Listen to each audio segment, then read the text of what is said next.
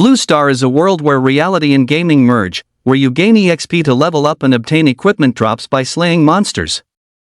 At the start, you obtain the infinite amplification system. Your equipment slots are amplified tenfold, the drop rate for equipment increases tenfold, and summoner skills are enhanced tenfold. Soon, you realize you've become somewhat invincible. With a single punch, monsters are shattered into pieces. Don't look at me with such shocked expressions, I'm actually just a summoner. Chapter 1 Class Change. Blue Star, East Sea City. East Sea No. 2 High School, Martial Arts Arena.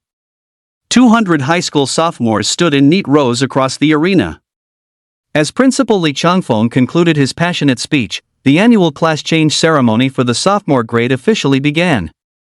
The first batch of 5 students participating in the class change stepped forward toward the class change tower. Wu Di Class Change Life Class Blacksmith.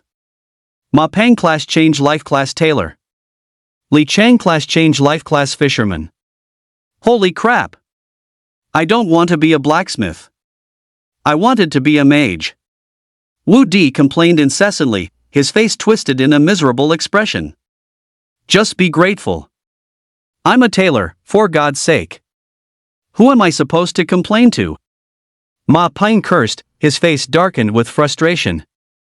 As the name suggests, a tailor makes clothes. The thought of spending the rest of his life making garments made Ma Peng want to burst into tears. Does anyone have a knife? Lend it to me, I don't want to live anymore. Li Chang said, his expression one of utter despair. To put it bluntly, a fisherman is someone who catches fish. But around East Sea City, let alone an ocean, there isn't even a lake. How the hell are you supposed to fish? As a result, fisherman has become a bona fide trash class that even a dog would look down on. Li Changfeng's face turned ashen. The first batch of 5 students to undergo class change were all life classes, which was far below expectations and left him extremely dissatisfied. I must class change into a combat class. In the team, a tall and handsome male student muttered to himself.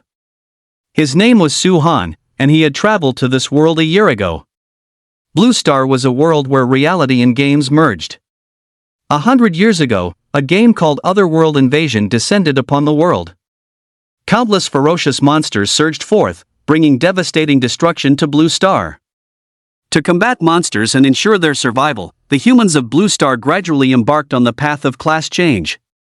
By hunting monsters to drop EXP and equipment, they continuously strengthened their own power. Classes are divided into 3 categories: combat class, support class, and life class. The combat class, as the name suggests, is responsible for fighting and is the most promising career path.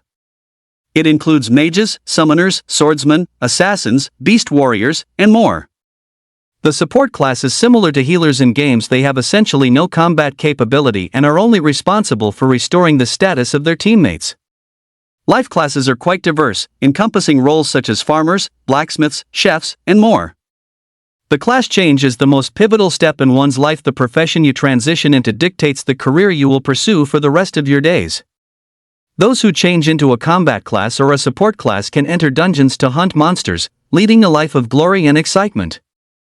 However, if one changes into a life class, they are essentially relegated to the bottom rungs of society. Every student, Su Han included, hopes for nothing more than to awaken a powerful and prestigious profession. However, the class change is random. What profession one changes into is entirely up to fate.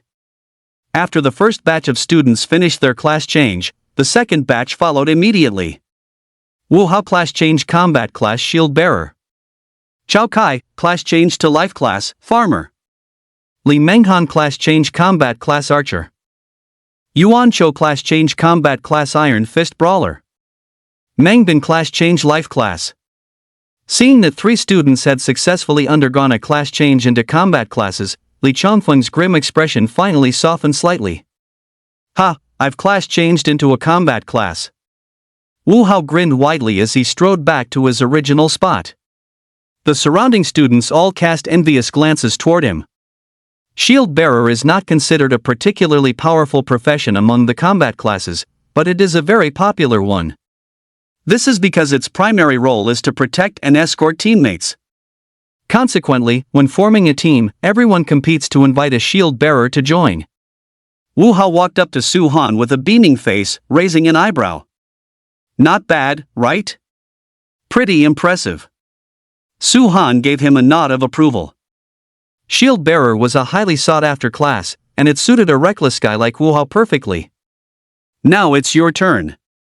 You've got this. Wu Hao encouraged. Su Han nodded, appearing calm on the surface, but in reality, he was incredibly nervous. Why did I change classes to a musician? I'm a 1.9 meter tall man and you want me to play the pipa? Where is the justice in this? Meng Bin muttered, looking utterly soul-crushed. Isn't a musician better than a fisherman? Look on the bright side, Chao Kai comforted him with a smile. Meng Bin turned to look at Chao Kai and asked in confusion, how can you even smile? Didn't Chao Kai change classes to a farmer? To put it bluntly, a farmer is just someone who tills the soil, the absolute bottom of the social ladder. Shouldn't he be crying right now? Why has he started laughing instead?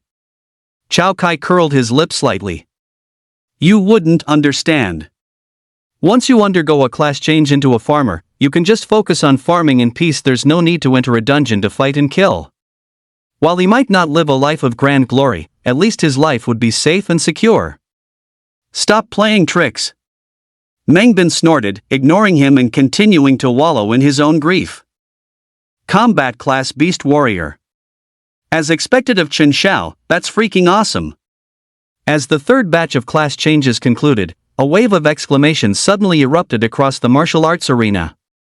The beast warrior is a highly powerful profession among the combat classes, with its primary ability being the power to transform into beasts for battle. Especially at lower levels, their combat power far exceeds that of other combat classes. Impressive! Li Changfeng was beaming with high spirits. Listening to the envious voices around him, Chen Xiao strode back into the ranks with his head held high, looking thoroughly self-satisfied. It's just a beast warrior, isn't it? What's he showing off for? Watching Chen Xiao's smug demeanor, Wu Hao let out a soft snort. Chen Xiao, relying on his status as a scion of a prominent family, maintained an arrogant attitude all day long, always acting as if he were superior to everyone else, a behavior he had long found intolerable.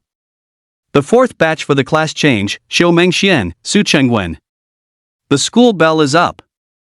At the mention of Qiao Mengshuan's name, all the students instantly perked up.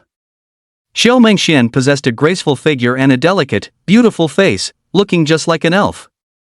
Her appearance drew the gaze of many. Class change life class chef. Su Chengwen, class change, life class, mechanic. Deng Shang, class change to combat class, swordsman. Xiu Mengxian, class change combat class, ice mage. Xiu Mengxian is too strong. The surrounding crowd erupted into an uproar. Mages are inherently the highest damage class among all combat classes, and ice mages are the elite within that group, offering not only raw power but also crowd control. At lower levels, a mage's combat effectiveness might not match that of a beast warrior. However, their potential far exceeds anything a beast warrior can offer. Once they fully develop, their combat prowess leaves beast warriors in the dust. With a single skill rotation, they are more than capable of instantly killing a beast warrior of the same level. Great! Li Changfeng's face beamed with a healthy glow as he laughed heartily. As expected of the goddess in my heart, I won't marry anyone but Xiu Mengxian in this lifetime. Chao Kai clenched his fists and muttered a solemn vow. You're just a farmer, and you've got a face like a smashed pumpkin. Do you really think Xiu Mengxian would ever look at you?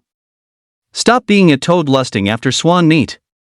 Zheng Chang mocked him mercilessly. Damn it! Who says a farmer can't have dreams? Chao Kai gritted his teeth in fury. Next batch for class change, Su Han, Li Liang. Hearing his name, Su Han took a deep breath and strode toward the class change tower. 2 infinite amplification system. Su Han's appearance also drew many eyes, especially from the female students. The reason was simple: Su Han was exceptionally handsome, the undisputed school hunk of Donghai No. 2 High School. Many female students harbored secret crushes on him, including the school belle, Xiu Mengxian. The class change process was straightforward. One only needed to place their hand on the class change tower and wait for 10 seconds. Once the 10 seconds passed, the class change information for the 5 students appeared on the tower. Li Liang, class change to life class, Masseur. Xu Ziyu, class change, combat class spearman. Su Han, class change, combat class wood summoner. Wow, as expected of Su Han. It's one thing to be so handsome, but to actually class change into a summoner is simply incredible, a female student with a ponytail murmured, her eyes dazed. A horse-faced male student nearby said disdainfully, he's just a mere wood summoner, what's all the fuss about? Aren't summoners powerful? Someone asked doubtfully. The horse-faced male student gave a contemptuous smirk. Summoners are indeed powerful, but wood summoners are the exception. In terms of combat effectiveness, the wood summoner is the weakest among all combat classes, inferior even to some support classes. Calling it useless wouldn't be an exaggeration. Summoners are divided into 4 categories. The most powerful is the undead summoner, followed by elemental and monster summoners, with the wood summoner ranking dead last. The reason it's considered a trash tier class is primarily because its summoning skills are too few and too pathetic. It's simply not on the same level as other summoners. You're talking nonsense. Su Han is so handsome, there's no way his strength could be weak, a female student with a ponytail argued indignantly. The horse-faced student snorted in disdain. What's the point of being handsome? In the end, strength is the only thing that talks. Su Han changed classes to a wood summoner from this day forward. He's nothing but a loser. Other students chimed in, well said. Aside from his looks, Su Han is truly good for nothing. What, how could my idol be so weak? The girl with the ponytail cried out, heartbroken. After the class change was successful, Su Han opened his status panel. Name, Su Han. Profession, wood summoner. Grade, black iron tier, rank 1. Attack power, 0. Defense, 10. Agility, 10. Mental strength, 10. EXP 0-100. HP 200. Mana, 100. IQ, unknown. Skill, summon Treyant 1.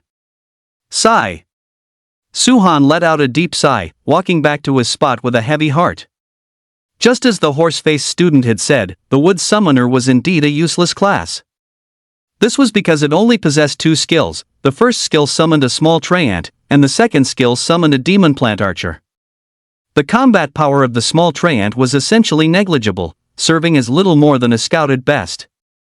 The combat power of a demon plant archer is quite mediocre, far inferior to that of the actual archer class. Furthermore, the second skill is not an initial skill, it requires a specific skill book to be generated. As a result, the wood summoner possesses no combat capability during the early stages, making it understandable why it is considered a chicken rib useless class. Su Han wood summoner is combat class. Seeing Su Han's dejected appearance, Wu Hao offered some words of comfort. Su Han let out a bitter laugh, and just as he was about to say something, a mechanical voice suddenly echoed in his mind. Host's class change detected as successful. Infinite amplification system installing. Installation successful. System? Su Han was slightly stunned, and then became excited. Having crossed over to Blue Star for a year now, he had been looking forward to the arrival of a system every single moment. Heaven helps those who persevere. This moment had finally arrived. So, what functions does this system possess? Just as Su Han was about to ask, the system's voice rang out once again. The host's current level is Black Iron Tier Rank 1. For now, you can only obtain one amplification function. Please choose one from the following 3 options. Equipment slots amplification. Upon amplification, equipment slots will increase tenfold. Mana regeneration amplification. Upon amplification, mana regeneration speed will increase tenfold. Monster drops equipment amplification. After amplification, the equipment drop rate increases tenfold. Holy crap! Su Han was stunned. Equipment slots increased tenfold? Mana regeneration capacity increased tenfold? Equipment drop rates increased tenfold? The system is absolutely insane. So insane that it was almost hard for him to believe. As everyone knows, after a successful class change, everyone receives equipment slots, which can be used to equip weapons, defensive gear, movement speed boots, and so on. The type of item equipped will increase the corresponding attributes, but a maximum of only 6 items can be equipped. And if amplified, one could equip 60 items. Even if equipped with iron swords, the weapons with the lowest attack power, it would still increase attack power by over 100 points. Even a pig could soar to the sky with that. A 10-fold increase in mana regeneration is also incredibly tempting, especially for classes that rely on sustain. It is truly a rare and precious advantage. A 10-fold increase in equipment drop rates is also quite nice. When hunting monsters, while they drop EXP, there is also a tiny probability of dropping various pieces of equipment. Under normal circumstances, the probability is less than 1%, making it practically negligible. However, if it were increased tenfold, it would be well worth the anticipation. Suhan was extremely fond of all 3 amplification functions, but due to level restrictions, he can only choose one for the time being. Which one should he choose? He had to consider his own situation and select the one that suited him best. After some consideration, the mana regeneration boost was the first to be ruled out. As a mere wood summoner, no matter how strong his mana regeneration was, he could at most summon a single small treant, which wouldn't significantly aid his rapid growth. Next, Suhan passed on the equipment drop rate boost and ultimately chose the equipment slots boost. The reason was simple: as a wood summoner, he possessed no combat capability to speak of. Without combat capability, he couldn't hunt monsters, making it impossible to obtain equipment drops in the first place. Choosing to boost the equipment drop rate was no different from choosing a useless function. With the expansion of equipment slots, he could purchase more offensive items to fill them. There was a wide variety of Black Iron tier offensive weapons, and they were relatively cheap compared to other types of gear. The cheapest ones seemed to cost less than 1,000 blue star coins. Given his financial situation, he could grit his teeth and afford 30 of them without much trouble. 30 items would add at least 60 points of attack power, making hunting Black Iron tier rank 1 creatures as easy as slicing through vegetables. Having made his decision, Suhan replied to the system, I choose to boost equipment slots. Amplification successful. The host's equipment slots have been increased to 60. Friendly reminder, the host's current level is Black Iron tier, and you may equip a maximum of 60 Black Iron tier items. The corners of Suhan's mouth curled up slightly as he proceeded to ask the system, when can I obtain the other 2 amplifications? These 2 amplifications might not be of much help to him right now, but once he grows stronger, the benefits they bring will be far from negligible. Every time the host promotes to a major tier, you will receive an opportunity to choose an amplification. Chapter 3 Assessment. Upon hearing this, Suhan's expression jolted with excitement. I had originally thought there were only 3 augmentations, but based on the system's explanation, the augmentation features go far beyond just 3. Now that is what I call nice. On Blue Star, the cultivation system is clearly divided. From lowest to highest, there are 7 tiers: Black Iron tier, Bronze tier, Silver tier, Gold tier, Platinum tier, Diamond tier, and Transcendent tier. Each of these tiers is further subdivided into 10 minor levels, from rank 1 to rank 10. In other words, as long as one can ascend to the Transcendent tier, they can unlock 7 augmentation features. So what if it's just a wood summoner? I can still crush any class just the same. Thinking of this, Suhan couldn't help but chuckle softly. Suhan, are you okay? Wu Hao was a bit dazed. Suhan was dejected one moment and beaming with joy the next. Could he have been driven mad by the shock? Of course I'm fine. Suhan raised an eyebrow. Changing classes to a wood summoner was indeed a tragic turn of events. But with the system, it was a different story entirely. With various amplification functions at his disposal, a rapid rise to power was inevitable. Are you really okay? Wu Hao glanced at Suhan and muttered under his breath. Combat class Lightning Mage. Holy crap, our academy actually produced a Lightning Mage. Suddenly, a wave of exclamations erupted across the martial arts arena. The Lightning Mage is the highest damage class among all combat classes. Their lightning skills are devastating, possessing explosive power. At the same level, they are virtually unrivaled. I'm not marrying Qiu Mengxian anymore. I prefer Su Fanqing, she gives me a greater sense of security. Zhao Kai began daydreaming aloud again. Zheng Chang shot him a look of disdain. Exactly what species of toad are you? Do you have even a shred of self-awareness? What's it to you? Zhao Kai rolled his eyes. Su Han nudged Wu Hao's arm. Wu Hao, who class changed into a lightning mage? Su Fanqing from class 4, Wu Hao replied nonchalantly. Is it her? Su Han's eyes narrowed slightly. Su Fanqing and Qiu Mengxian were known as the two great beauties of Donghai No. 2 High School, and their popularity was immense. Damn it! This is so unfair. Wu Hao grumbled inwardly. Su Fanqing and Qiu Mengxian were not only the school's top beauties but also scions of prominent families. On top of that, they had both undergone a class change into mages. They were clearly the darlings of destiny. Why couldn't such good fortune fall upon him? Su Han said with a smile, your shield bearer class is decent too, better than some, if not as good as others. There's no need to envy anyone else. Wu Hao nodded. You're right. At the very least, it's a massive step up from your wood summoner. Su Han. I was being kind enough to comfort you, and you turn around and take a shot at me? Who are you trying to provoke? After Su Fanqing completed her class change, the other students took the stage one after another. However, no other eye-catching professions appeared after that. They could only be described as mediocre. After more than an hour, the class change ceremony came to an end.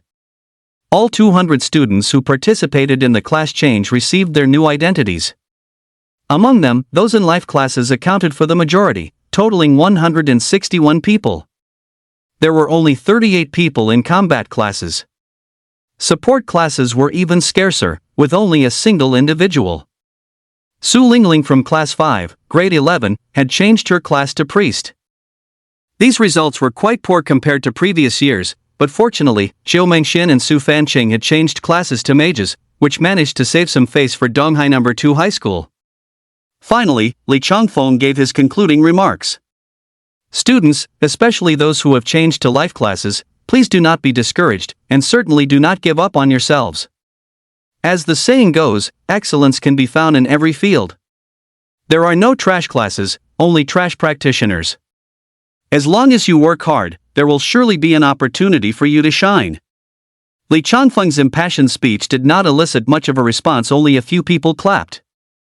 This kind of chicken soup for the soul had been spoon-fed to them countless times. They had long since become dismissive of it.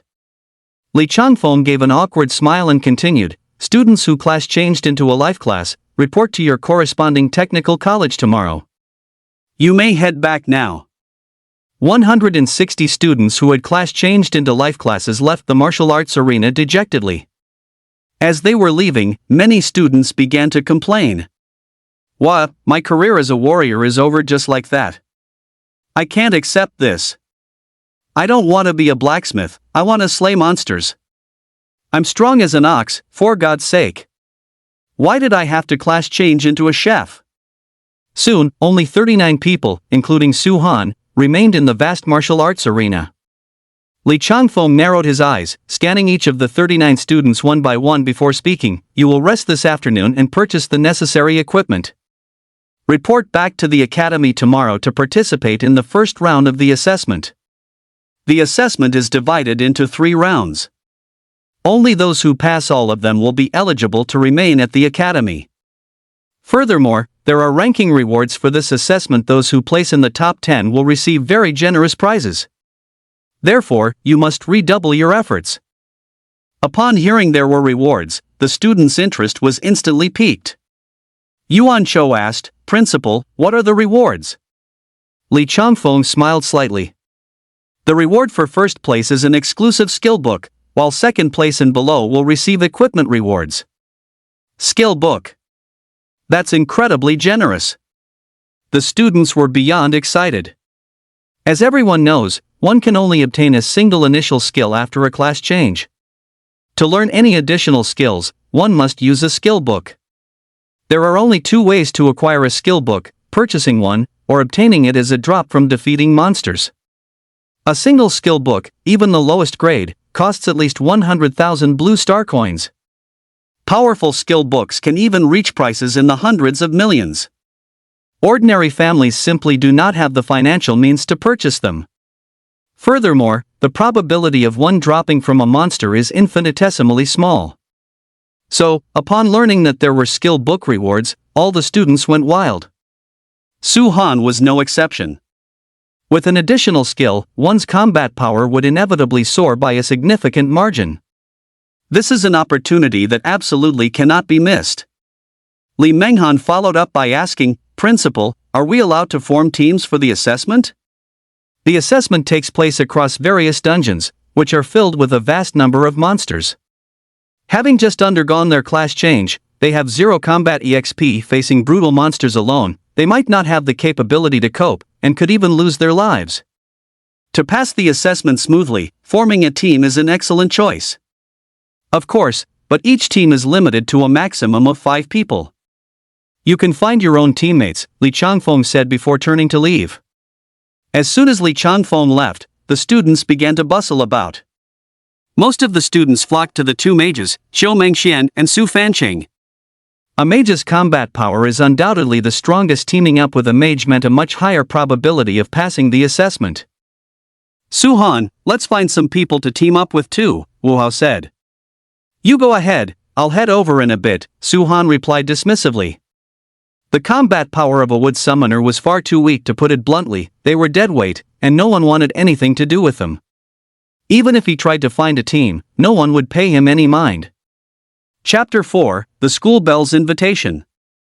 Furthermore, once in a team, the EXP dropped from killing monsters would be split equally.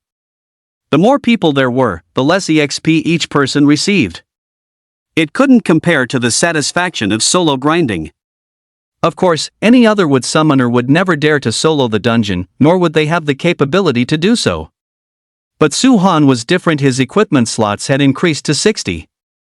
By purchasing more offensive items to fill them later, his attack power would skyrocket, making soloing completely effortless. Alright then. Wu Hao didn't overthink it and went over to mingle with the other students. It had to be said that shield bearers were indeed very popular, and many students were eager to team up with Wu Hao. Su-han stood there bored, so he took out his phone and started scrolling through the news.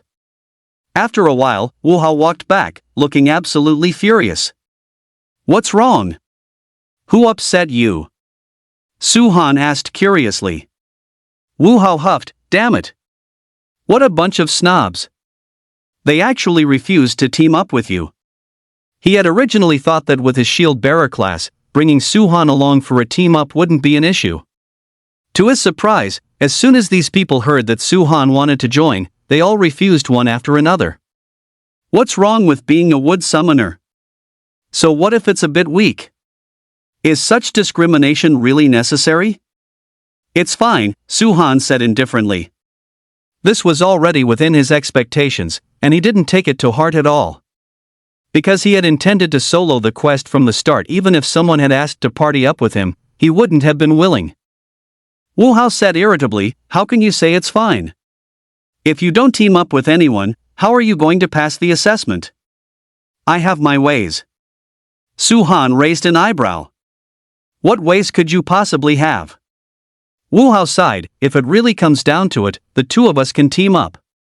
Su-han was his best friend. They had grown up together and formed a deep bond long ago. He could ignore others, but he couldn't leave Su-han behind. Just as Su-han was about to say something, he saw Chen Xiao approaching with 3 other students.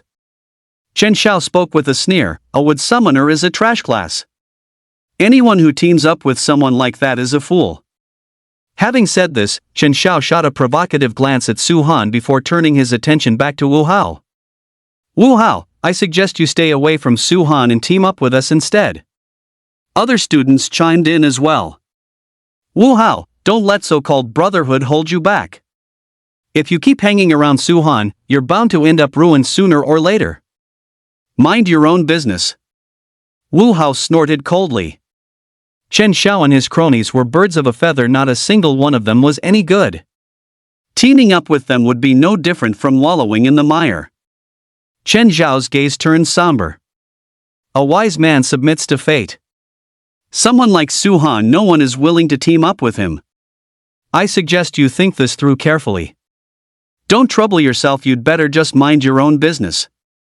Wu Hao didn't give Chen Xiao the slightest bit of courtesy. Suhan felt a flicker of confusion.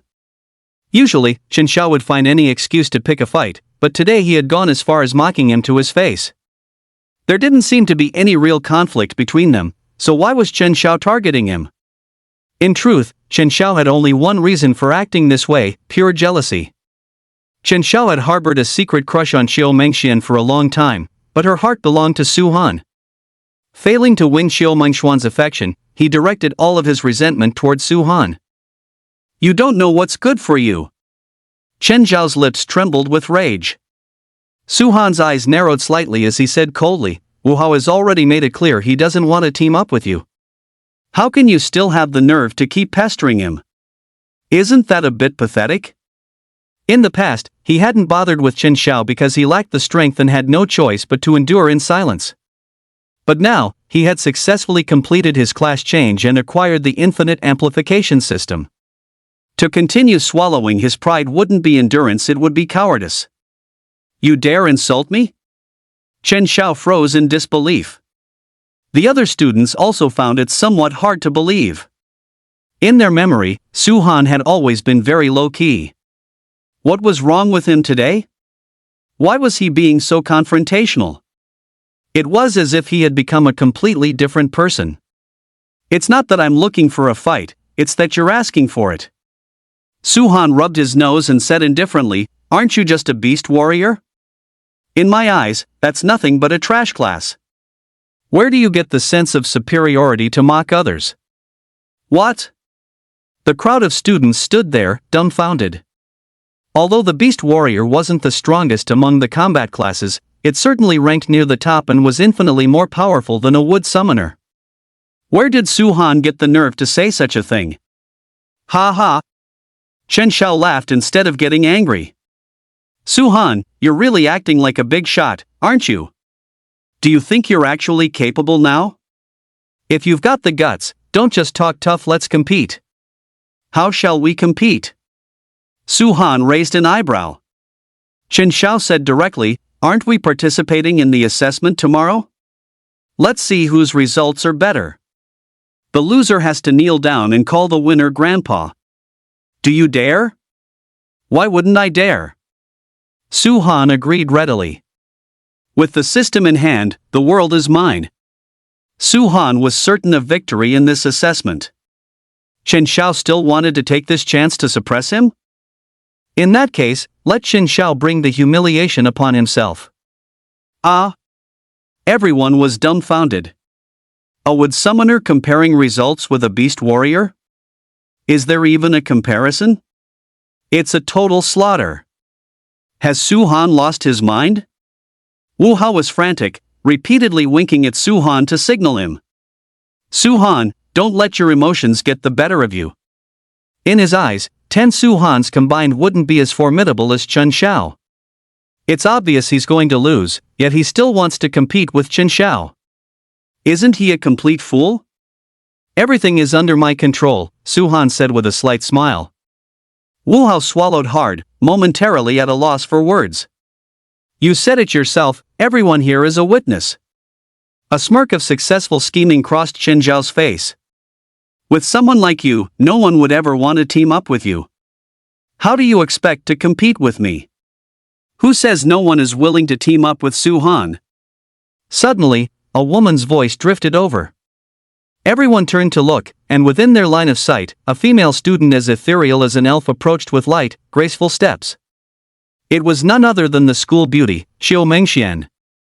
Xiao Mengxian walked up to Su Han and said softly, Su Han, can I team up with you? Everyone was completely stunned. What was going on? Xiao Mengxian had taken the initiative to invite Su Han to join her team? Inviting a useless wood summoner? Could they have misheard? Su Han politely declined, I'm sorry, but I don't like teaming up with female students. Once in a team, the EXP dropped from killing monsters would have to be split equally, which was not conducive to leveling up quickly and could easily expose his secrets. Therefore, he was adamant about not joining a team. Wu Hao and the others were completely dumbfounded. With such a great opportunity right in front of him, Su-han actually refused? He rejected an invitation from one of the school beauties? Is he some kind of total steel straight man? Damn it! Chen Zhao's expression looked as foul as if he had just swallowed filth. Prior to this, he had approached both Su Fanqing and Xiao Mengxian to form a team, but he had been completely ignored by both. In stark contrast, Su-han had flatly rejected Su Fanqing even when she was the one who took the initiative to invite him.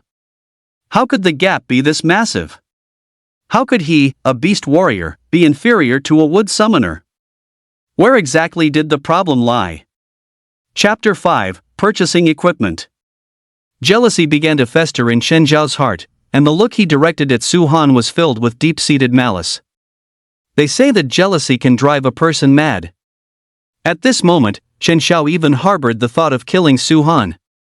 Xiao Mengxian hadn't expected Su-han to refuse. Stunned for a moment, she let out a disappointed sigh. All right then. If you ever want to form a team, you can come to me anytime. Sure, Su-han nodded. Xiao Mengxian said no more, turned around, and left. On the way back, she muttered to herself, why did he reject me? Is it because I'm not charming enough? Or does he already have someone he likes? As soon as Xiao Mengxian left, Wu Hao started shouting, Su-han, are you stupid? Why didn't you agree? Xiao Mengxian is a genuine ice mage. How powerful must her combat strength be? Teaming up with a powerhouse like her is something most people could only dream of. Anyone else would have agreed without a second thought. Su-han, on the other hand, actually refused. I have no idea what he was thinking.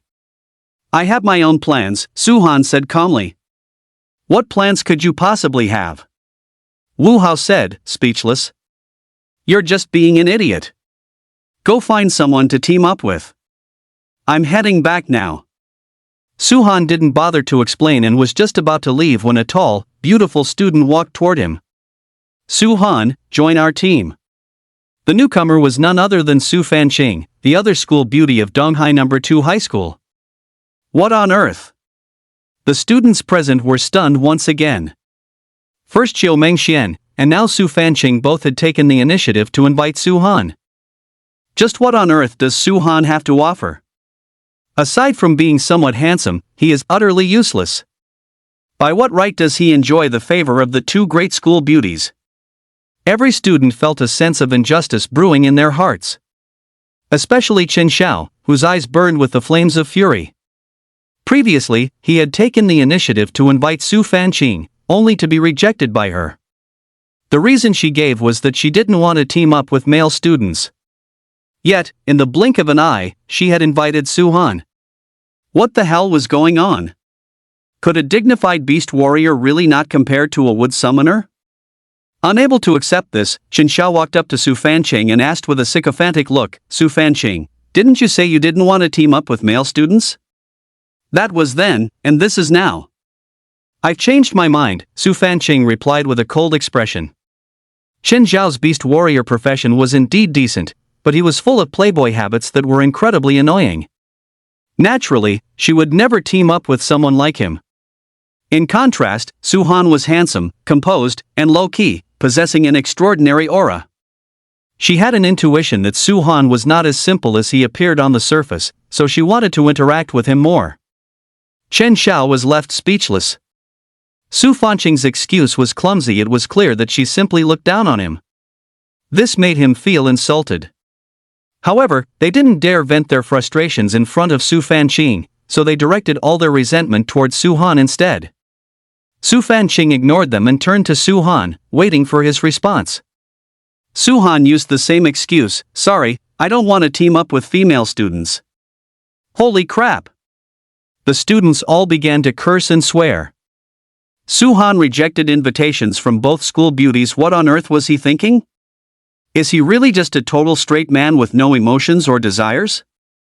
Alright then. The disappointment on Su Fanqing's face was plain to see. You can team up with Wu Hao, Su-han said, pulling Wu Hao over to his side. Su Fanqing glanced at Wu Hao and nodded, all right. Wu Hao was a shield bearer whose role was to protect his teammates, which would indeed be a tremendous help. Really? Wu Hao was somewhat flattered by the unexpected offer.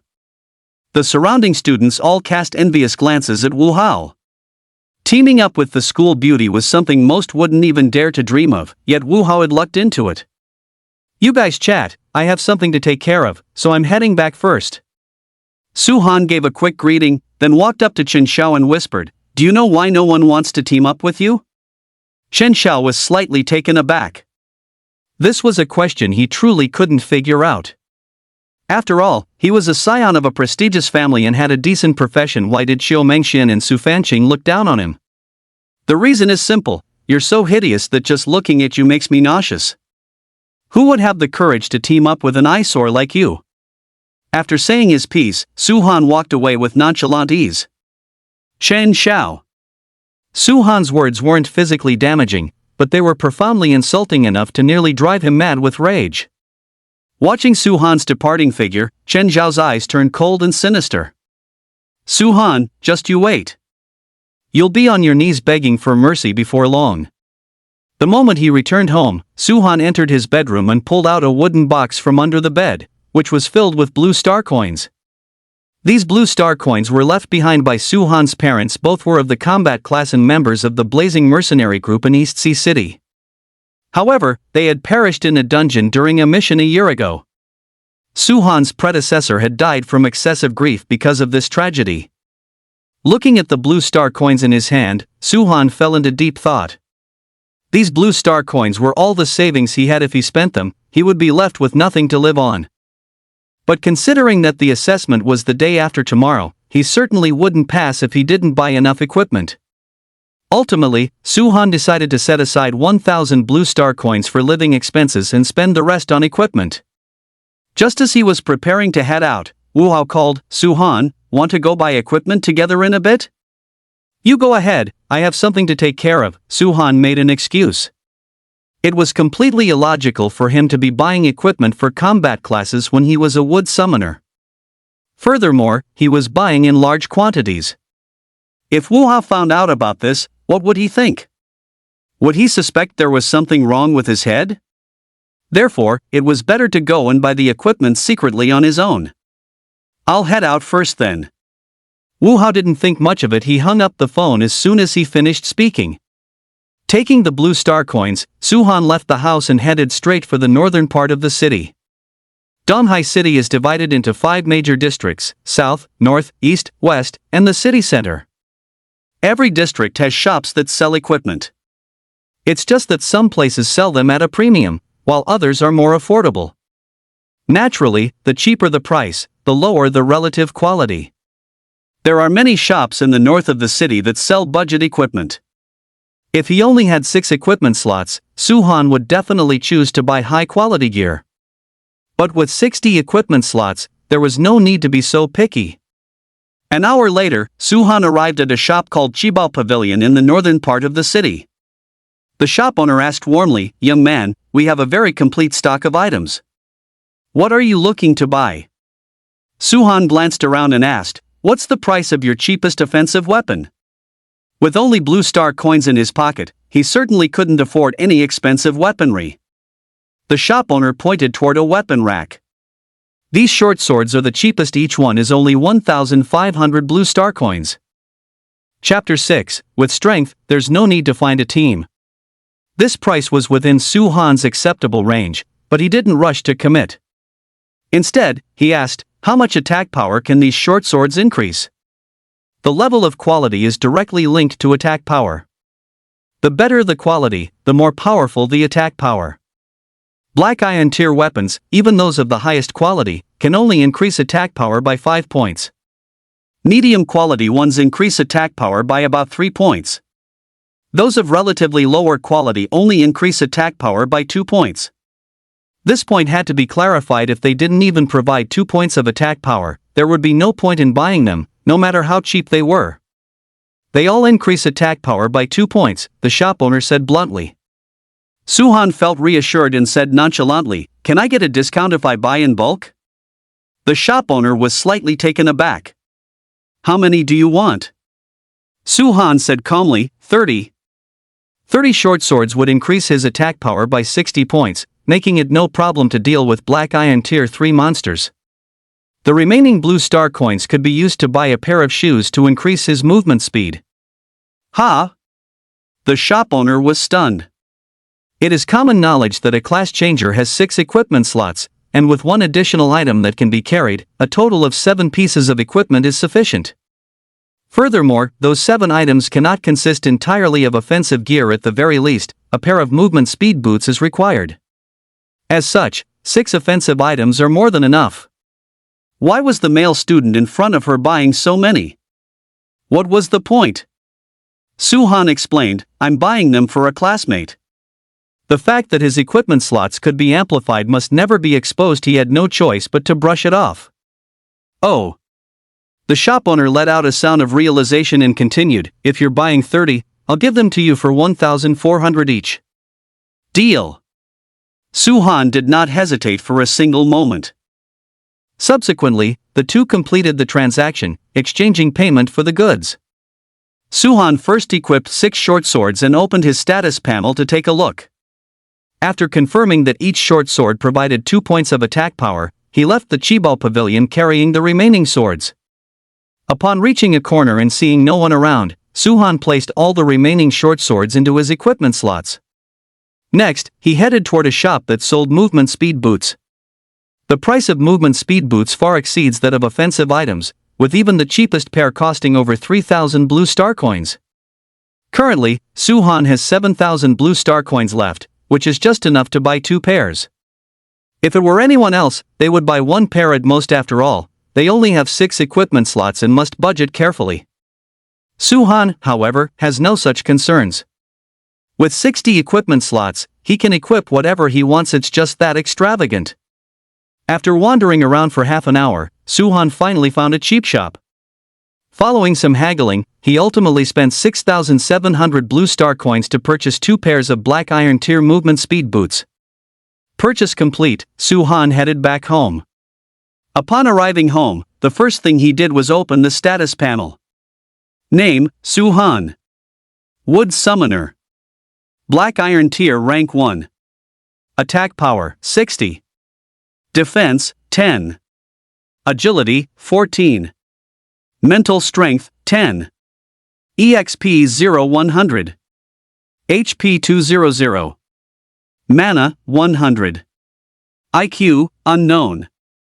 Skill Summon Tray and 1. Seeing his attack power increase to 60 points, Su Han nodded with satisfaction, yet at the same time felt a slight sense of regret. Currently, only 32 equipment slots have been used, leaving 28 still empty. If these were all filled with offensive items, just how powerful would I become? Insta-killing Black Iron Tier 5 monsters would be a piece of cake. But unfortunately, I'm out of blue star coins. Sigh. Su Han sighed, closed the status panel, and went to the kitchen to cook. After finishing dinner, he watched the news for a while and then went to rest. The next morning, Su Han and Wu Hao headed to school together as usual. Seeing Su Han holding a short sword, Wu Hao asked curiously, Su Han, what are you doing with a sword? Summoners aren't even a melee class, so who would carry a weapon? Shouldn't they be holding a mana regeneration staff instead? Su Han raised an eyebrow. Who says a summoner can't carry a weapon? Wu Hao was left speechless. That might be true, but what use does a summoner have for a weapon? Charging into battle like a warrior? Are you kidding me? Su Han brandished the short sword in his hand, a sharp glint flashing through his eyes. Even without the exclusive skills of a swordsman, his attack power had reached 60 points, far surpassing any swordsman of the same level. Isn't it perfectly reasonable to carry a sword? Wu Hao dazed for a moment, then asked, Su Han, have you found a team yet? No, Su Han replied flatly. Since he had already decided to go solo, he naturally couldn't look for a team. You're not thinking of giving up, are you? Wu Hao found it hard to understand. Even powerhouses like Zhou Mengxian were looking for teammates. Did Su Han really dare to go solo? Who gave him the courage? Does he really think the monsters are pushovers? When the time comes, never mind passing the assessment, whether he can even stay alive will be the real question. Suhan patted Wu Hao on the shoulder and said meaningfully, when one has true strength, there is naturally no need to look for a team. Wu Hao's mouth instantly hung wide open. What kind of strength could a wood summoner possibly have? It's nothing more than summoning a tiny tree ant. A trent's combat power is practically zero. What can it even do? Suhan should know this better than anyone, so why is he still so confident? Has he lost his mind? Suhan offered no further explanation and simply walked straight ahead.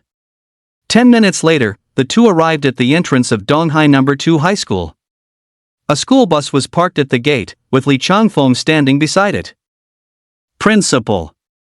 Suhan and Wu Hao walked up and greeted him. Li Changfeng nodded. Get on the bus.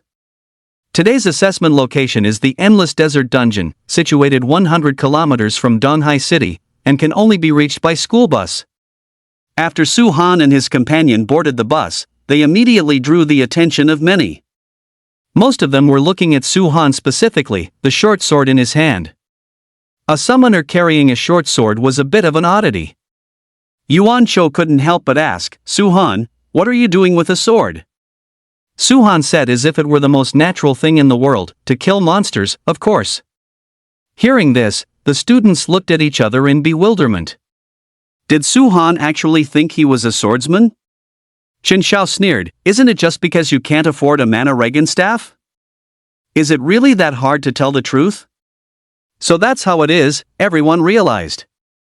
Mana regeneration staves are quite expensive items. Even a black iron tier 1 costs tens of thousands of blue star coins. Suhan came from a poor family, so it was only natural that he couldn't afford one. Many people cast sympathetic glances toward Suhan. It was tragic enough to undergo a class change into a wood summoner, but being unable to even afford a mana regeneration staff was truly pitiful. Suhan ignored them and walked straight toward the back row of the carriage. There is no need to lower oneself to Chen Zhao's level right now. Once the assessment is over, there will be plenty of time to give him a harsh reality check. Suhan leaned back in his seat, resting with his eyes closed. The other students, meanwhile, began to whisper among themselves.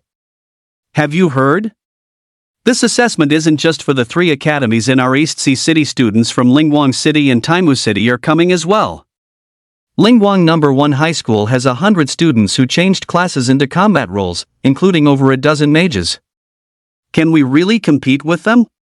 Chapter 7 The Endless Desert. Stop thinking about the rankings. We'll be lucky just to pass the assessment.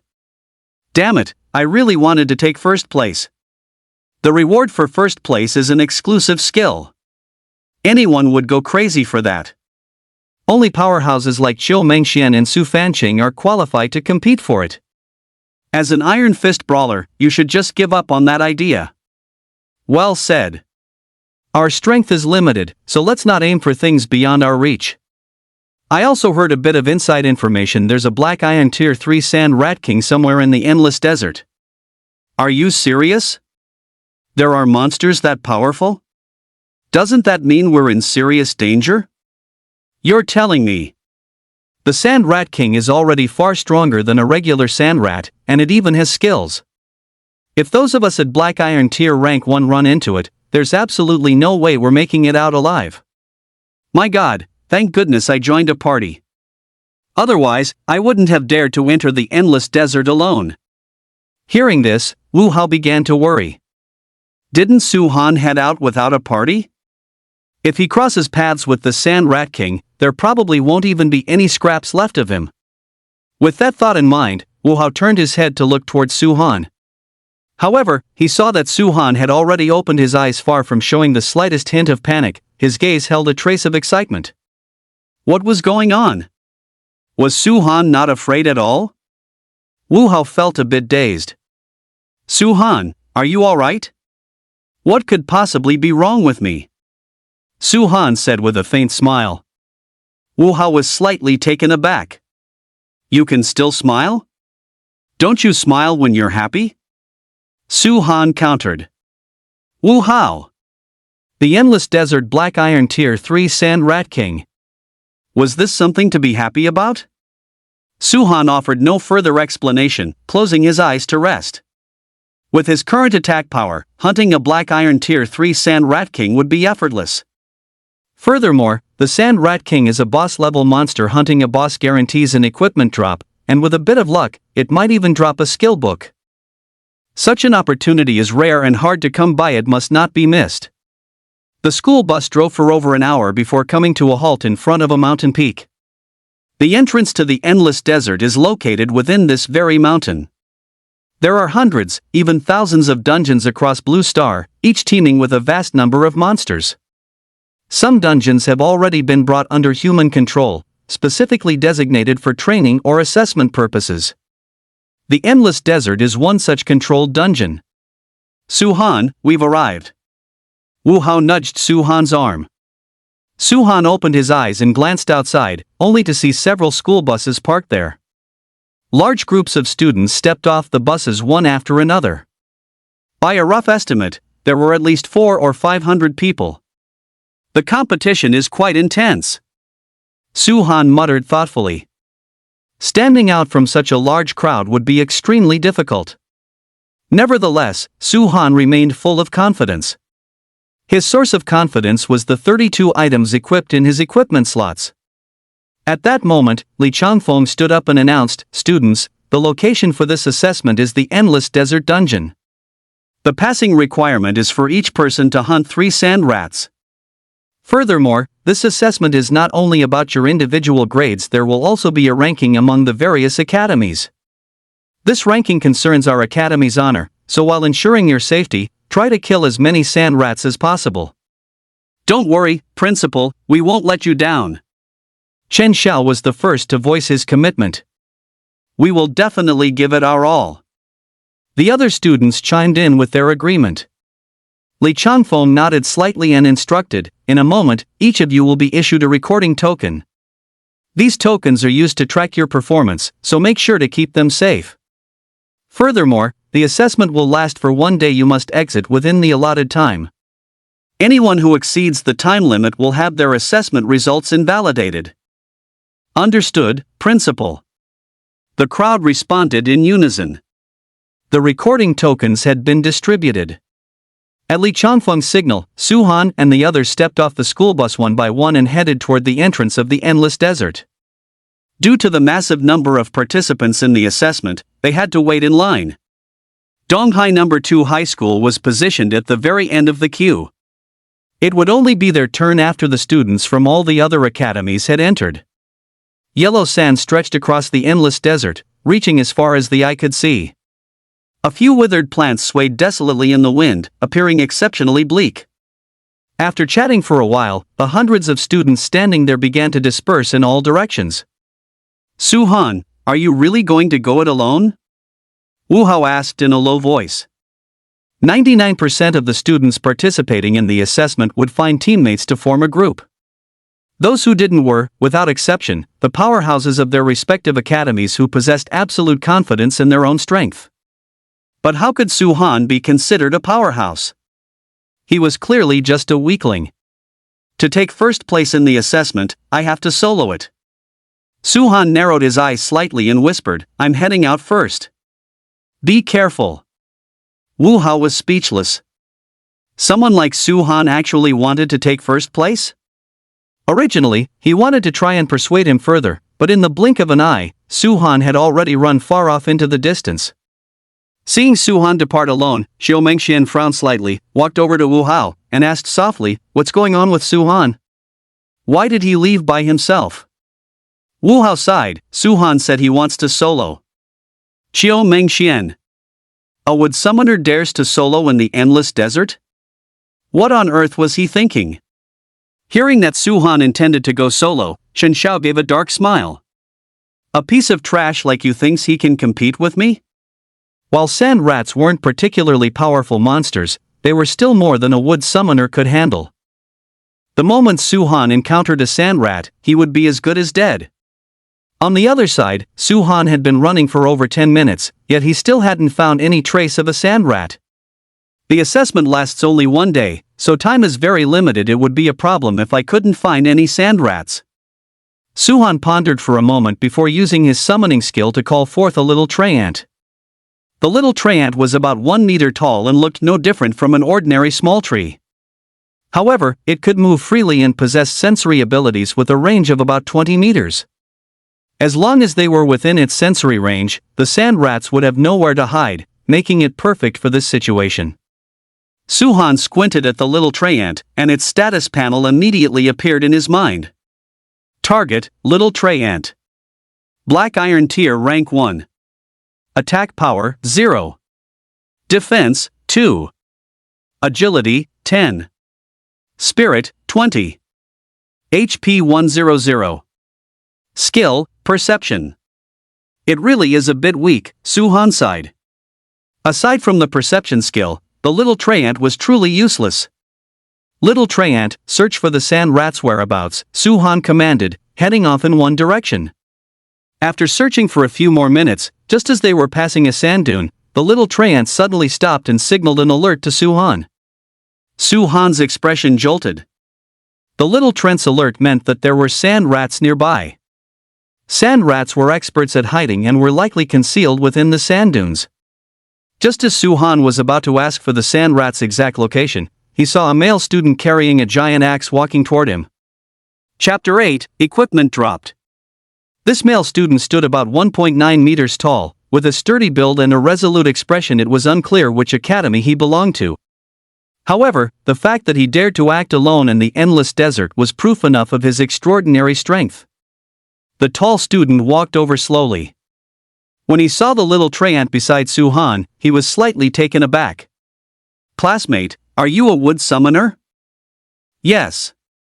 Suhan nodded. "By yourself?" the tall male student asked, his curiosity piqued. "By myself," Suhan replied flatly. The tall student's mouth hung open in shock. "How do you dare come here alone?"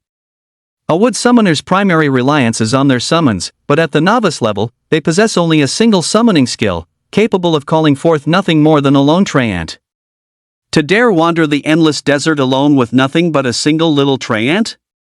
When did the world become so crazy? Suhan said calmly, "Aren't you also alone?" The tall male student swallowed hard. "I'm a great axe warrior." "You're just a wood summoner. How can you even compare yourself to me?"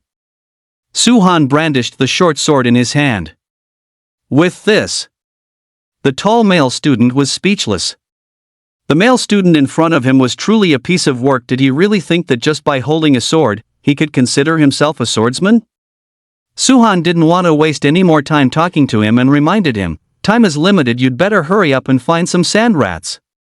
The tall male student snapped out of it and offered a well-meaning warning, "Classmate, take my advice, the endless desert is very dangerous. You should leave as soon as possible." "Fine."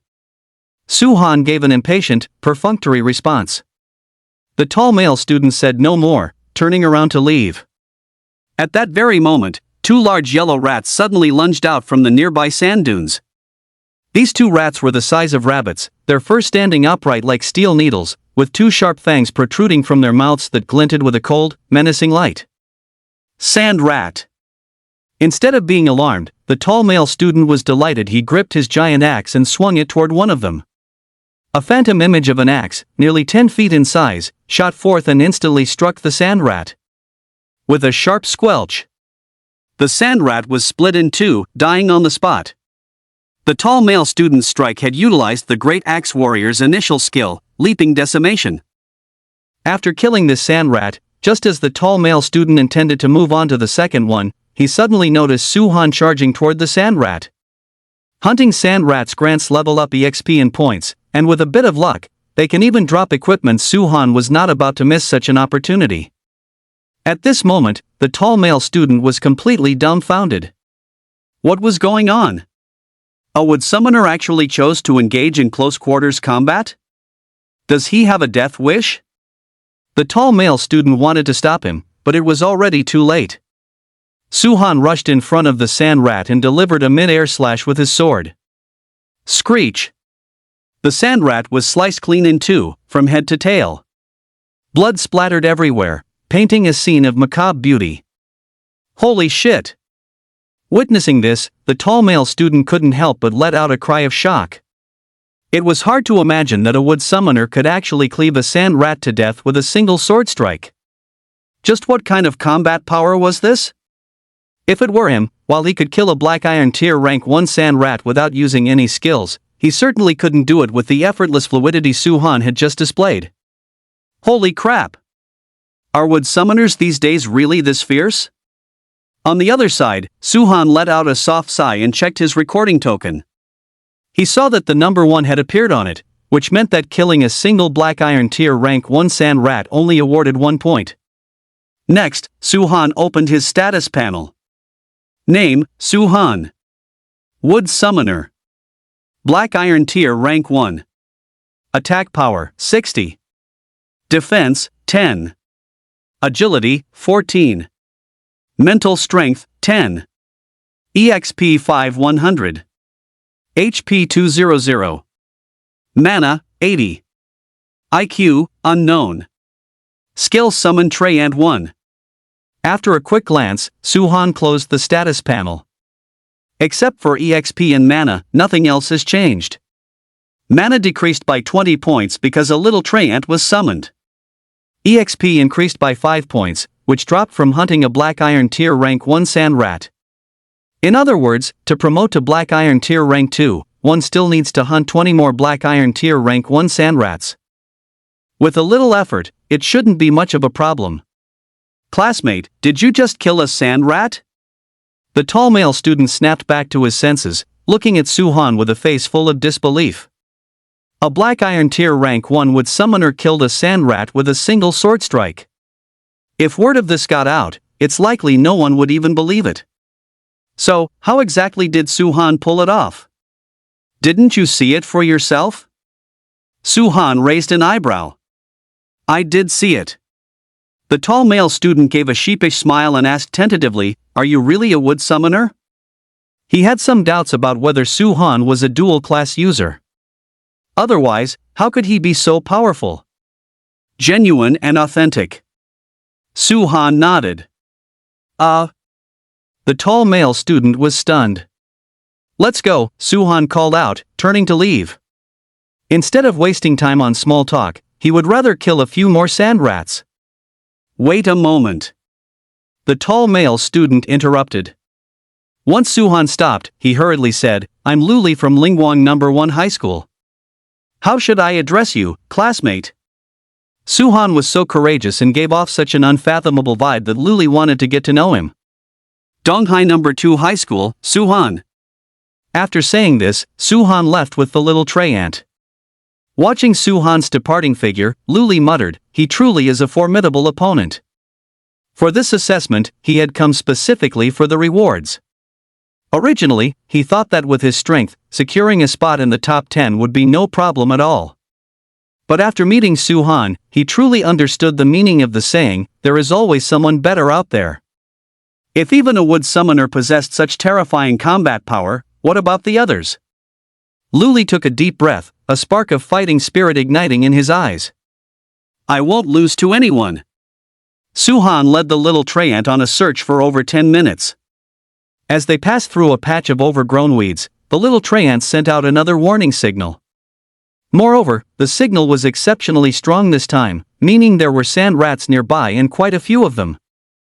Su-Han gripped his short sword tightly, his gaze fixed intently on the yellow grass. Suddenly, a yellow figure shot out from within. It was a sand rat, and judging by its size, it was at least one size larger than the previous ones. The larger the size, the higher the level. The sand rat in front of him had likely reached Black Iron Tier 2. Perfect timing. With a slight curl of his lips, Su-Han swung his sword through the air. With his current attack power, hunting a Black Iron Tier 2 sand rat was no different from hunting a Black Iron Tier rank 1. It was completely effortless. A cold light flashed, and a spray of blood blossomed. The sand rat's head was severed from its body, and it died instantly. With a thud. After the sand rat hit the ground, a cluster of piercing light suddenly erupted from its corpse. As the light dissipated, a shield measuring 1 meter in size appeared before Su-Han. Drop equipment. Su-Han was pleasantly surprised. Chapter 9, Self-Righteousness. It is common knowledge that the drop rate for equipment from killing monsters is incredibly low. Often, one might slay dozens or even hundreds of creatures without a single piece of gear dropping. Yet, Su-han had managed to obtain a shield after killing only 2. One had to admit, his luck was truly extraordinary. Just as Su-han was about to pick up the shield, 3 sounds of breaking air suddenly rang out in his ears. 3 black iron tier rank 1 sand rats lunged out from the thicket. "You're asking for it."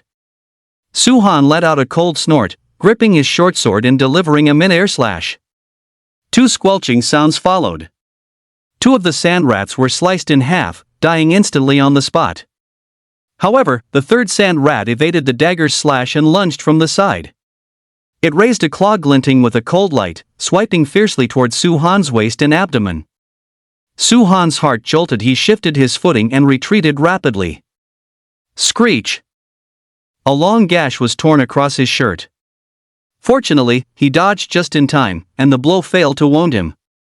Even so, the close call still broke Su-han out in a cold sweat. His current defense was far too weak. Once caught, he would inevitably be injured. And in the peril-filled the endless desert, injury was synonymous with death. That was close. Su-han let out a long sigh of relief, his heart still pounding with lingering fear. The sand rat, having missed its mark, let out a low, snarling growl before lunging fiercely at Su-han once again. Die!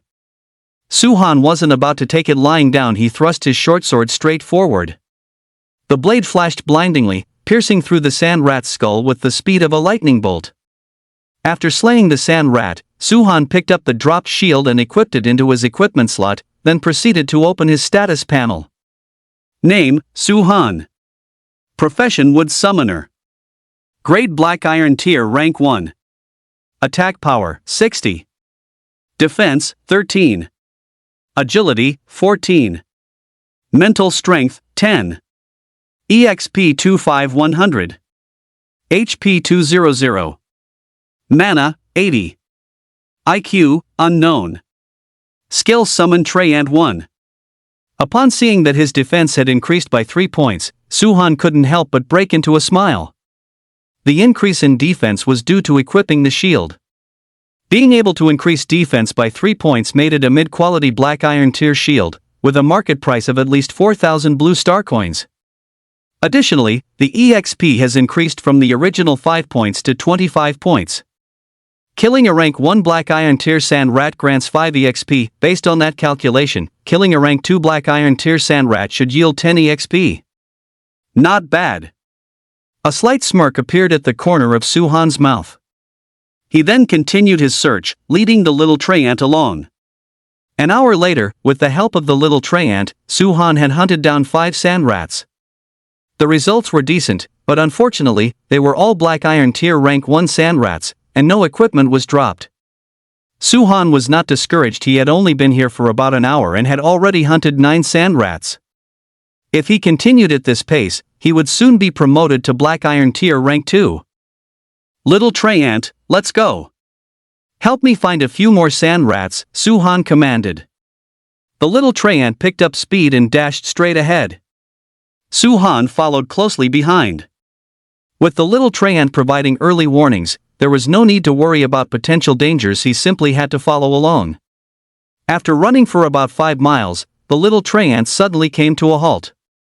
At the same time, Su-han received a message from the little Treyant. 2 black iron tier rank 1 sand rats were hiding in a sand dune ahead. Overjoyed, Su-han gripped his short sword and headed straight for the sand dune. As he approached, the sand dune began to writhe violently. The next moment, 2 massive rat heads poked out, hissing and roaring at Su-han. Su-han's gaze grew intense. In his eyes, the sand rats weren't some ferocious monsters, but rather sources of level-up EXP. Just as Su-han was about to make his move, a golden light suddenly streaked in from the distance. It moved with incredible speed, arriving in front of him almost in the blink of an eye. Before Su-han could even react, the golden light plunged into the sand mound where the 2 sand rats were located and exploded violently. Explosive arrow. Su-han's expression shifted instantly. This golden light was none other than the archer skill. explosive arrow, a move of immense power. Boom! Accompanied by a deafening blast, a hole about 10 feet wide was blown into the sand mound. Dust filled the air as the two sand rats were instantly blown to pieces. Although Suhan wasn't injured, he was covered in sand and grit because he was too close, looking quite disheveled. The little tray ant was relatively further away and remained unaffected. Fuck! Suhan spat out the grit in his mouth, his expression turning sour. After finally finding two sand rats, having someone else beat him to the punch naturally put him in a bad mood. Hey, are you alright? At that moment, a male and a female student approached from a distance. The male student was tall and sturdy, carrying a massive wooden shield in his hands. The female student was slender and quite beautiful, holding a bow and arrow. It was this female student who had just spoken. Suhan glanced at them and said irritably, "I'm not dead yet, so don't bother yourselves." The male student frowned and said with a look of displeasure, "Watch your tone. Don't you realize we just saved you? Is this how you treat your rescuers?" There was a small tray ant beside Suhan. Based on this, it wasn't hard to conclude that he was undoubtedly a wood summoner. A wood summoner would have no way to defend themselves against two sand rats. They had only intervened because they were worried Suhan would be killed. In truth, they acted out of kindness. Suhan didn't bother explaining, he simply turned around and walked away. The male student immediately grew annoyed and shouted, "What's wrong with you? Don't you know how to say thank you?" Suhan stopped in his tracks and looked at the student, his voice cold. "You two snatched two of my kills. You're lucky I'm not holding it against you. And you want a thank you? What are you dreaming about?" Both students were stunned. They had stolen Suhan's prey? If they hadn't stepped in when they did, Suhan would have been finished long ago. How could he have the nerve to say something like that?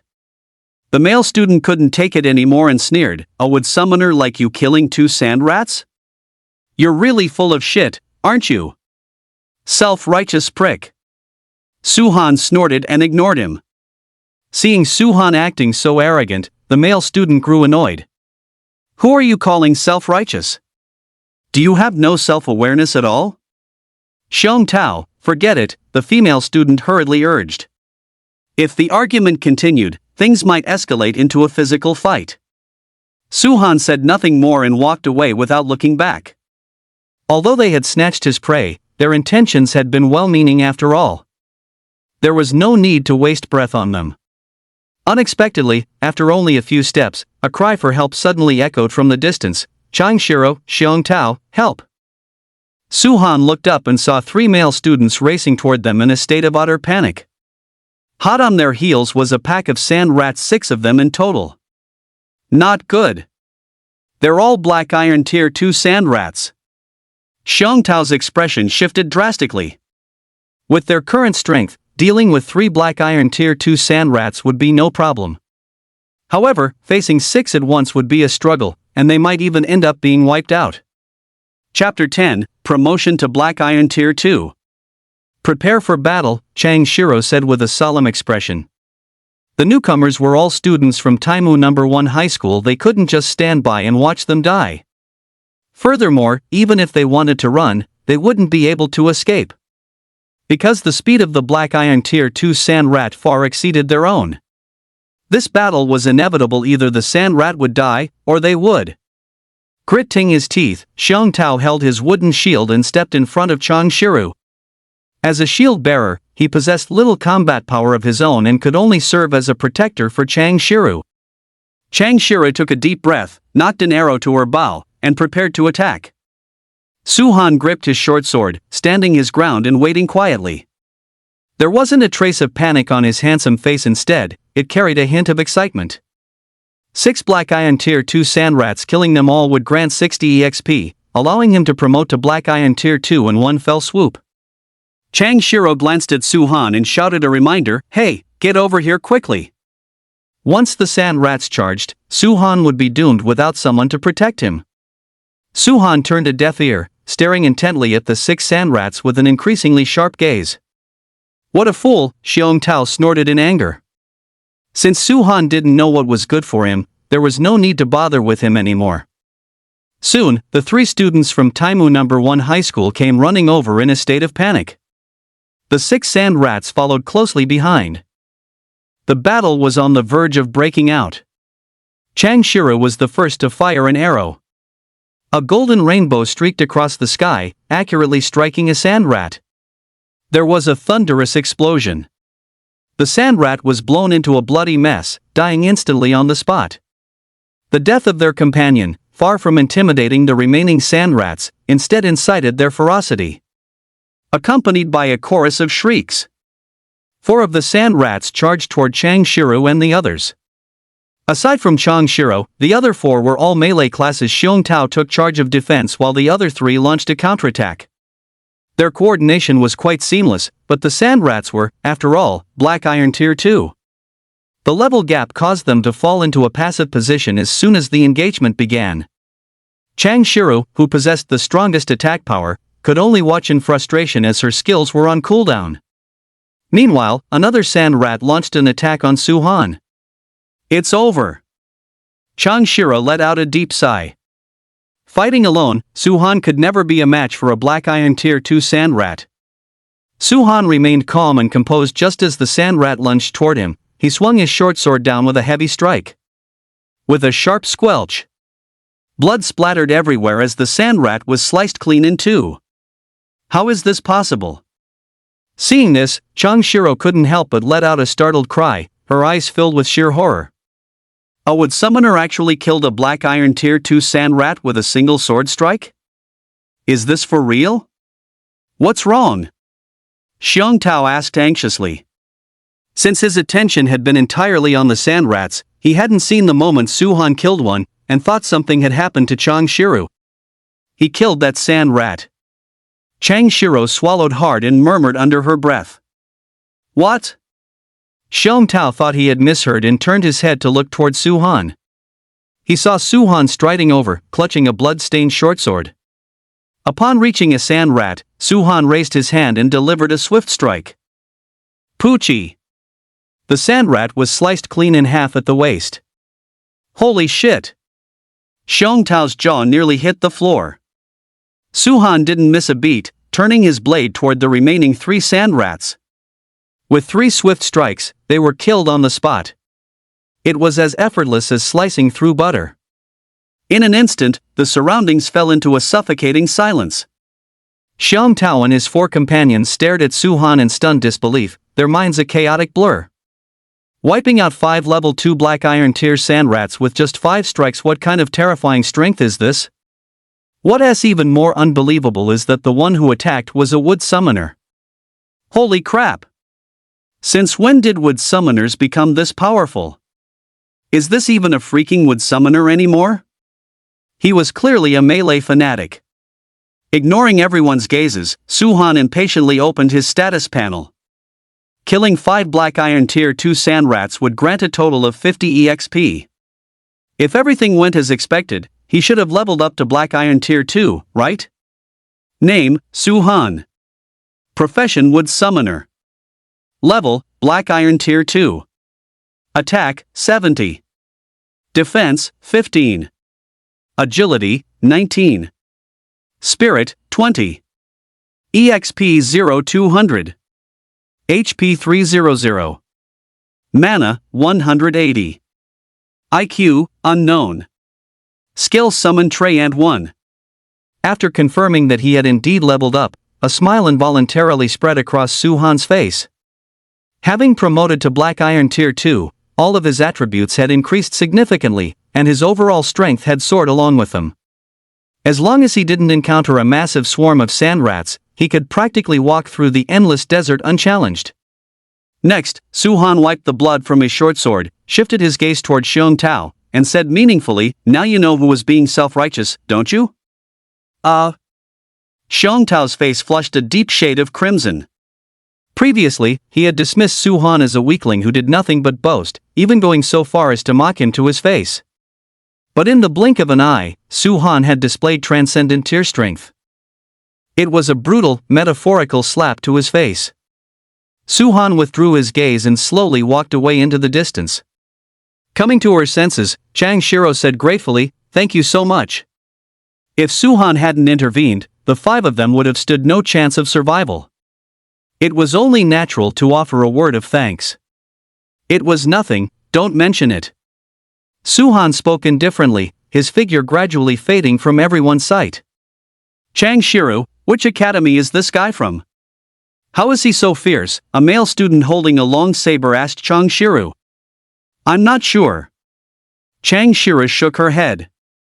Another student remarked with emotion, a wood-type mage who's even more powerful than us melee classes, just what kind of monster is he? On the other side, Suhan walked for a while before suddenly hearing the sounds of a struggle coming from not far ahead. Where there was a struggle, there were bound to be sand rats. With a flicker of anticipation, Suhan dashed toward the source of the noise.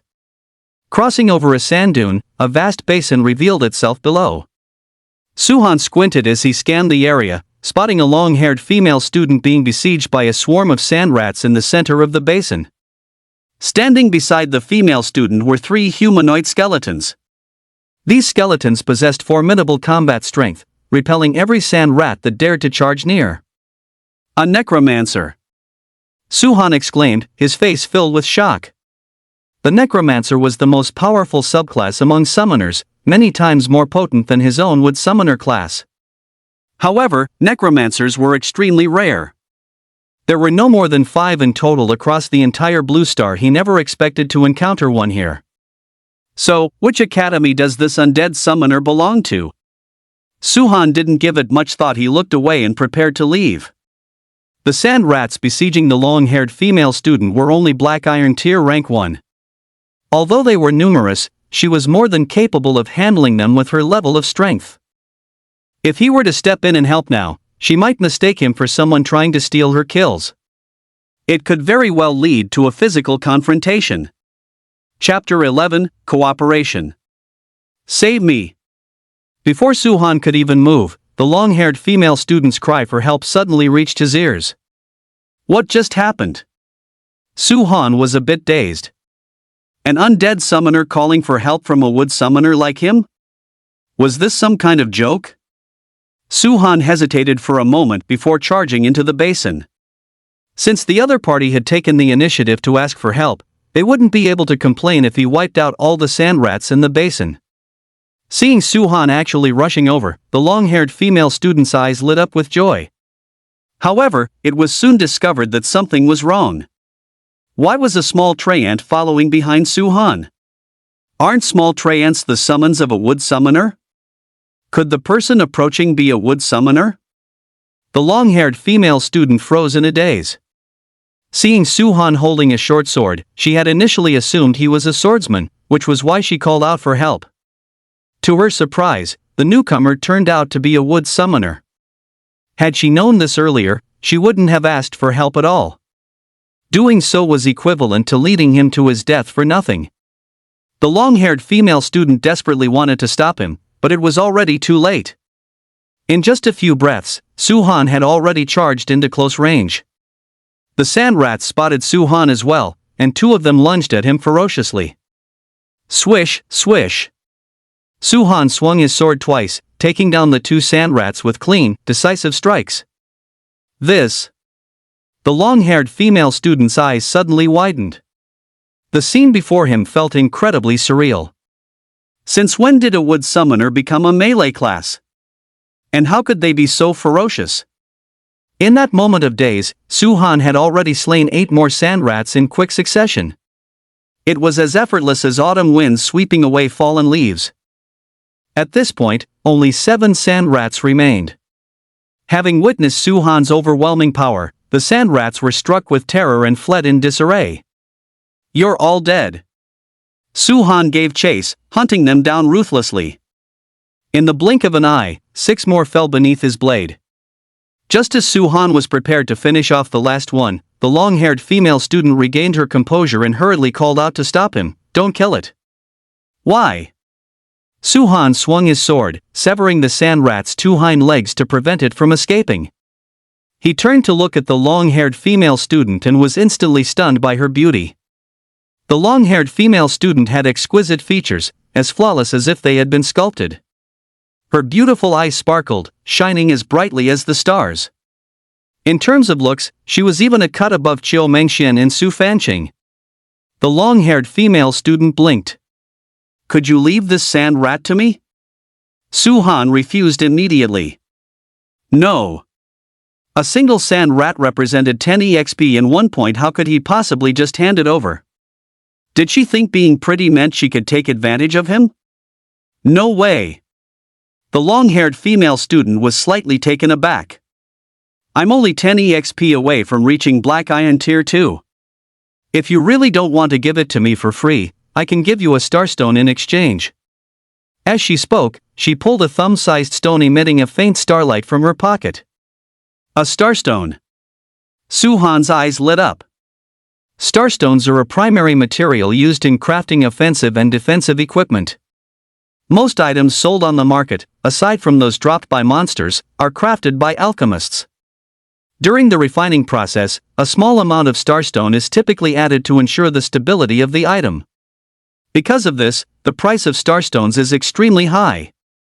Even a piece no larger than a thumb is worth at least 10,000 blue star coins. Do you agree? The long-haired female student looked at Su Han with expectant eyes. Whether there's a starstone or not doesn't really matter. The main thing is that I love helping people. I agree, Su Han cleared his throat and said with a straight face. One sand rat could be exchanged for 10,000 blue star coins. It was a guaranteed profit with no risk, so there was no reason to refuse.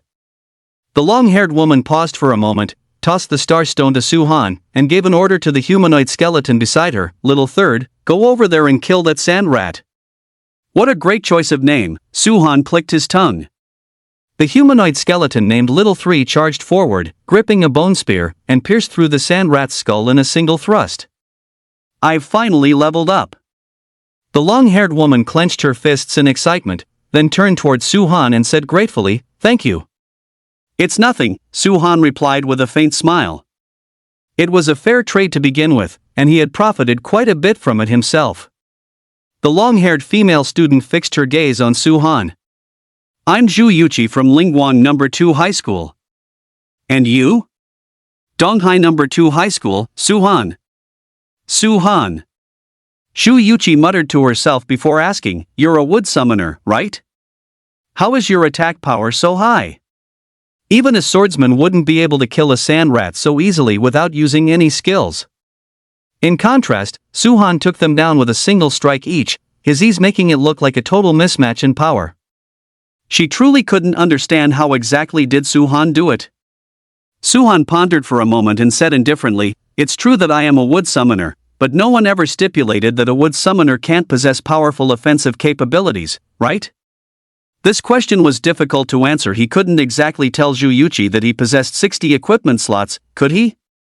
There was no other way but to continue bluffing. "Alright then," Zhu Yuqi gave a helpless smile. Su Han's explanation was essentially meaningless. There are hundreds, if even thousands, of wood summoners across the entire Blue Star, yet not a single one has ever dared to engage in close-quarters combat like Su Han, let alone possess such formidable fighting strength. However, considering that everyone has their secrets, prying too deeply would likely only provoke Su Han's resentment.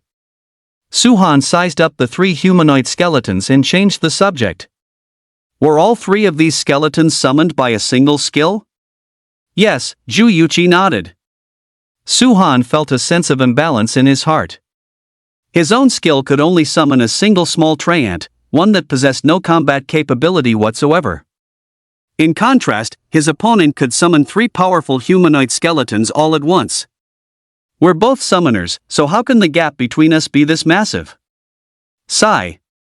Su Han let out a sigh and turned toward Zhu Yuqi. If there's nothing else, I'll be heading out. Wait a moment. Zhu Yuqi interrupted, I want to team up with you. What's up? Su Han raised an eyebrow. Zhu Yuqi pointed toward a nearby cave and whispered, there are 7 or 8 more starstones in that cave. Do you want to get your hands on them? Su Han's eyes lit up. 7 or 8 starstones were worth 70 to 80,000 blue star coins, definitely a substantial amount of income.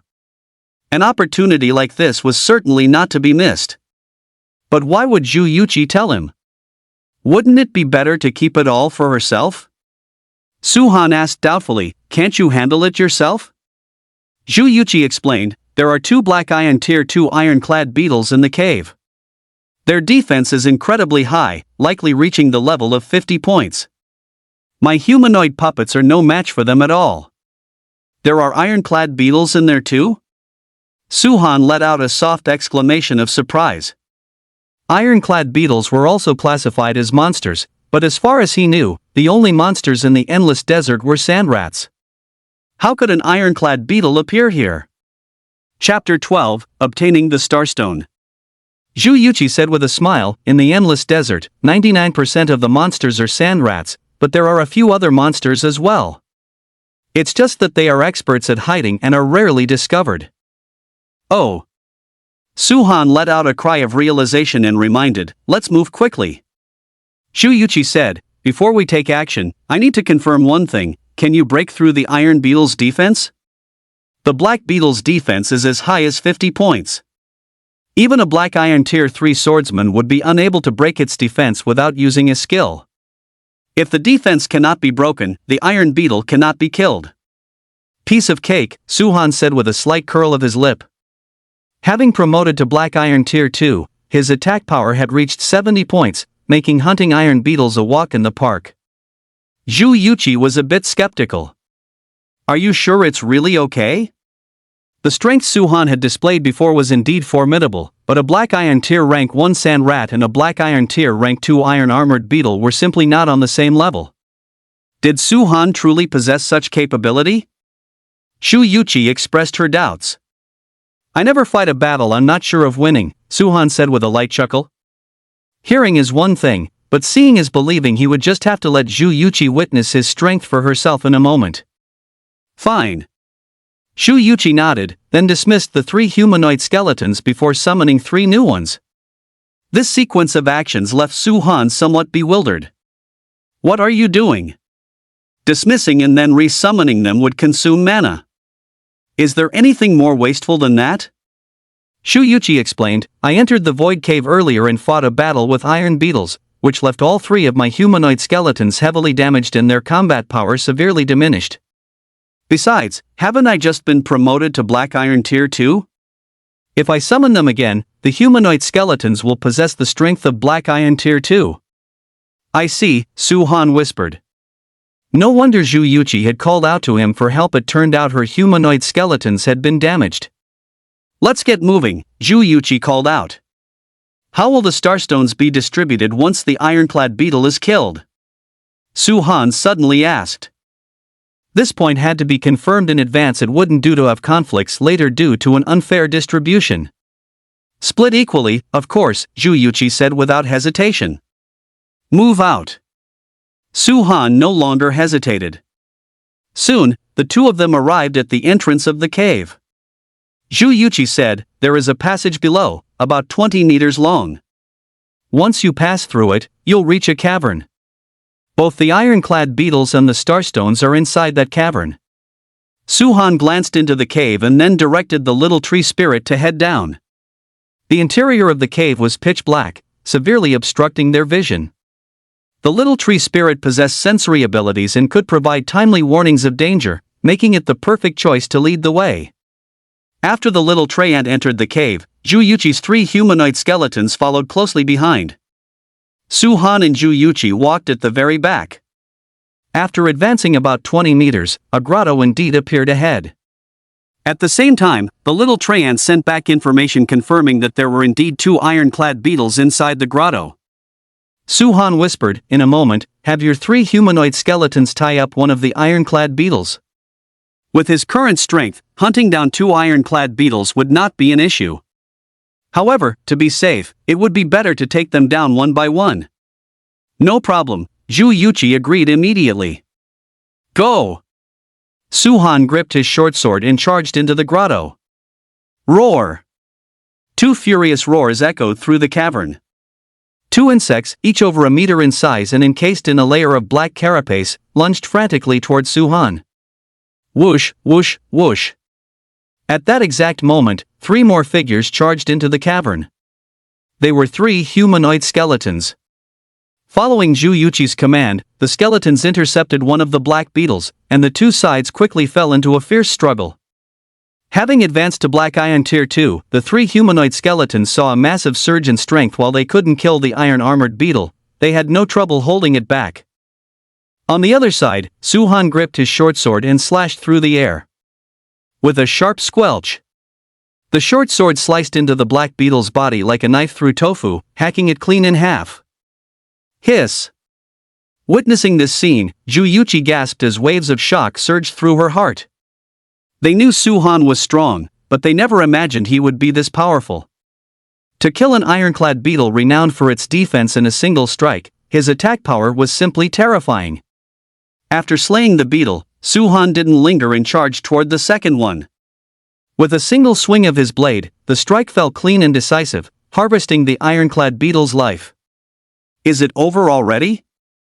Zhu Yuqi murmured, lost in a daze.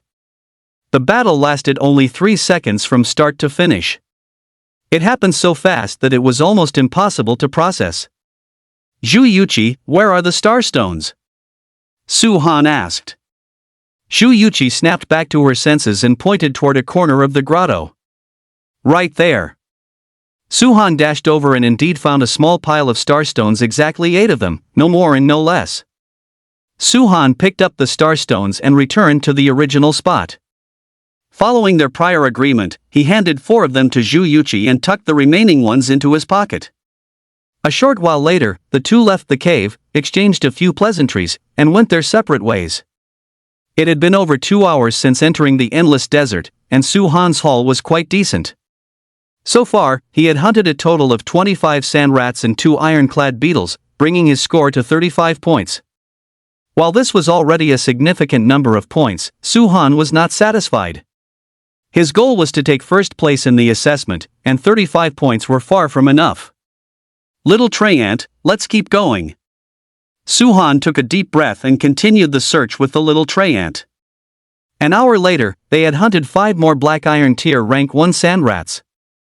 Su Han then opened his status panel. Name, Su Han. Profession, Wood Summoner. Level, Black Iron Tier 2. Attack, 70. Defense, 15.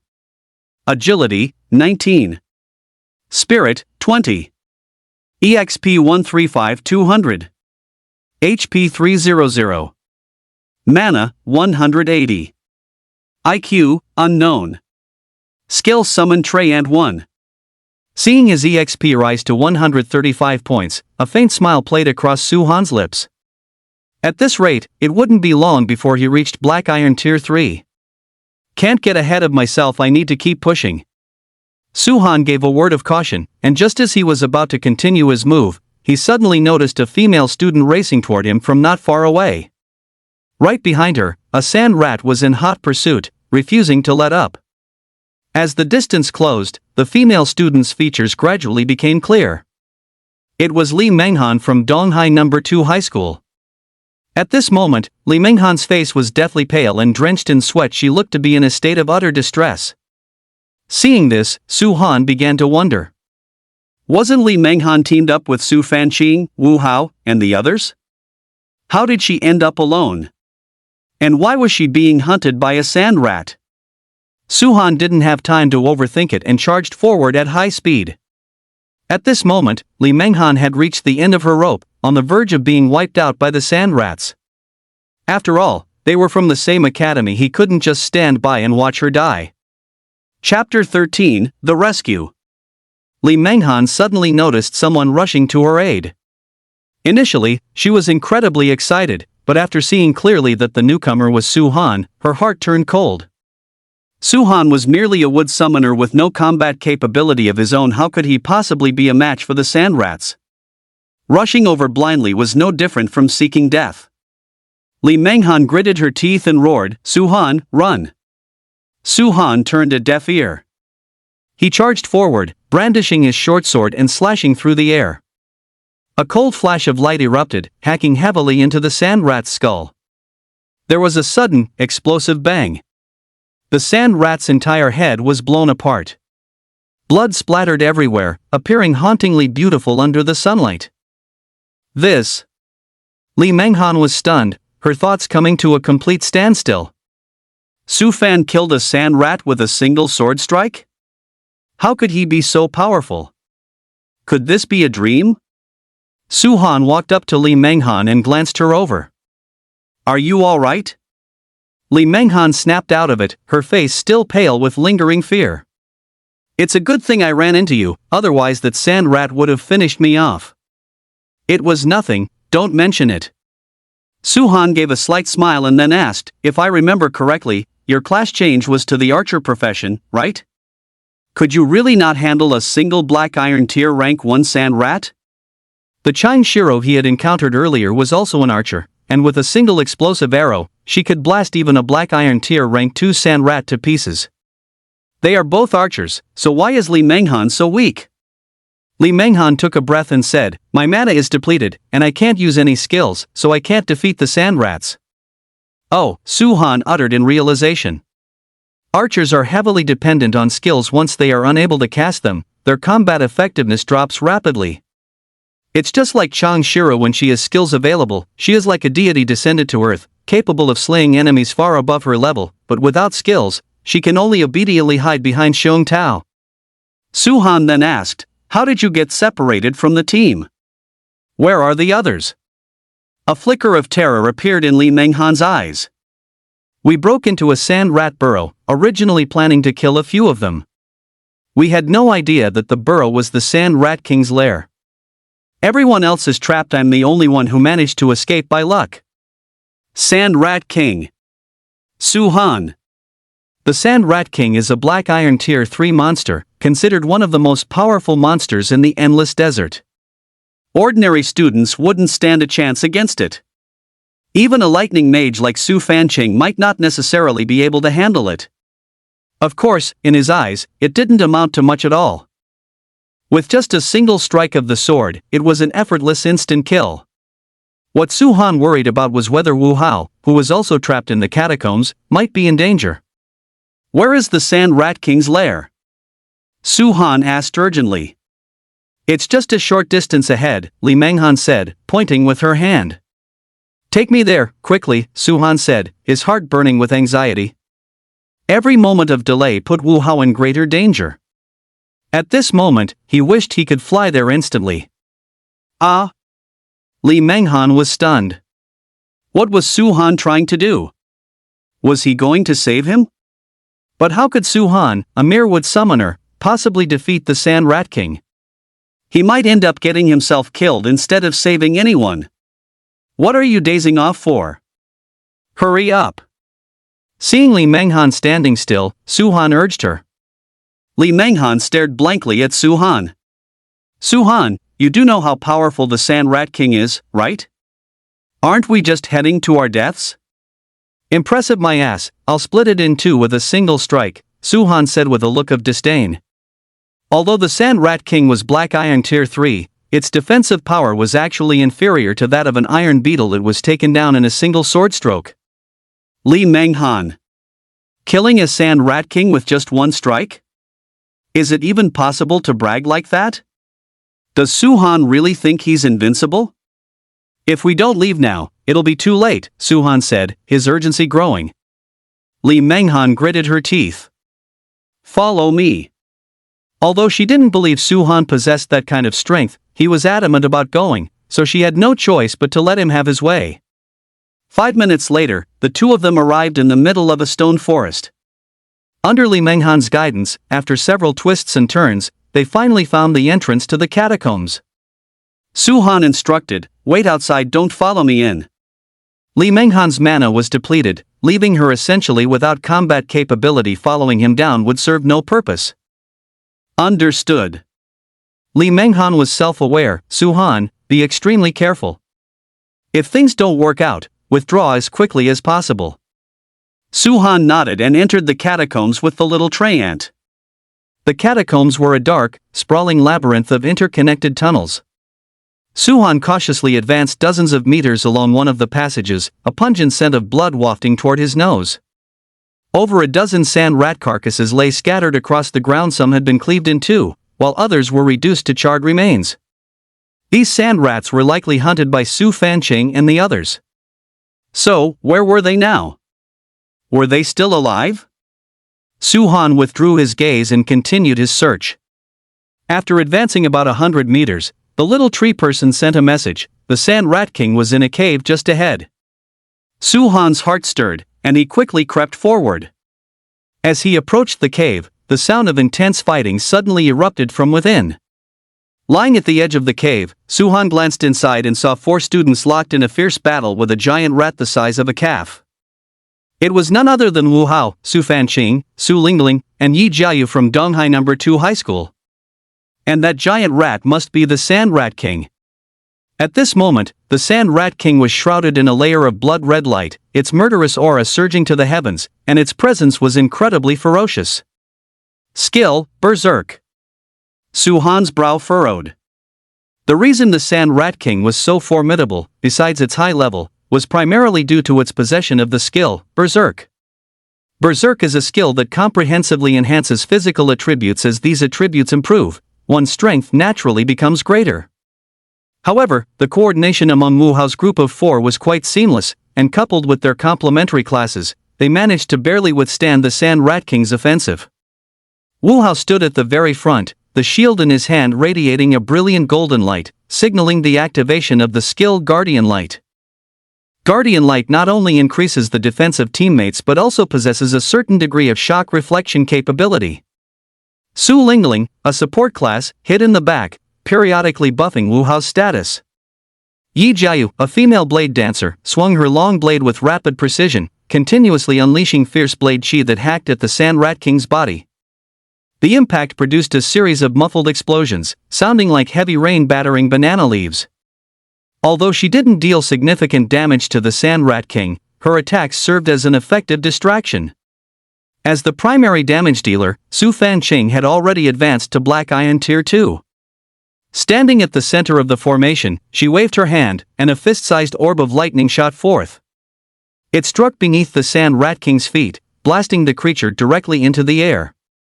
The lightning orb was the thunderstorm skill unleashed by Su Fanqing. The power was so immense it was truly sensational. Had the Sand Rat King not activated its Berserk skill, it would have been instantly crippled by the blast. Chapter 14, A Skill Book Drop. Su Han observed for a while, in no hurry to reveal himself. With his attack power, he was more than capable of one-shotting the Sand Rat King. But the Sand Rat King was no pushover. It wasn't about to stand there like a fool and wait for him to strike. If it launched a desperate counterattack, he might end up getting injured. For the sake of safety, he needed to devise a foolproof plan. Su Han fell into deep thought. If only Zhu Yuqi were here, she could have sent out 3 humanoid skeletons to entangle the Sand Rat King and draw its attention, allowing him to step in and finish it off with a single sword strike. Unfortunately, Zhu Yuqi was not there. In that case, he could only think of another way. Su Han pondered for a moment, and a good idea suddenly flashed through his mind. Send the little Trey Ant down to harass the Sand Rat King, ideally luring it out. Meanwhile, he would hide and wait for the Sand Rat King to chase the little Trey Ant, then strike with his sword when it least expected it. With this in mind, Su Han immediately ordered the little Trey Ant to take action, while he hid around the corner of a distant tunnel. Receiving the command, the little Trey Ant charged bravely into the grotto. At this moment, the battle within the grotto was still in full swing. Wu Hao and his 3 companions had been backed into a corner by the Sand Rat King, and the situation was extremely perilous. Just then, the little Trey Ant rushed in front of the Sand Rat King, extended a branch, and made a provocative gesture. Seeing this, Wu Hao and the other 3 were all stunned. A little Trey Ant? Isn't that a wood summoner's summon? Which wood summoner would have the guts to provoke a Sand Rat King? It couldn't be Su Han, could it? Wu Hao's heart skipped a beat. If it were truly Su Han, he would certainly face certain death once discovered by the Sand Rat King. The Sand Rat King seemed to be provoked, raising its claws to strike the little Trey Ant. With a loud bang, the little Trey Ant was shattered into pieces. Upon receiving the news that the little Trey Ant had been eliminated, Su Han unhurriedly summoned another one, little Trey Ant, continue the harassment. The little Trey Ant summoned this time was Black Iron Tier 2, with significantly faster speed. It quickly charged back into the catacombs to resume its provocation of the Sand Rat King. The Sand Rat King flew into a rage, swinging its claws in a heavy strike. Bang! The little tray ant was reduced to a shower of wood chips. But moments later, another little tray ant charged in. "Do you think this little tray ant is Su-Han's summon?" Wu Hao asked. "Ah."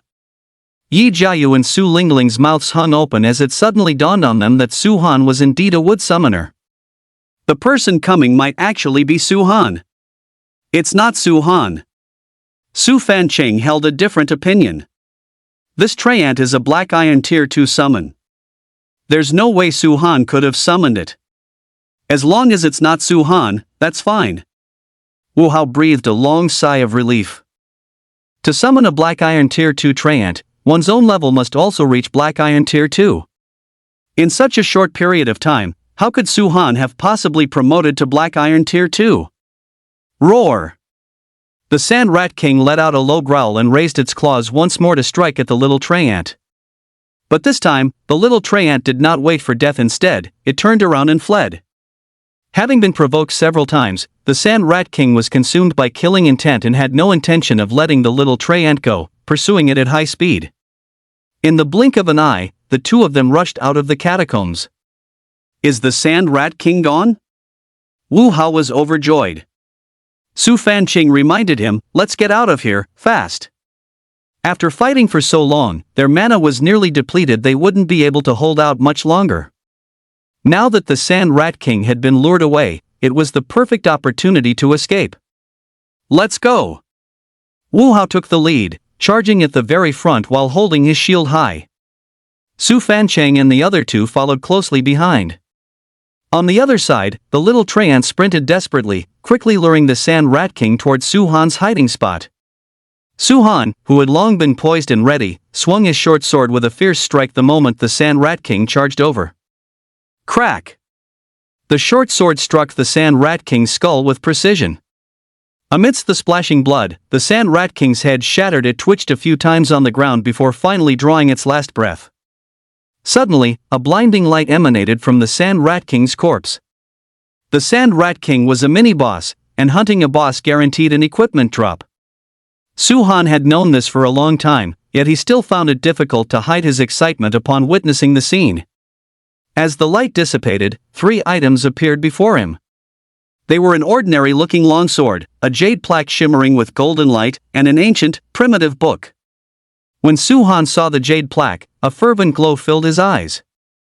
This jade plaque was actually a skill book. The value of a skill book went without saying. Even the lowliest among them was worth at least 100,000 blue star coins. "I've struck it rich." Su-Han quickly picked up the jade plaque, and information about it immediately surfaced in his mind. Skill, Desolate Wind, exclusive to Wind Mages. Not bad. Su-Han nodded slightly. The skill Wild Wind is a crowd control ability that unleashes a tornado to knock targets into the air.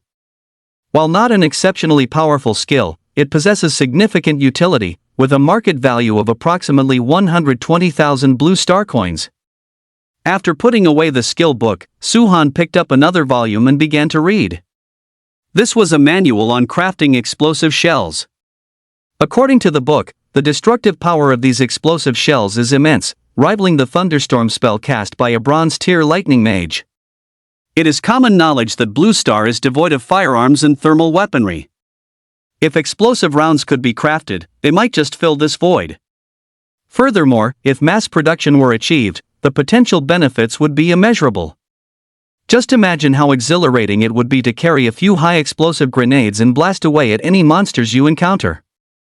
Unfortunately, Su-Han is unable to craft them, as that falls within the domain of the alchemist. In that case, the only option left was to sell it.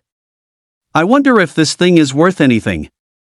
Su-Han muttered to himself, planning to find an alchemist to ask for a quote. Once he headed out, if the price was right, he would sell it. Next, he picked up the long sword, gave it a casual glance, and equipped it into one of his equipment slots before opening his status panel. Name, Su-Han. Profession, Wood Summoner. Level, Black Iron Tier, Rank 2. Attack power, 120. Defense, 15. Agility, 19. Spirit, 20. EXP 160200. HP 300. Mana, 230. IQ, unknown. Skill summon Treyant 1. Holy crap! When he saw his attack power soar to 120 points, Suhan was completely stunned. What was going on? How did his attack power suddenly increase so much? If he remembered correctly, it was only at 70 points before. Where did the extra 50 points come from? Suhan pondered for a moment and immediately thought of the longsword that had dropped. However, he was currently only at Black Iron Tier 2, meaning he could only equip Black Iron Tier items at most. Even the highest quality Black Iron Tier items only increase attack power by 5 points. It is absolutely impossible for one to provide such a massive boost. What on earth is going on? Unable to make sense of it, Suhan simply pulled the longsword out of his equipment slots. The moment it was removed, his attack power dropped back down to 70 points. This confirmed that the 50-point increase in attack power was indeed provided by this longsword. Chapter 15, Gold Tier Level Less Item. What kind of divine weapon is this? Suhan was utterly shocked, holding the longsword and examining it with meticulous care. Suddenly, a piece of information flashed across his mind. Gold Tier Level Less Weapon Judgment. Attributes: increases attack power by 50 points and possesses exceptional armor-piercing capabilities. A level less weapon. Suhan was so excited he nearly shouted out loud. Level less weapons are extremely rare, and every single one is worth a fortune. An ordinary gold tier offensive item is worth a few 100,000 blue star coins at most. But a level less gold tier item starts at least 1 million blue star coins, and they are virtually impossible to find on the market. The main reason they are so valuable is that they have no level requirements, meaning any class changer, regardless of their level, can use them. Imagine a Black Iron Tier class changer wielding such a weapon with an attack power surge of 50 points, facing monsters of the same level would be a total one-sided slaughter. Nice! Suhan couldn't help but burst into a smile. With the addition of this judgment, not only had his overall strength skyrocketed by a massive margin. Furthermore, if anyone were to ask why his attack power was so formidable, it would now be easy to explain. I have a level less gold tier judgment. Isn't it perfectly normal for my attack power to be this strong? After a moment, Suhan composed himself, placed judgment back into his equipment slot, and left the area. Outside the catacombs, Li Menghan saw Su Fanqing and the other three emerge unscathed. She cried out in excitement, "You're alive! Thank goodness you're okay." It was just pure luck. All four of them, including Su Fanqing, still had looks of lingering fear on their faces. If it hadn't been for the wood summoner who suddenly appeared and helped them from the shadows, they would have eventually perished at the hands of the Sand Rat King. Li Menghan glanced into the grotto, her brows furrowing involuntarily. Didn't you see Suhan? Suhan had come here specifically to save them. Now that all four of Su Fanqing's group had emerged, why was there no sign of him? Could he have met a grim end at the hands of the Sand Rat King? Suhan came here? Su Lingling let out a soft cry of surprise. Li Menghan explained, when Suhan heard you were trapped by the Sand Rat King, he rushed over in a desperate hurry to rescue you.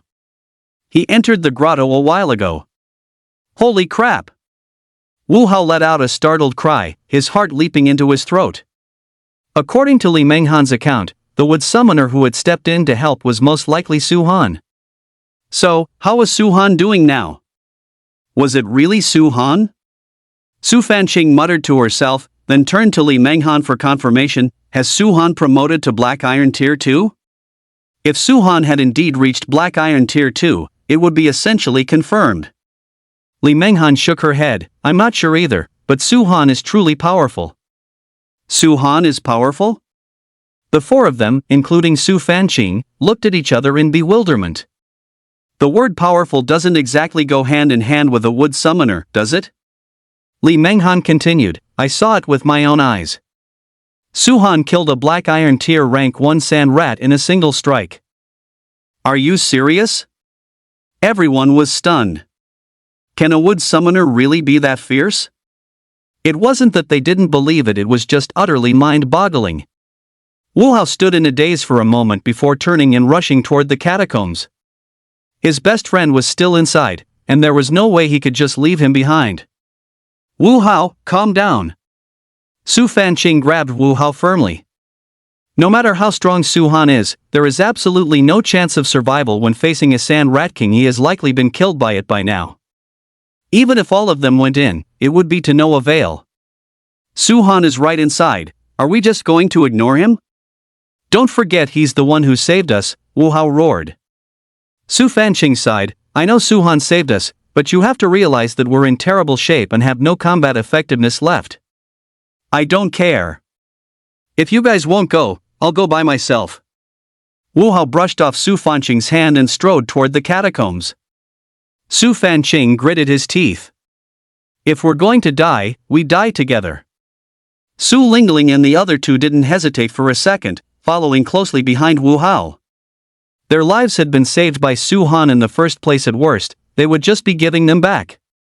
Just as they reached the entrance of the catacombs, they suddenly noticed a slender figure walking out from within. Soon, a handsome face appeared before everyone. It was Su Han. What are you all doing here? Su Han rubbed his nose and slowly walked out of the catacombs. Su Han. Wu Hao rushed forward and gave Su Han a big hug. Have some restraint. Su Han pushed Wu Hao away. With everyone watching, what kind of image were two grown men projecting by hugging each other like that? Yi Jiayu scrutinized Su Han carefully and said in disbelief, Su Han, how are you still alive? Su Han's face darkened. You're wishing I were dead. That's not what I meant. Realizing she had misspoke, Yi Jiayu quickly explained, I mean, isn't there a Sand Rat King in the catacombs? How did you escape? I just killed it, Su Han said calmly. What? Yi Jiayu and the other four were dumbfounded. Su Han Sand Rat King.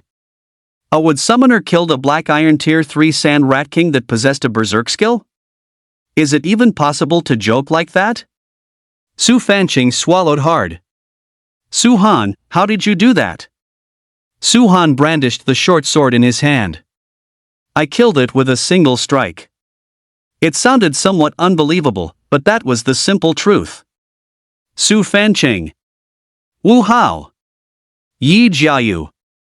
Li Menghan. Su Lingling. Su Han killed the Sand Rat King in a single strike? One must realize that while using the berserk skill, the Sand Rat King's defense reached a terrifying 50 points. Even a Black Iron Tier 4 swordsman might not be able to achieve that. How could Su Han's attack power possibly break through the Sand Rat King's defense? Wu Hao clicked his tongue and said, Su Han, can we try to be a bit more low-key? Even if he were beaten to death, he wouldn't believe that Su Han could kill the Sand Rat King with a single strike of his sword. Believe it or not. Su Han didn't bother to explain and changed the subject. How many points have you all earned? Points were not only related to whether one could pass the assessment but also determined the rankings. Currently, he has accumulated 40 points, but what about the others? Wu Hao was the first to speak. I have 5 points, which has already exceeded the assessment standard. I have a bit more, 7 points. I'm the same as Wu Hao, 5 points as well. Yi Jiayu and the other two followed suit. Su Han turned to look at Su Fanqing. What about you? He was most curious about how many points Su Fanqing had. Su Fanqing was a lightning mage, considered a very powerful class changer. By comparing their scores, he could get a general sense of where he stood. 12 points, Su Fanqing said with a slight smile. Hearing this, Su Han felt a sense of reassurance. He had 28 more points than Su Fanqing, a fairly significant lead. Su Han, how many points do you have? Yi Jiayu asked curiously. About the same as you guys, Su Han replied with a slight raise of his eyebrows. With 40 points, he stood head and shoulders above the rest, more than the 5 of them combined. It was a bit too shocking for now, so there was no need to reveal it yet. Chapter 16, The Alchemist. Roughly how much? Wu Hao pressed for an answer. Just as Su Han was thinking of making up a random number to brush him off, a rumbling sound thundered in his ears. Everyone turned their heads to look. In the distance, dust billowed across the sky, blotting out the sun and surging forward like a massive tsunami. What happened? Could it be a sandstorm? Everyone was a bit dazed. Look, there's someone in the sky, Su Lingling pointed upward. The crowd looked up and indeed saw a person, a male student with a pair of thin, light wings. What on earth? How is he flying? Su Han and the others watched in a daze. Su Fanqing reminded them, he's a wind mage, and he's using the skill wings of flight. So that's how it is, everyone realized. Before long, the male student flew over everyone's heads and shouted, "Run, quick! A rat tide is coming!" Holy shit! Everyone's expressions changed drastically. So that massive cloud of dust was actually caused by a rat tide. Generally speaking, for something to be called a rat tide, there must be at least 1,000 of them. Facing over 1,000 sand rats, let alone a black iron tier class changer, even someone at the bronze tier wouldn't be able to hold their ground. What should we do? Wu Hao panicked. If the rat tide caught up to them, there wouldn't even be scraps left of their remains. Su Lingling suggested, how about we head into the catacombs? Su Fanqing shook her head. No. The catacombs themselves were the lair of the sand rats. Wouldn't entering them be like walking straight into a trap? Su Han made a split-second decision. Run, quickly.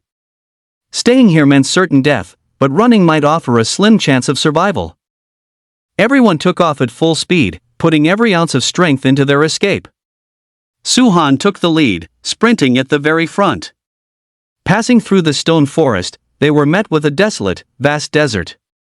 At this sight, everyone's heart sank to rock bottom. In such an open area, there was simply no way to outrun the sand rats. The sand rats are about to catch up. Wu Hao exclaimed, his heart burning with anxiety.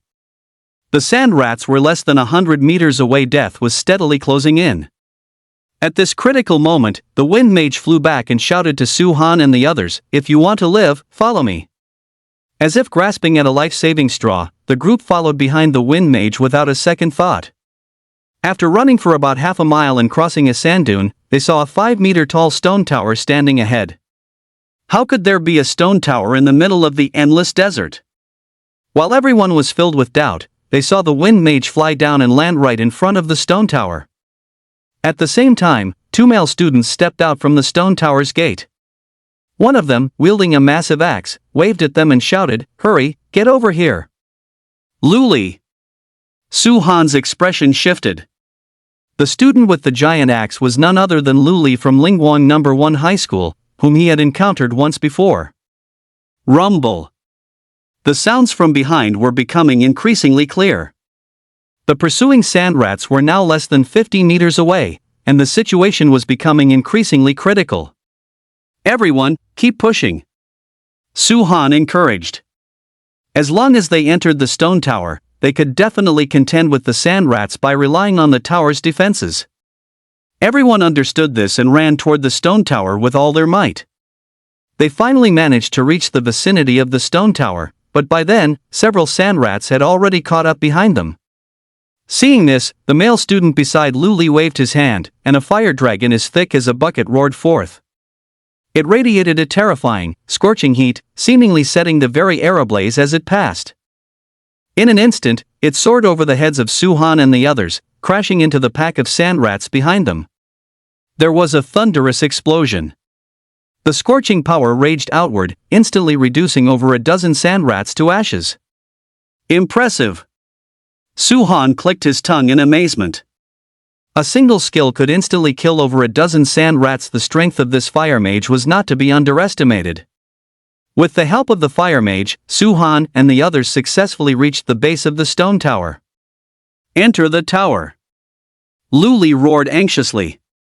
Wu Hao and the others quickly entered the stone tower. Before entering, Su Han called out to Luli, "Old Lu, we meet again." Su Han. Luli was quite surprised. He hadn't expected to run into Su Han here. "Luli, get in here, quick," the fire mage bellowed. The swarm of sand rats was about to pounce. If they didn't enter the tower now, they would be overwhelmed. Startled, Luli grabbed Su-han and rushed into the tower. Just as the two of them entered, a stone door descended over the tower's entrance. At the same time, a dense barrage of thumping impacts echoed from the surrounding area. One didn't even need to guess to know that the sand rats were attacking the stone tower. Fortunately, the tower's defenses were strong enough to remain rock solid and unshakable, no matter how the sand rats assaulted it. Seeing this, everyone let out a long sigh of relief. Su-han's gaze drifted as he scanned the surroundings. Inside the stone tower, besides the few people they had already seen, there was also a dark-complexioned male student. The dark-skinned student walked over slowly and introduced himself. "Fellow students, it is a stroke of fate that we meet here. My name is Jin Chagwa, an alchemist from Lingwang No. 2 High School." Everyone was stunned. Alchemists belong to the life class and possess no combat capability whatsoever. How did he dare to come into the endless desert? Seemingly sensing everyone's confusion, Jin Chagwa said with a smile, "It's true that alchemists lack combat power, but I am an outlier. I have many alchemical artifacts to protect me, and this stone tower is one of them." Holy crap! The crowd was astonished. So this stone tower was Jin Chagwa's alchemical artifact. No wonder it appeared here. With this stone tower in hand, there really was no need to worry about anything. One could simply hide inside whenever danger struck. Afterward, Luli and the others also introduced themselves one by one. After the introductions, Jin Chagwa said in a low voice, "Everyone, get ready. I'm going to open the stone gate in a moment." Ah! Wu Hao was bewildered. Why are we opening the stone gate? Su-han and the others didn't quite understand either. There were over 1,000 sand rats surrounding the stone tower. Once the door opened, wouldn't the sand rats just swarm inside? Jin Chagwa explained, "What is our purpose for coming here? Isn't it to hunt sand rats and farm upgrade EXP? The opportunity is right in front of us. Wouldn't it be a pity to miss it?" Upon hearing this, everyone's eyes lit up. No one wanted to miss out on gaining level up EXP. This was indeed a once-in-a-lifetime opportunity. However, there were simply too many sand rats outside. If they swarmed in all at once, the few of them wouldn't be able to handle it at all. Su-han said, "There are less than 10 of us in total. I'm afraid we won't be able to kill that many sand rats, will we?" "Indeed, we can't." Jin Chagwa said composedly, "My plan is to let in a portion of the sand rats at a time, then close the stone gate. Once we've finished hunting that batch, we'll let in some more." Su Fanqing raised an objection, "We may just rely on skills for damage output. The space inside the stone tower is limited. If we unleash our skills, I'm afraid we might accidentally injure our own teammates." "That makes sense." Jin Chagwa furrowed his brows. A mage's attack power is exceptionally formidable. One careless move could not only hurt their allies but might even cause damage to his stone tower. Chapter 17, Let Me Take Over. It was indeed a bit poorly considered, Jin Chagwa sighed. Once the stone tower was damaged and its protection lost, all of them would be finished. However, missing this opportunity made him feel extremely unwilling. Luli suddenly asked, "Can the stone door be opened just a little bit?" "No problem," Jin Chagwa said without a second thought. "I've got an idea." Luli's expression sharpened. "We'll open just a small crack and have Wu Hao hold the front line while the rest of us take turns blasting them. Once our mana is depleted, we'll close the stone door." It had to be said, this was indeed an excellent plan. As a shield bearer, Wu Hao would have no problem holding the entrance for a period of time. With several combat class members focusing on damage output, they would surely be able to hunt down a significant number of sand rats. But there was a problem. Su Lingling was a support and Jin Chagwa was an alchemist. Neither possessed any offensive power, meaning they couldn't kill a single sand rat and thus had no way to gain level up EXP. Then there was Wu Hao as a tank. He was equally incapable of killing a sand rat on his own. It would be deeply unfair if they were expected to contribute without receiving any rewards. Luli had already anticipated this and spoke up, "Isn't there a party system? Can't the 10 of us just form a team?" Once in a party, the EXP gained from hunting sand rats would be shared equally among all members. However, this split is not absolute, it is distributed based on the level of contribution. For example, in a 5-person team like Wu Hao's, Su Fanqing would undoubtedly contribute the most, so she would receive more EXP, while the others would receive relatively less. This mechanism is actually quite fair, and everyone present expressed their agreement. Su Han agreed, but he felt a bit reluctant in his heart. Because with his strength, if he didn't join a team, he would certainly be able to gain significantly more EXP and not just by a small margin. However, considering they were currently inside the stone tower of the Jin Chao kingdom, it wouldn't feel right not to offer something in return. Furthermore, since his good friend Wu Hao was among them, he viewed it as a way of helping him out. Once the discussion was finalized, everyone took a party oath and immediately swung into action. Wu Hao held his shield high, taking the lead at the very front. Yi Jiayu and Lu Li stood positioned to the left and right of Wu Hao. Several mages, along with Li Menghan and Su Lingling, stood relatively further back. Su Han originally intended to step forward as well, but he was stopped by Jin Chaogua. In Jin Chaogua's eyes, Su Han was merely a wood summoner. Going up would not only be unhelpful but might even cause unnecessary trouble. Su Han didn't bother to explain anything. He could simply step in when the others were exhausted. There would always be an opportunity to take action. Everyone, get ready. I'm opening the stone gate, Jin Chaogua shouted. Wu Hao immediately cast the skill Golden Light of Protection. The others were also poised and ready. Crack! The stone gate slowly swung open. As far as the eye could see, the outside was swarming with sand rats, packed so densely that it was impossible to tell how many there were. Accompanied by a chorus of rodent shrieks. Countless sand rats charged recklessly into the stone tower, slamming incessantly against Wu Hao's shield. Thud, thud. With just a single wave of the onslaught, Wu Hao was shaken and began to stagger. Lu Li and Yi Jiayu, sensing the impending danger, quickly unleashed their skills to intercept. The 3 mages also made their move at that moment. Su Fanqing cast the skill Thunderstorm, the fire mage Chao Rui unleashed the skill Roar of the Raging Dragon, and the wind mage Duanting released the skill Windblade. Su Han's gaze drifted toward Duanting as he murmured, "Dual skills." Duanting had previously used Wings of Flight. Windblade was his second skill. It is common knowledge that a class changer possesses only one initial skill in the early stages. To learn a second skill, one must rely on a skill book. I wonder if Duanting obtained that skill book as a drop from killing monsters, or if he purchased it. If it's the latter, it means Duanting is quite wealthy. I happen to have a skill book exclusive to Wind Mages. Perhaps I could sell it to him. Of course, now was not the time for the moment. The priority remained hunting sand rats. The skill attacks from the 3 mages were incredibly powerful, causing massive casualties among the sand rats outside the tower. However, the number of sand rats was simply too vast. Those that had died didn't even amount to a drop in the bucket. Soon, another large swarm of sand rats came charging forward. Su Lingling acted quickly, casting a recovery skill on Wu Hao.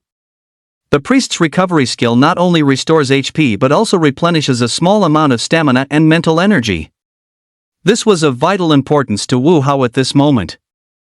With a whoosh, Li Menghan unleashed her white feather arrow skill, firing a white arrow with the speed of a lightning bolt. It streaked into the pack of sand rats, instantly killing several of them. Despite both being archers, Li Menghan was clearly no match for Chang Shiru. If it were Chang Shiru, a single arrow could have taken down at least a dozen sand rats. The brutal slaughter had only lasted 2 minutes before the group began to falter. The 3 mages had essentially depleted their blue star. Without these 3 primary damage dealers, Wu Hao was under immense pressure, cold sweat pouring down his face as he suffered through the ordeal. Yi Jiayu and Lu Li were in no better shape, having swung their weapons over 100 times in such a short period. Their arms were aching and they were gasping for breath. Seeing that the situation was turning dire, Jin Chaogua was about to close the stone door when he was interrupted by Su Han. "Let me take over." "What?" Jin Chaogua was dumbfounded. Su Han was going to step up? Wasn't he just a wood summoner? What good would it do for him to go up there? Was he going to let a little treant guard the gate? They'd be wiped out by the sand rats in an instant. Suhan didn't say much. He pulled Judgment from his equipment slots and walked toward the stone gate. In truth, Judgment's attack power remains the same whether it's stored in the equipment slots or held in hand. However, Judgment also possesses exceptional defense-breaking capabilities, and its full potential can only be unleashed when it is physically wielded. Stepping up behind Wu Hao, Suhan said calmly, "Fall back, I'll take over for a bit." What just happened? Duan Ting and Chao Rui were dumbfounded. They had initially thought Suhan was going to help, but to their surprise, he intended to guard the gate all by himself. This joke had gone too far. How could a wood summoner possibly have such a capability? Duan Ting shot a glance at Su Fancheng. Su Fancheng, hurry up and talk some sense into your student. Don't let him act so recklessly. Let him try. It shouldn't be a problem, Su Fancheng replied with a faint smile. Although she hadn't witnessed Su Han's true strength firsthand, Li Menghan had mentioned that Su Han hunted black iron tier rank 1 sand rats as easily as chopping vegetables. Most of the sand rats outside were only black iron tier rank 1, so they shouldn't pose a threat to Su Han. She would let Su Han give it a try for now. If things went south, they could simply close the stone gate. Ha! Duan Ting's mouth hung wide open. Has everyone at Donghai No. 2 High School gone mad? Do they really dare to let a wood summoner guard the gate? Chao Rui comforted him, "Don't worry, Luli won't agree to it." True. Duan Ting breathed a sigh of relief. Luli wasn't from Donghai No. 2 High School and wasn't familiar with Su Han, so he certainly wouldn't just let Su Han act recklessly. But in the next moment, the two of them were completely stunned. They watched as Luli stepped aside without the slightest hesitation. Chapter 18, Promoting to Black Iron Tier 4. Luli, what are you doing? Why didn't you stop Su Han? Duan Ting questioned loudly. Luli shrugged. Su Han is very strong. Why stop him? Strong? Duan Ting and Chao Rui looked at each other in bewilderment. Since when was the wood summoner class ever associated with being strong? It was one thing for Su Fanqing to go mad, but had Luli lost his mind as well? Just wait and watch Su Han's performance, Luli said meaningfully. Duan Ting and Chao Rui glanced at each other, then both turned their gaze toward Su Han. As soon as Luli left, Yi Jiayu and Wu Hao also retreated back one after another. Standing at the stone entrance, Su Han gripped Judgment and delivered a mid-air slash. A spray of blood blossomed as the leading sand rats were sliced clean in half. Holy shit! Duan Ting and Chao Rui were shocked on the spot. They saw it clearly. Su Han hadn't released any skills with just a simple slash. He had hunted down 4 sand rats. Just how powerful was this attack? How could a wood summoner be so ferocious? Jin Chaoguo was equally stunned. Initially, he had intended to close the stone gate, but upon seeing this scene, he changed his mind. Su Han is already this badass, so why the hell bother closing it? By letting Su Han kill a few more sand rats, they would be able to gain even more EXP. Impressive! Su Fanqing stared intently at Su Han, a strange glint flickering in her beautiful eyes. Su Han, you're incredible! Seeing Su Han's heroic display, Wu Hao pumped his fist and cheered in excitement. Su Han stood firm at the stone entrance like a god of war. The judgment in his hand danced incessantly with every swing of his blade. 4 or 5 sand rats were sure to perish.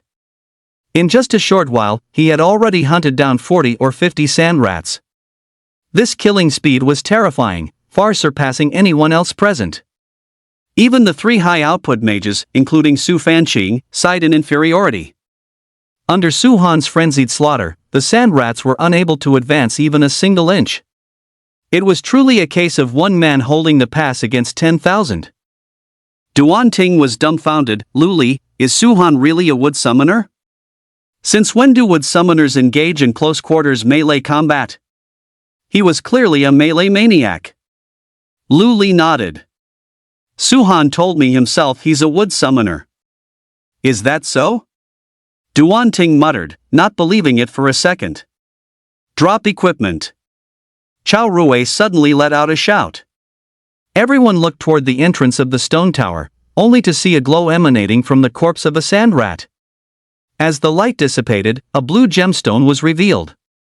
A sapphire. Everyone was filled with envy. Sapphires are used to store mana and are essential equipment for mages. This item was far more valuable than ordinary gear. Even the lowest quality ones were worth 10,000 blue star coins, while high quality ones could reach as much as 30,000. According to the party system, EXP is distributed based on contribution, but dropped equipment and items are not shared. Whatever someone loots belongs to them. In other words, this sapphire belongs to Su-han. It has to be said that Su-han's luck is truly impressive. When he saw the sapphire, Su-han's eyes lit up. He quickly pocketed it and continued the hunt. Before they knew it, 5 minutes had already passed. The number of sand rats that had fallen under Su-han's blade exceeded 200, nearly matching the total hunted by everyone else combined. Everyone was utterly shocked. Su-han not only possessed extraordinary combat power, but his physical endurance was also unfathomable. Any other class changer with equivalent combat strength would never have been able to hold out for such a long time. In fact, Su-han's physical stamina was only average, even inferior to Wu Hao's. The reason he could hold out for so long was primarily thanks to Judgment. Judgment possessed a powerful defense-breaking ability, easily piercing through the sand rat's defenses, which allowed him to save a significant amount of energy. Swinging his sword once more and slaying 5 sand rats, Su-han began to feel his strength waning. He shouted to Jin Chaogua, "Old Jin, close the gate." Crack! The stone gate slammed shut immediately. Su-han collapsed to the ground, gasping for air. "Su-han, are you okay?" Wu Hao hurried over and asked with concern. Su-han gave a faint smile. "Just a bit tired. I'll be fine after a short rest." "That's a relief," Wu Hao said, looking as if a heavy weight had been lifted from his shoulders. The others gathered around at this moment, all looking towards Su-han with eyes full of awe and confusion. To have wiped out so many sand rats single-handedly, Su-han's strength was beyond imagination. But why was Su-han so powerful? After all, he was merely a wood-type mage. Everyone was utterly perplexed. "I've leveled up," Li Menghan suddenly exclaimed. Everyone's expression shifted as they each opened their status panels to check. The primary purpose of hunting sand rats was to gain EXP for leveling up. If Li Menghan could level up, they should be close as well, right? Su-han also opened his status panel. Name, Su-han. Profession, Wood Summoner. Level, Black Iron Tier 4. Attack power, 140.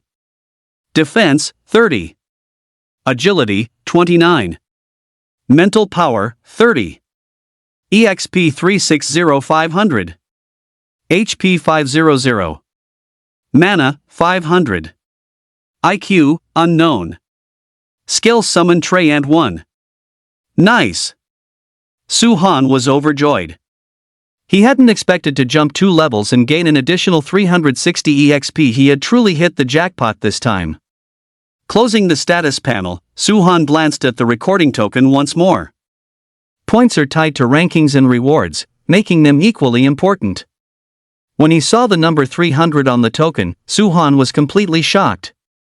How did the points increase by so much? Su-han quickly realized the reason. Leveling EXP is distributed based on contribution, but points do not need to be shared. They belong entirely to whoever makes the kill. Just now, he had hunted over 200 sand rats, including several at Black Iron Tier 2. Adding the 40 points he had previously accumulated, it was perfectly normal for his total score to reach 300. Su-han, I've promoted to Black Iron Tier 3. Wu Hao exclaimed with excitement. Due to class restrictions, leveling up as a shield bearer is relatively difficult. Being able to jump 2 levels in such a short period of time was indeed unexpected. However, Wu Hao's previous performance was indeed worthy of recognition. In terms of contribution, he was second only to Su-han. The upgrade EXP he gained must have been substantial, so his promotion to Black Iron Tier 3 is quite understandable. Nice job! Su-han patted Wu Hao on the shoulder. As his brother, he was genuinely happy for Wu Hao. Wu Hao scratched his head and asked, Su-han, what about you? One level higher than yours, Black Iron Tier 4, Su-han said calmly. Awesome. Wu Hao gave a big thumbs up. Among the hundreds of students participating in the assessment, Su-han was likely the only one who had managed to reach Black Iron Tier 4 so far. A wood summoner had actually left a crowd of combat classes in the dust. If word of this got out, it would surely leave many people speechless with shock. The others, however, didn't find it surprising at all. After all, Su-han had just slaughtered so many sand rats. Wasn't reaching Black Iron Tier 4 simply a matter of course? Chapter 19, Is your family rich? What about you guys? Su-han asked. I've also advanced to Black Iron Tier 3, Su Fanqing said with a slight smile. Black Iron Tier 2. After checking in, it turned out that the three mages including Su Fanqing and Lu Li had all reached Black Iron Tier 3, while the rest were at Black Iron Tier 2. Overall, the progress was quite impressive. Jin Chaoguo walked up to Su-han. Su-han, there's something I'm curious about, though I'm not sure if I should ask. Then don't ask, Su-han replied nonchalantly. Jin Chaoguo. Is it really that blunt? It made him feel a bit awkward. Su-han glanced at Jin Chaoguo and smiled, I was just joking with you. What's on your mind? Speak up. Jin Chaoguo cleared his throat and asked, what is your attack power? The others were equally intrigued, their eyes fixed on Su-han. Su-han rubbed his nose and said calmly, 90 attack power. An attack power of 140 was far too shocking, so he decided it was better to understate it. Hiss. Everyone gasped in unison, staring at Su-han as if he were a monster. No wonder Su-han hunted sand rats as easily as slicing through vegetables. His attack power had already reached such a level. What they couldn't fathom, however, was how Su-han's attack power could possibly be this high. It's important to note that Su-han is a wood summoner. After reaching Black Iron Tier 4 star, his attack power should have increased by 30 points at most. Even if all 6 item slots were equipped with offensive gear, it would be impossible to reach 90 points, wouldn't it? So, how exactly did Su-han pull it off? Jin Chaoguo swallowed hard and said weakly, Su-han, your attack power is honestly a bit too high. It doesn't even seem logical, does it? Su-han brandished the verdict in his hand. No need to be surprised. The reason my attack power is so high is entirely because of this. Everyone's eyes fell upon the verdict. On the surface, the verdict looked unremarkable, no different from any ordinary offensive item. What was so special about this thing? Su-han said indifferently, it's not an ordinary Black Iron Tier weapon, it's Gold Tier. Gold Tier. Everyone was beyond shocked. A Gold Tier offensive item could increase attack power by at least 40 points, which explained why Su-han's attack power was so high. But, isn't Su-han only Black Iron Tier? It is common knowledge that a Black Iron Tier class changer cannot use Gold Tier items. Jin Chaoguo asked tentatively, Su-han, can you use Gold Tier items? Su-han raised an eyebrow. Ordinary Gold Tier items are indeed unusable, but level-less ones are an exception. Level-less? Everyone was stunned. Once they realized what was happening, everyone was stunned on the spot. A Gold Tier item with no level requirement is absolutely priceless and incredibly rare. Even with money, one might not necessarily be able to buy it. No one expected Su-han to possess such a divine weapon. It was truly enviable. So that's how it is. Lu Li and the others felt a great sense of relief. Witnessing Su-han's previous display of bravery, they were struck by his formidable strength, yet found it somewhat difficult to accept in their hearts. As elites among the combat classes, it would be far too humiliating if they couldn't even measure up to a wood summoner. Learning that Su-han was only this powerful because he possessed a level-less item made them feel much more at ease. Don't just stand around, hurry up and rest. Once you've recovered, we'll continue hunting sand rats, Su-han reminded them. You're right. The crowd dispersed all at once. Duan Ting. Su-han called out to Duan Ting. What's up? Duan Ting stopped in his tracks and looked at Su-han. Is your family very wealthy? Su-han asked point blank. He intended to sell the skill book, Desolate Wind to Duan Ting, but the item was so expensive that ordinary people simply couldn't afford it. Therefore, he needed to inquire about Duan Ting's financial situation first. Su Han's sudden remark left Duan Ting a bit dazed. After a brief moment of confusion, he said, "Our Duan family is a prominent clan in Taimu City. We are indeed quite wealthy." "It's good that you're rich," Su Han nodded. Duan Ting became increasingly bewildered. "Su Han, why are you asking this?" Su Han answered with a question of his own. "Are you familiar with the skill Wild Wind?" Duan Ting nodded. "I am." As a wind mage, while he might not know much about the skills of other classes, he knew those of his own specialty like the back of his hand. The skill Wild Wind was a crowd control type. It wasn't exceptionally powerful, but it certainly had its practical uses. Su Han asked nonchalantly, "How much is that thing worth?" Duan Ting thought for a moment and said, "The market price should be around 120,000 blue star coins. However, the Wild Wind skill is quite niche, and its drop rate is extremely low. You almost never see it on the market, which causes the price to fluctuate upward." Su Han's heart stirred. "Are you interested in buying the Wild Wind skill book?" "Of course I am." Duan Ting replied without a second thought. Having an extra skill naturally meant becoming more powerful. Compared to other wind element skill books, the price of the Desolate Wind skill book wasn't too expensive and was well within his budget. But the key issue was that there were none for sale on the market. "I have the connections to help you buy one. Let's exchange contact information, and I'll get you in touch with a seller once the assessment is over," Su Han said with a smile. "That's great," Duan Ting said, overjoyed. Afterward, the two exchanged phone numbers and shared a few pleasantries before Su Han walked over to Jean Chaogua. "Old Jean, let me ask you something." "What? Is your family very wealthy?" Su Han asked with a slight curl of his lips. He still had a secret manual for crafting explosive shells in his possession, along with 5 star stones. These were all items required by alchemists. If Jean Chaogua had sufficient funds, he might as well sell them all to him. Jean Chaogua was slightly taken aback.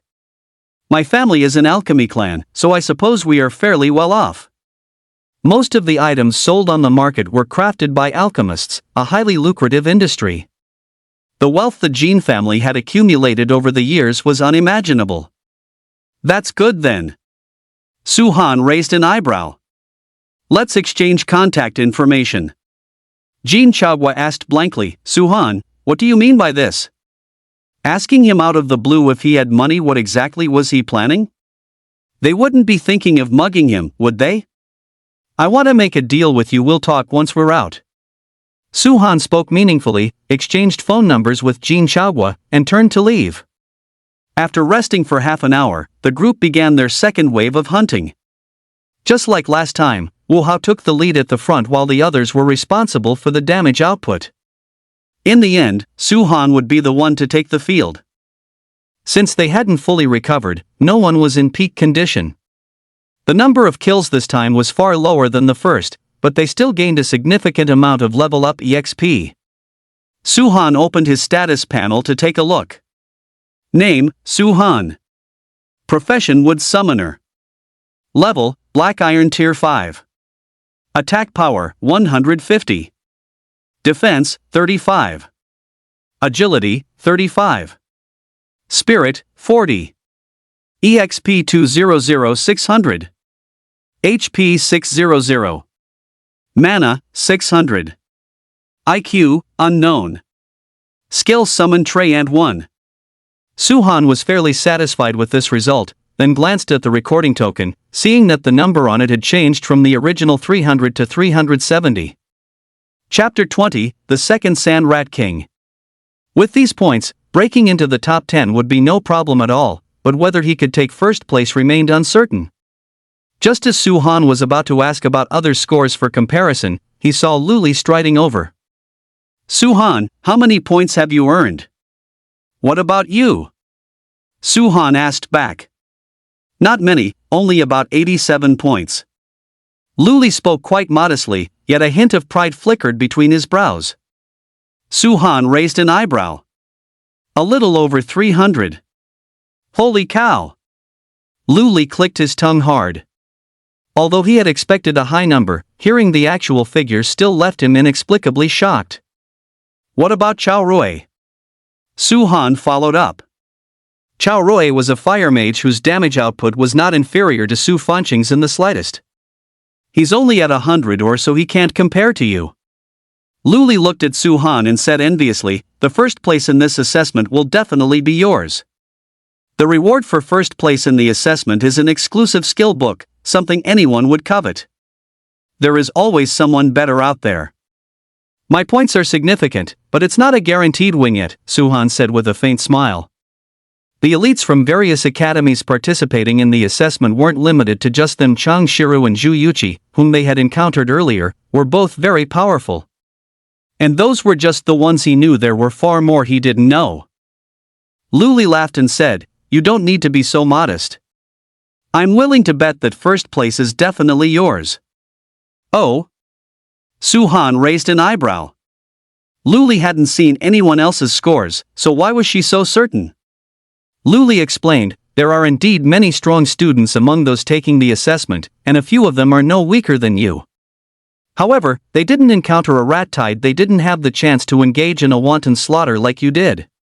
That makes sense. Su Han's eyes brightened slightly. If he hadn't encountered the rat tide, his points would only be 40, and others should be in a similar situation. Even if they were to hunt non-stop, breaking the 100-point mark would be extremely difficult. In that case, first place in the assessment is truly within his grasp. Thinking of this, Su Han couldn't help but chuckle softly. Lu Li glanced at Su Han and lamented, if others found out that a wood summoner like you took first place in this assessment, what would they think? There's truly no justice in this world. Su Han. Lu Li's words carried a hidden meaning. He was clearly green with envy. Su Han offered some comfort, you have plenty of points too. Breaking into the top 10 shouldn't be a problem. Lu Li's spirits instantly lifted. While he couldn't compete with those above him, he was more than a match for those below. If he couldn't beat Su Han, surely he could beat the others? As long as he made it into the top 10, there would still be rewards. Thinking this way, he felt much better. After resting for an hour, Su Han called out, everyone, let's resume the hunt. I'd been waiting for this. Wu Hao stood up excitedly. The others also pulled themselves together. Though they were still somewhat weary, the effort was worth it for the sake of gaining EXP. Jin Chaogua suddenly spoke up, we can't keep killing them. Why? Everyone looked bewildered. The sand rats outside were all sources of upgrade EXP. Why give up such a great opportunity just like that? Jin Chaogua explained, we can stay in the endless desert for one day at most. If we don't make it out within the allotted time, we'll be disqualified from the assessment. Furthermore, sand rats are extremely vengeful. If we continue the slaughter, they will surely fight us to the bitter end, making it difficult for us to leave this place when the time comes. Hearing this, everyone fell silent. While leveling up and gaining EXP is certainly important, it would be a case of the losses outweighing the gains if our assessment results were to be disqualified. As such, we have no choice but to give up on the hunt. Although it's a bit of a pity, there is simply no other option. Li Menghan raised a question, if we don't take action, will the sand rats leave on their own? Jin Chaogua said with certainty, the sand rats can't break through my stone tower, so they won't keep wasting time with us. As long as we maintain restraint, they will definitely leave within 3 to 5 hours. With Jin Chaogua's assurance, everyone felt relieved and found their own spots to rest. Time passed slowly. 3 hours later, the noises outside gradually began to dwindle. 5 hours later, everything had fallen completely silent. It seemed exactly as Jin Chaogua had said. The sand rats had all withdrawn. Old Jin, is it time for us to leave? Lu Li asked. With less than 3 hours remaining until the end of the assessment, it was best to leave as early as possible to avoid any further complications. That works. Jin Chaogua nodded and was just about to open the stone door when Su Han interrupted him, wait a moment. What's wrong? Jin Chaogua's brow furrowed. Su Han said, let me scout the situation outside first. It was better to be safe than sorry if the sand rats hadn't left but were instead lying in ambush nearby. Opening the stone door would be dangerous. With those words, Su-han summoned the little Treant and commanded it, "Little Treant, go scout it out." After advancing to Black Iron Tier 5, the little Trent's sensory capabilities had increased accordingly, expanding to a range of 50 meters. If there were truly sand rats outside, they would never escape the little Trent's perception. The little Treant quickly reported its findings to Su-han. Not good. Su-han's expression changed abruptly.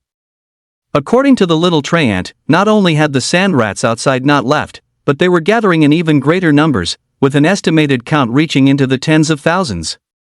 It seemed as though every sand rat in the entire endless desert had converged upon this single location. "Su-han, what's wrong?" Luli asked, her voice filled with confusion. "The situation is looking grim." Su-han gave a truthful account of the situation he had gathered. Upon learning that there were 10,000 sand rats outside, everyone's eyes filled with horror, and their hearts sank to rock bottom. Surrounded by so many sand rats, wouldn't they be trapped here until they died? "Old Jean, what's going on?" Luli questioned Jean Chagwa. "Didn't Jean Chagwa say that the sand rats would definitely leave? Why were there more and more of them?" "I'm not sure either." Jean Chagwa shook his head, then turned to ask Su-han, "Su-han, are there really that many sand rats out there?" "It's true." Su-han nodded with a solemn expression. "My summons possess sensory capabilities, there is absolutely no mistake." "What on earth is going on?" Jean Chagwa knit his brows, lost in deep thought. Logically speaking, his judgment should not have been wrong. Unless... Jean Chagwa seemed to have realized something, and a layer of cold sweat broke out on his forehead. "I know what's going on." Everyone turned their gaze toward Jean Chagwa, waiting for him to continue. Jean Chagwa took a deep breath and said slowly, "For sand rats to gather on such a massive scale, they must have received an order. And the only one capable of giving orders to sand rats is the Sand Rat King."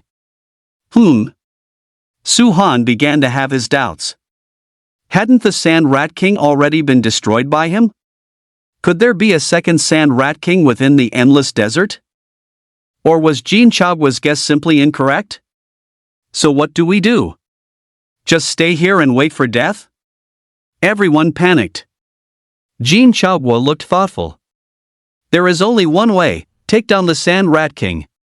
Once the king is dead, the sand rats will surely scatter in all directions."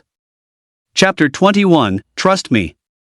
Take down the Sand Rat King? Everyone's expression tightened. The Sand Rat King's level wasn't particularly high, being only Black Iron Tier 3. In a one-on-one fight, many of those present would be capable of destroying it. The key is, will the Sand Rat King even give you the chance to fight it one-on-one? If it doesn't show its face, it will be impossible to kill it no matter what. Su-han walked up to Jean Chagwa and whispered, "Old Jean, how many Sand Rat Kings are there in the endless desert?" "There's only one, of course," Jean Chagwa said without a second thought. "Then is it possible you've made a mistake?" "What do you mean?" Jean Chagwa asked, his face full of confusion. Su-han rubbed his nose. "I killed a Sand Rat King in a cave earlier." "What?" Jean Chagwa's expression turned incredibly grim, and he muttered despondently, "We're finished this time." "What exactly is going on?" Everyone crowded around. Jean Chagwa looked utterly dejected and sighed heavily. "You should be aware that every dungeon has its own unique set of game rules. The rule of the endless desert is that the boss will resurrect infinitely. Each time it resurrects, its level doubles from its previous base." "Huh?" Everyone listened, completely dazed. No one had mentioned this to them before they arrived. Isn't this just a blatant setup? According to Jean Chagwa, the Sand Rat King outside was a Black Iron Tier 6 monster? Who the hell could actually beat that? The Black Iron Tier 6 Sand Rat King's HP soared to 2,000 points after using its Berserk skill, and its defense nearly broke through the 100-point mark. Even if it stood right in front of them and let them bombard it, they wouldn't be able to break through its defense. What's more, the Sand Rat King wouldn't be foolish enough to let them attack it at will. Are we really going to be trapped and die here? Everyone's faces were filled with worry, and their hearts sank to rock bottom. Su-han narrowed his eyes slightly, lost in thought. With his current attack power, he was more than capable of one-shotting a Black Iron Tier 6 Sand Rat King. The problem was, he wouldn't get the chance to face it in a one-on-one duel. Su Fanqing thought for a moment and asked, "The sand rats won't keep us surrounded forever, will they? They have to leave eventually, right?" Jin Chaogui gave a bitter smile. Once a Sand Rat King respawns, it will launch a frenzied vendetta against whoever killed it. It will never leave until its target is dead. Everyone turned their eyes toward Su-han. It turned out the Sand Rat King had come to seek revenge on Su-han. They were all implicated solely because of Su-han. However, not a single person blamed Su-han. After all, Su-han was not aware of the rules of the game in the endless desert. In his own right, he was also something of a victim. Bang! Suddenly, a violent impact resounded from the stone door. The entire stone tower shuddered in response, and a massive fissure cracked open across the surface of the door. At the sight of this, everyone was startled. What was going on?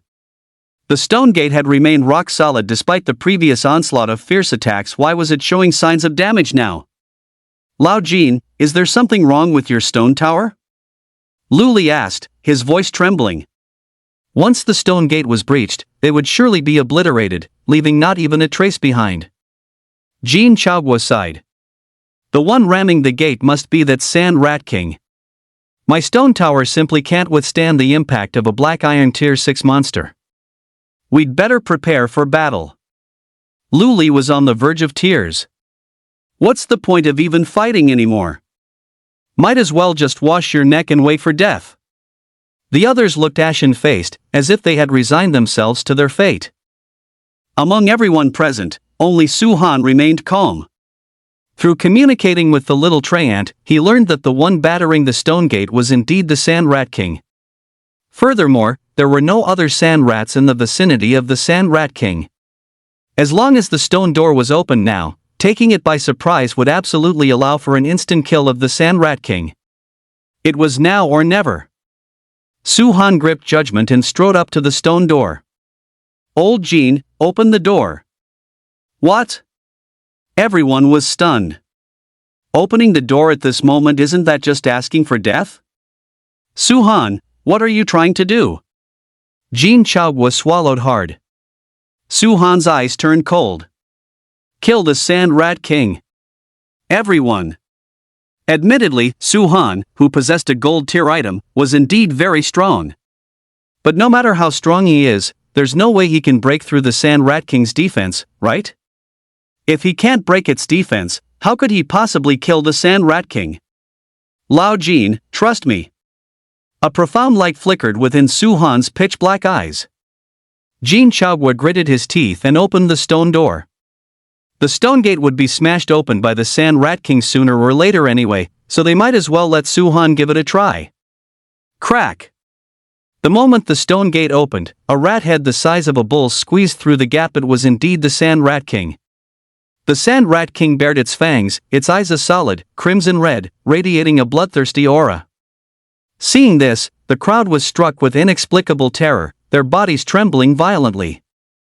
In an instant, they were completely cowed by the Sand Rat King's overwhelming aura. Die!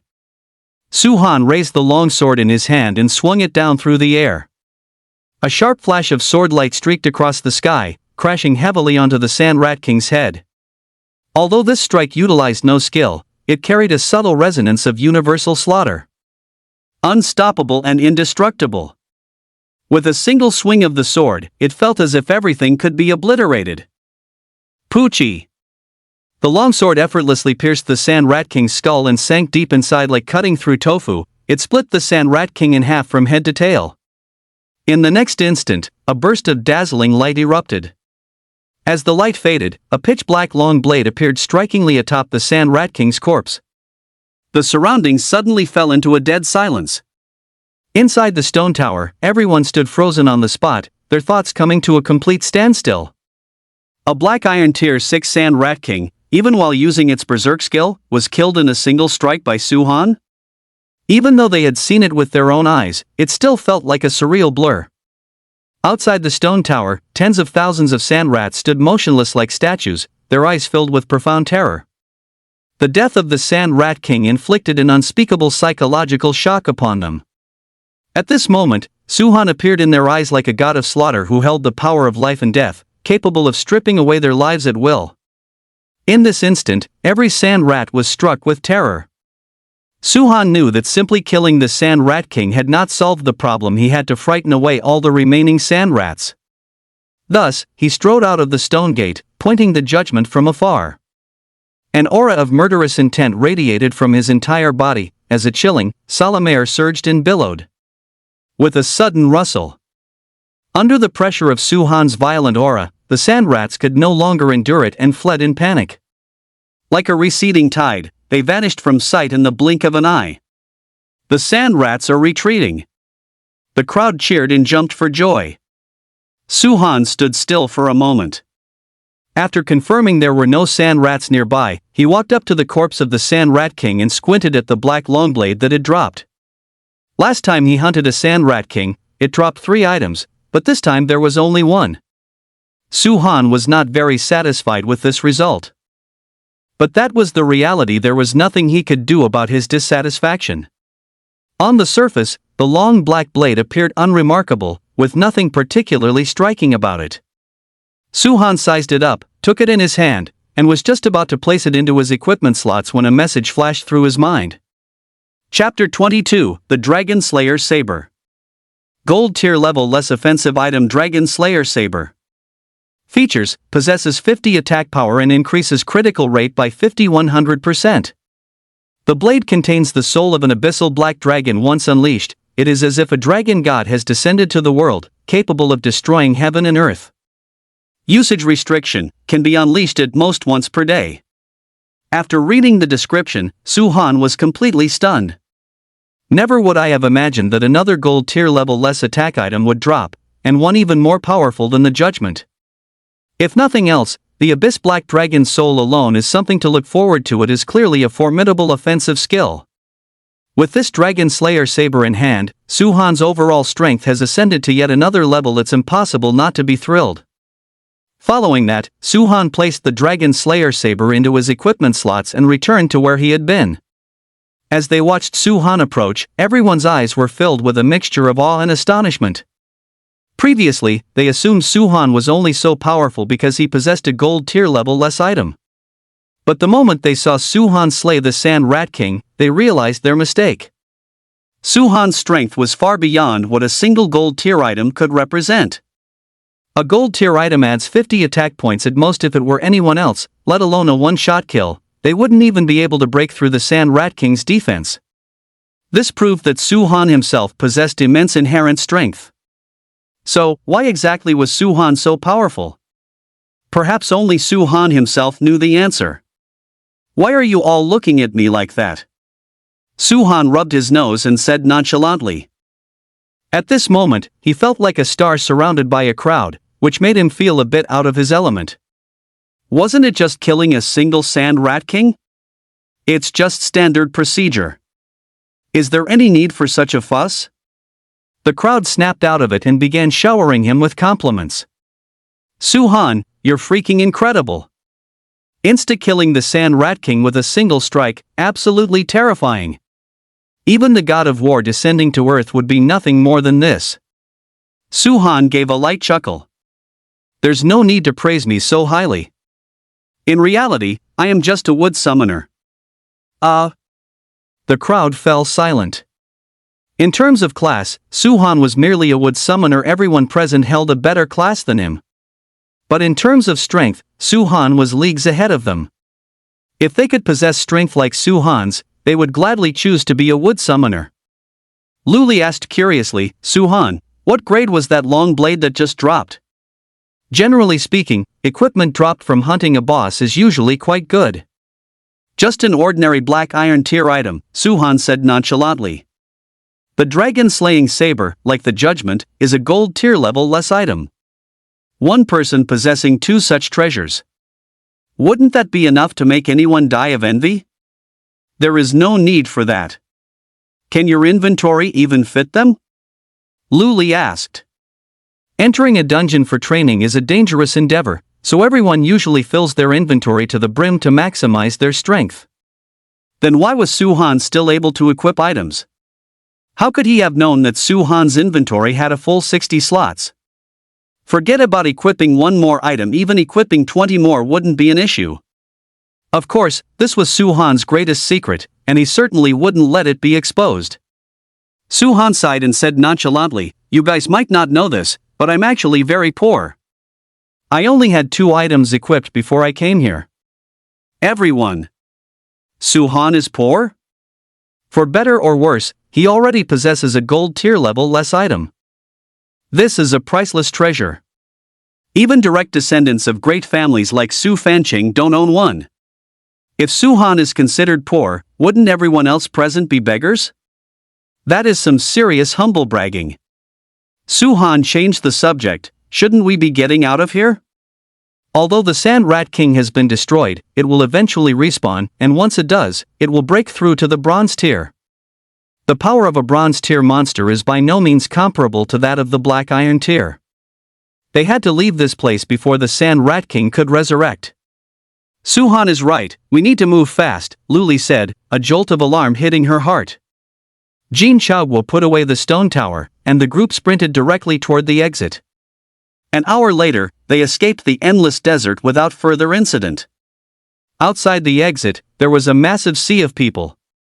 It appeared that the students participating in the assessment had all come out ahead of schedule. Su Fanqing, over here. Suddenly, someone called out. Su Fanqing turned to look and saw the students from Donghai No. 2 High School waiting. Xiao Mengxian, Yuan Shou, and the others were all there.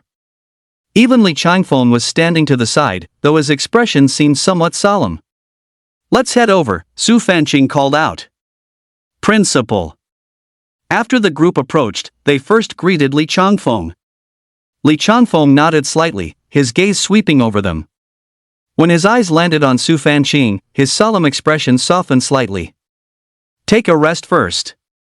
Having received news earlier that a rat tide had appeared in the endless desert, he had been truly worried that Su Fanqing and the others might have met with an accident. Fortunately, everyone made it out alive. Just as Su-han was looking for a place to rest, he saw Qin Shao approaching with 2 male students, each wearing a punchable expression on their faces. Yo! Our academy's only wood summoner actually made it out alive. That's quite a feat. Maybe he found a place to hide like a shrinking turtle and just got lucky enough to survive. Ha, makes sense. Su-han's eyes darkened slightly, and he ignored him. Now was not the time. It wouldn't be too late to slap Qin Zhao's face once the assessment results were announced. Seeing that Su-han was ignoring him, Chen Xiao remained relentless. How many sand rats do you think Su-han hunted this time? Can he even complete the assessment? A student nearby sneered, someone like Su-han actually killing a sand rat? He's lucky he didn't die at their hands. Once we get back to the academy, he'll definitely be expelled. Wu Hao blared fiercely at Chen Xiao and the other 2, snorting coldly, the likes of you have the nerve to mock Su-han? The 3 of you combined aren't even half as capable as him. Just how powerful was Su-han? He could even insta-kill a black iron tier 6 sand rat king. Compared to Su-han, Chen Xiao wasn't even worth being called an ant. What? Chen Xiao and his companions froze for a moment, then burst into fits of uncontrollable laughter. A single wood summoner is stronger than the 3 of them combined? Wu Hao is really talking a big game. Wu Hao wanted to say more, but Su-han stopped him. They're just a bunch of clowns. Why bother arguing with them? Who are you calling a clown? Chen Zhao's gaze darkened. Su-han raised an eyebrow and said contemptuously, who the clown is will be clear soon enough. Also, do me a favor and stop trying so hard to get my attention every day. Don't you have any self-awareness? With a face that looks like a shoehorn run over by a tire, who exactly are you trying to disgust? Ha ha! Wu Hao burst into unrestrained laughter. The surrounding students also began to roar with laughter. It had to be said that Su-han's metaphor was incredibly apt. Chen Zhao's long, horse-like face was so pitted and uneven that it truly looked as if it had been run over by a tire. Chapter 23, Checking Points. You. Chen Zhao was so livid that his face contorted with rage. In front of so many people, Su Han had actually resorted to personal attacks. It was truly detestable. At this moment, he wished he could grind Su Han's bones to ashes to satisfy his burning hatred. Looking at Chen Zhao's murderous gaze, Su Han smiled faintly. Angry? There's no need for that, I'm just telling the truth. Being ugly isn't your fault, but coming out here to disgust people is where you've gone wrong. Chen Zhao's body swayed, his defenses had completely crumbled. Su Han fixed his eyes on Chen Zhao and continued to twist the knife. I didn't want to pay any attention to you, but you just had to insist on humiliating yourself. Tell me, are you just a glutton for punishment? Crunch. Chen Zhao clenched his fists, the veins on his face bulging as he ground his teeth. Su Han, do you have a death wish? After being repeatedly humiliated by Su Han, his patience had reached its breaking point. I suggest you behave yourself, otherwise, you're going to get hurt, Su Han said, his eyes narrowing with a flicker of disdain. Someone like Chen Zhao could be crushed with a single hand. Seeing that Chen Zhao was about to explode, Li Wansan, who was standing nearby, hurriedly intervened. Brother Chen, the principal is close by. You can't start a fight here. Hold it in. Once the assessment results are announced, Su Han will be the one crying. Chen Zhao immediately remembered that there was still a bet between him and Su Han. The loser would have to kneel down and call the winner grandpa. This time, he had hunted a total of over 20 sand rats, bringing his score to 27 points. Wouldn't defeating Su Han be as easy as pie? Thinking of this, Chen Zhao's mood improved significantly. He gave a sinister smile. Su Han, I'll let you act arrogant for a little while longer. Once the results are announced, you'll be kneeling before me. We'll see about that. Su Han curled his lip and turned to walk elsewhere. To be fair, Chen Zhao was indeed repulsive to look at. Even a single extra glance was enough to make one feel nauseous. Not far away, Xiao Mengxian watched the scene unfold. After a brief moment of hesitation, she slowly walked over to Su Han's side. Something on your mind? Su Han asked, rubbing his nose. A faint blush crept onto Xiao Mengxian's face. She pursed her lips and said, Su Han, don't go through with that bet with Chen Zhao. Chen Zhao had earned an immense amount of points this time. There was simply no way Su Han could compete with him. Because she had feelings for Su Han, she didn't want to see him humiliated by Chen Zhao.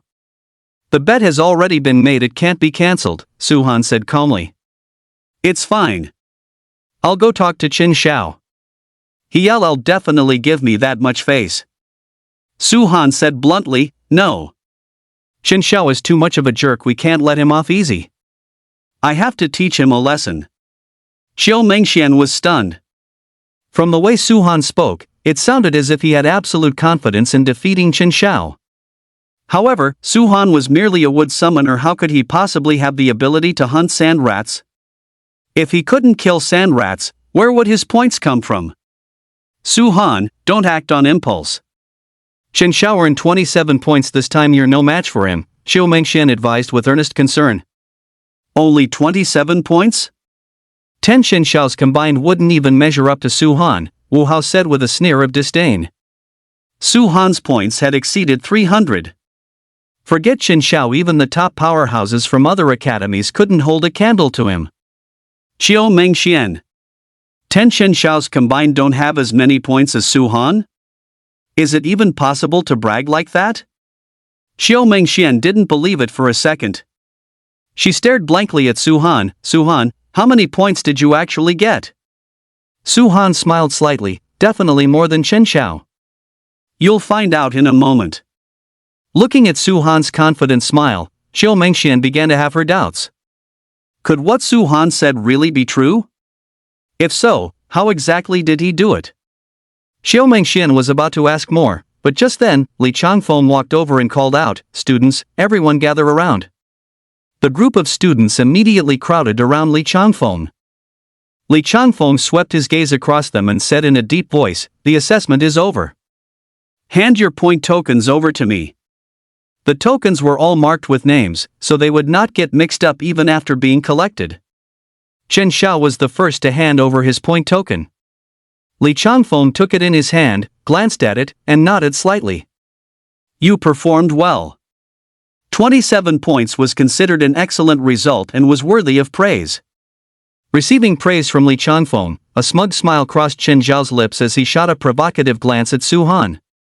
Xiao Mengxian, Su Fanqing, your tokens, Li Changfeng reminded them.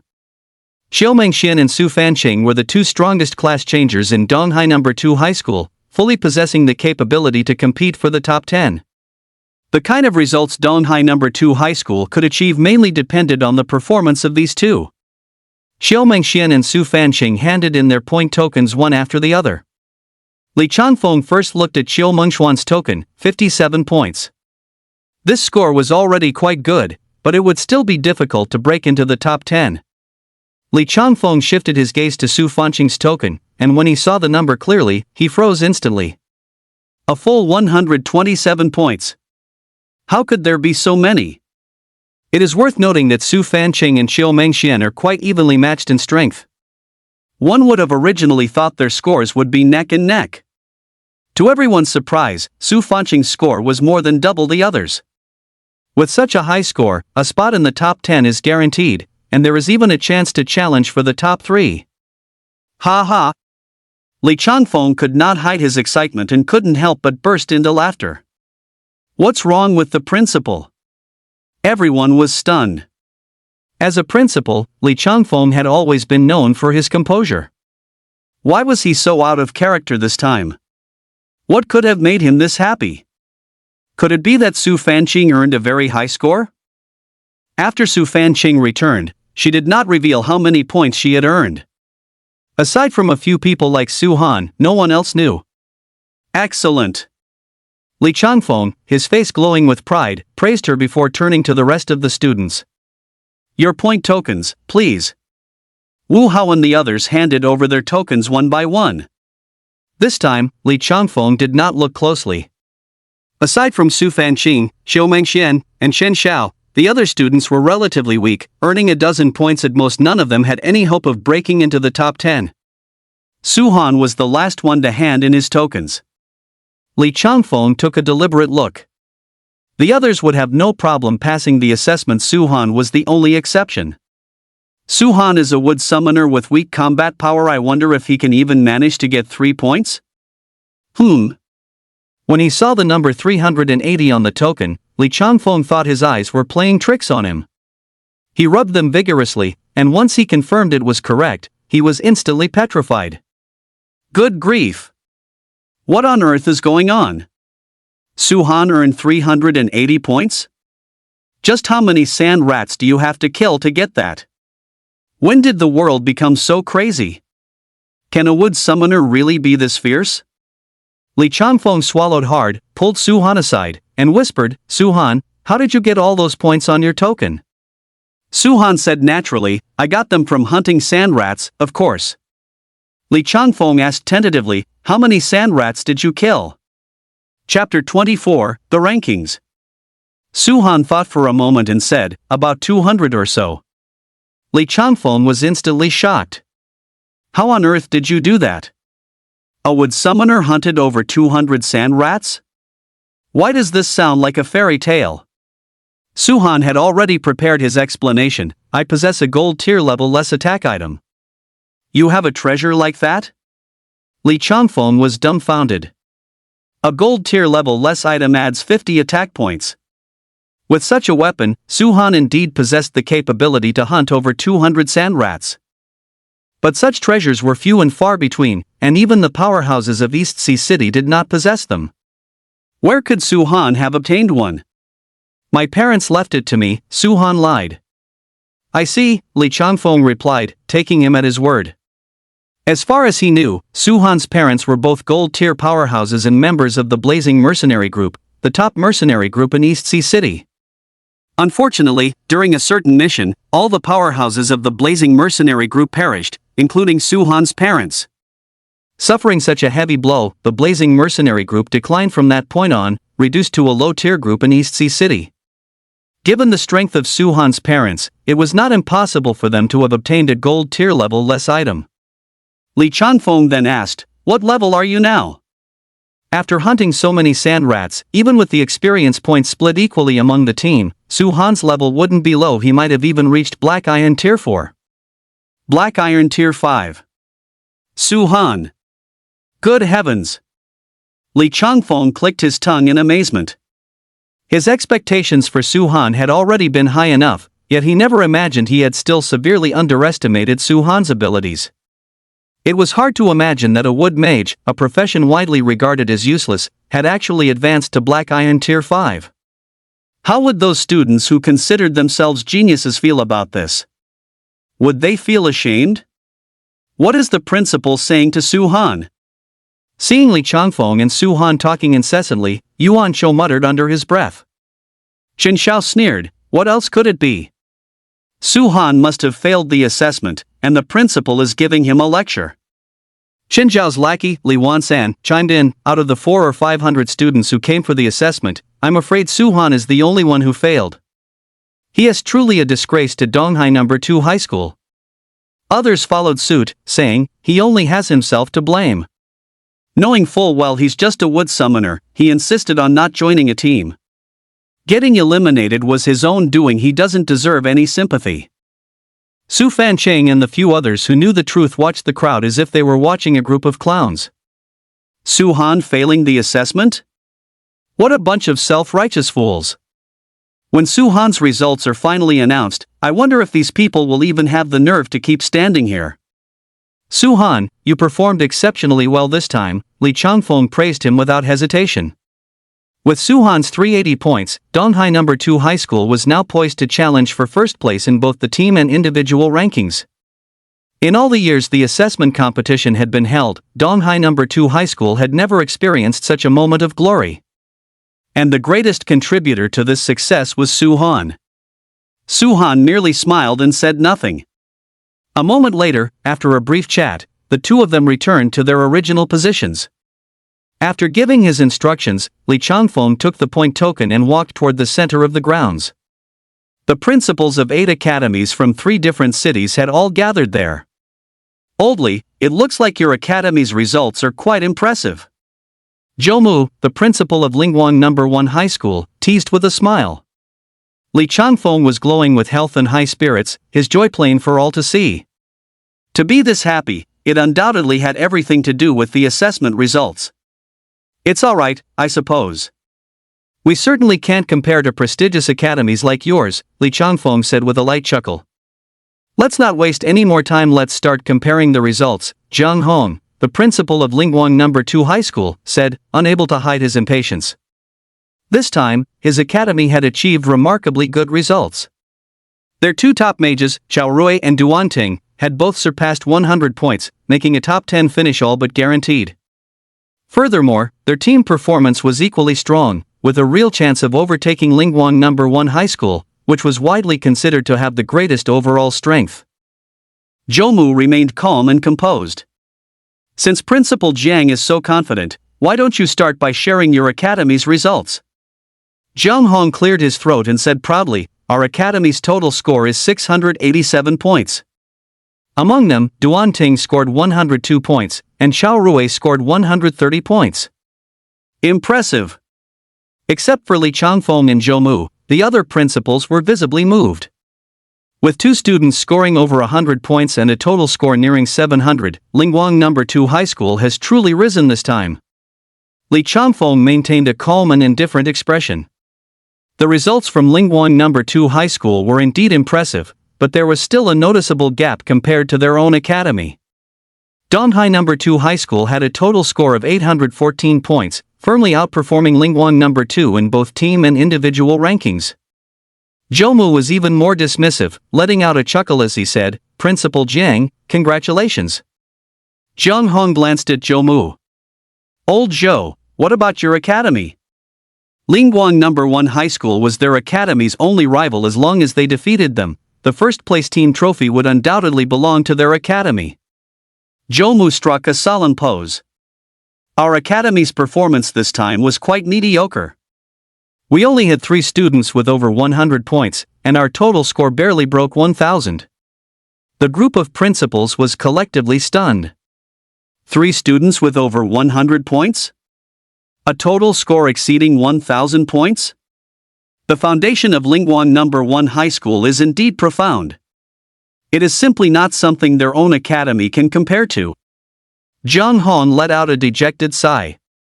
It seems our academy will have to settle for second place. Taking second is already good enough. Are you still not satisfied? Shuiguanyu, the principal of Taimu No. 2 High School, said sourly. Their academy's performance this time was also quite good, earning a total of 650 points. They were just a hair's breadth away from clinching second place, which was truly a pity. Zhang Hong asked, Principal Shui, how many points did your academy get? 650 points. Shuiguanyu replied with a look of disappointment. 650 points is enough to take third place. That's much better than the previous results, Zhoumu said thoughtfully, stroking his chin. Hearing this, Shuiguanyu's mood improved considerably. In the previous session, their academy had ranked second to last, barely performing better than Donghai No. 2 High School. And this year, they broke straight into the top 3, marking a very significant improvement. Zhang Hong proposed, since the top 3 have been determined, there's no need to rank the remaining positions. Let's move on to calculating the individual scores. The principals all voiced their agreement. Wait a moment, Li Changfeng suddenly spoke up. Old Li, what's on your mind? The principals all turned their gaze toward Li Changfeng. Li Changfeng cleared his throat and said calmly, for this year's team rankings, our Donghai No. 2 High School needs to move up a few spots. Zhang Hong was slightly taken aback. Your academy can't even break into the top 3 anyway. Is there really a need for that? Li Changfeng raised an eyebrow. Who says our academy can't make it into the top 3? The group of principals stood there in stunned silence. To break into the top 3, they must surpass Taimu No. 2 High School's 650 points. Does Donghai No. 2 High School really have that kind of strength? Chapter 25, Utterly Shocked. Shuiguanyu asked subconsciously, how many points does your academy have? 814 points, Li Changfeng declared with pride. The group of principals stood there, completely stunned. Donghai No. 2 High School earned 814 points? Doesn't this mean Donghai No. 2 High School has surpassed Lingwang No. 2 High School and climbed into second place? The school that ranked dead last in the previous session has jumped up so many spots all at once? Is that even possible? The principals were all skeptical. Zhang Hong stared blankly at Li Changfeng. Old Li, you're joking, right? Is this the kind of thing one jokes about? Li Changfeng replied, looking completely composed. Shuiguanyu spoke up immediately, let us see your academy's points. Generally speaking, as a principal, one would never resort to fraud over such matters. However, the results Li Changfeng claimed were simply too outrageous. It was truly difficult to convince anyone. Hearing is one thing, but seeing is believing. He wanted to see for himself exactly how Donghai No. 2 High School managed to earn so many points. Li Changfeng didn't mind. He took out the point tokens for everyone to inspect. Xiao Mengxian, 57 points. Qin Xiao, 27 points. Su Fanqing, 127 points.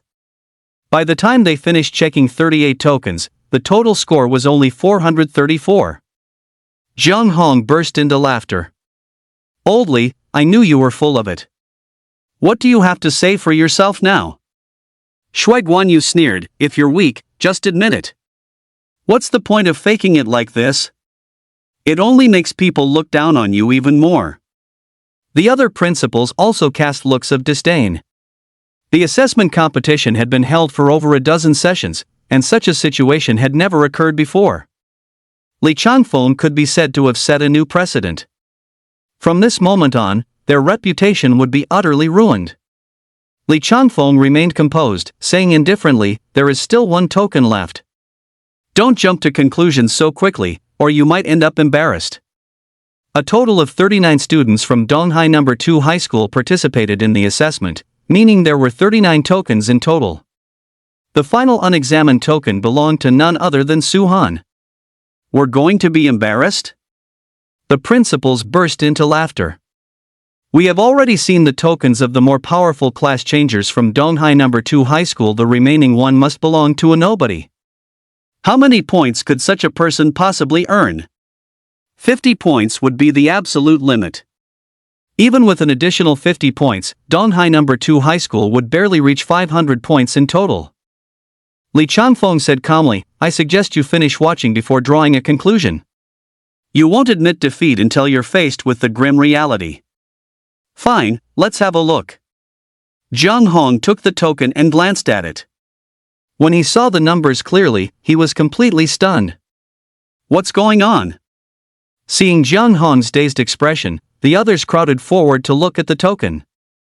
Holy crap! Shuiguanyu couldn't help but let out a cry of surprise. The others stood there, frozen like wooden chickens. Li Changfeng said triumphantly, Everyone, do you believe me now? Zhang Hong swallowed hard. Oldly, is it possible there's something wrong with the recording token? It wasn't that they didn't believe him, it was simply too inconceivable. The Endless Desert assessment has been held for over a dozen sessions, and the highest score ever recorded was only 190 points. Yet Su-Han earned a staggering 380 points. Not only did he break the record, but he also doubled the previous best score.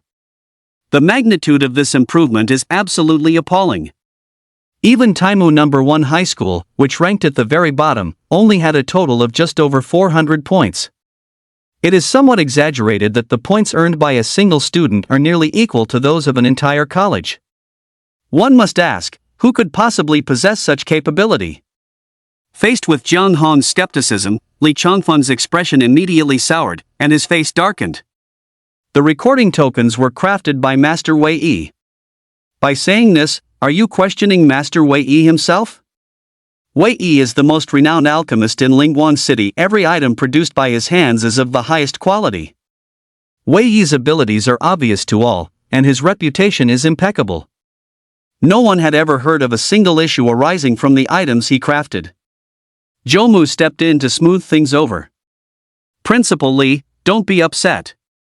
Principal Jian was just speaking off the cuff. The recording tokens had been in use for over a decade. If there were any flaws, they would have been discovered long ago. This meant that the points Su-Han earned were genuine and valid. Which raised the question. How could an obscure student earn so many points?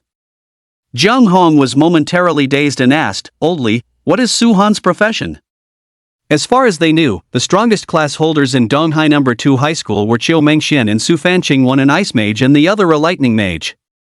They had never even heard of Su-Han's name. Could it be that Li Changfeng was intentionally keeping it a secret?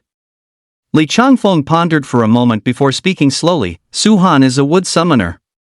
As he uttered those words, even he felt it was somewhat unbelievable. A wood summoner had taken first place in the individual competition? And with such overwhelming dominance? That's damn well incredible. What? Everyone was dumbfounded. Su-Han wood summoner. A wood summoner can get 380 points? Is this even a freaking wood summoner anymore? Could it have mutated? Zhang Hong swallowed hard. Oldly, it's not that I want to question you, but do you really think that's convincing? If Su-Han were a powerful mage, there might be a slim chance of him obtaining 380 points. But a wood summoner? What could he possibly have to offer? Is he supposed to kill monsters with a tiny tray ant? What kind of cosmic joke is this? Li Changfeng smiled and said, a wood summoner indeed lacks that capability, but if an additional weapon were involved, it would be a different story entirely. What kind of weapon could be that powerful? Everyone was stunned. Li Changfeng said in a deep voice, a gold tier level less item. Hiss. Everyone gasped in unison. Gold tier unranked items are priceless, and they are simply not available for sale on the market. How could such a supreme treasure appear on a mere student? Li Changfeng explained, Su-Han's parents are gold tier powerhouses. This treasure was left behind by them. Once the situation was clarified, everyone felt a sense of relief. When all was said and done, Su-Han only achieved those results by relying on a treasure, so it wasn't that impressive after all. Jomu said, "It's about time we should announce the results now." Just then, a guard stationed at the endless desert rushed over. He approached Jomu, whispered a few words, and quickly departed. "How is this possible?" Jomu murmured, losing his composure. "Principal Zhou, what's the situation?" Jomu regained his senses and whispered, "I just received word that the Sand Rat King in the Endless Desert has advanced to Bronze Tier, Rank 2. Ah! Everyone was stunned. Every time the Sand Rat King resurrects, its level doubles. In other words, it had been killed twice. The first time wasn't particularly difficult, but the key was the second time after its resurrection. At that point, the Sand Rat King had promoted to Black Iron Tier 6, and with its Berserk skill, even a Black Iron Tier 8 class changer might not have been able to handle it. Who on earth had the ability to kill it twice in a row? Jomu speculated, "Principal Li, could it be Su-Han from your academy?" Possessing a gold tier level less weapon, Su-Han was undoubtedly the strongest in terms of combat power among all the students. "It shouldn't be him." Li Changfeng shook his head. Su-Han's attack power was barely over 100 points. At most he couldn't even break through the Sand Rat King's defense, so how could he possibly kill it? Chapter 26, Assessment Tournament Individual Rankings. Then who could it actually be? The principals all began to murmur in doubt. Zhang Hong reminded them, the Sand Rat King must have been hunted by a participating student. We might find out if we just ask around. That makes sense. Jomu's eyes lit up. He then waved his hand and called Luli over to his side. "Luli, did you see who killed the Sand Rat King?" "I have." Luli nodded. "Who is it?" "Su-Han," Luli said bluntly. "It really is Su-Han." The principals were utterly shocked. Jomu continued to ask, "Did Su-Han kill it himself? Or was it with your assistance?" He did not believe that Su-Han possessed the ability to hunt the Sand Rat King alone. However, if it were achieved through team cooperation, such a possibility truly existed. Luli spoke truthfully, Su-Han killed it by himself. Moreover, it was an instant kill. He split the Sand Rat King in half with a single strike of his sword. Zhou Mu. Li Changfeng. The other principals? Su-Han not only hunted the Sand Rat King alone, but he also did it with an instant kill? Is he really this aggressive? Even with a gold tier item, this shouldn't be possible, right? This implies that the initial assessment of Su-Han was clearly mistaken. Su-Han does not rely solely on a single item. He must possess formidable strength of his own. Incredible! To think that a wood summoner has actually trampled the geniuses of all 8 academies underfoot is truly unexpected. Alright, you may head back now. Jomu regained his composure and gave Luli the instruction.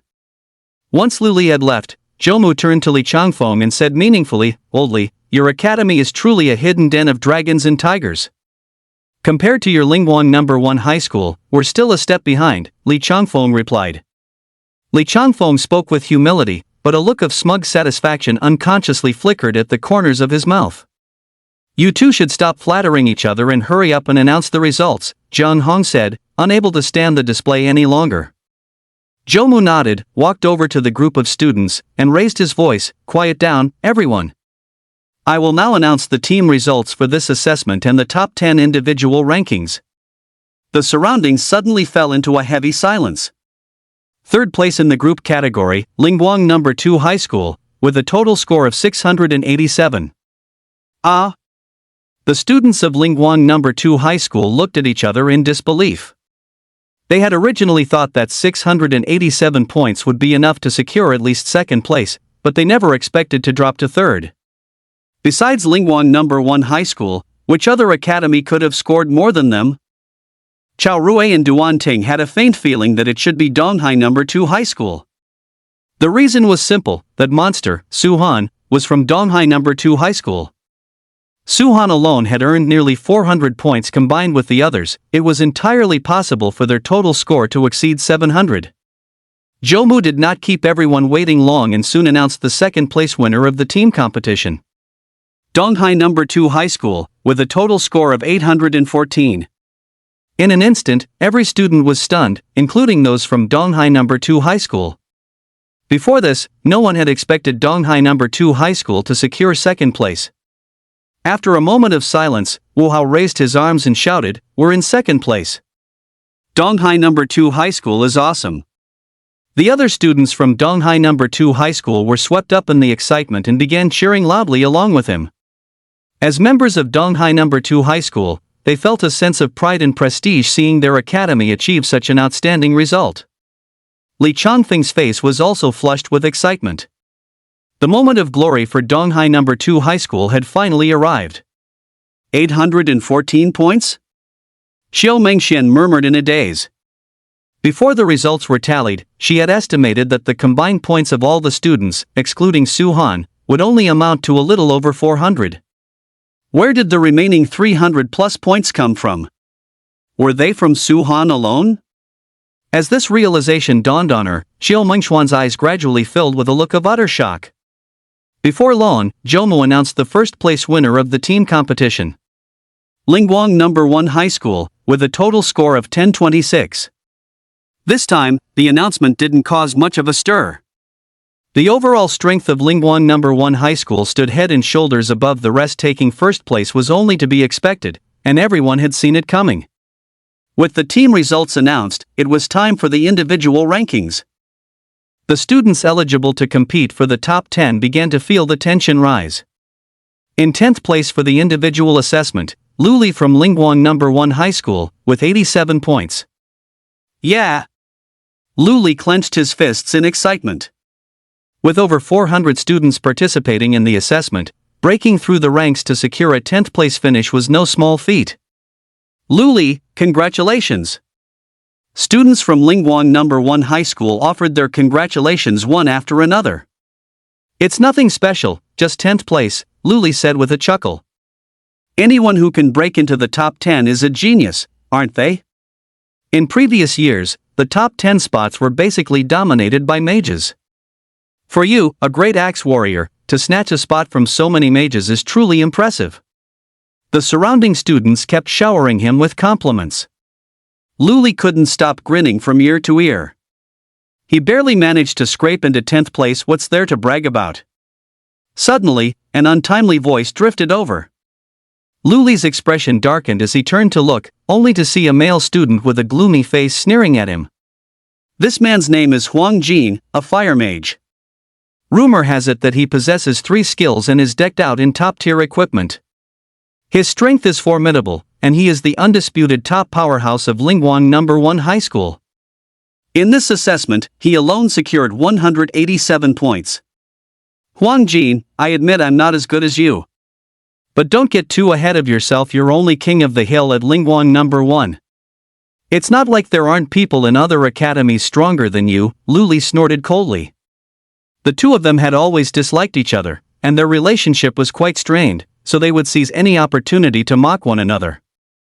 Huang Jin said disdainfully, looking at the entire Blue Star, there are indeed people more powerful than me. But among the academies present here, who can compare to me? All you can do is wag your tongue. Lu Li raised an eyebrow. Let's let the results do the talking. Do you really think you can take first place? Huang Jin froze for a moment. You think I can't? While 187 points hadn't broken the record, it was still an absolutely terrifying score. Who could possibly have the ability to surpass him? Lu Li said contemptuously, you're just a frog in a well. You'll find out soon enough who's truly number 1. First place is, of course, Su Han. Compared to Su Han, Huang Jin is nothing more than a little brother. Fine then, let's wait and see. Huang Jin gave a sinister smile. 9th place in the individual competition, Ding Xian from Taimu No. 2 High School, 92 points.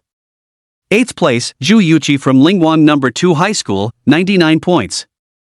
7th place, Lin Haoren from Lingguang No. 1 High School, 101 points.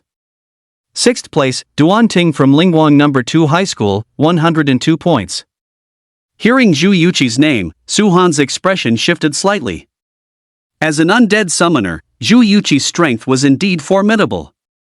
However, she likely hadn't encountered the rat tide, yet she still managed to secure such a high score. It was unclear how she had achieved it.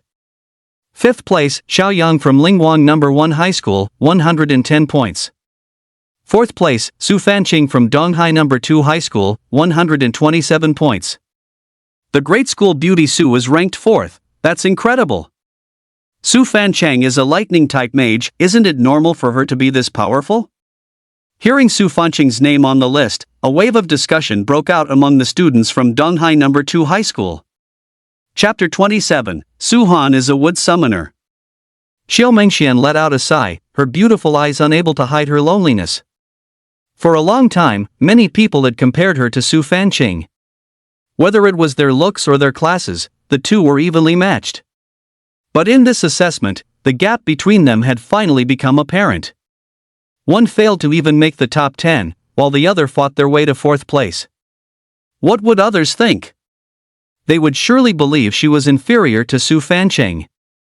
In truth, she didn't care about the opinions of others. What she cared about was what Su Han thought. 3rd place in the individual assessment, Chao Rui from Lingguang No. 2 High School, 130 points. Hearing this, Huang Jin was slightly stunned. He knew the top powerhouses from every academy like the back of his hand. There were only 3 people who could truly pose a threat to him: Su Fanqing, Zhu Yuqi, and Chao Rui. But now that the rankings for all 3 of them had been announced, who could possibly be in 2nd place? 2nd place in the assessment, Huang Jin from Lingguang No. 1 High School, 187 points. Whoosh! A wave of commotion erupted from the surroundings. Huang Jin actually ranked 2nd? Whose points could possibly exceed Huang Jin's? Huang Jin's strength was well known to everyone. Until now, everyone had unanimously agreed that there was no suspense regarding the top spot. It undoubtedly belonged to Huang Jin. Who do you guys think will be number 1?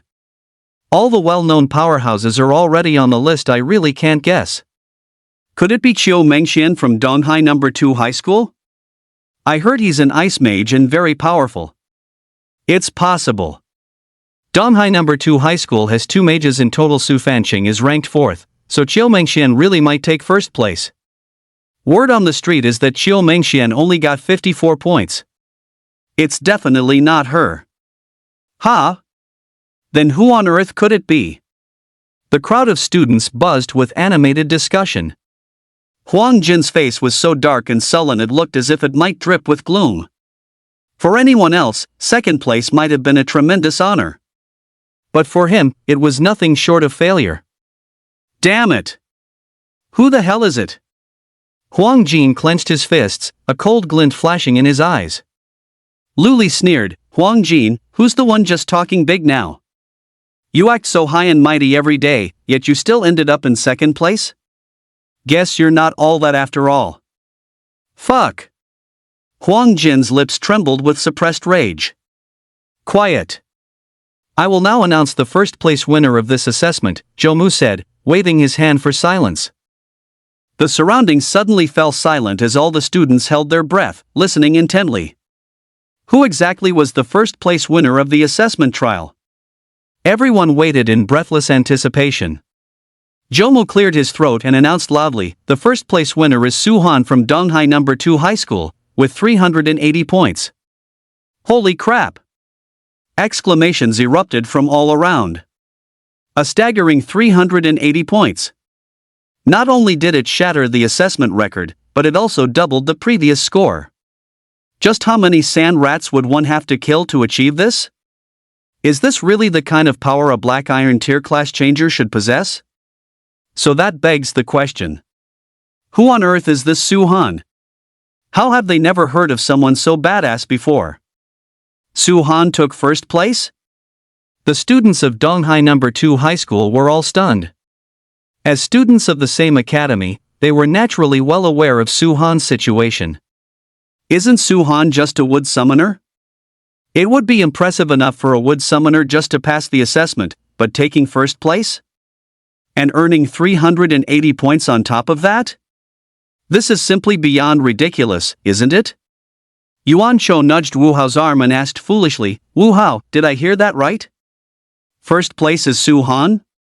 Of course it's Su-han. Yuan Chao's mouth suddenly hung wide open. The Su-han from our academy who underwent a class change into a wood summoner? Wu Hao rolled his eyes. Are you out of your mind? How many other Su-hans are there in our academy? Yuan Chao swallowed hard, his mind momentarily blank. First place really is Su-han. Xiao Mengxian stared blankly at Su-han, a strange luster flickering in her beautiful eyes. As expected of my idol. He's incredible. The female students of Donghai No. 2 High School all turned into fangirls, gazing at Su-han with eyes full of affection. How could this be? Chen Zhao's expression looked as foul as if he had just swallowed filth. Su-han had not only passed the assessment but had also seized first place in the individual rankings, leaving him far behind. The irony was that he had been mockingly ridiculing Su-han just moments before. He was a total clown. Does anyone know Su-han? What class did he change into? Su-han is definitely a mage, either lightning or fire element. Even for a mage, isn't this a bit too overpowered? The students of Lingguang No. 1 High School began speculating wildly about Su-han's background. Lu Li chuckled. No need to guess, everyone. Su-han and I are brothers. I know his situation like the back of my hand. What? The surrounding students crowded around, their eyes filled with skepticism. Lu Li was from Lingguang No. 1 High School, while Su-han was from Donghai No. 2 High School. The two had likely never even met before, so how had they suddenly become brothers? Lu Li said earnestly, in the endless desert, Su-han and I fought side by side. After a fierce battle, we forged a deep friendship. As the saying goes, heroes recognize heroes. It's no exaggeration to call us brothers. Everyone looked on with disdain. Lu Li really has some nerve fighting one battle together and suddenly they're brothers? Did he even bother to ask Su-han? Would Su-han even agree to that? However, they didn't dwell on that point. Instead, they were dying to know what Su-han's profession actually was. Just what is Su-han's profession, anyway? Su-han's class, you guys might not believe it when I say it. Lu Li paused halfway through his sentence. Damn it! Just spit it out already. The crowd couldn't take it anymore. They really felt like ganging up on Lu Li and beating him. Seeing that he had provoked public indignation, Lu Li stopped keeping them in suspense and said in a low voice, Su-han is a wood summoner. What? Everyone stood there, petrified. Wood summoner. Isn't this supposed to be a trash class? How could a class like this trample all these geniuses underfoot? When did the world become so crazy? Lu Li, you're joking with us, right? Not a single person believed it. If even a wood summoner could take first place, wouldn't that make the rest of them complete trash? Lu Li spoke with conviction. Su-han is indeed a wood summoner. If you don't believe me, you can go to Donghai No. 2 High School and ask around. Upon hearing this, everyone fell silent. Since Lu Li had put it so bluntly, there was no room for doubt. Huang Jin swallowed hard, his heart filled with a complex mix of emotions. Never in his wildest dreams did he imagine that he, the highly anticipated genius, would actually lose to a wood summoner. How utterly ridiculous. Brother Chen, things aren't looking good. Li Wansan nudged Chen Zhao's arm. What's wrong? Chen Xiao asked blankly. Li Wansan reminded him, didn't you make a bet with Su-han? Chen Xiao jolted awake. Before the assessment, he had indeed made a bet with Su-han. The loser would have to kneel and call the winner grandpa. Now that the results were out, did this mean he really had to kneel before Su-han? If he actually did it, how could he ever show his face in public again? With a face flickering between uncertainty and resolve, Chen Xiao paced back and forth before suddenly stepping out of the line to face Zhou Mu. Principal Zhou, I want to report a violation. What is Zhou Xiao trying to do? What is he reporting? Everyone was bewildered. Chapter 28, isn't it time to fulfill the bet? Zhou Mu frowned, who are you reporting? Zhou Xiao pointed a finger at Su-han, I'm reporting Su-han from our academy. He cheated during the assessment. His idea was simple, as long as the report was successful, Su-han's results would be invalidated. Then, naturally, he would be the winner of the bet with Su-han. What? Su-han cheated? One sentence stirred up 1,000 waves. In an instant, everyone's eyes fell upon Su-han. Idiot! Li Changfeng was so livid his beard was bristling, and he wished he could just slap Chen Xiao to death right then and there.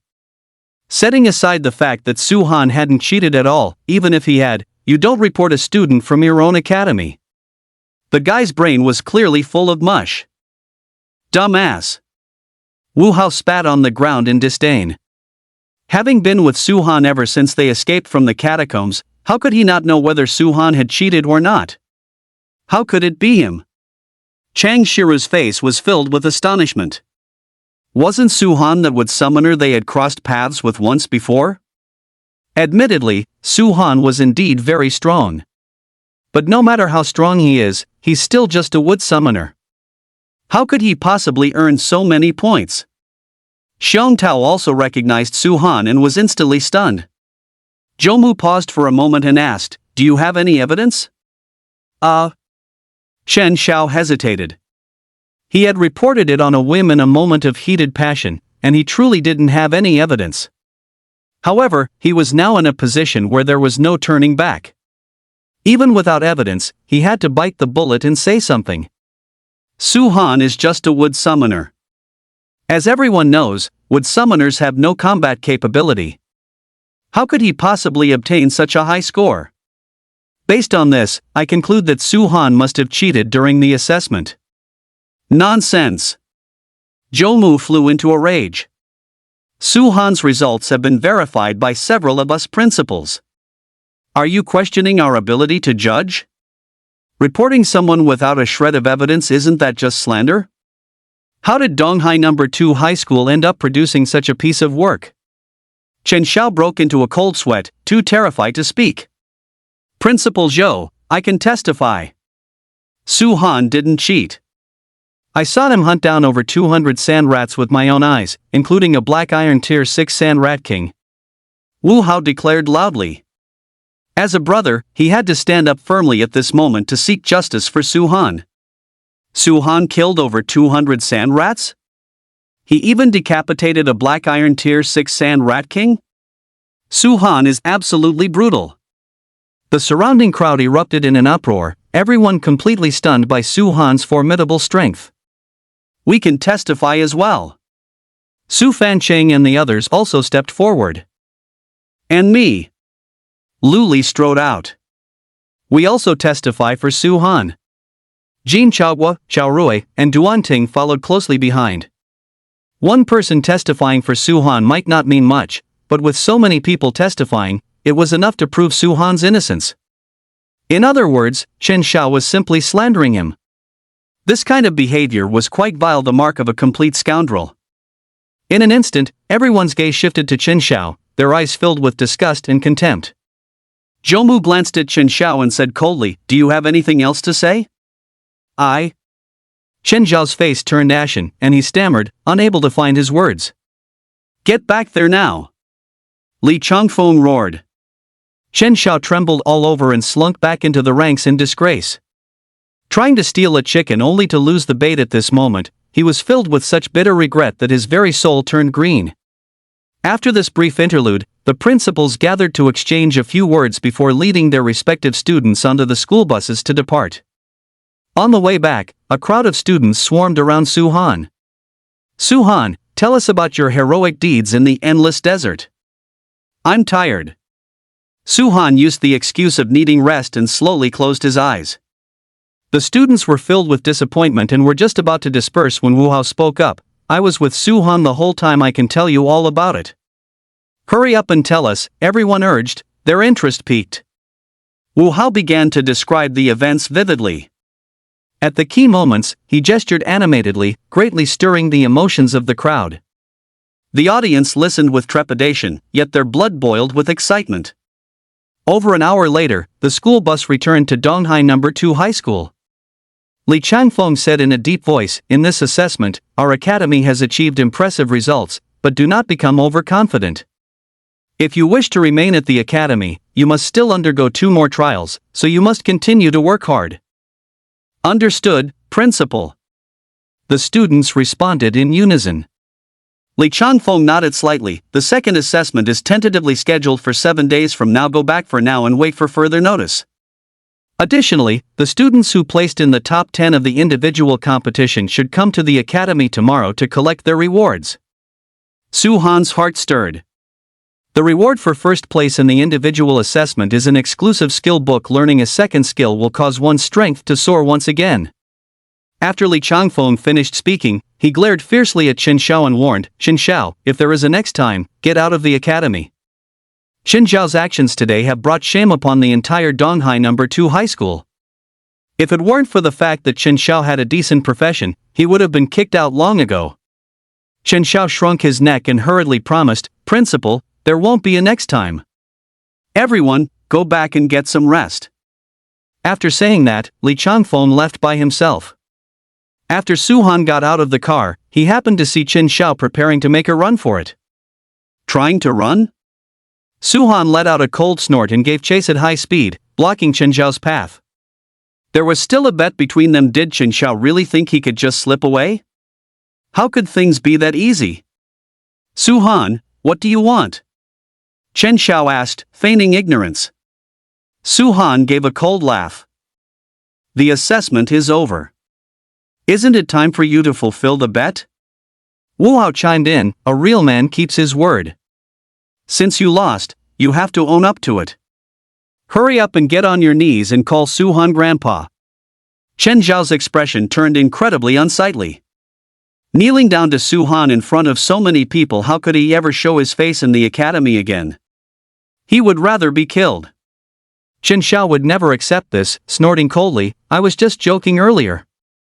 Why are you all taking it so seriously?" Wu Hao flew into a rage on the spot. "Are your words just hot air? All our classmates are witnesses. Don't you dare try to play the rogue." The other students began pointing at Qin Xiao, their eyes filled with utter disdain. "If you lose the bet, you must accept the consequences."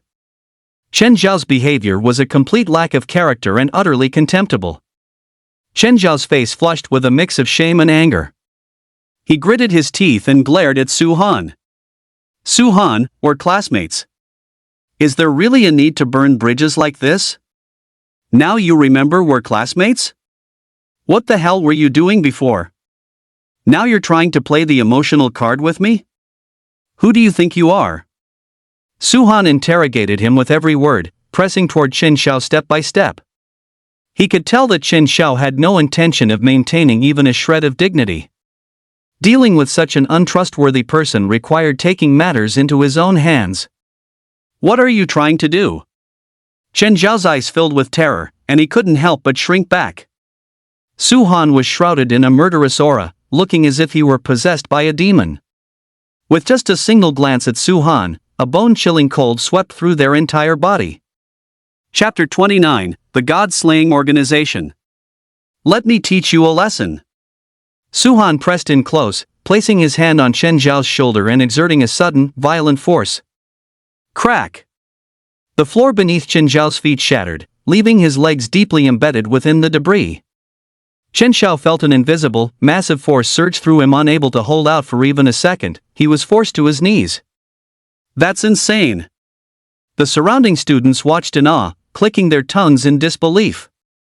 With just a light pat, he had pressed Qin Xiao deep into the dirt. Su Han's overwhelming power left them all profoundly shaken. He truly lives up to his title as the champion of the individual assessment. His strength is the real deal. Serves him right. Wu Hao shouted, feeling a surge of satisfaction. Qin Xiao had spent his days being insufferably arrogant and bullying the weak. Today, he finally faced justice. Su Han stood before Qin Xiao, looking down at him from a height, and said coldly, "This is my final warning, never try to make your presence felt around me again. And don't even think about provoking me, or you're going to get hurt badly." "I wouldn't dare." Qin Xiao appeared to be backing down, but a layer of resentment and malice flickered in his eyes. Su Han ignored him, gave Wu Hao a meaningful look, and the two of them turned to leave. Seeing that the spectacle was over, the rest of the crowd began to disperse as well. "Brother Chen, are you all right?" Li Wansan exerted himself to pull Qin Xiao out. It's nothing. Chen Xiao gritted his teeth. Brother Chen, Su Han is way too arrogant. Can you really stomach this? Li Wansan said indignantly. A cold light flickered in Chen Zhao's eyes as he spoke through clenched teeth. I'm not letting him off the hook. In the past, he was always the one bullying others. When had he ever been humiliated like this? Su Han was indeed strong, but no matter how strong he was still only at the black iron tier. With the influence the Chen family wielded, there were plenty of ways to deal with Su Han. Kid, I advise you not to do anything foolish. Suddenly, a cold voice drifted over. Chen Zhao's heart jolted. He looked up and saw two elderly men, one fat and one thin, appearing before him. It was as if they had suddenly flashed into existence, appearing incredibly eerie. Who are you? Chen Xiao asked instinctively. A terrifying aura swirled around the two elderly men, weighing down on him so heavily he could barely breathe. The stout elder produced a medallion and placed it in front of Chen Xiao. The words God Slayer were inscribed clearly upon the medallion. Upon seeing those two words, Li Wansan nearly wet himself in terror. Chen Zhao's entire body shuddered violently. Rumor has it that a powerful and mysterious organization exists on Blue Star, known as the Deicide Organization. The Deicide Organization is small in number, but every member is the elite of the elite, a genius among geniuses, possessing immense strength. They are undoubtedly considered one of the top-tier combat organizations on Blue Star. Furthermore, the Deicide Organization is known for its incredibly overbearing and aggressive conduct. To put it simply, their word was law, and they acted with utter impunity. No matter who it was, if they provoked the Pantheon, they could be killed without anyone daring to hold the organization accountable. Over time, the Pantheon became something of a taboo, a name that struck fear into the hearts of all who heard it. Having realized the identity of his visitors, Chen Xiao trembled with terror. Senior sirs, I haven't done anything to offend you, have I? The stout elder tucked the medallion away and said coldly, do not cause any trouble for Su Han. Chen Xiao froze for a moment, and once he regained his composure, he hurriedly promised, rest assured, Senior, I wouldn't dare trouble Su Han even if I had 10 times the courage. At this moment, waves of shock were crashing through his heart. From the way the other party spoke, was Su Han a member of the God Slayer organization? Holy crap! He had clearly been flirting with death before. Not to mention a direct descendant of a minor family like him, even the city lord of East Sea City could not afford to offend anyone from the God Slayer organization. The stout elder waved his hand. Do not spread word of this. Now, get lost. Thank you, Senior. Chen Xiao felt as if he had been granted a divine reprieve, fleeing in panic alongside Li Wansan. They ran out of the campus in one breath, gasping heavily for air. The two felt as if they had just brushed past the gates of hell, their bodies completely drenched in cold sweat. Li Wansan's eyes were filled with terror, his lips trembling as he spoke. Brother Chen, is Su Han really a member of the God Slayer organization? Chen Xiao swallowed hard. It's more than likely. The fact that a member of the God Slayer organization had personally intervened was proof enough of Su Han's identity. Furthermore, Su Han's absolute dominance and display of overwhelming power in the endless desert perfectly matched the characteristics of the God Slayer organization. Will Su Han let us off the hook? Li Wansan asked feebly. Chen Xiao fell silent. Opposing the members of the God Slayer organization was no different from seeking death. He could only hope that Su Han would not lower himself to deal with an ant like him. Once Chen Xiao and the other man had left, the thin elder, Dai Jiazhu, narrowed his eyes and said indifferently, Ho hai, do you think Su Han is qualified to join our God Slayer organization? The stout elder, Ho hai, showed a look of contemplation. Su Han's performance in the endless desert was quite exceptional, far exceeding our expectations. However, the recruitment standards for our God Slayer organization are extremely rigorous. We'll need to observe Su Han's subsequent performance before making a final judgment. Dai Jiazhu raised an eyebrow. Isn't your evaluation of Su Han a bit too high? Rumor has it that Su Han possesses a gold tier level less item. If he were to lose that item, how powerful could a mere wood summoner really be? Ho Hai chuckled softly. If you replaced him with any other class changer of the same level, even if they were holding a gold tier item, could they kill a black iron tier 6 sand rat king in a single strike? This proves Su Han still has secrets. However, there's no need for us to pry, we just need to confirm Su Han's potential. That makes sense. Dai Jiazhu nodded thoughtfully. It's hard to imagine a wood summoner possessing this kind of strength. I'm actually looking forward to Su Han's future performance. Ho Hai said in a deep voice, I have a gut feeling that Su Han will be the most outstanding performer among all the candidates this time. Dai Jiazhu burst out laughing. Your intuition might be off this time. Don't forget the one from Woyo City, she is a space mage. Ho Hai's expression shifted.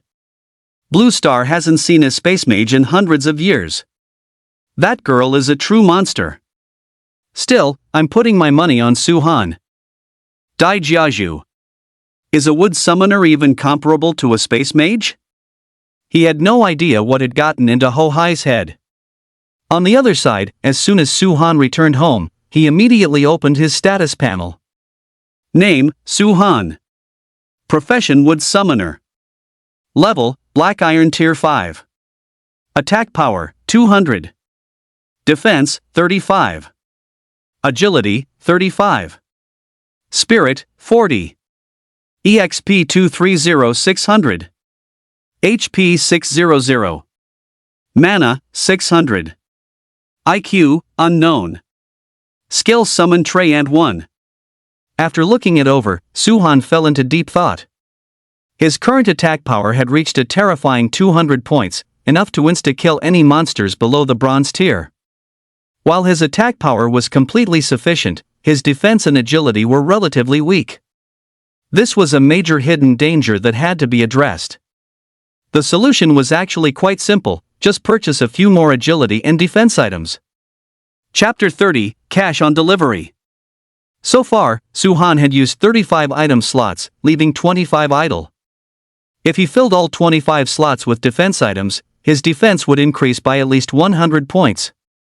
Even a high-output mage of the same level would be unable to break through his defense. At the Black Iron tier level, he would be virtually invincible. Furthermore, by selling the items he had and converting them into blue star coins, he could upgrade his existing equipment and replace everything with top-tier Black Iron tier items. At that point, his strength would ascend to another level. Thinking of this, the corners of Su Han's mouth couldn't help but curl upward. Afterward, he began to check his spoils. A secret manual for refining explosive bombs, a sapphire, 5-star stones, and a desolate wind skill book. If he sold them all, the starting price would be at least over 200,000 blue star coins. In addition, he had obtained 2 gold tier level less items, Judgment and the Dragon Slayer Saber, each of which was priceless. This trip to the endless desert had been incredibly lucrative. Su Han chuckled and pulled out his phone to contact Duan Ting. Duan Ting, I've already gotten in touch with the seller. When are you free to meet up? That fast? Duan Ting was quite surprised. He had only just returned, and Su Han had already contacted the seller? Was his efficiency really this high? How could he have known that the seller was Su Han himself? How could it not be fast? Duan Ting paused for a moment before asking, how much is the other party asking for? While the Desolate Wind skill book was good, if the price was too high and exceeded his budget, he wouldn't buy it. Su Han thought for a moment and asked, what do you think is a fair price? His bottom line was 120,000 blue star coins. As long as it wasn't lower than that, he was willing to sell. Duan Ting was slightly stunned. Was this something he got to decide? If he thought 100,000 was fair, would the other party agree? Duan Ting, hurry up and say something, Su Han urged. Snapping back to his senses, Duan Ting said, I only have about 140,000 to 150,000 blue star coins. If it's any higher, I can't afford it. 140,000 to 150,000 it is. Deal. Su Han didn't hesitate for a second. Duan Ting. Wasn't Su Han just a middleman? Could he make that decision? Duan Ting, come to Donghai City tomorrow. We'll exchange the money for the goods then. Alright, Duan Ting agreed readily. Being able to buy a desolate wind skill book for 140,000 to 150,000 blue star coins was considered good value for the money. That's 140,000 to 150,000 blue star coins in the bag. Suhan raised an eyebrow, then called Jean Chagwa. Old Jean, what are you busy with? Nothing much, just resting. What do you need? Jean Chagwa's sluggish voice came from the other end of the line. Suhan said solemnly, I have 5 starstones in my hand. Do you want them? You're giving it to me for free? Jean Chagwa asked instinctively. Suhan coughed violently. Old Jean, what are you thinking? I bought the starstone with blue star coins, and I'm selling it to you. Give me a price. Oh. Jean Chagwa had a realization. I'll offer 60,000 blue star coins. In reality, many people sold starstones on the market for just over 10,000 each. There was absolutely no need to buy one from Suhan. However, thinking he could use this to get closer to Suhan, he decided to let Suhan make a little profit. After all, he wasn't short on blue star coins. Deal. Suhan said happily. Anything else? If not, I'm hanging up, Jean Chagwa said with a yawn. Wait a moment. Suhan interrupted him and continued, Old Jean, have you ever heard of an alchemical item called an explosive shell? No. Jean Chagwa shook his head. What is that thing used for? Suhan then gave a brief description of the explosive shell's effects. Upon learning that the power of an explosive shell was comparable to the thunderstorm spell of a bronze-tier lightning mage, Jean Chagwa was shocked on the spot. As an alchemist, he naturally understood the value of such an alchemical item. Once developed and put on the market, it would inevitably cause a sensation. It was no exaggeration to say that the explosive shell was a revolutionary product. Of course, he couldn't just take Suhan's word for it. Whether the explosive shell truly possessed such power would need to be verified by crafting one. Suhan, where did you get this thing? Jean Chagwa asked tentatively. I bought it from someone else. Suhan chuckled. Old Jean, are you interested in the explosive shell? If you want it, I can bear the loss and sell it to you. Of course I want it, Jean Chagwa said without a second thought. As long as the explosive shell was the real deal, people would surely scramble for it. While making money, it would also boost the Jean family's reputation. There was no reason to refuse. Then how much do you plan to offer? Suhan asked calmly. Jean Chagwa pondered for a moment and said, Suhan, it's not that I don't trust you, but the key is that I'm not clear on the explosive shell's power. How about this, I'll give you 100,000 blue star coins first. Once the power of the explosive shell is verified to be as you described, I'll pay you another 100,000. Deal, Suhan agreed. Jean Chagwa was overjoyed. When shall we trade? Tomorrow. See you tomorrow. After hanging up the phone, Suhan made a bowl of noodles and went to rest after finishing them. The next morning, at the crack of dawn. Still deep in sleep, Suhan was suddenly jolted awake by a ringing phone. Suhan answered the phone groggily. Who is it? It's too early for this. It was only 5 o'clock. Who was so bored they'd call at this hour? Suhan, it's Jean Chagwa. I've arrived in Donghai City. Where are you? I'll come find you. Suhan was speechless. Jean Chagwa was clearly here for the trade, but was there really a need to be this impatient? Suhan, are you listening to me? I'm listening. Come to the Xiangrong Garden residential complex. I'll wait for you at the entrance. Okay. Setting down his phone, Suhan got dressed and headed out. After waiting at the entrance for 10 minutes, he saw a black off-road base vehicle speeding toward him. As it reached him, it came to a sudden, stylish halt with a screech of brakes. Crack! The car door opened, and a young man wearing sunglasses and a black leather jacket stepped out of the driver's seat. It was indeed Jean Chagwa. The look was quite flashy. Suhan. Jean Chagwa strode over, his face beaming with a brilliant smile. You're here, Suhan said with a smile. The two chatted briefly before completing the exchange of money and goods. Once the transaction was finished, Jean Chaogua left in a hurry, unable to wait any longer. Looking at the thick stack of blue star coins in his hand, Su-han felt delighted. Returning home, he caught up on some sleep. After sleeping for an unknown amount of time, his phone rang again. Seeing that the caller was Lee Changfeng, Su-han jolted awake and quickly answered the phone. "Su-han, it's already 9 o'clock. Why haven't you come to the academy yet? Don't you want your reward?" Lee Changfeng complained. "Principal, I'll be there right away." Su-han rushed out of his house quickly. The reward was an exclusive skill book. How could he not want that? Was this some kind of joke? Chapter 31, You're Not Worthy Yet. Su-han jogged all the way and arrived at Lee Changfeng's office 10 minutes later. He pushed the door open and said breathlessly, "Principal, I'm here." Lee Changfeng didn't mind Su-han's reckless behavior. He sized Su-han up and then placed a jade slip in front of him. "Your reward, a wood summoner exclusive skill, summon demon plant archer." "Thank you, Principal." Su-han was overjoyed. "This is the reward you deserve, no need to be polite." Lee Changfeng smiled and then cautioned, "There are still 2 more assessments to come. You must not become arrogant or indulgent. Keep up the good work." "Understood." Su-han nodded and asked, "Principal, what is the content of the second assessment?" If he knew early, he could prepare in advance. "It hasn't been decided yet. Just go back and wait for the notification." "All right." Su-han didn't care too much. Anyway, with his strength, no matter what the assessment was, he was absolutely certain he would pass. Lee Changfeng narrowed his eyes slightly. "Given your outstanding performance in this assessment, many prestigious universities have already taken notice of you. If you perform just as well in the next 2 assessments, your future after graduation will be limitless. I will definitely work hard." A look of determination filled Su-han's eyes.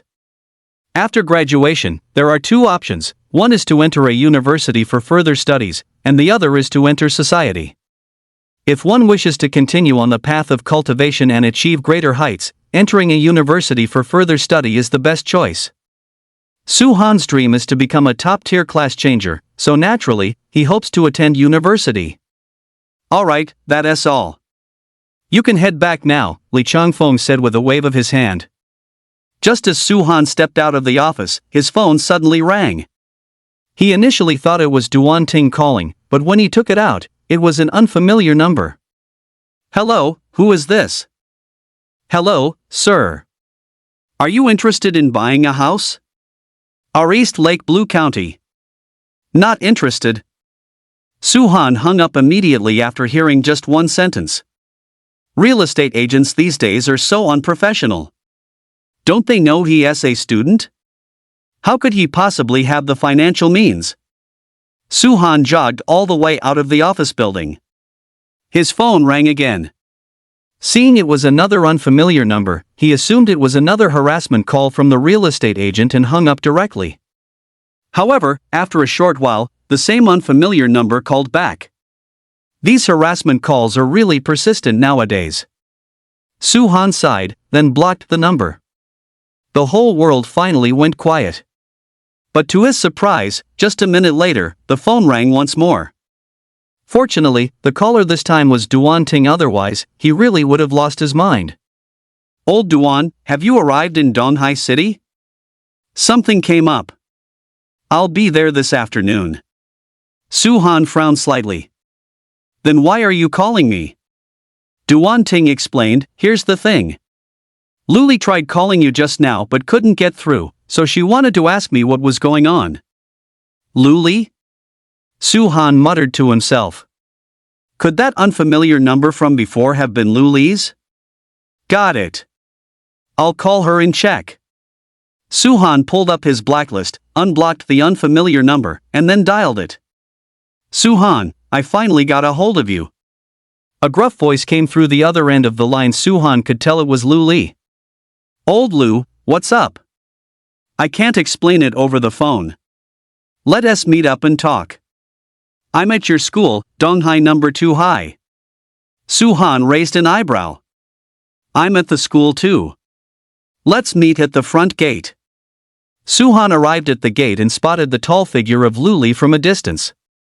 Standing beside him was a young man with a gloomy expression, likely a student as well. Su-han walked up. Old Lu, what brings you all the way here? What do you need? It's not me looking for you, it's him. This is Huang Jin, a student from Lingguang number 1 High.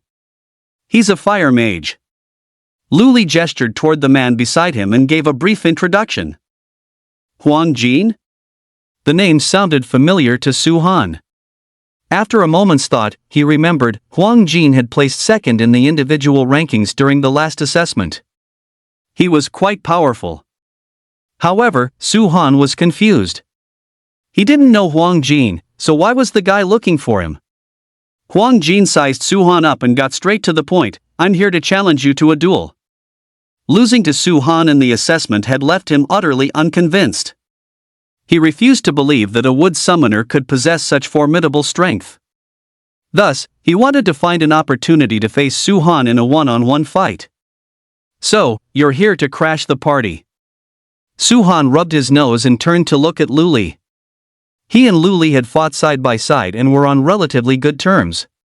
He hadn't expected Luli to bring someone along to cause trouble. It seemed a bit underhanded. Luli hurried to explain, Su-han, don't get the wrong idea. Huang Jin insisted I come along. He said he wants to defeat you fair and square and wanted me to be a witness. Understanding the situation, Su-han turned back to Huang Jin. What's the benefit of defeating me? To prove I'm stronger than you.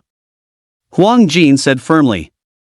Su-han spoke with a tone of earnest advice. There are countless class changers on Blue Star stronger than me.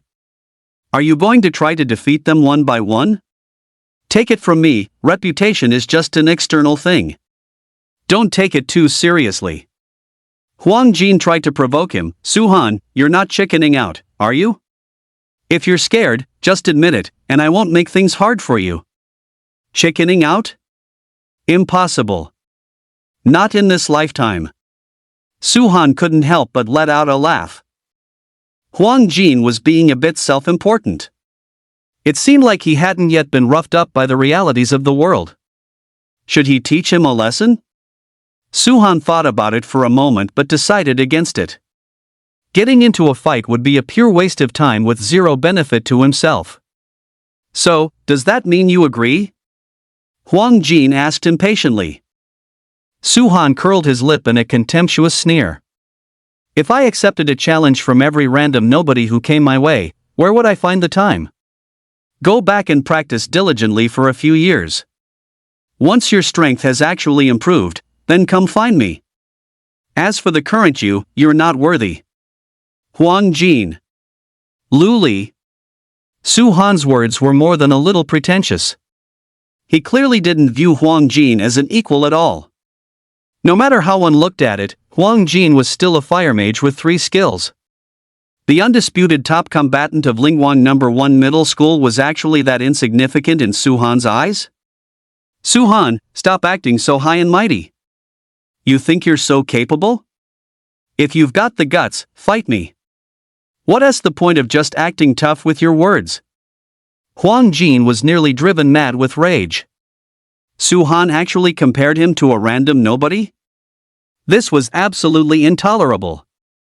Seeing Huang Jin's frantic and frustrated state, Su-han's eyes gradually narrowed. If you really want to fight, we'll have to add a wager. If there was no profit in it, he certainly wouldn't agree. Chapter 32, The Demon Plant Archer. What's the bet? Huang Jin's eyes lit up. Su-han smiled slightly. You don't look like you're loaded with cash, so let's keep the stakes small, just 100,000 blue star coins. In a match he was guaranteed to win, the bigger the bet, the better. Huang Jin and Luli froze on the spot. Su-han called 100,000 blue star coins a small wager? How could he be so arrogant? Did his family own a gold mine? So? Do you want to bet or not? Su-han asked. Huang Jin lowered his head. I don't have that many blue star coins. His family was indeed quite wealthy, but in order to purchase skill books, they had exhausted almost all of their savings. Forget 100,000, he couldn't even produce 50,000. Su-han sighed. I gave you a chance, but you're useless. I guess we'll have to call it off. Huang Jin sensed something was off and gave a cold laugh. Su-han, are you just making up excuses because you're afraid of losing to me? Can you even produce 100,000 blue star coins? 100,000 blue star coins was no small sum. Even children from great families couldn't necessarily pull it out on a whim. For someone from an ordinary family like Su-han, it was even more impossible. Su-han smiled slightly. To me, 100,000 blue star coins is just pocket change. In the past, he certainly wouldn't have had that much. But hadn't he just finished a deal with Jin Chagwa? He happened to have 160,000 blue star coins on him, which he had planned to use for buying items later. 100,000 blue star coins as pocket change? Even Luli couldn't listen to this anymore. Su-han's posturing was getting a bit out of hand. Huang Jin swallowed hard. Take it out and let me see. Su-han casually pulled out a thick stack of blue star coins and waved them in front of Huang Jin. Huang Jin and Luli were stunned. Good grief!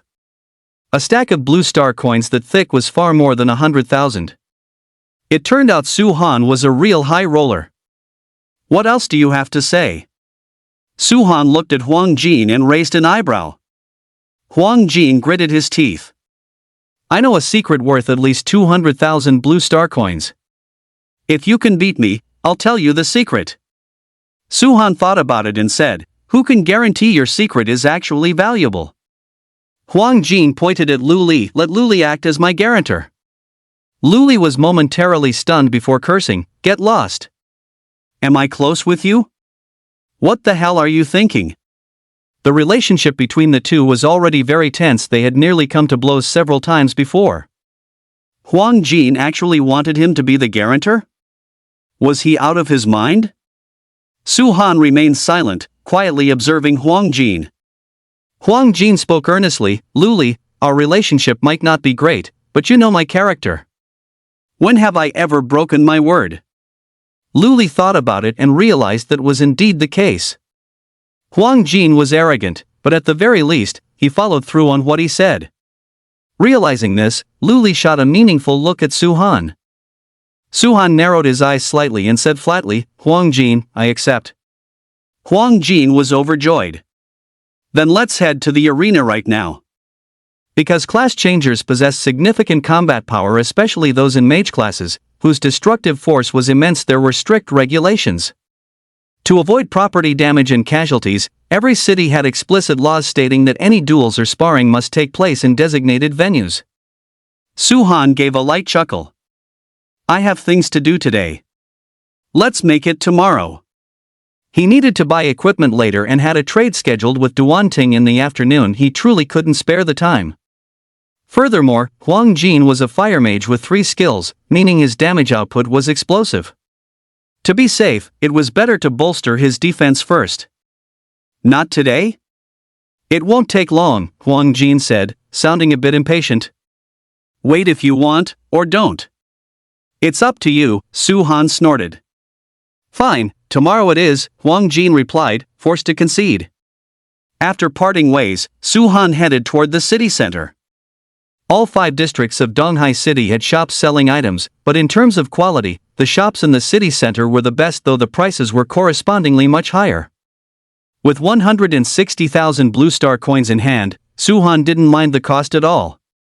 Now that I've come into some money, it's only natural to treat myself to a little luxury. After spending 2 hours, Su-han purchased 30 top-tier black iron tier shields and 10 pairs of top-tier black iron tier boots. Additionally, he sold all the short swords in his inventory and replaced them with 15 top-tier black iron tier offensive weapons. 3 item slots remained empty. Su-han didn't continue buying, planning to keep them for backup. By the end of this trip, the 160,000 blue star coins were essentially depleted. Still, the magnitude of the improvement was significant, making it well worth the cost. Upon returning home, Su-han immediately opened his status panel. Name, Su-han. Profession: Wood Summoner. Level: Black Iron Tier 5. Attack Power: 190. Defense: 185. Agility: 85. Spirit: 40. EXP 230600. HP 600. Mana: 600. IQ: Unknown. Skill: Summon Treyant 1. After reading it, a look of deep contemplation appeared in Suhan's eyes. Compared to before, his attack power had decreased by 10 points. This was primarily because the 33 low-grade offensive weapons previously placed in the inventory had been replaced with 15 top-tier ones, so the decrease in attack power was within expectations. However, 190 attack power is more than enough. Furthermore, his defense reached 185 points, a staggering increase of 150 points from before, which was nothing short of terrifying. It is no exaggeration to say that no Black Iron tier class changer, regardless of their profession, could possibly break through his defense. However, his agility had improved considerably. Agility represents movement speed and evasion. With these two attributes enhanced, it would be difficult for an average class changer to land a hit on him, essentially placing him in an invincible position. This enhancement compensated for the weaknesses in defense and agility, marking a truly qualitative leap forward. Closing the status panel, Suhan took out the skill book for summoning a demon plant archer. Learning a skill book is simple. As long as your class matches, you just need to place it against your forehead. Soon, the skill book merged into Suhan's forehead. With the skill formed, Suhan proceeded to summon the demon plant archer.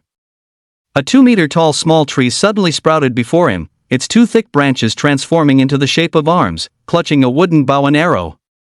This was the demon plant archer summoned by his second skill. Suhan's gaze drifted over the demon plant archer, and the relevant information immediately appeared in his mind. Target: Demon Plant Archer. Level: Black Iron Tier 5. Attack Power: 50. Defense: 30. Agility: 20. Mental Power: 30. HP 500. Mana: 500.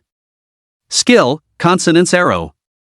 Consonance Arrow: within an attack range of 100 meters, it locks onto the target with a 100% hit rate. Not bad. Suhan nodded slightly.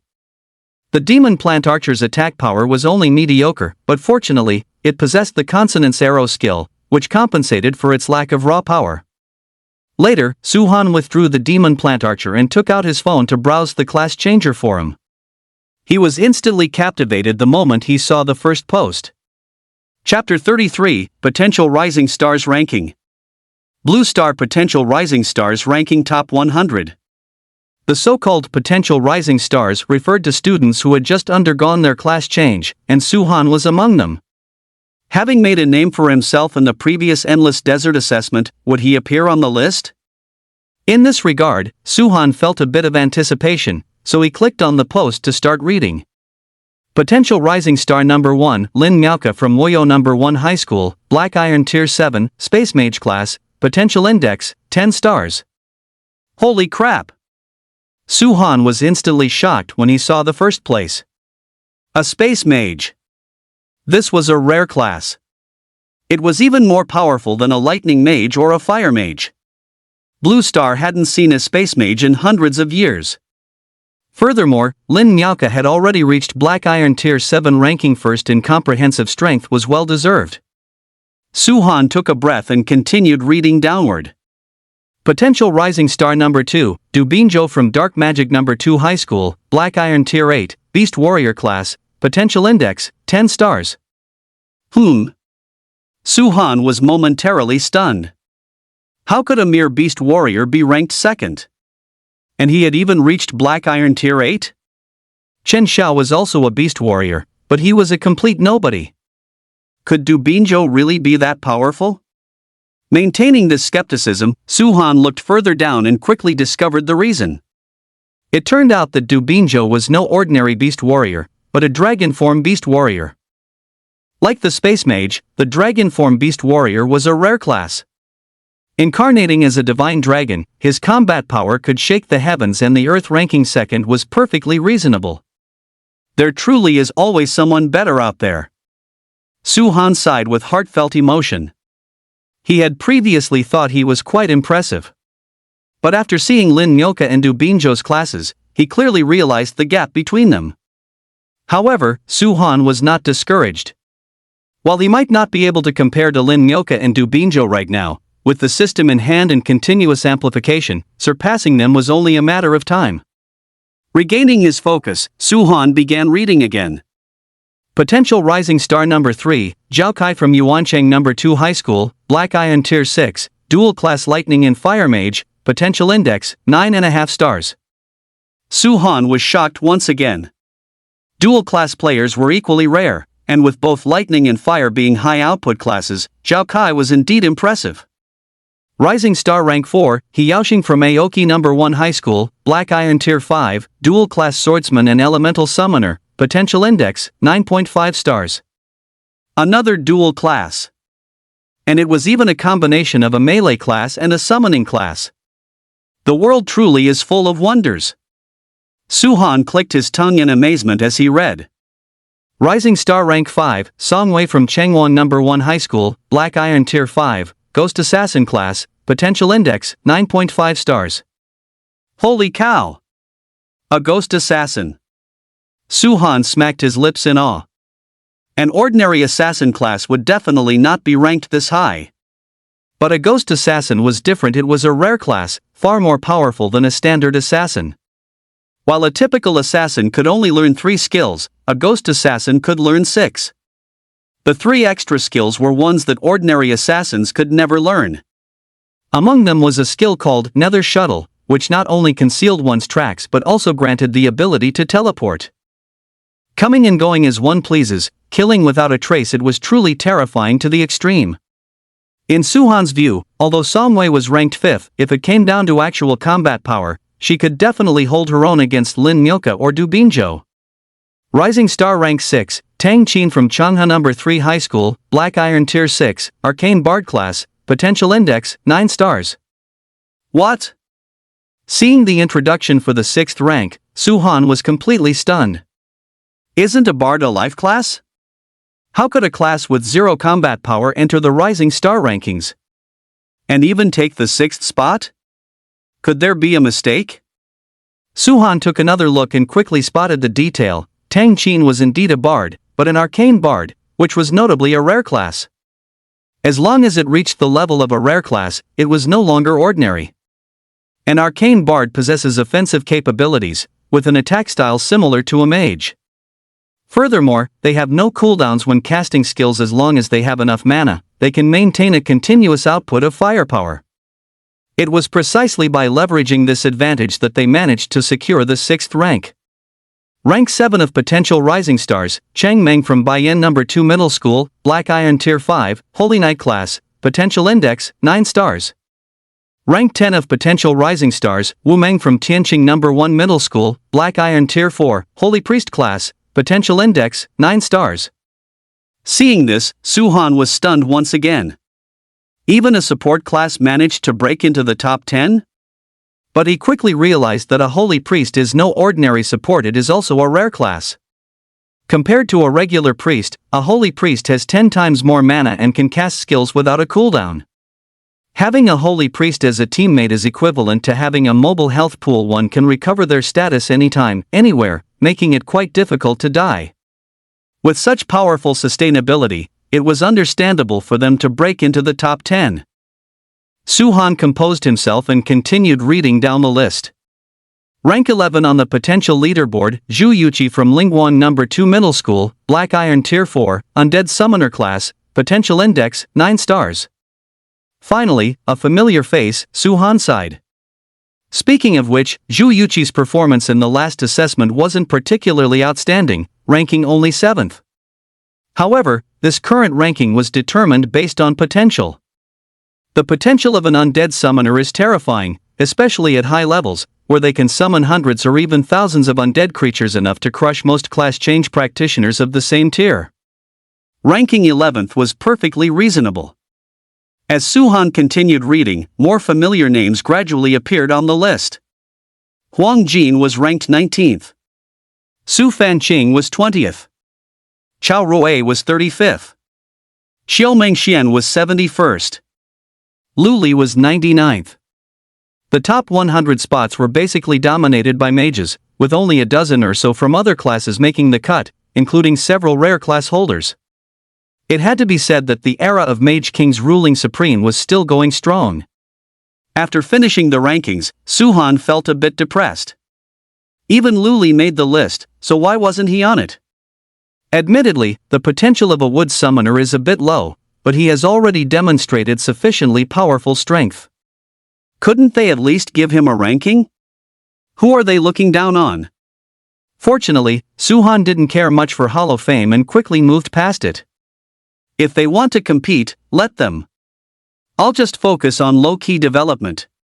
In a high-end hotel in East Sea City, two elderly men, one fat and one thin, were staring at their phones, looking at the potential rising stars ranking. These two were Ho Hai and Dai Jiaju from the God-slaying organization. Dai Jiaju chuckled, "Old Ho, that Su Han you think so highly of didn't even make the list. Did you misjudge him this time?" Chapter 34, The Chaos Tower. Ho Hai said contemptuously, "The people at the Statistics Bureau are a bunch of idiots. What the hell do they know?" Dai Jiaju raised an eyebrow. "The people at the Bureau are indeed mediocre, but regardless, they have some ability. At least there's no issue with the top 10 rankings. The top 10 are either rare classes or dual classes. Their potential is right there for all to see. This also shows that the Bureau didn't just rank them randomly, it was done through investigation and research." Ho Hai looked dismissive. "Pick any one of the top 10. Which of them is absolutely certain they could defeat Su Han?" Dai Jiaju laughed. "In terms of current combat power, there are indeed few who would be Su Han's match. But the evaluation is based on potential. What potential does a wood summoner like Su Han have? Once some time passes and they grow, he will gradually fade from view." Ho Hai looked solemn and said meaningfully, "My thoughts are exactly the opposite of yours. I feel that the further we go, the more powerful Su Han will become. In time, he will surely become famous throughout the entire Blue Star." "You have such a high opinion of Su Han?" Dai Jiaju was astonished. He truly couldn't fathom what there was to look forward to in a wood summoner. Ho Hai smiled slightly. "Isn't the second round of the assessment happening in a few days? Once the assessment is over, the second edition of the potential Rising Stars list will be released. I believe Su Han will definitely make the list, and his ranking won't be low at all." "Where do you get your confidence from?" Dai Jiaju countered. "Su Han performed exceptionally well in the first assessment, yet he still didn't make the list. Why would the second time be any different?" Ho Hai said calmly, "The last assessment took place at locations chosen by each individual academy, so it wasn't possible to directly compare the strength and potential of every student. But this assessment is different, it's a unified assessment. Whoever gets the best results will have the strongest power and potential." Dai Jiaju was slightly stunned. "Is that true?" Generally speaking, the assessment takes place within various dungeons. Dungeons on Blue Star are countless, but more than half are not under human control. There are actually not many dungeons suitable for use as assessment sites, and most are small secret realms that can accommodate 1,000 people at most. However, the number of class changers participating in this year's assessment is as high as 100,000. It is truly hard to imagine which dungeon could hold so many people. "The location for this assessment is within the Chaos Tower," Ho Hai said in a deep voice. "The Chaos Tower." Dai Jiaju's expression shifted. The Chaos Tower belongs to the category of Xiantian sacred treasures. It is a top-tier spatial magic treasure conceived at the dawn of heaven and earth. The Chaos Tower has a total of 80 floors, and each floor is like a world of its own, with an incredibly vast spatial area. Let alone accommodating 100,000 people, even 10 million or 100 million would be a piece of cake. Dai Jiaju paused for a moment and asked tentatively, "Is the content of this assessment still evaluated in the form of clearing stages?" Ho Hai nodded. "It should be." Dai Jiaju's eyes lit up. "If that's truly the assessment standard, I'm actually looking forward to it. Let's see whether Su Han is stronger or if Lin Niaoka is superior. I bet on Su Han. I favor Lin Niaoka more. Want to bet? Bring it on. Who's afraid of who?" Bet on what? Don't we each have a treasured bottle of carved flower wine? Let's bet that. Deal. At 3 in the afternoon, Duan Ting arrived as scheduled. After Su-han completed the transaction with Duan Ting, he returned home happily with 14 or 15 million blue star coins. Just as he was about to rest, Li Changfeng suddenly called. Principal, what are your instructions? Su-han quickly answered the phone. Li Changfeng asked with a smile, Su-han, have you seen the Rising Star potential list on the class change forum? I just saw it. What are your thoughts? Su-han said calmly, I don't feel much of anything. At first, he did feel a bit indignant, but after thinking it through, he felt relieved. It was just an empty title with no practical significance. Li Changfeng. The principal had originally wanted to offer some comfort, but to his surprise, Su-han didn't take it to heart at all. Principal, did you call just for this? Su-han asked. Li Changfeng regained his composure and said slowly, mainly to inform you that the time and location for the second assessment have been set. It will take place 5 days from now in the Chaos Tower. The assessment consists of clearing floors. Each floor you ascend counts as one level. The higher the floor you reach, the better your results will be. Principal, is there a reward for this assessment? This was what Su-han cared about most. Li Changfeng said with a smile, of course there are rewards, and they are even more generous than those of the first assessment. Su-han's eyes lit up. What is the reward for first place? After upgrading his equipment, his overall strength had surged significantly once again. He was determined to take first place. Li Changfeng answered with a question of his own, this assessment is very different from previous ones. It is a unified assessment with nearly 100,000 participants. Do you still have the confidence to take first place? Ha! Su-han looked surprised. A full 100,000 people. One could imagine how difficult it would be to stand out from such a large crowd. If nothing else, those guys on the potential rising star list were certainly no pushovers. Su-han asked calmly, Principal, tell me what the reward is first. Whether or not to fight for first place depended entirely on the reward. Li Changfeng said solemnly, the reward for first place is a gold tier level less defensive item. Holy crap! Su-han couldn't help but let out a cry of surprise. Every gold tier level less item is priceless. He hadn't expected the reward this time to be so precious. He would definitely have to give it his all. How about it? Interested? I'm definitely interested, Su-han nodded.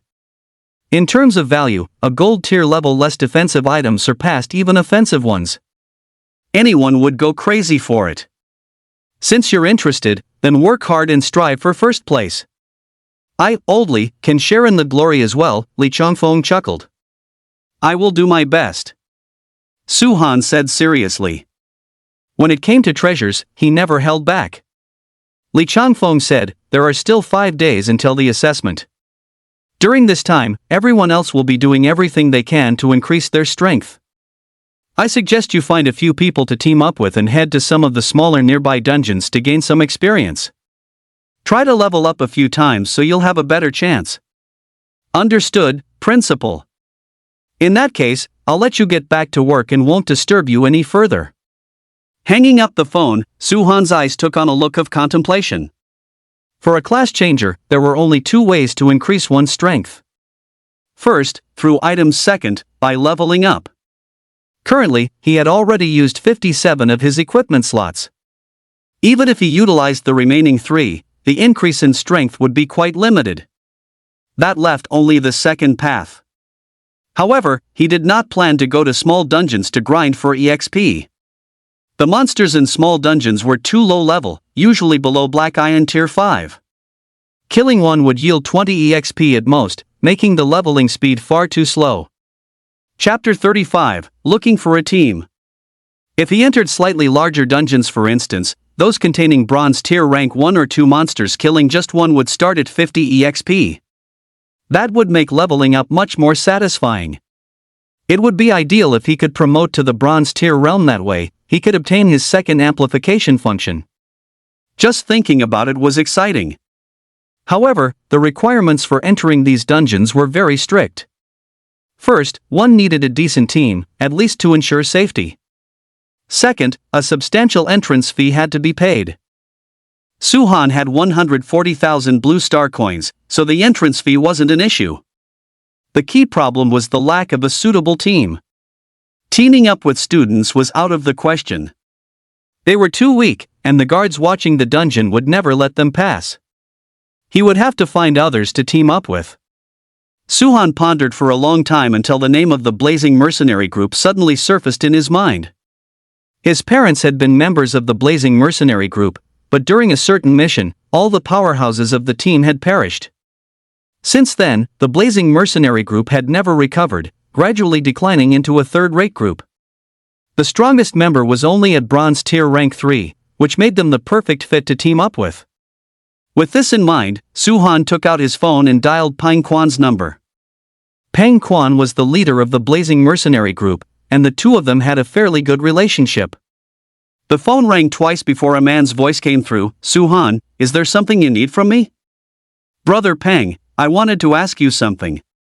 Do you know which nearby dungeons have Bronze Tier Rank 1 monsters?" Suhan asked. He wasn't very familiar with the dungeons around East Sea City, so he could only inquire with Pang Quan. Pang Quan asked curiously, "What are you asking this for?" "Tell me first, and I'll answer you after you're done." Pang Quan didn't think much of it and said directly, "The monsters in the Pale Moon dungeon have a minimum level of Black Iron Tier Rank 6 and a maximum level of Bronze Tier Rank 1. That should meet your requirements." "Pale Moon dungeon?" Suhan muttered to himself, then pivoted, "Brother Pang, do you have any free time lately?" The Pale Moon dungeon was over 300 kilometers from East Sea City, which wasn't too far. A round trip would take 2 days at most. The key was whether Pang Quan had the time. "I've been quite free lately." "What are you planning?" Suhan said, "I want to team up with your Lyran mercenaries to go to the Pale Moon Mountains for leveling." "Ah?" Pang Quan was momentarily stunned. As far as he knew, Suhan should have just undergone his class change. He was likely Black Iron Tier Rank 2 at most right now. Wanting to go to the Pale Moon Mountains for experience at such a low level? Had he become overconfident? Pang Quan spoke in a serious, well-meaning tone. "Suhan, aren't there smaller dungeons around East Sea City? Wouldn't it be more appropriate to level up there? The monsters in the small dungeons are too low level, and the leveling speed is too slow. So, I was thinking of going to a larger dungeon to pull my level up as quickly as possible," Suhan replied honestly. Pang Quan was speechless. Dreaming of rapid leveling right after a class change was a bit too ambitious. Taking such a giant leap forward could easily backfire. In his memory, Suhan was a fairly composed individual. Why had he become so radical? Pang Quan quickly figured it out. Suhan definitely wanted someone to power level him. This sort of thing was quite common, especially among scions of great families, who would even offer heavy rewards to invite powerhouses to carry them through levels. However, doing so had its pros and cons. While the leveling speed was indeed faster, the lack of actual combat experience meant their fighting strength fell far short of other class changers at the same level. It was essentially like trying to help a sprout grow by pulling it upward. Pang Quan asked, "Suhan, have you really thought this through?" "I have," Suhan replied without hesitation. Pang Quan paused slightly and said with some difficulty, "I can agree to it, but the main issue is that we don't have the blue star coins to buy the admission tickets." Suhan's parents were originally members of the Raging Flame mercenary group. With that connection, helping Suhan out wouldn't be a problem. However, a single admission ticket to the Azure Moon dungeon cost 20,000 blue star coins. The situation of the Raging Flame mercenary group was deteriorating by the day. They could only be described as destitute and simply couldn't produce that many blue star coins. Suhan asked calmly, "Brother Pang, how much is one ticket?" "Blue star coins." Suhan didn't seem to care at all. "I have some blue star coins on me. Buying 3 to 5 tickets shouldn't be a problem." Pang Quan hurried to advise him, "The savings your parents left behind aren't much. Wouldn't it be better to use them for equipment? Why waste them like this?" According to the requirements, one needed a team of at least 3 people to enter the Azure Moon Mountains. The ticket cost alone would be 60,000 blue star coins. With a bit of luck, one might go up a level or two. In reality, it wasn't very cost-effective. Suhan smiled and said, "I earned these blue star coins myself." Pang Quan. Suhan earned them himself? He had only just completed his class change. How could a Black Iron tier class changer have such an ability? Pang Quan sighed. "Since you've made up your mind, when do we set out?" Suhan replied, "Tomorrow at noon." Reasonably speaking, setting out in the morning would be best, but since he had to duel Huang Jin tomorrow, he had to delay the time. Fine. Pang Quan nodded, then suddenly thought of something. "Right, what class did you change into?" "Wood Summoner." Suhan. Pang Quan's mouth hung wide open in shock. It was common knowledge that the Wood Summoner was a useless class with virtually no future prospects. Suhan should have known this. Why would he spend so many blue star coins just to level up? What was the point? Pang Quan originally wanted to offer some advice, but then he heard Suhan say, "Brother Pang, I'll see you tomorrow." With that, he hung up the phone. Listening to the dial tone, Pang Quan stood there in a daze. Just as Suhan was about to rest, Wu Hao called. "Suhan, we're planning to go to the Dazhaoshan dungeon tomorrow to level up. You coming?" No, Suhan refused flatly. The Dazhaoshan dungeon was just a minor secret realm. After all that effort, he might not even gain a single level. It was a complete waste of time. Wu Hao reminded him, "Xiao Mengxian is coming along too." "You're really not interested? What does her going have to do with me?" Wu Hao chuckled. "Stop pretending. Can't you tell Xiao Mengxian likes you? You'd better seize such a good opportunity." Suhan fell silent. He wasn't an idiot. He could naturally sense Xiao Mengxian's affection for him. To be fair, whether it was her looks or her class, Xiao Mengxian was top tier. Anyone would be tempted, and he was no exception. However, his ambition was to become the most powerful class changer on Blue Star, and this conviction was unshakable.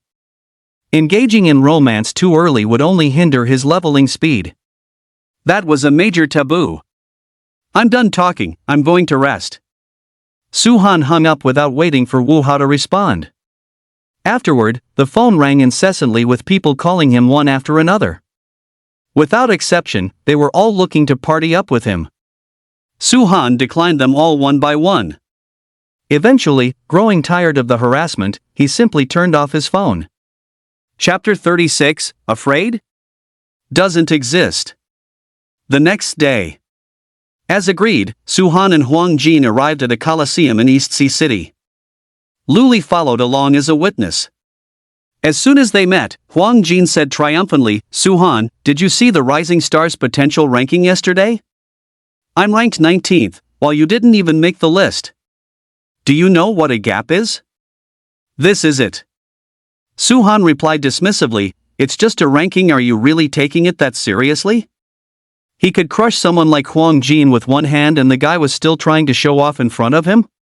In a moment, he would show Huang Jin what true strength looked like. This ranking was released by an authoritative organization and serves as a symbol of power. "If you're so capable, why don't you try getting on the list?" Huang Jin mocked. "Stop talking nonsense and go buy the tickets," Suhan said, growing impatient. The Colosseum was not a simple sparring ground. It was reinforced with powerful magic arrays. During a match, if a dangerous situation occurred, the arrays would automatically trigger protective measures, significantly reducing the risk of casualties. Once activated, these arrays consumed resources. Consequently, entering the Colosseum required purchasing tickets, which were not cheap, costing 1,000 blue star coins each. Suhan certainly wasn't going to pay that money. Huang Jin frowned slightly. "Why aren't you buying them?" 2,000 blue star coins wasn't a huge deal, but he couldn't stand Suhan's bossy attitude. Suhan said matter-of-factly, "You're the one who challenged me to a duel. If you don't want to buy them, then forget it. I'll buy them." Gritting his teeth, Huang Jin walked to the ticket window and said to a young, pretty female clerk, "2 admission tickets, please." Without looking up, the clerk said, "Name, class, and level." According to the rules, a simple registration record had to be made before tickets could be sold. Huang Jin, Fire Mage, Black Iron Tier 5. Su Han, Wood Summoner, Black Iron Tier 5. Ah! The clerk looked up in shock, staring at Su Han. "Are you a Wood Summoner? A Wood Summoner dueling a Fire Mage? Wasn't this just asking for a beating?" "Yes." Su Han nodded. The clerk's mouth twitched slightly as she took the 2,000 blue star coins. She handed a ticket to both Huang Jin and Su Han, reminding them, "Coliseum number 4. You have 15 minutes of usage time." Huang Jin and Su Han strode toward Coliseum number 4. Watching Su Han's departing figure, the female ticket seller muttered, "He's quite handsome, but it's a pity his brain doesn't work right." At that moment, Luli walked up to the window, staring intently at the screen behind the ticket seller. The Coliseum was an enclosed space. One could not see the situation inside from the outside, only through the projections on the screen. "What are you doing?" the ticket seller asked curiously. Luli chuckled and explained, "The two people who just entered the Coliseum are my classmates. I want to watch their battle." The ticket seller said nothing more and turned her head toward the screen. The duel between Su Han and Huang Jin had piqued her curiosity as well. She really wanted to see where a Wood Summoner got the nerve to challenge a Fire Mage to a 1v1 duel. The Coliseum was like a massive circular arena, surrounded by a layer of white light curtains. Su Han and Huang Jin stood on opposite sides, facing each other from a distance. Huang Jin was getting a bit impatient. "Su Han, hurry up and make your move." Su Han stood with his hands behind his back, looking relaxed. "Once I make a move, you won't stand a chance. It's better if you go first." Huang Jin was slightly stunned. Su Han clearly didn't take him seriously at all. He was being far too pretentious. Seeing Su Han's calm and steady demeanor, the ticket seller felt a bit strange. Isn't he a Wood Summoner? Why isn't he using a summoning skill? Luli said meaningfully, "It's true that Su Han is a Wood Summoner, but he follows a melee combat path." The ticket seller rolled her eyes at Luli. "Do you take me for a fool? A Wood Summoner choosing melee combat? Is it even possible to joke like that?" Luli shrugged. "Let's wait and see." Inside the Coliseum, Su Han looked indolent as he beckoned with his finger toward Huang Jin. "I'm in a hurry, so move it. You asked for this." Huang Jin's face gradually turned cold as he muttered a few incantations. Suddenly, a fireball the size of a wash basin rapidly took shape, hovering in front of him. This large fireball was none other than the fireball technique, an exclusive skill of fire mages. With a wave of Huang Jin's hand, the large fireball shot toward Su Han as if it were an extension of his own arm. As it flew, sparks flew in all directions, and the surrounding air seemed to burn, emitting a sizzling sound. In the blink of an eye, it shot toward Su Han. Feeling a wave of heat rushing toward him, Su Han moved his feet and vanished from the spot like a phantom. Boom! The large fireball slammed into the place where Su Han had just been, charring the ground black. This.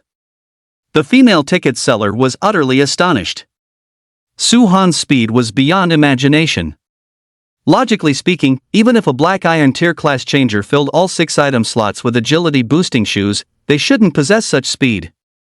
So, how did Su Han do it?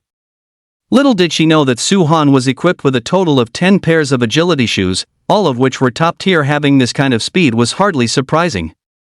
Luli was also wearing a look of bewilderment. Having fought side by side with Su Han before, his perception was even more profound. In terms of speed, the current Su Han was several times faster than he had been in the endless desert. Seeing Su Han dodge his fireball technique with such ease, Huang Jin froze. Is this guy really a damn Wood Summoner? Why does he feel more like an assassin? Old Huang, I heard you've learned 3 fire-type skills. Don't say I didn't give you a chance. Go ahead and release them one by one, Su Han said with a light chuckle. Stop acting so damn smug, watch how I deal with you. Feeling humiliated, Huang Jin raised both hands high. A shower of sparks shot from his palms into mid-air, densely packed like a cluster of burning stars, dazzling and brilliant. In the next instant, every spark burst into a blinding flare and expanded rapidly. In the blink of an eye, they transformed into fist-sized fireballs, each radiating a scorching heat. Fire-type skill, Rain of Fire. Luli's expression suddenly changed. Rain of Fire was an area of effect AoE skill and one of the most powerful among the fire-type skills.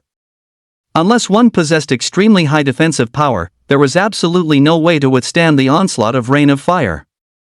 Su-Han's offensive power was definitely in a league of its own among the Black Iron tier. However, his defensive capabilities remained an unknown. Can he withstand Huang Jin's offensive? Luli felt a faint sense of worry rising within her. It should be over this time, the female ticket seller murmured thoughtfully. Su-Han's greatest advantage was his agility, but in the face of an area of effect skill, this advantage completely vanished. Defeat was only a matter of time. Huang Jin scanned Su-Han like a victor, looking triumphant. Su-Han, do you know what fear is now? Fear? It doesn't exist. Su-Han remained composed, without a single trace of panic. Confidence stems from strength. With his own defense reaching 185 points, what was there to be afraid of? Chapter 37, No Regard for Martial Ethics. You won't shed a tear until you see the coffin. Huang Jin thought Su-Han was still posturing and stopped being polite. He pressed his hand down, and a sky full of fireballs descended rapidly. In an instant, the entire arena was covered in fiery light. The scene was as shocking as a falling meteor shower. What a terrifying skill! The expressions of both the female ticket seller and Luli turned solemn. Faced with such an attack, what choice would Su-Han make? The two of them couldn't help but look towards Su-Han. However, they saw Su-Han standing calm and collected, his eyes as still as water, looking as if he were completely ignoring the attack. The female ticket seller and Luli were bewildered. What was going on? Could Su-Han have been scared witless? As the sky full of fireballs shot toward him, Su-Han suddenly spread his arms, closed his eyes, and looked up at the sky, quietly welcoming the baptism of the rain of fire. He wasn't doing this to show off, he mainly wanted to verify his own defensive power. Luli. The female ticket seller. What is he trying to do? Is it suicide? He's crazy. Su-Han must have lost his mind. Luli said worriedly, Su-Han won't be killed, will he? The ticket lady comforted her, don't worry, the arena is equipped with sensing formations. Once it detects that a target is in danger, it will automatically activate protective measures. Luli asked in confusion, then why hasn't it activated yet? The ticket lady froze. That's right. Why hasn't it activated? Could something be wrong with the formation? In that split second of distraction, the arena resounded with the pitter-patter of impacts, like rain hitting banana leaves. Fireballs struck the ground in Su-Han's body one after another, sending sparks flying everywhere. Yet Su-Han remained standing firm, without a single trace of pain on his face. It felt as if the fireballs slamming into his body were doing nothing more than scratching an itch. Bang! Bang! The violent sounds of impact lasted for several seconds before gradually subsiding. Su-Han let out a light breath, looked down at his left arm, and remarked with deep emotion, the rain of fire is indeed powerful. One had to realize that his defense had reached a terrifying 185 points. Ordinary attack skills were simply ignored. But Huang Jin's fire skill had actually singed a few hairs on his left arm, and his HP had even decreased by 1 point. From this, one could see just how frightening that attack power truly was. Su-Han is fine? The ticket lady and Luli were petrified on the spot. Facing such a dense and powerful magical assault, Su-Han was actually unscathed? Is this for real? It felt like a dream. How can this be? Huang Jin was equally dumbfounded, his lips trembling, unable to speak a word. His pride and joy, the rain of fire skill, hadn't even managed to scratch Su-Han's surface? Is he even human anymore? After a moment of silence, Su-Han blinked at Huang Jin and offered some comfort. Old Huang, your attack power is incredible. You almost had me there. Don't lose heart, keep it up and keep attacking. Huang Jin. Damn it! Is that supposed to be comfort? It's clearly a blatant humiliation. He's twisting the knife. Huang Jin gritted his teeth and unleashed his third skill, Raging Dragon's Roar. In an instant, a fire dragon as thick as a barrel and several zhang long spiraled into the air, bearing its fangs and claws with fierce momentum. Raging Dragon's Roar is a single-target attack skill. Back in the Endless Desert, Chao Rui had used it once, and its power was immense. Destroy him! With a distorted expression, Huang Jin pointed his finger. Roar! The fire dragon let out a roar and lunged toward Su Han with its claws extended. Bring it on! Su Han curled his lip, opened his inventory to pull out Judgment, and swung it through the air. Agility and defense had already been tested, now it was time to verify his attack power. Screech! A flash of sword light streaked across the air, and the fire dragon was sliced in half from head to tail, dissolving into a shower of sparks that vanished into nothingness. My Raging Dragon's Roar! Huang Jin was completely dumbfounded. All three of his major skills had been neutralized by Su Han one by one. How the hell was he supposed to fight this? They weren't even in the same league. Gulp! The female ticket seller swallowed hard, her eyes filled with shock. Su Han didn't just have high agility and strong defense, even his attack power was this terrifying. He was a complete powerhouse with 0 blind spots. How could such a powerful class changer even exist? Su Han, you're freaking legendary! Lu Li clenched his fists in excitement. Watching Huang Jin get put in his place felt incredibly satisfying. The female ticket seller glanced at Lu Li and muttered in frustration, "Didn't you say he's a wood summoner? Since when were wood summoners ever this powerful?" Lu Li didn't know how to explain it either. It was true that Su Han was a bona fide wood summoner, but without summoning a treant, it was indeed difficult to prove his class. Inside the arena, Su Han narrowed his eyes at Huang Jin and said indifferently, "Is this the strength of someone ranked 19th on the Rising Stars list? Not exactly impressive. I gave you a chance, but you're useless. Just surrender already." Huang Jin's face flushed with a mix of anger and embarrassment. Gritting his teeth, he growled, "Su Han, don't get cocky. We're just at a stalemate, that's all." Although he was intimidated by Su Han's overwhelming power, his pride wouldn't allow him to admit defeat. A stalemate? Su Han was slightly taken aback. Even at this point, Huang Jin was still being this stubborn? It seemed he wouldn't learn his lesson without being shown some real color. "I admire your courage. Now, it's my turn to attack." Su Han raised an eyebrow and immediately summoned the demon plant archer. Having learned his second summoning skill, he hadn't had a chance to test the demon plant archer's strength yet. Huang Jin was the perfect target to practice on. A demon plant archer. The female ticket seller's mouth hung open. The demon plant archer was an exclusive summoning skill for wood summoners. Didn't that mean Su Han really was a wood summoner? Lu Li chuckled, "Well, I didn't lie to you, did I?" The female ticket seller nodded blankly, her mind in a complete muddle. Huang Jin spoke up boastfully, "Su Han, bring it on." If Su Han fought in close quarters, 10 of him combined wouldn't be a match. But since Su Han had summoned a demon plant archer, there was nothing to fear. If he couldn't even defeat a single demon plant archer, he might as well quit right now. "Get him!" Su Han issued the attack command. With a whoosh, the plant archer drew its bow and notched an arrow. After charging power, it abruptly released a shot. Huang Jin didn't choose to dodge instead, he condensed a fireball to block in front of him. He knew very well that the plant archer's skill had a homing capability. No matter how he dodged, he couldn't escape this arrow. With a thud, the wooden arrow collided with the fireball, and both shattered instantly. "Ha ha!" Having blocked the strike, Huang Jin laughed triumphantly, "Su Han, what can you possibly do to me?" Su Han rubbed his nose and suddenly accelerated, charging straight toward Huang Jin. It was clearly unrealistic to defeat Huang Jin using only the plant archer, so he had to take matters into his own hands. "Su Han, you have no sense of sportsmanship. Huang Jin's eyes filled with terror. Chapter 38, Death City. What kind of wood summoner plays in melee range?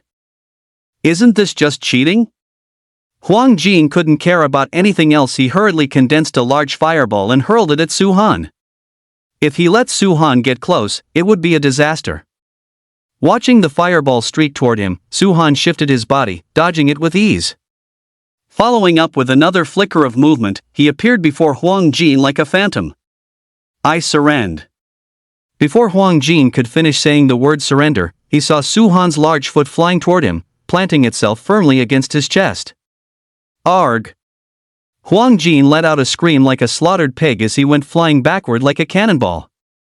He slammed heavily into the perimeter's protective shield, hung there for a moment, and then slowly slid down. Is that even allowed? The female ticket seller was dumbfounded. It was hard to imagine a wood summoner defeating a powerful mage through melee combat. Today, she had truly seen it all. It completely overturned her worldview. Lu Li was also watching, clicking his tongue in amazement. They knew Su Han was a beast, but they never expected him to be this dominant. From start to finish, it was a complete and utter beatdown of Huang Jin. It was brutal. Su Han slowly walked up to Huang Jin and asked softly, "Old Huang, you doing okay?" "Su Han, stop hitting me, I give up." Huang Jin was genuinely terrified, practically on the verge of tears. Su Han. Seeing Huang Jin's arrogant attitude and big talk earlier, one would have thought he was a tough guy, but it turned out he was a total coward. "I'm done hitting you, get up," Su Han said nonchalantly. As if granted a divine reprieve, Huang Jin began to gasp for air. With the duel over, Su Han and the other two left the arena. Lu Li looked at Su Han with pure admiration. "Su Han, you're incredible. Especially your defense, it's rock solid. You're like an unkillable cockroach." Su Han's face darkened. "Old Lu, do you really think that's an appropriate metaphor? Lu Li comparing him to a cockroach? Who was he trying to gross out?" Realizing he had misspoken, Lu Li quickly tried to correct himself. "That's not what I meant. Forget it." Su Han waved his hand, not bothering to hold it against Lu Li. Huang Jin asked, "Su Han, did my fire rain skill really not deal any damage to you at all?" Su Han rolled up his sleeve, held his left arm in front of Huang Jin, and said seriously, "How could it have done 0 damage? See this? You just blasted off 2 of my arm hairs. I almost felt a hint of pain." Huang Jin. The words didn't hurt much, but the insult was devastating. Blasted off 2 arm hairs? Almost felt a hint of pain? Listen to that, is that even something a human would say? The only reason he didn't square up with Su Han right then and there was that he simply couldn't beat him. Damn it! This is too insulting. Ha ha! Lu Li couldn't help but burst into laughter. She hadn't expected Su Han to be so humorous. Su Han got down to business. "Old Huang, a bet is a bet. Can you tell me your secret now?" Huang Jin nodded, pulled Su Han aside, and whispered, "I know the location of a patch of saffron." "Where?" Su Han's expression shifted. Saffron is a top-tier spiritual material used to increase HP. Each one consumed permanently increases HP by 100 points. HP represents health points, and naturally, the more, the better. Inside Death City, Huang Jin said truthfully. Death City? Su Han's face clouded over slightly. Death City was originally called Taiguang City, a small city on Blue Star with a total population of 400,000 to 500,000. But with the descent of the monsters, Taiguang City fell. Every resident in the city was killed, leaving corpses strewn everywhere in a horrific tragedy. Since then, it has been known as Death City. As far as he knew, all the deceased residents in the city had turned into undead creatures. Combined with the invading monsters, Death City had become exceptionally dangerous.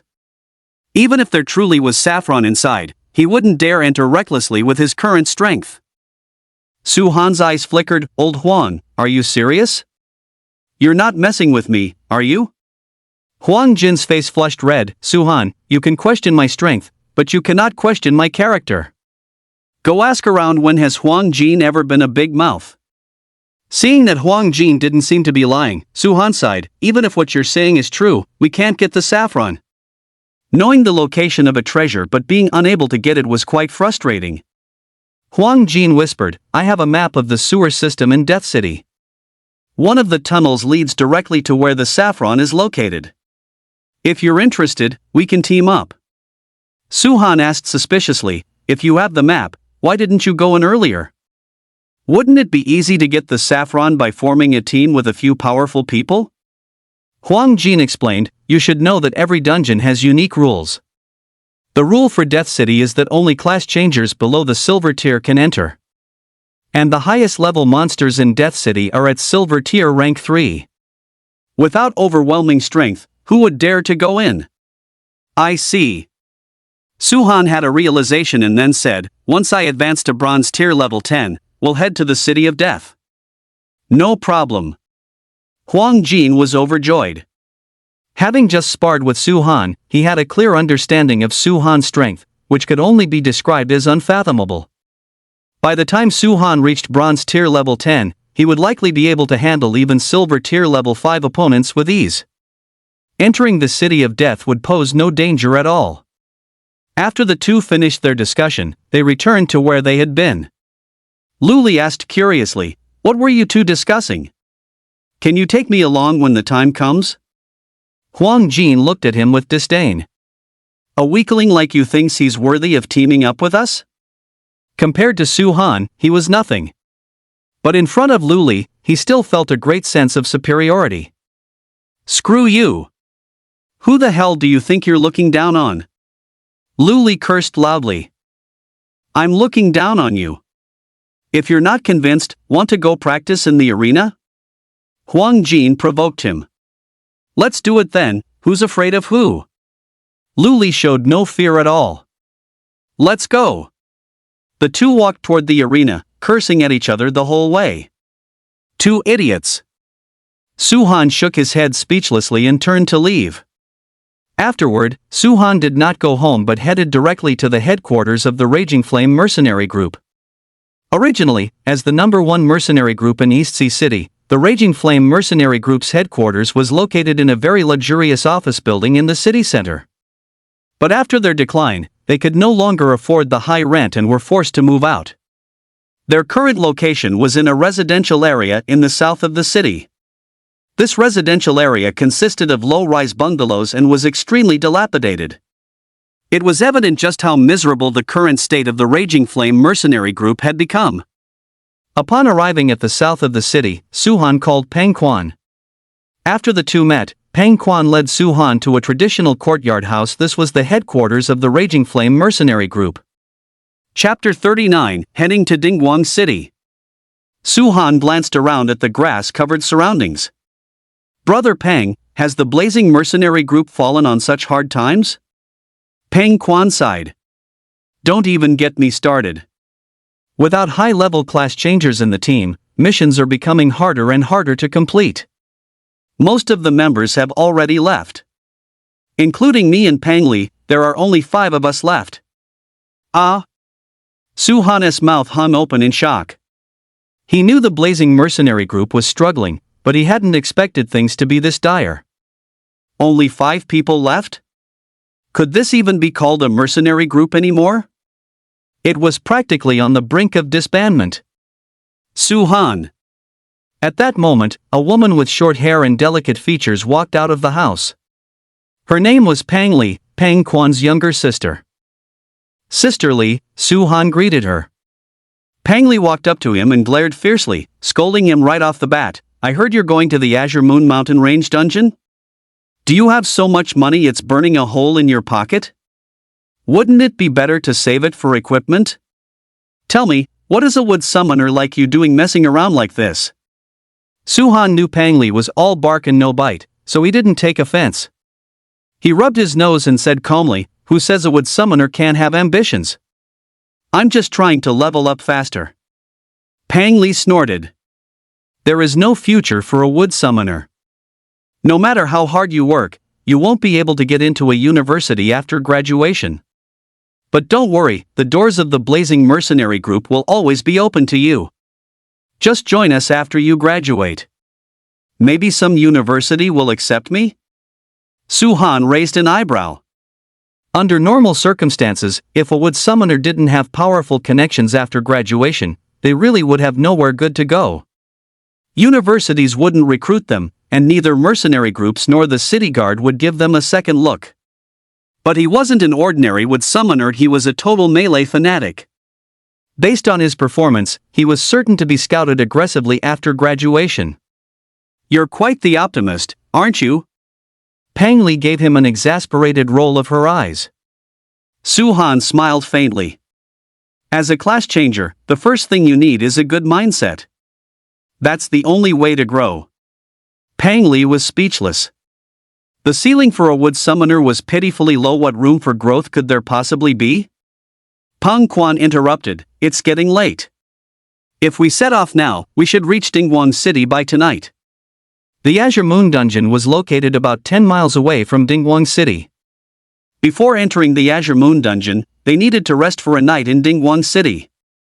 Su-han felt a bit puzzled. A distance of 300 kilometers would only take a little over 3 hours by driving a base vehicle. Why did Peng Quan make it sound like it would take 7 or 8 hours? However, Su-han soon figured it out. It turned out the Blazing Mercenary Group was so poor they didn't even have a base vehicle anymore to get to Dingguang City, they would have to take the bus. Furthermore, there were no direct buses from Donghai City to Dingguang City, requiring 2 transfers along the way. With all that hassle, it would indeed take 7 or 8 hours. Su-han didn't want to waste time on the road. After a moment's thought, he dialed Lu Li's number. Old Lu, are you guys back in Dingguang City yet? Not yet. Huang Jin and I are still in Donghai City, just about to find a place to eat. Don't eat yet. I'll send you a coordinate. Drive over and pick me up, and I'll treat you guys to dinner. Alright, we'll be there right away. After hanging up, Su-han sent a coordinate to Lu Li. Peng Quan asked curiously, Su-han, who are you calling? A friend of mine. He has a car. We'll take his vehicle to Dingguang City. You certainly have a lot of connections, Peng Quan remarked with a sigh. Back in the heyday of the Blazing Mercenary Group, why would they ever need to hitch a ride for a long trip? But now, it was enough to move one to tears. 10 minutes later, a black off-road base vehicle came speeding toward them. From the outside, it looked exactly like the one Jin Chaogua owned. The base vehicle pulled up and stopped. Huang Jin, sitting in the driver's seat, rolled down the window. Su-han, get in. Su-han brought the Peng siblings into the vehicle and introduced both parties. Upon learning the identities of Huang Jin and Lu Li, the Peng siblings were utterly shocked. Weren't Huang Jin and Lu Li geniuses ranked in the top 100 of the Rising Stars list? Especially Huang Jin, who was ranked as high as 19th. How could geniuses like these be acquainted with Su-han? And they even became friends? It was a bit hard to believe. After introducing themselves, Huang Jin asked, Su-han, where are we going to eat? Su-han smiled slightly, Dingguang City. Ah? Huang Jin and Lu Li were both dumbfounded. Traveling over 300 kilometers just for a meal? Was something wrong with him? Huang Jin asked in confusion, why go somewhere so far? Can't we just eat in East Sea City? Su-han didn't hide anything, eating is secondary, the main reason is that I want to go to the Pale Moon Mountain Range for training. Huang Jin. So Su-han was treating him like a chauffeur. This was a bit much. However, he suddenly thought of something and said enthusiastically, take me with you. Let's team up. I want to go to the Pale Moon Mountain Range too. There are bronze tier monsters in the Pale Moon Mountain Range, killing just one could drop a significant amount of level up EXP. I'm going too. Lu Li followed suit and started clamoring to go as well. Su-han rubbed his nose, the entry fee for the Pale Moon Mountain Range isn't cheap. It costs 20,000 blue star coins per person. Do you guys have the money? Yes. Yes. Lu Li and Huang Jin shouted in unison. Suhan looked at Huang Jin and asked doubtfully, "Didn't you say you didn't have any earlier?" Huang Jin chuckled, "I don't have it on me, but my dad does. If I tell him, he'll definitely transfer it to me." Spending 20,000 blue star coins for a chance to level up once or twice was very much worth it. Suhan nodded, "Let's head out then." Huang Jin drove the base vehicle, heading straight toward Dingguang City. On the way, Pang Li nudged Lu Li and asked curiously, "Why are you guys so insistent on teaming up with Suhan?" Generally speaking, people look for a strong expert when forming a team. That way, they can hunt more monsters and ensure their safety. But Suhan was just a wood summoner. He was the furthest thing from an expert. "What is the point of forming a team with Suhan?" Lu Li said without hesitation, "Because Suhan is strong, of course. Although Suhan is only Black Iron Tier 5, the strength he has displayed is no less than that of Black Iron Tier 10. His attack power, in particular, is terrifying. Insta-killing a Bronze Tier Rank 1 is child's play for him." Pang Li. Pang Quan. Suhan is very strong? Is it even possible to joke like that? Pang Li was dazed for a moment and asked tentatively, "What level is Suhan now?" "Black Iron Tier 5. Lu Li. Hiss. Pang Li gasped. She had originally thought it would be good if Suhan could reach Black Iron Tier 2, but she never expected him to have reached Black Iron Tier 5. How many days has it been since the class change? How could his leveling speed be so fast? However, she reacted immediately. Suhan must have paid someone to power level him. Pang Quan asked, "Suhan can actually be more powerful than you guys?" Lu Li burst into laughter. "Even if Huang Jin and I teamed up, we wouldn't be a match for Suhan in a single exchange." Chapter 40, Entering the Tsangyue Mountain Range. Pang Quan and Pang Li were stunned on the spot. Huang Jin and Lu Li combined are not as strong as Suhan? One must know that Huang Jin is a fire mage ranked 19th on the potential rising star list, and Lu Li is a great axe warrior ranked 99th on the same list. On the other hand, Suhan is just a wood summoner. How could he compare to those two? If he were truly stronger than them, why wasn't he on the list? Lu Li glanced at Pang Li and her companion, seemingly sensing their confusion, and said meaningfully, "A certain someone was also very unconvinced before, thinking that because he was ranked 19th on the potential rising star list, he didn't need to take Suhan seriously at all, so he decided to challenge Suhan to a duel. And the result? He was ground into the dirt by Suhan from start to finish, without even managing to graze a single hair on Suhan's head." What? Pang Li and Pang Quan were stunned, their jaws dropping in disbelief. Wasn't Huang Jin ranked 19th on the rising star potential list? Suhan could actually crush Huang Jin like that? Bullshit. Hearing this, Huang Jin flew into a rage. Lu Li, stop distorting the damn facts. Lu Li's eyes widened as he retorted, refusing to back down, "I watched the whole fight. How am I distorting anything?" Huang Jin snorted coldly. "Didn't I blast off 2 of Suhan's arm hairs? You call that not even scratching him?" Cough, cough. Lu Li broke into a violent coughing fit, completely defeated by Huang Jin's logic.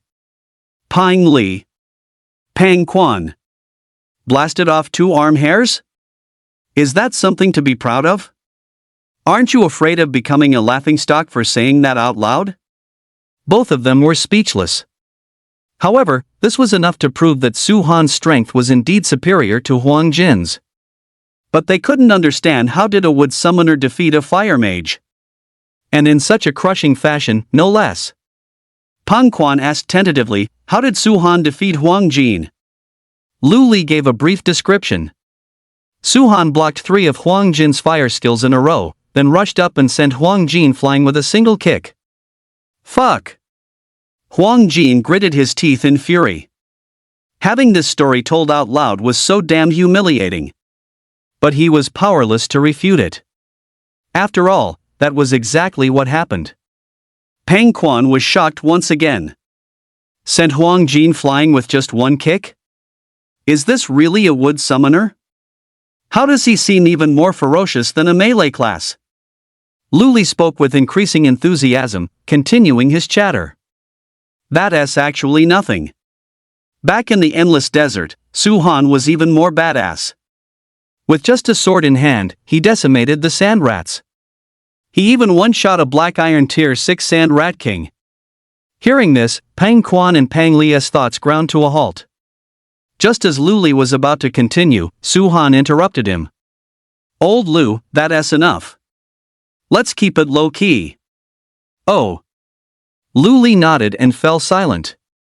Pang Quan and Pang Li both looked at Su-han, their eyes filled with deep shock. At noon, Huang Jin drove the base vehicle into Dingwang City. It had taken just over 2 hours, considerably faster than expected. It had to be said that the performance of his off-road base vehicle was truly impressive. After having lunch, the group found a hotel to settle in. After resting for the night, they set off for the Tsangyue mountain range early the next morning. At the entrance of the Tsangyue mountain range, there was a dedicated ticket window and a large parking lot. After parking and purchasing their tickets, the group entered. Just as they stepped inside, 2 elderly men, one fat and one thin, approached from a distance. They were Dai Jiazhu and Ho Hai from the God-slaying organization. Dai Jiazhu glanced toward the entrance and chuckled. That kid Su-han has gotten a bit arrogant. To dare come to the Tsangyue dungeon to level up at a mere black iron tier 5. He really isn't afraid of death. Ho Hai replied indifferently, doesn't he have 2 bronze tier class changers with him? What's there to worry about? Dai Jiazhu said solemnly, you might not know this yet, but a bronze tier 4 bloodthirsty Liao boar recently appeared in the Tsangyue dungeon. This boar possesses immense strength and extreme brutality. Furthermore, it has a petrification skill. Class changers of the same level are simply no match for it. Up to now, the number of human class changers who have died at its hands has reached 100. If Su-han encounters it, is there any chance he'll survive? Ho Hai's expression darkened. This bloodthirsty Liao boar is a boss of the Tsangyue dungeon, right? Has no one come to hunt it?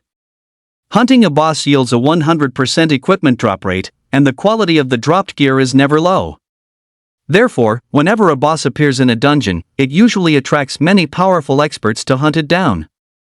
Dai Jiazhu explained, the Tsangyue mountain range has rule restrictions. It only allows class changers below bronze tier 3 to enter. Ordinary bronze tier 3s, even in a team, are no match for the bloodthirsty Liao boar. Consequently, no one has come to hunt it. Ho Hai's expression grew increasingly grim. I hope Su-han can turn this misfortune into a blessing. Inside the Tsangyue mountain range, a thin layer of gray mist loomed, making visibility quite low. Su-han scanned the surroundings and asked Pang Quan, Brother Pang, where are we heading next? Pang Quan pondered for a moment and said, rumor has it that a small pack of wolf spiders is entrenched in a valley not far ahead. Let's head there first. The monsters within the Azure Moon mountain range are not of a single species. There are as many as dozens of varieties. The wolf spider is one of the most common types, and also one of the more peculiar ones. It possesses the body of a spider but the head of a wolf, which is how the name wolf spider originated. The level of wolf spiders is a bit low, Su-han muttered to himself. Wolf spiders are considered among the lowest level monsters in the Azure Moon mountain range, generally around Black Iron Tier 6, with the stronger ones reaching around Black Iron Tier 8. Killing one would grant at most 20 or 30 EXP, which couldn't satisfy his appetite at all. Pang Quan smiled and said, we've only just entered. Let's find some low-level ones to practice on first. Once we've adapted, we'll go looking for higher-level ones. Alright then, Su-han nodded. Subsequently, led by Pang Quan, the group headed off in one direction. After walking for about a few miles, 5 men suddenly approached them from the opposite direction. Judging by their attire, they appeared to be a mercenary team. At first, Su-han and the others paid them no mind, but before they could take more than 2 steps, a sneer reached their ears. Yo! Isn't this the Raging Flame mercenary group from East Sea City? I heard that all the experts in your group have fallen, and you've now been reduced to a low-rate little mercenary band. Haven't you disbanded yet? Hearing this, the expressions of the Pang siblings and Su-han darkened as they all turned to look at the other party. They saw an ugly young man holding a shield, staring at them with a provocative gaze. Pang Li had a fiery temper and couldn't stand it. She immediately snapped, "Whether our blazing mercenary group dissolves or not is none of your damn business. Stop poking your nose where it doesn't belong." The ugly man gave a sinister smile. "Little lady, your strength isn't much, but your temper is quite explosive. Do you still think the blazing mercenary group is in its prime? Think everyone is afraid of you? Watch your mouth, or I'll teach you a lesson." Chapter 41, Let Me Deal With You. Bring it on. You think I'm afraid of you? Pang Li gripped her long blade, pointing it at the ugly man from a distance. Her level was the same as his, both at bronze tier rank 1. She wasn't at all afraid of facing him in a one-on-one fight. "Brother Pang, what's this guy's deal?" Su Han asked. Pang Quan whispered, "His name is Luo Xing, a small fry from the Iron Cavalry mercenary group. They have a grudge against our blazing mercenary group, and now that they see we've fallen on hard times, they're here to kick us while we're down." "What's Luo Xing's level?" Su Han's eyes gradually narrowed. His parents had once been members of the blazing mercenary group. Because of this connection, he felt a deep affection for the group and was absolutely unwilling to see the Pang siblings be humiliated. If Luo Xing's level wasn't high, he would step in to teach him a lesson. "A bronze tier rank 1 shield bearer," Pang Quan said disdainfully. "Trash." Su Han gave a cold laugh. With his current strength, dealing with a bronze tier rank 1 shield bearer was no pressure at all. Luo Xing grinned and said contemptuously, "A piece of junk like you wants to fight me? Fine, I'll play with you today." A one-eyed man beside him let out a lewd smirk. "Luo Xing, this little lady is quite good-looking. You should know how to be gentle with the fairer sex, don't break her." Ha ha! The members of the Iron Cavalry mercenary group burst into laughter. Shameless! Overwhelmed with shame and anger, Pang Li gripped her long blade and slashed through the air. A blade chi about 10 feet long instantly took shape, crashing down toward Luo Xing. This blade chi was precisely the exclusive skill of a blade master, blade dance. Paltry tricks. Luo Xing snorted in disdain. He held his shield in front of him as a layer of brilliant golden light rippled across it. He had activated the skill, Golden Guardian Light. A loud explosion rang out. The blade energy slammed into the shield and shattered with a bang, failing to cause any harm to Luo Xing. "Is that all?" Luo Xing sneered, holding his shield high as he charged rapidly toward Pang Li. In an instant, his speed surged significantly, reaching Pang Li's front in the blink of an eye. "Watch out! He's using the skill bash." Pang Quan warned anxiously. Skill bash is the only offensive skill of the shield bearer. Once activated, speed instantly doubles, and strength surges drastically along with it. Pang Li had not expected Luo Xing to have learned 2 skills. In her haste, she could only swing her long blade in an attempt to block Luo Xing's assault. "You're too naive." Luo Xing gave a cruel laugh, slamming his shield violently against Pang Li's long blade. Bang! Pang Li felt a massive force sweep over her. The long blade flew out of her hand, and she was sent stumbling back several steps by the countershock. "Luo Xing, well done." The members of the Iron Cavalry mercenary group cheered one after another. Luo Xing looked at Pang Li triumphantly. "Little lady, now you know how powerful I am, don't you? Damn it!" Pang Li stomped her foot in rage, picking up her fallen blade, intending to fight Luo Xing to the death. Suddenly, Su Han stepped forward, blocking the way in front of Pang Li's sisterly, "Take a rest. Let me handle this scum." Ah! Pang Li was stunned. She had heard from Lu Li that Su Han was incredibly powerful. But no matter how strong he was only Black Iron Tier level 5. How could he possibly be a match for Luo Xing, who was at Bronze Tier rank 1? Lu Li and Huang Jin glanced at each other, both seeing the excitement in each other's eyes. The close combat demon was finally going to make his move. They had been waiting for this moment for a long time. "Su Han, don't act on impulse." Pang Quan hurriedly tried to dissuade him. "Everything is under control." Su Han gave Pang Quan a reassuring look, then pulled out judgment and pointed it at Luo Xing. "You, surnamed Luo, I'll take you on." "Who are you?" Luo Xing fixed his gaze on Su Han, sizing him up. Since the decline of the blazing mercenary group, only 5 members remained, and he knew every one of them. But Su Han was a fresh face. Could he be a new recruit of the blazing mercenary group? I'm a student from East Sea No. 2 High School, Su Han said calmly. Luo Xing paused for a moment, then burst into a sneer. A mere student dares to stand up for the blazing mercenary group? Haven't you had a taste of the real world's cruelty yet? A mere student would be at the Black Iron tier at most. A Black Iron tier dared to challenge him, a Bronze tier? What a joke! Is there something wrong with his damn head? Cut the crap! Are you ready? I'm about to start crushing you. Su Han's eyes were sharp and piercing. You're really going to do this? The members of the Iron Rider mercenary group were all stunned. The one-eyed man smiled coldly. Luo Xing, since this kid doesn't know what's good for him, go ahead and teach him a lesson. Luo Xing said with a relaxed expression, Kid, bring it on. A Bronze tier against a Black Iron tier, isn't that just a father beating his son? He didn't take Su Han seriously at all. That guy Luo is in for it now. Huang Jin and Lu Li started snickering to themselves. Su Han was no ordinary Black Iron tier. Luo Xing clearly hadn't realized the gravity of the situation, and his end was bound to be miserable. Without another word, Su Han lunged forward, closing the distance to Luo Xing in a single stride, and swung the judgment through the air.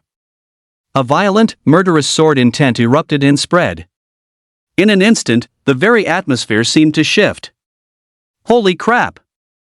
Luo Xing's pupils constricted. He immediately activated his skill, Golden Light Guard.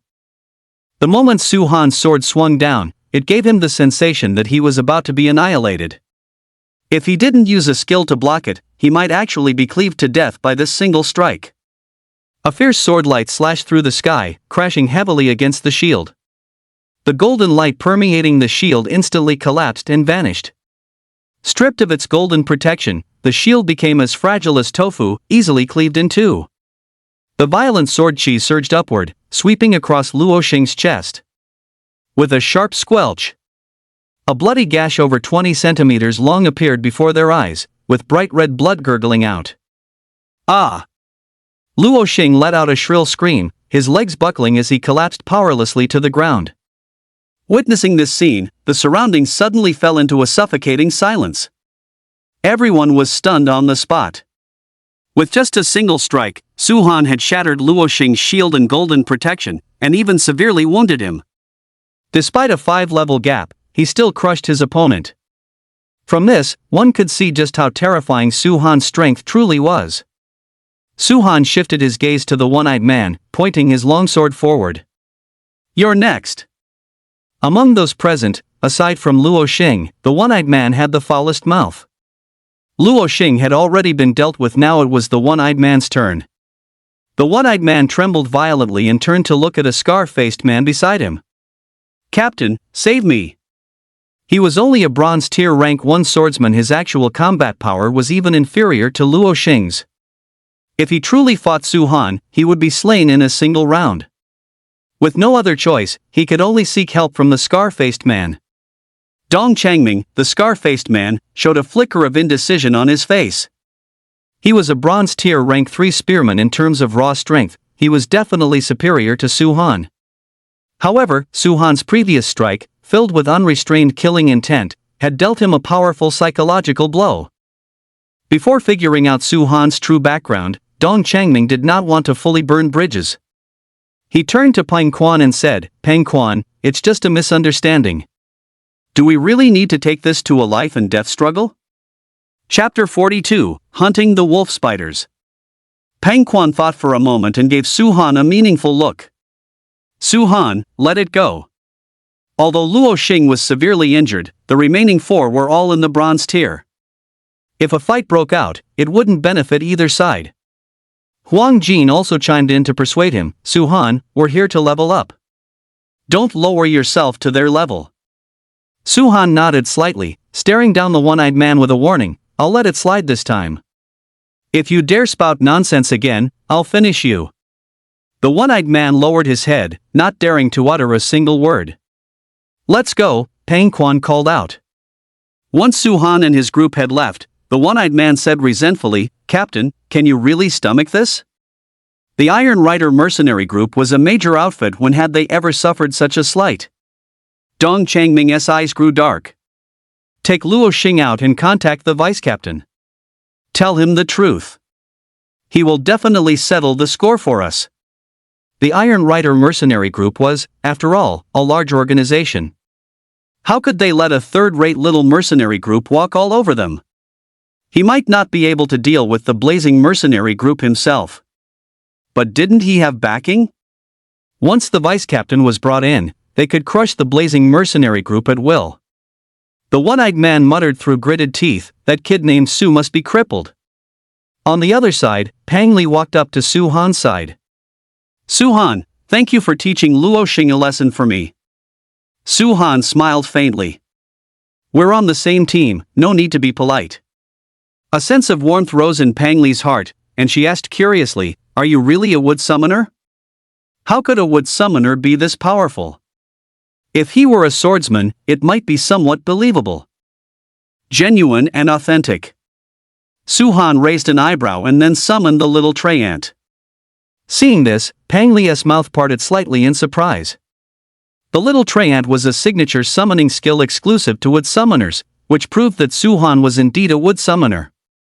At the same moment he summoned the little tray ant, Su-han received a message from it. A black iron tier 8 yellow-flowered snake was hiding in the nearby thickets.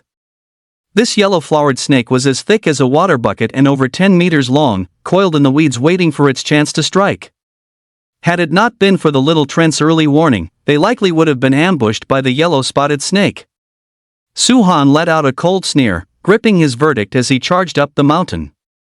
Hunting monsters yielded experience points for leveling up. There was no way he was letting this yellow-spotted snake go.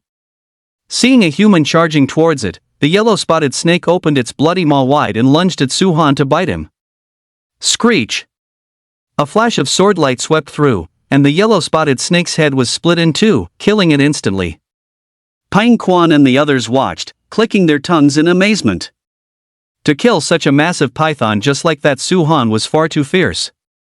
"Brother Pang, let's pick up the pace," Su-han called out. Hunting this yellow-spotted snake only dropped 35 EXP. After distribution, he was left with only 15 points, which was far below his requirements. Half an hour later, the group arrived at the edge of a valley. Looking from a distance, the valley was densely packed with the figures of wolf spiders. A rough estimate put their numbers at least 100. Isn't that a bit too many? Can we actually handle them? Huang Jin swallowed hard. If it were a dozen or 20, it would be manageable. The problem was there were 100 of them. A single charge would be enough to wipe them out. What are you afraid of? Don't we have Su-han? Did you forget that Su-han hunted over 200 sand rats by himself? Lu Li said dismissively. Huang Jin rolled his eyes. The sand rats in the endless desert are only black iron tier rank 1 or 2. The lowest level wolf spiders here are black iron tier rank 6. Is that even comparable? That's a fair point, Lu Li realized with a start. Black iron tier rank 1 and black iron tier rank 6 were completely different concepts. The difference in combat power was vast. Su-han might not actually be able to withstand them. Su-han, maybe we should give up? Pang Quan suggested. Why give up? Su-han countered. Those wolf spiders are all experience points. If they hunted them all down, everyone could level up at least once or twice. How could they miss such a perfect opportunity? Pang Quan paused for a moment. There are too many wolf spiders. We're no match for them. You guys wait here. I'll go over and break their spirit. Once the timing is right, you can join in. Su-han's eyes flickered slightly. With his current defense, the wolf spiders were completely unable to break through. With no worries about his own safety, he could slaughter them at will. Ah! Pang Quan and the others were all stunned. Su-han was going to take on 100 wolf spiders all by himself? Was he really this crazy? Pang Quan didn't dare let Su Han take such a risk. Just as he was about to talk him out of it, he saw Su Han dash into the valley like a streak of light. Roar! A chorus of hissing roars instantly erupted within the valley. Every single wolf spider locked onto Su Han, their eyes glinting with a cold, murderous light. An aura of extreme ferocity spread out even from a distance. The pressure was enough to make Lu Li and the others struggle to breathe. Can Su Han handle this? Pang Li's face had turned pale with fright. Pang Quan gritted his teeth. Let's see how it plays out first. If things go south, we charge down immediately to support him. Su Han showed no trace of fear. Instead, a hint of excitement flickered in his eyes. He pointed judgment toward the wolf spiders, his killing intent surging. Roar! Enraged, the entire swarm of wolf spiders surged toward Su Han like a crushing tsunami. Swish! Su Han swung his sword. Sword light flashed in all directions, and the leading wolf spider's head was instantly severed from its body. Flash! With another horizontal sweep, 2 more wolf spiders were sliced clean in half. Swish! Swish! Swish! After several consecutive strikes, the wolf spiders fell in heaps. Lu Li and the others watched the thrilling scene, marveling at Su Han's absolute strength while simultaneously feeling a sense of pity for him. If Su Han were a swordsman and had learned swordsman skills, he would undoubtedly be an unstoppable force. Unfortunately, Su Han was just a wood summoner, which severely limited his combat potential. No matter how brave he was, he wouldn't be able to withstand the relentless tide of the wolf spider assault forever. Let's move! Pang Quan gave the shout and was the first to charge out, brandishing a large machete. Su Han could only hold out for so long. He would be in grave danger if this dragged on. Go! Lu Li and the other 2 followed suit and charged out. However, they had only made it halfway when they saw Su Han get completely submerged by the swarm. Su Han! Pang Quan's eyes threatened to burst from their sockets, his heart twisted in agony. Lu Li and the other 2 stood frozen in place. Was Su Han killed just like that? But in the next instant, a sword light soared into the sky, and over a dozen wolf spiders were all cleaved in 2. Blood blossoms scattered through the air, shimmering with bewitching colors under the reflection of the sunlight. The blood mist drifted down slowly, landing perfectly upon a vigorous figure. Su Han stood tall with his long sword in hand, surrounded by the corpses of wolf spiders. He looked like a god of war descended to earth, treading upon the bodies of his enemies, majestic and domineering, looking down upon the world with disdain. For a moment, everyone was dazed by the sight. To be surrounded by so many wolf spiders and emerge completely unscathed, just how formidable must his defense be? Chapter 43, Promotion to Black Iron Tier 9. The surrounding wolf spiders were equally intimidated by Su Han's overwhelming power. For a time, they didn't know whether to continue their assault or retreat. One by one, they stopped in their tracks, as still as statues. The wolf spiders did not attack, but Su Han would not let them off. He charged forward, slashing relentlessly. 1 sword, 1 kill. Like autumn leaves swept away by the wind, he continuously harvested the lives of the wolf spiders. Before anyone realized it, 50 or 60 wolf spiders had already fallen beneath Su Han's blade. Bright red blood spilled everywhere, dyeing the ground crimson. It was a scene of absolute carnage. Faced with Su Han's slaughter, the wolf spiders were completely enraged, throwing themselves at Su Han one after another in waves. Coming to his senses, Pang Quan rushed to Su Han's side with Pang Li. The 3 of them joined forces, driving the wolf spider swarm into a total rout. Lu Li and Huang Jin were too low-level to charge in recklessly, but they didn't remain idle. Huang Jin chanted a few incantations, and countless fist-sized fireballs manifested above his head. Like falling meteors, they rained down upon the spider swarm. Rain of Fire was an area of effect skill, and it was the perfect time to use it. Unfortunately, Huang Jin's level was too low to deal fatal damage to the wolf spiders, but it still caused them considerable trouble and depleted a significant amount of their HP. Lu Li stood by Huang Jin's side with a long blade, taking responsibility for his protection. Huang Jin was a mage with almost zero close combat capability. It would be dangerous if any stray wolf spiders managed to break through. Thud, thud. Kacha, kacha, kacha. The entire valley was engulfed in the roaring sound of explosive shattering. The brutal slaughter lasted for 10 minutes before the valley gradually fell silent. Suhan took a heavy breath and scanned the area within his sight. The carcasses of wolf spiders littered the ground everywhere. A short sword floated above the body of one of the wolf spiders.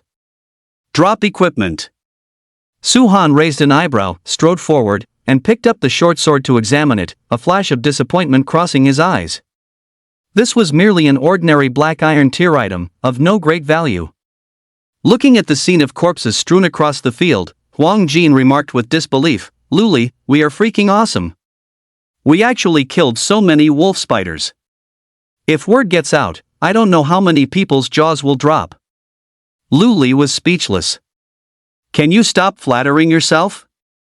You didn't kill a single wolf spider from start to finish. Don't you have any self-awareness about your own capabilities?" Ahem. Huang Jin was left speechless by the retort and began to cough violently. "I've promoted to bronze tier level 2. Pang Li suddenly shouted in excitement. Luli and Huang Jin felt a stir in their hearts and simultaneously opened their status panels. Although the two of them hadn't contributed much effort, they had, after all, hunted so many wolf spiders. Even if they only received a small portion of the EXP, there was a high probability of leveling up. "I really did level up," Luli roared out loud. They hadn't been in the Azure Moon Mountain range for long and had already gained a level. The blue star coins spent on the entrance ticket were truly worth it. Of course, he also knew that the credit primarily belonged to Suhan. If it weren't for Suhan showing such divine might, it would have been impossible to level up this quickly. Huang Jin was equally excited because he had also promoted by 1 level. Suhan opened his status panel at this moment as well. Name, Suhan. Profession, Wood Summoner. Level, Black Iron Tier Level 8. Attack Power, 220. Defense, 200. Agility, 100. Spirit, 50. EXP 20900. HP 800. Mana, 800. IQ, unknown. Skills, Summon Treant 1, Summon Plant Archer 1. Nice. Suhan was overjoyed. He had expected to level up, but he didn't expect to jump 3 levels at once. After reaching Black Iron Tier 8, his overall strength had soared significantly. It was no exaggeration to say that even when facing Bronze Tier 3 monsters, he wouldn't flinch. He could basically walk tall throughout the Blue Moon Mountain range. Calming his excitement, Suhan walked over to Pang Li. "Sisterly, this longsword is for you." A Black Iron Tier item offered negligible improvement to his own strength, so he decided to just give it to Pang Li. After all, the Blazing Mercenary Group was too poor. He considered it a form of poverty alleviation. "Ah." Pang Li froze for a moment and declined. "Suhan, I can't take this." Being able to level up was enough to make her satisfied. How could she take Suhan's things on top of that? "Just take it when I give it to you." "I'm not short of this stuff," Suhan said, pushing the short sword into Pang Li's hands without allowing for any argument. "This." Seeing Suhan's firm attitude, Pang Li didn't know what else to say and turned to look at Pang Quan. Pang Quan chuckled. "It's a kind gesture from Suhan, just accept it." "Mm-hmm." Pang Li nodded, a wave of warmth rushing through her heart once again. "Suhan, where are we heading next?" At that moment, Huang Jin and Luli came running over, both of them wearing radiant smiles. Suhan asked curiously, "What are you guys so happy about?" Looking at Huang Jin and the other, it was as if they had found some precious treasure. Luli scratched his head. "We leveled up too, so of course we're happy." "That is indeed something worth being happy about." Suhan smiled and then added, "Let's find a place to rest first." After the intense battle, their stamina consumption was too high. If they didn't recover properly, it would be dangerous if they encountered a large pack of monsters. Fine. Everyone expressed their agreement. Afterward, they found a hidden spot to rest. After resting for an hour, they resumed their journey. With no specific target in mind, they could only search around aimlessly. Fortunately, thanks to the little Trent's sensory abilities, they managed to hunt down many monsters, with Su-han dealing with most of them. After 3 hours, Su-han, Huang Jin, and Lu Li leveled up once again. Pang Li gathered many spiritual materials along the way, including several high-quality stocks that left her overjoyed. Being able to level up in such a short time was already considered highly efficient, but Su-han was not satisfied. His minimum goal was to reach bronze tier rank 1. He could not relax for a single moment until that goal was achieved. Afterward, he continued the search with the little tray ant in tow. Just as they finished killing a black iron tier wolf, a middle-aged man with a thick beard suddenly approached them from ahead. Coming closer, the bearded man swept his gaze over them. When he saw the little tray ant, his eyes suddenly lit up. "Whose summon is this little tray ant?" "Mine," Su-han said flatly. The bearded man sized Su-han up and said in an unquestionable tone, "You're coming with me." Su-han was slightly stunned. "I don't even know you. Why should I go with you?" The bearded man's face darkened. "Do you think I'm negotiating with you? If you don't come with me, I'll kill you right now." Everyone was dumbfounded. He wanted to kill Su-han just because of a disagreement? Can someone really be this arrogant? Chapter 44, Lime Bird. Aren't you being a bit too arrogant? Do you really take us for pushovers? Pang Quan stepped in front of Su-han, staring coldly at the bearded man. Sangyue Mountain Range has clear regulatory restrictions, only allowing class changers below bronze tier rank 3 to enter. In other words, the opponent was at most a black iron tier rank 3. Facing a class changer of the same level, he had never feared anyone. The bearded man glanced at Pang Quan and gave a contemptuous smile. "If you have the strength, you can be arrogant too. The question is, do you have it?" Pang Quan's eyes gradually narrowed. "Whether I have it or not, we'll only know after a try. If you want to take Su-han away, you'll have to get through me first." A mocking sneer crossed the bearded man's lips. "I advise you to take back those words, otherwise, you're going to get hurt badly. This guy is too rampant. I really want to step up and teach him a lesson," Lu Li said, filled with righteous indignation. Trying to take Su-han away for no reason and even resorting to threats was simply too overbearing.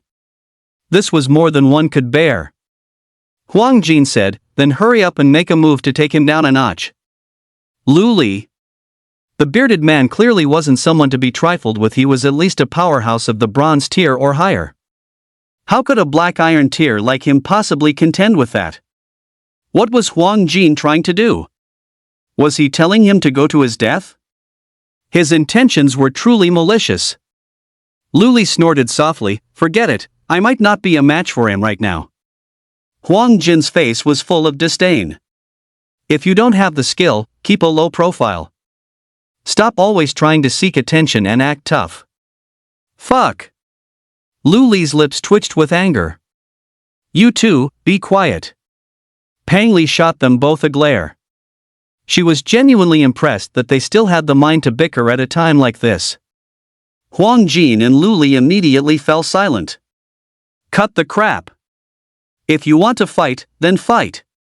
Pang's fighting spirit soared as he gripped his long blade and pointed it at the bearded man from a distance. The bearded man was in no hurry to strike. He smiled faintly. "You should know that there is no rule of law within a dungeon. Even if I kill you, there won't be any consequences. You talk too much. Are we fighting or not? If not, we're leaving." Pang was getting impatient. "Then I'll play with you for a bit." The bearded man let out a soft grunt and flexed his arms. With a sound of tearing fabric, his shirt ripped apart, revealing 2 bronze-colored arms. The muscles on them bulged prominently, looking as though they were cast from molten iron. Everyone was stunned for a moment. What was he trying to do? Show off his muscles? In that split second of distraction, a sudden change occurred. The bearded man's arms began to swell rapidly, and at the same time, black scales emerged from his skin, completely covering his arms. "Beast Warrior," everyone exclaimed in shock. Only Beast Warriors possess the ability to transform. Among those of the same level, the combat power of a Beast Warrior is exceptionally formidable, far surpassing that of a swordsman. However, what they couldn't understand was why the bearded man had only transformed his 2 arms instead of his entire body. Pang Quan asked, "What do you mean by this?" The bearded man said indifferently, "Against someone like you, phantomizing 2 arms is more than enough." It finally dawned on everyone that the bearded man didn't take Pang Quan seriously at all. Pang Quan felt humiliated, his voice turning icy. "You're that confident?" The bearded man curled his lip. "Confidence comes from strength." "Then let me see your strength." Pang Quan stopped wasting words. Holding his long blade, he slashed through the air. A burst of sharp blade light shot out, interweaving into a giant net that swept down toward the bearded man from above. He was using the swordsman's exclusive skill, Wild Blade Dance. Trivial tricks. The bearded man gave a contemptuous smile, clenched his fist, and punched out violently, slamming heavily into the blade net. There was a thunderous bang. The blade net was shattered instantly, collapsing in a moment. Holy crap! Luli and the others were dumbfounded with shock. Wild Blade Dance is a very powerful offensive skill. How could it be defeated so easily? Just how powerful was this bearded man's strength? Overestimating yourself. "Do you realize how powerful I am now?" the bearded man sneered. Pang Quan's face flushed with a mix of anger and embarrassment. Gritting his teeth, he was about to continue his assault when Su Han stopped him. "Brother Peng, stop fighting." There was a vast disparity in strength between Pang Quan and his opponent. Continuing would only result in him getting injured. Su Han turned to face the bearded man and said calmly, "Even if you intend to take me away, Your Excellency should at least explain the situation, shouldn't you?" With his black iron tier 9 strength, it wouldn't be difficult for him to kill the bearded man. However, he was curious, what exactly did they want with him? He decided to ask for the reason first. If things went south, it wouldn't be too late to take action then. "Kid, you're quite composed." The bearded man scanned Su Han and chuckled, "There's no harm in telling you. I'm hunting a certain monster, but it's an expert at camouflage and can blend into its surroundings. That's why I want your little Treant to help with the search." "So that's how it is." Su Han uttered in realization, then followed up, "What kind of monster are you hunting?" The bearded man snorted disdainfully, "Telling you this much is already giving you plenty of face. Don't push your luck, kid." "I'm pushing my luck?" Su Han was almost amused. He smiled and said, "I'm a very stubborn person. If you don't tell me, I won't go with you even if you kill me." If it was a highly valuable monster, he could take the opportunity to claim it for himself. But if it had no value, there was no point in wasting time going alone. The bearded man's eyes darted around as he pondered for a moment. Then he laughed loudly, "Kid, your courage has earned my respect. Don't worry, I won't kill you." For now, searching for the monster was the priority. There was no need to use force. He would appease Su Han first, and once the monster was caught, he could deal with the boy however he pleased. Su Han rubbed his nose. "What monster are you looking for?"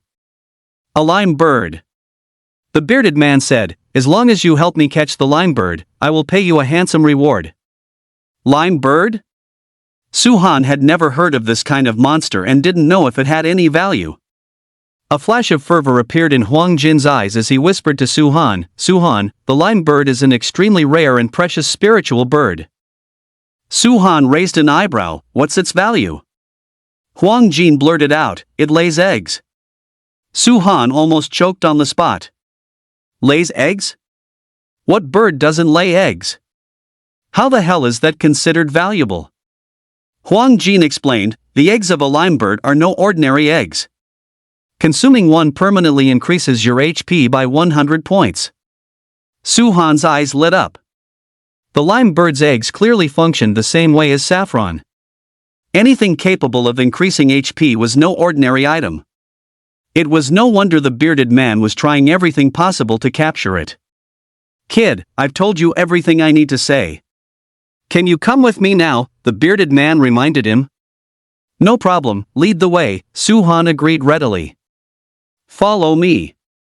The bearded man grinned and walked straight in one direction. Su Han and the others followed closely behind. Chapter 45, I think it's doable. Su-han, is it really okay to follow him? Pang Quan was a bit worried. The bearded man was powerful and had an incredibly eccentric temperament. If they actually caught the lime bird and he turned on them, they would be in serious danger. Su-han gave Pang Quan a reassuring look. Everything is under my control. If the bearded man really dared to try anything reckless, he would simply strike first and finish him off. Pang Quan was slightly stunned, wondering where Su-han got such confidence from. Under the bearded man's lead, the group walked for about 10 minutes before arriving at a dense bamboo forest. This bamboo forest covered several acres, filled with lush greenery. As far as the eye could see, everything was a vibrant shade of green. The bearded man scanned the area and commanded Su-han, "The lime bird is inside this bamboo forest. Have your little tray ants search for it." Su-han asked doubtfully, "How do you know the lime bird is still in the bamboo forest? Won't it fly away?" The bearded man gave a faint smile. These stalks are called emerald green bamboo, and their sap is the primary food source for the lime bird. In the entire Azure Moon Mountain range, this is the only place where emerald green bamboo grows. Therefore, I can assert that the lime bird will not leave. Oh. Su-han nodded and subsequently ordered the little tray ant to begin the search. The little tray ant led the way, with Su-han and the others following closely behind. After ascending to Black Iron Tier 9, the little trent's detection capabilities had improved once again, now reaching a range of 60 meters. Scanning the entire bamboo forest would not take much time. The little tray ant had advanced over 200 meters when it suddenly stopped and sent a message to Su-han. The lime bird was perched on an emerald green bamboo stalk 50 meters ahead. Su-han remained silent, signaling the little tray ant to continue moving toward the lime bird's location. At such a distance, it was not yet the right time to make a capture. Furthermore, even if he were to act, he first needed to send the bearded man away. When they were 5 meters away from the lime bird, Su-han signaled for everyone to stop. The bearded man's expression shifted as he whispered, "Did you find the lime bird?" Su-han nodded. "Where is it?" the bearded man asked excitedly. Su-han pointed in the opposite direction. 10 meters ahead, on the central emerald green bamboo. Counting from the bottom up, the 7th segment of the stalk, the lime bird is perched right there. Su-han's description was so detailed that the bearded man believed him instantly, cautioning, "All of you wait here. With too many people, it would be easy to startle the lime bird away." The bearded man tiptoed forward, while Su-han headed toward the lime bird's actual location. The lime bird had already noticed Su-han, but it possessed immense confidence in its camouflage and wasn't worried about being discovered at all. At that moment, it was perched on the bamboo stalk leisurely sipping sap, completely ignoring Su-han's approach. Guided by the little tray ant, Su-han soon arrived right in front of the lime bird, with less than half a meter between them. "What is Su-han doing?" Luli and the others began to murmur in confusion. On the other side, having been tricked by Su-han, the bearded man walked up to an emerald green bamboo stalk. Staring intently at the 7th segment, he suddenly lunged upward to grab it. At the exact same time, Su-han also made his move. Snap! The bearded man's grab caught nothing but air. Su-han, however, felt his hand close around something soft and squishy. Chirp, chirp, chirp. Amidst a startled cry, a small bird appeared in his hand. The bird was covered in a layer of cyan feathers and was roughly the size of a sparrow. Su-han caught the lime bird? Everyone was stunned. Wasn't Su-han supposed to be assisting the bearded man? Why did he take action himself? Hearing the commotion, the bearded man spun around abruptly. He saw Su-han holding the lime bird, delivering a flick to its head that knocked it unconscious. Su-han then pulled a vine from the ground and bound the bird tightly, quickly wrapping it up like a rice dumpling. Then, he nonchalantly tossed it into his pocket. Everyone! At this moment, they finally realized what was happening. Su-han clearly intended to play the black-eat-black game. He was stealing the lime bird. One had to admit, Su-han was incredibly bold. Wasn't he afraid of the bearded man's retaliation? The bearded man was a bronze tier 3 beast warrior. How powerful was that? Even Pang Quan couldn't last a single round against him. Could Su-han possibly be a match? The crowd began to feel a faint sense of worry. The bearded man stood in a daze for a moment before snapping back to reality. He strode up to Su-han and asked coldly, "Kid, what's the meaning of this?" Su-han replied calmly, "Didn't you say it yourself? If I helped you find the lime bird, you'd give me a generous reward." The bearded man froze for a second. "Then shouldn't you give me the lime bird first?" Su-han smiled. "No need to go through the trouble. This lime bird will serve as the reward." Realizing he had been played, the bearded man's eyes glinted with a murderous chill. "You dare pluck hair from a tiger's head? Kid, are you tired of living? A mere wood summoner dared to snatch his prey? What an utter joke!" Su-han raised an eyebrow. "It seems we'll have to decide who keeps the lime bird through force. However, I must advise you, the moment you make a move, you're dead. So, you'd better think twice before acting." The bearded man's jaw dropped in disbelief. A black iron tier wood summoner dared to threaten to kill him? This was perhaps the funniest joke he had heard in his entire life. "Kid, since you're looking for death, I'll grant your wish." The bearded man's expression twisted into a ferocious scowl as he suddenly reached out to grab Su-han's neck. Due to his preconceived notions, he treated Su-han as nothing more than a wood summoner he didn't even transform, completely disregarding Su-han. Underestimating an opponent always comes with a painful price, and the bearded man was a classic example. Flash! Su-han struck with his sword, fast as a bolt of lightning. Crack! The bearded man's right hand was severed clean off at the wrist, and a spray of blood erupted. How could this be? Staring at his severed hand, the bearded man was utterly stunned. A wood summoner could break through his defense and even cut off his hand? Is this even a freaking wood summoner anymore? Before the bearded man could think further, a surge of agonizing pain rushed to his heart. He couldn't help but let out a shrill scream, clutching his stump as he retreated repeatedly. Strike while the iron is hot. Su-han would not give the bearded man a chance to catch his breath with a movement of his feet. He charged forward frantically. Don't even think about it. The bearded man roared through gritted teeth as patches of black scales suddenly emerged on his skin, quickly enveloping his entire body. He looked just like a humanoid lizard. At that moment, Su-han's longsword swung down violently.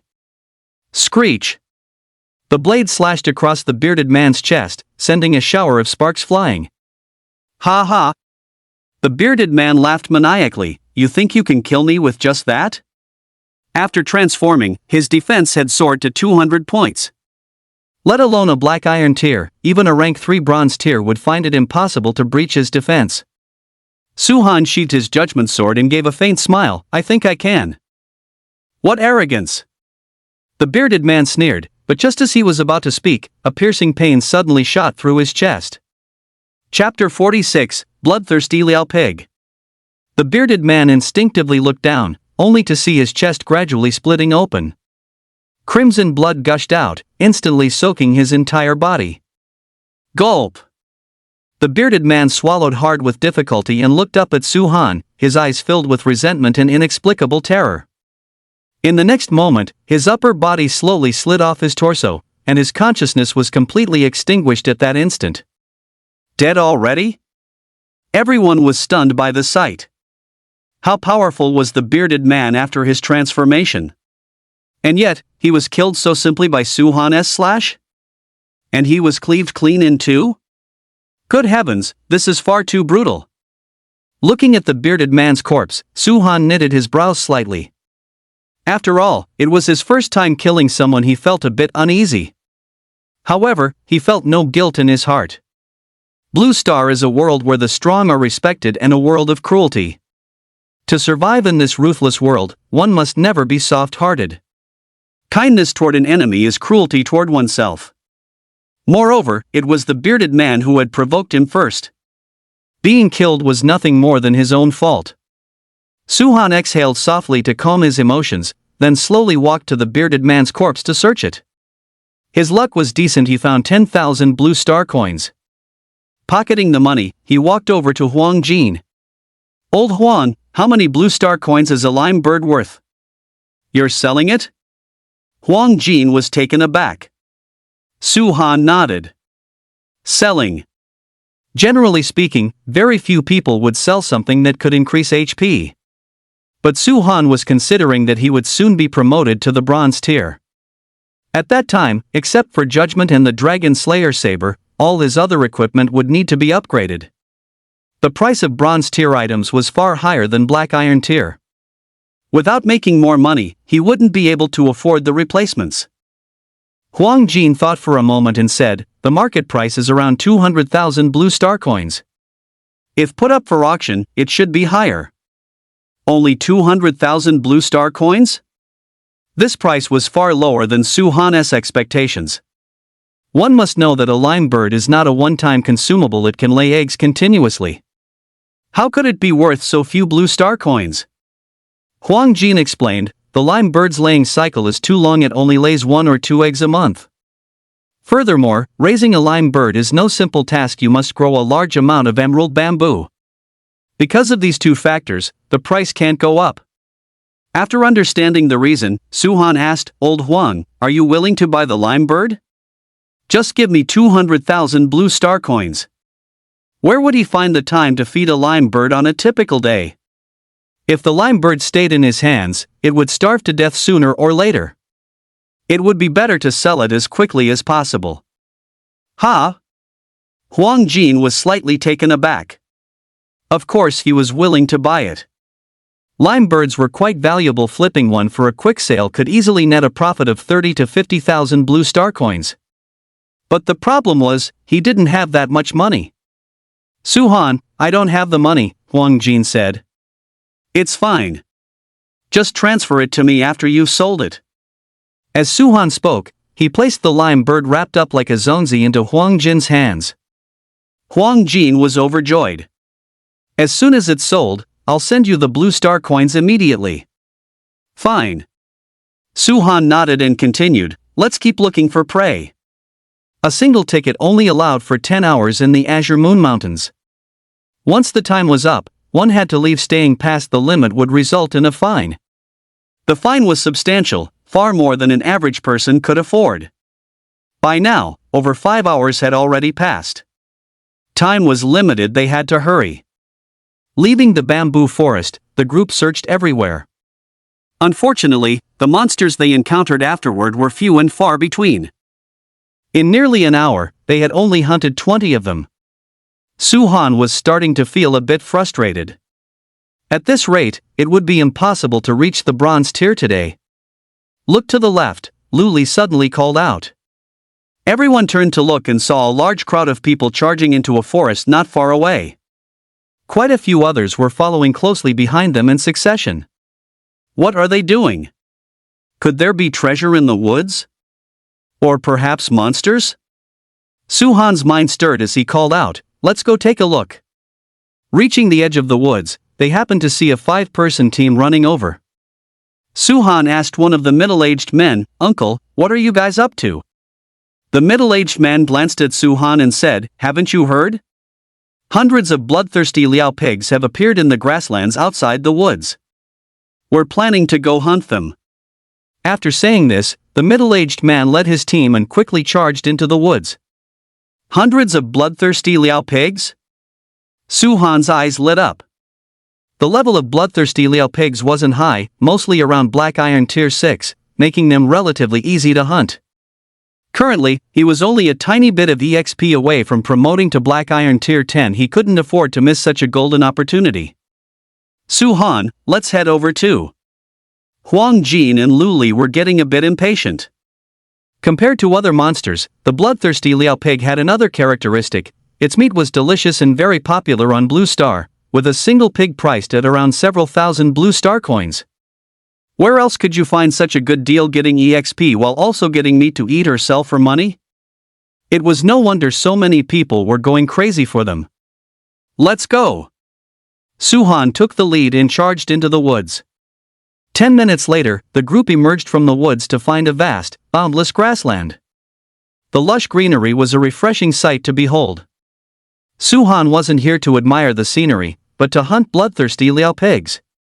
He scanned the area quickly and soon spotted traces of them. Not far away, over a dozen large, sturdy wild boars with blood-red fur were fighting a small human team.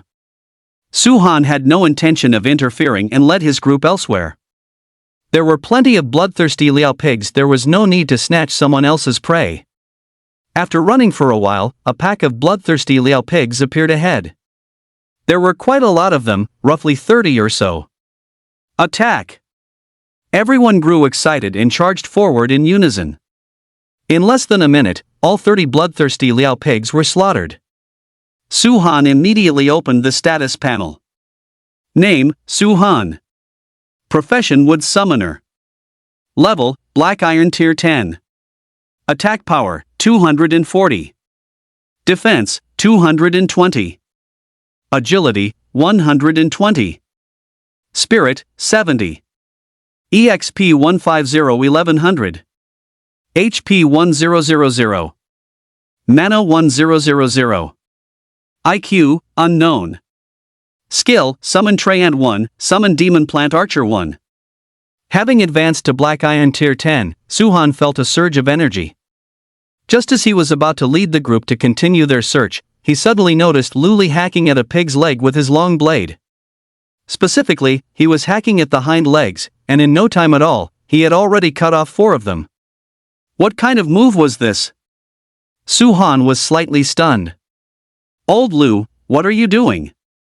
Luli chuckled. Su-han, you might not know this yet, but the hind leg of the bloodthirsty boar is the most delicious part. I'm planning to hack off a few more to take back with us. Chapter 47, A Powerful Boss. Su-han quickly called out, Old Lu, stop it right now. In the time it took to hack off those pig legs, they could have killed several more bloodthirsty boars. Was leveling EXP more important, or were pig legs more important? Had Luli's brain stopped working? Luli asked in confusion, if you sell these outside, each one goes for at least 700 or 800 blue star coins. Wouldn't it be a waste to just leave them behind? Huang Jin chimed in with a timely sneer, that's about as far as your ambitions go. Screw off. Luli glared fiercely at Huang Jin. Su-han was speechless. He said patiently, kill the bloodthirsty boars first.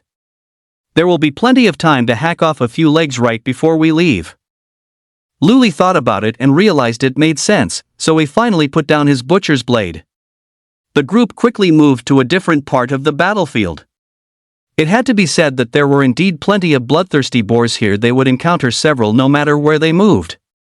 Of course, there were also plenty of other people who had come here to hunt.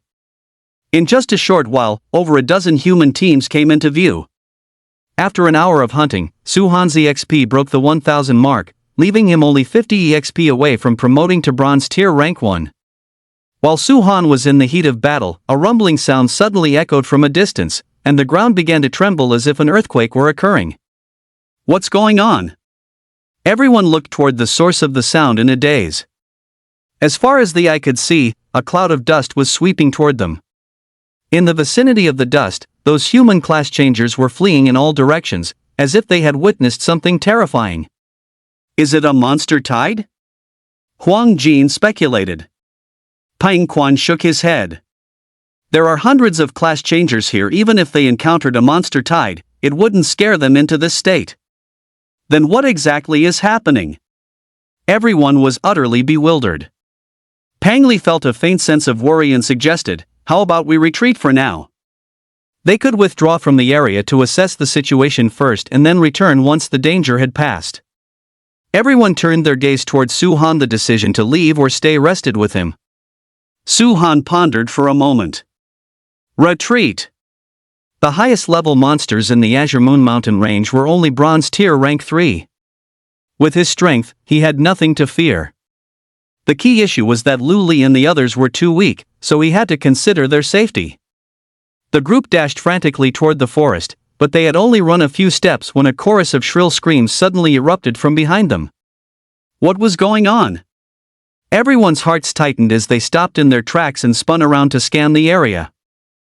Within their line of sight, a wild boar as massive as a small hill, its entire body covered in a layer of rock, was charging toward them with reckless abandon, crushing everything in its path. Wherever it passed, the ground was left completely barren. No matter what profession the class change practitioners held, they were like paper before this giant boar. They were either trampled to death or had their bodies shattered by the impact. In just a few breaths' time, dozens of humans had already met a brutal end. Holy crap! What kind of monsters is this? Luli's eyes were filled with terror, and his entire body began to tremble. Wasn't it said that the most powerful monsters in the Blue Moon Mountain range were Bronze Tier Rank 3? Is this giant boar really just Bronze Tier Rank 3? Judging by the way it was slaughtering people like grass, saying it was Bronze Tier Rank 5 wouldn't be an exaggeration. Who the hell could actually beat that? Pang Quan's expression grew solemn.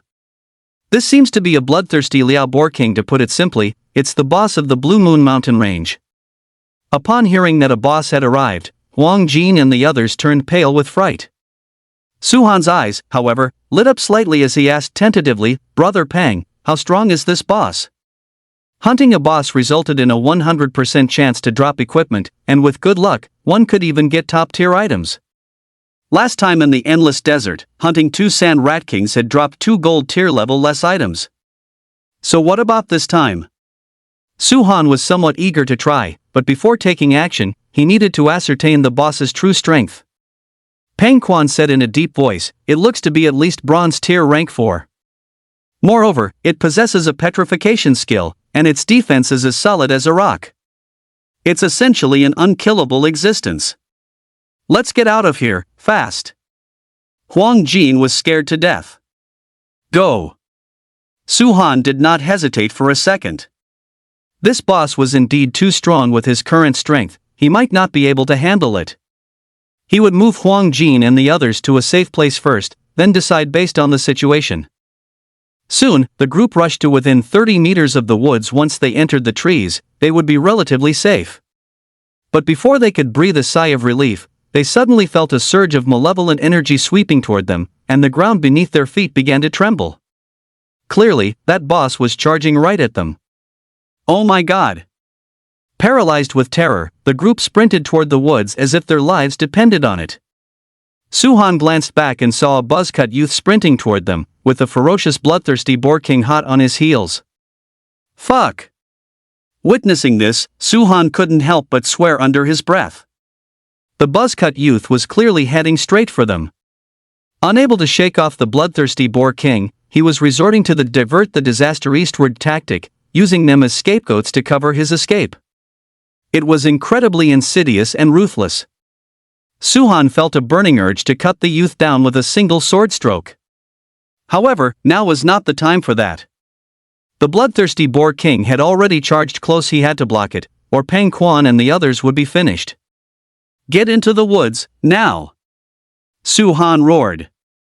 Instead of retreating, he charged forward, bravely rushing toward the bloodthirsty Boar King. As he brushed past the buzzcut youth, he caught a glimpse of a smug, successful smirk crossing the other man's face.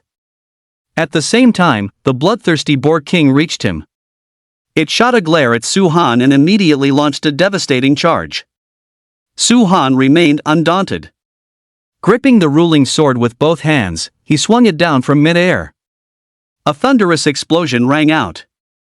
The ruling sword slammed heavily onto the bloodthirsty Boar King's massive skull. Sparks flew as a long gash was ripped open. Blood splattered everywhere, staining half of its head red and making it look even more monstrous. Meanwhile, Su-Han was sent flying backward by the violent impact of the brute force. Upon landing, his head spun, and a dull ache throbbed in his chest and arms. Even his HP had dropped by 200 points. In a direct clash of strength against the bloodthirsty Boar King, he was clearly at a disadvantage. Pang Quan and the others had just rushed into the woods when they heard the massive crash behind them. Turning around, they witnessed the exact moment Su-Han was knocked back. Not good. Pang Quan's expression changed drastically. Without a second thought, he charged out of the woods to support Su-Han. Even though he knew he was no match for the bloodthirsty Boar King, he couldn't just stand by and watch Su-Han die before his eyes. Ignoring Pang Quan, the bloodthirsty Boar King locked its gaze onto Su-Han, its crimson eyes glowing with a murderous, bloodthirsty light. It was intolerable that a puny human had managed to crack open its skull. Driven into a feral frenzy, the bloodthirsty boar king let out a roar and charged at Su-han once again. "Su-han, get out of the way!" Pong Quan shouted, his heart burning with anxiety. Remaining calm in the face of danger, Su-han immediately summoned the demon plant archer. With a whoosh, the demon plant archer immediately fired a consonant arrow. A flash of cold light pierced the sky and struck the bloodthirsty boar king's eyelid at an incredible angle. Chapter 48, The Strongest Blow. With a bang, the wooden arrow exploded into splinters. Although it failed to pierce the bloodthirsty boar king's pupil, it caused a sharp sting of pain. Completely infuriated, the bloodthirsty boar king charged in front of the demon plant archer and slammed its claw down. Boom! The demon plant archer was smashed into the soil, turning into a pile of wood chips. Seizing this opportunity, Su-han scrambled to his feet and bolted. At present, he was no match for the bloodthirsty boar king and could only lead it on a chase. However, if he could promote to bronze tier rank 1, coupled with the assistance of the dragon slayer saber, counter-killing the bloodthirsty boar king would be no problem at all. What he needed to do now was find ordinary bloodthirsty boars and strive to level up in the shortest time possible. Naturally, the bloodthirsty boar king would not let Su-han escape and pursued him relentlessly. Both were extremely fast and soon vanished from sight. What should we do? Pang Quan stood frozen on the spot. The speed of both Su-han and the bloodthirsty boar king was far beyond his own. Even if he wanted to help, he couldn't catch up. Not far away, the buzzcut youth stared in the direction Su-han had left, his expression flickering between light and dark as he muttered to himself, "Would summoner?" Just now, Su-han had clearly summoned a demon plant archer. And the demon plant archer was an exclusive summoning skill of the wood summoner. But how could someone who could go toe-to-toe with a bloodthirsty boar king possibly be a wood summoner? Where exactly did things go wrong? The buzzcut youth couldn't figure it out, so he simply stopped overthinking and turned to leave. In his view, no matter what Su-han's profession was, he was bound to die at the hands of the bloodthirsty boar king sooner or later. On the other side, Su-han was leading the bloodthirsty boar king on a wild goose chase. In fact, with his speed, he could have completely shaken off the bloodthirsty boar king. The reason he didn't do so was that he intended to kill it. Fortune favors the bold. As long as he could take down the bloodthirsty boar king, it would drop not only EXP but also top-tier equipment. Such an opportunity was a rare find and absolutely could not be missed. Unfortunately, after running for more than 10 miles, he had yet to encounter a single ordinary bloodthirsty boar, which meant he had no way to level up. Su-han was puzzled. There were so many bloodthirsty boars just a moment ago. How had they all vanished? Where did they go? Helpless, he could only continue his search. In a nearby small grove, two young and beautiful women were gathering wild fruit when they suddenly heard a rumbling sound coming from outside. The two instinctively glanced outward, and when they saw a massive bloodthirsty boar chasing a young man, they were both stunned. A bloodthirsty boar that large? Why hadn't they seen one like that before? "Sister, what level is that bloodthirsty boar?" Yi Yunyu asked in a low voice. "It should be a boss tier." Yi Yunchuang's expression tightened slightly. Hiss. Yi Yunyu gasped. "Does that mean that handsome guy is doomed?" Yi Yunchuang glanced at Su-han and whispered, "Facing a boss tier bloodthirsty boar, even a bronze tier rank 3 class changer would have no chance of survival, let alone someone like him who hasn't even reached bronze tier. Sister, how about we step in and help him?" Yi Yunyu felt a stir of compassion. Yi Yunchuang said coldly, "Help how? Do you think I can defeat a boss tier bloodthirsty boar?" Yi Yunyu lowered her head. "But he really is handsome. Are we just going to watch him get killed? You're too cruel. Stop being so boy crazy." Yi Yunchuang snorted and pulled Yi Yunyu deeper into the woods. If the bloodthirsty boar king discovered them, they would be in danger as well. Su-han fled all the way, encountering several human teams along the path. When these people saw the bloodthirsty boar king, they were nearly scared out of their wits and fled from a distance. From beginning to end, not a single person came forward to help Su-han. Su-han was actually glad to see this. It was better that no one interfered. This way, the bloodthirsty boar king would belong solely to him. After speeding along for another few miles, he still hadn't found any monsters. Su-han was getting anxious. Continuing like this wasn't a solution. His physical strength would eventually run out. When that time came, he would be in real danger. Su-han pondered for a moment and simply summoned the little tray ant. With the help of the little trent's sensory abilities, he finally discovered a pack of black iron tear wolves hidden in a mountain hollow not far away, numbering more than 20 in total. Su-han was ecstatic and charged rapidly toward the hollow. But before he could even get close, he saw the black iron tear wolves fleeing in panic. Seeing this, Su-han finally understood. No wonder he hadn't encountered any monsters for so long. They must have been scared off by the blood-sucking boar king. Su-han abruptly increased his speed to give chase. Having finally encountered a pack of black iron tear wolves, he could not let this opportunity slip away. In just a few breaths, Su-han had caught up to them. He swung judgment frantically, continuously harvesting the lives of the black iron tear wolves. 1, 2. When he killed the fifth one, he successfully promoted to bronze tier rank 1. Su-han stopped in his tracks, placed judgment into his item inventory, and pulled out the Dragon Slayer saber instead, slashing at the charging bloodthirsty boar. With a whoosh, a massive black dragon several dozen feet long suddenly surged out from the blade. It wound and coiled in mid-air, emitting a terrifying aura that seemed to come from the abyss. This dragon was precisely the abyssal black dragon soul hidden within the Dragon Slayer saber. As soon as the abyssal black dragon appeared, it threw its head back and roared. The dragon's cry echoed through the heavens and earth, clearly reaching every corner of the Blue Moon Mountain range. A dragon's roar? A dragon-type monster has appeared in the Blue Moon Mountain range? Oh my god, run for your lives! In an instant, everyone rushed toward the exit, fearing they would die there if they ran too slowly. Brother Pang, what should we do? Huang Jin's face turned pale with fear. Pang Quan's expression was grave. You guys head out first. I'll wait here. Su-han might be back in a while. If we're going to die, we die together. I'm staying too. Lu Li gritted his teeth and made his decision. When the bloodthirsty boar saw the abyssal black dragon, its massive body trembled violently, and a layer of deep terror filled its eyes. After a brief moment of daze, it turned tail and fled like a cornered rat. Dragons are the most powerful monsters under the heavens, possessing an innate bloodline suppression over all other monsters.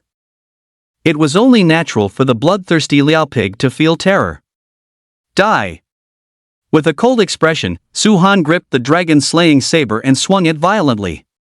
The abyssal black dragon circling in mid-air let out a roar and lunged upward, instantly submerging the bloodthirsty Liao pig king. Thud, thud, crack, crack. Under the ruthless ravaging of the abyssal black dragon, the rock layers covering the bloodthirsty Liao pig king were completely torn to shreds. Deprived of this protection, numerous bloody gashes opened across its skin, dense and crisscrossing. Blood spurted out uncontrollably. The scene was so brutal it was almost unbearable to watch. The abyssal black dragon ravaged for a full minute before gradually dissipating. Looking at the bloodthirsty Liao pig king again, there was not a single intact spot on its body. It was a mangled mess of flesh and blood, looking like a pile of rotting mud. Although it wasn't dead yet, its aura was extremely withered, and it was clear it wouldn't survive. Chapter 49, Skill Slot Amplification. Su-han was shocked by the scene before him. Prior to this, he had high expectations for the power of the dragon-slaying saber, but he never expected it to be formidable to this extent. After a brief pause to compose himself, Su-han stepped forward and ended the bloodthirsty Liao pig king with a single strike. The next moment, a burst of white light erupted. When the light faded, two items appeared, a pair of red boots and a skill book.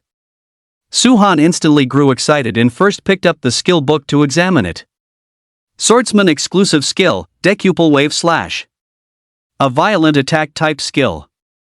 One sword strike transforms into 10 rivers of sword chi, each wave higher than the last. It destroys everything in its path and is invincible. Holy cow! Su-han clicked his tongue in amazement. Decuple Wave Slash was the most powerful attack skill he had known of to date.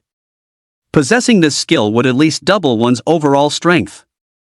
Unfortunately, he was not a swordsman and could not learn this skill. He could only look at it with envy.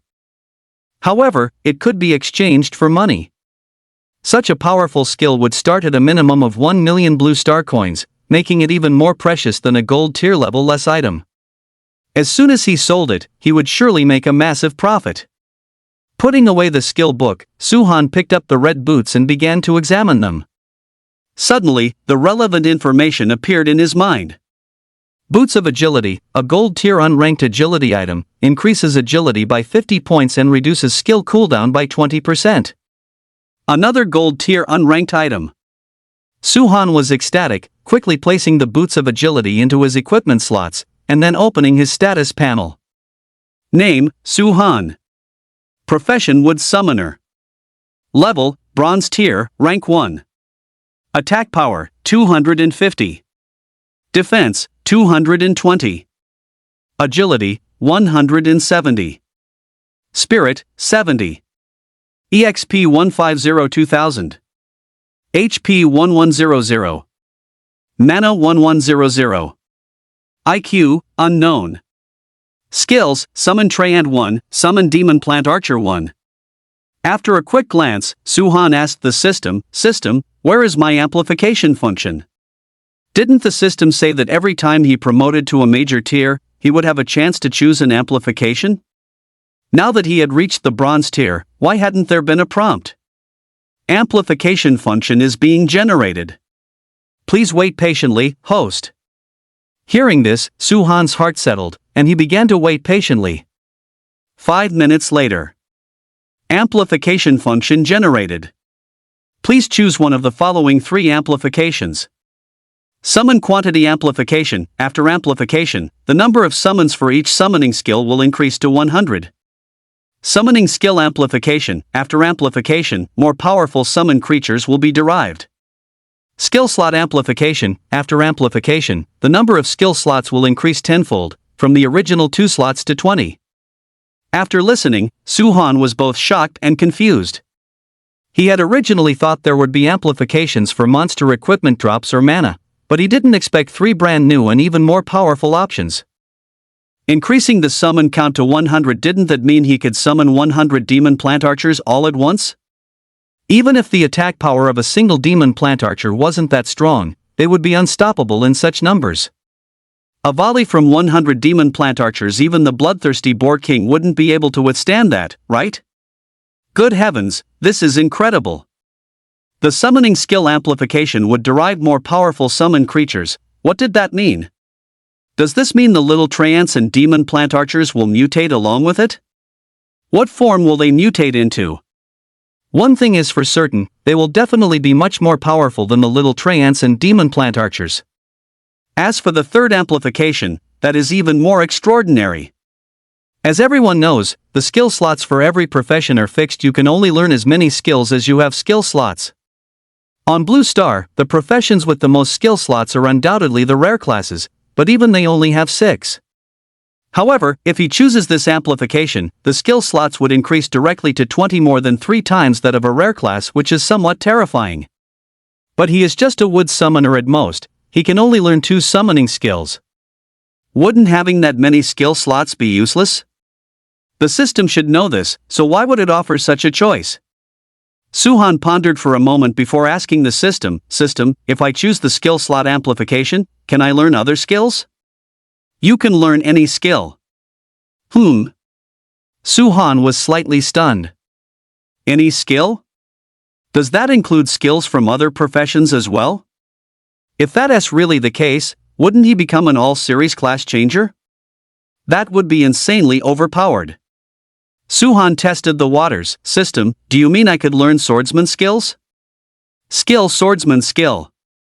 The system answered in the affirmative. Holy crap! Suhan was shocked on the spot. If that's the case, can he really take the all-series route? And he could learn 18 more different skills. That is simply fantastic. Which amplification function does the host choose? Suhan did not rush to answer but instead asked, after the summoning skill is amplified, what will the summon creatures become? He can only choose one of the 3 amplifications, so he had to pick the best one. He needed to make a comparison before choosing. After the summoning skill is amplified, the little Treant will upgrade to Ancient Protector, and the Demon Plant Archer will upgrade to Elven Archer.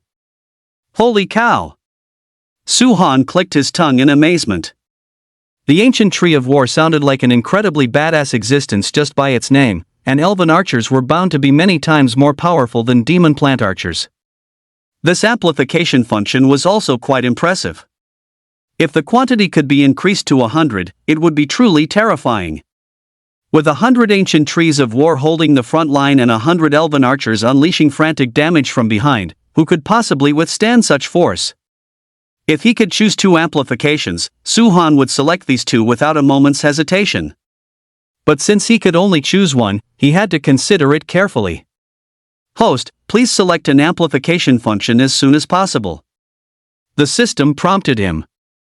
Su-Han was feeling a bit troubled now, the kind of trouble born from having too many good options. Which one should he pick? After agonizing over it for a while, Su-Han tried to negotiate. System, can I get one amplification function in advance? I'll give up my choice when I reach the silver tier. System. It was as if the system had crashed, baffled by Su-Han's train of thought, and it remained silent for a long time. System, say something. Rules are rules. The host cannot break the rules and can only choose one. Alright then. Su-Han sighed helplessly and finally made a decision. I choose the 3rd amplification. After the skill slot amplification, he would be able to learn the swordsman skill, tenfold decapping waves. Possessing this skill was equivalent to holding a trump card. It was much stronger than choosing either of the first 2 amplifications individually. Selection successful. The host has obtained the skill slot amplification function. With a thought, Su-Han took out the tenfold decapping waves skill book and placed it against his forehead. In the next moment, the skill book merged into his forehead. Tenfold decapping waves learned successfully. Su-Han opened his equipment slots and took out Judgment. His eyes swept across the area before he swung a sword strike toward a giant boulder not far away. Chapter 50, Enemies Meet on a Narrow Path. A sword whistle resounded. From the blade surged a wave woven from sword chi, layered, surging, and turbulent, striking toward the boulder one after another. Bang! Crack! The first wave of sword chi slammed into the boulder, and several cracks appeared on it. The second impact turned the cracks into deep fissures. The third impact caused the boulder to begin crumbling. The fourth impact shattered the boulder into pieces. The fifth impact turned the boulder into a cloud of fine dust. The following 5 waves of sword chi struck the ground where the boulder had vanished, blasting open a pit several zhang wide, with spiderweb-like cracks spreading across the surrounding area. Seeing this, Su-Han was exhilarated and extremely satisfied with the power of the tenfold decapping waves. In terms of sheer lethality, it even surpassed the dragon soul attack of the dragon-slaying saber. With this skill, Su-Han felt a renewed sense of confidence. A moment later, he opened his status panel to check his mana. Releasing any skill required the consumption of mana. Furthermore, the more powerful the skill, the more blue star it consumed. This was something that had to be taken seriously, otherwise, without blue star, even the most powerful skill would be nothing more than a decoration. When he saw that his mana remained at 900 points, Su-Han's eyes fell into a look of contemplation. Releasing a single tenfold layered wave slash required 200 points of blue star. With his current blue star reserves, he could cast it 5 times, which was more or less sufficient. Next, he shifted his gaze toward the bloodthirsty boar king. The meat of the bloodthirsty boar was edible and extremely delicious. For one this size, it would be worth at least 20,000 blue star coins if sold outside. This was a significant amount of wealth, but unfortunately, he couldn't take it with him. The bloodthirsty boar king weighed 4 or 5 tons. It would require a crane to lift it or a storage device to hold it. Su-Han had neither, so he could only give up in frustration. He sliced off half a hind leg, hoisted it onto his shoulder, and left in a hurry. Half an hour later, Su-Han returned to the woods. Seeing Su-Han return safe and sound, Pang Quan and the others excitedly crowded around him. Huang Jin asked in disbelief, Su-Han, how did you escape the pursuit of the bloodthirsty boar king? Before this, no one thought Su-Han could return alive, let alone completely unharmed. Maintaining his usual low-profile style, Su-han did not tell the truth. Instead, he chuckled and said, "The bloodthirsty boar king wasn't as fast as me. After running for a while, I managed to shake it off." Pang Quan sighed in relief. "It's good that you're back. Time is almost up, let's leave quickly. Exceeding the allotted time would result in a fine." Moreover, the dragon's roar from earlier still left him with lingering fear. If there really were a dragon, they wouldn't even be able to run away. "Wait a moment." Luli suddenly spoke up, "Shouldn't we at least take a few boar legs out with us?" Everyone was speechless. At a time like this, Luli was still thinking about boar legs? Su-han didn't object. Taking 2 per person is fine. Grabbing 2 legs wouldn't take much time and wouldn't delay their exit. Having received Su-han's permission, Luli excitedly rushed toward the carcasses of the bloodthirsty boars. The others exchanged glances and followed suit. Su-han did not join in the scramble. The half leg of pork slung over his shoulder weighed at least 200 to 300 pounds, and he couldn't carry any more even if he wanted to. 5 minutes later, everyone returned to the spot, each carrying 2 pig legs. "Let's go." With a wave of his hand, Su-han headed straight for the exit. On the way, Luli suddenly noticed that the pig leg Su-han was carrying was significantly larger than the others. Curious, he asked, "Su-han, where did you get that leg? Why is it so huge?" "They're all about the same," Su-han replied perfunctorily. "Is that so?" Luli wasn't quite convinced and took another look. This time, he spotted something else unusual. The leg on Su-han's shoulder was clearly only half a leg, yet that half was as large as 2 normal ones combined. It couldn't be from the bloodthirsty boar king, could it? The thought suddenly flashed through Luli's mind. The bloodthirsty boar king was massive, several times larger than an ordinary bloodthirsty boar, only it could possibly have a hind leg that big. Did this mean Su-han had slaughtered the bloodthirsty boar king? Holy crap! Luli's train of thought came to a grinding halt. "Luli, why are you dazing off? Hurry up and keep up." Seeing Luli slowing down, Huang Jin called out a reminder. "It's fine." Luli snapped back to his senses and quickly caught up. After walking for a while, Su-han sensed something was off and asked Pang Quan, "Brother Pang, why haven't we seen anyone else?" At least 1,000 people had entered the Azure Moon Mountains, but after walking for so long, they hadn't seen a single soul. Had everyone already left the mountains? Pang Quan's expression tightened slightly. "You must have heard that dragon's roar earlier, right?" "A dragon's roar?" Su-han thought for a moment, wasn't that just the result of the dragon soul released by the dragon-slaying saber? Why did Pang Quan look so frightened? Pang Quan whispered, "Everyone suspects a giant dragon has appeared in the Azure Moon Mountains, which is why they were in such a hurry to leave." Giant dragons were not only incredibly powerful but also extremely ferocious. Once encountered, there is almost no possibility of survival. One might ask, who would dare to linger here for long? Su-han looked on in bewilderment. He hadn't expected that a single attack would cause such massive panic, scaring everyone away. It was truly laughable. However, there was no need to tell the truth. Su-han pretended to know nothing. "Since there's a dragon, we'd better leave quickly." After an hour of rapid trekking, they were less than 300 meters from the exit. Arriving here, Huang Jin and the others all breathed a collective sigh of relief. As long as they made one last push to leave the Azure Moon Mountain range, they would be completely safe. Su-han suddenly let out a soft cry of surprise, as he noticed 3 people in a standoff at the exit. One side consisted of 2 women, while the other was a young man. Due to the distance and the mist drifting in the air, visibility was obstructed, making it impossible to see their faces clearly. But Su-han had a faint feeling that the young man looked familiar, as if he were the crew-cut youth from before. If it really was him. Su-han's gaze sharpened. "I won't attack unless I'm attacked." The crew-cut youth's previous actions had nearly gotten them killed. If he didn't teach him a lesson, it would be difficult to swallow this resentment. "Su-han, what's wrong?" Pang Quan asked curiously. Su-han pointed ahead. Brother Pang, look at that man. Isn't he the crew-cut youth who tried to harm us earlier? Pang Quan looked in the direction Su Han was pointing. He really does look like him. Let's go over there. Su Han strode forward. Damn it! Talk about a small world. We have to give this guy a proper thrashing. Lu Li cursed as he walked. If Su Han hadn't risked his life to lure away the bloodthirsty Boar King, they would have all met a tragic end. And the culprit was none other than the buzzcut youth.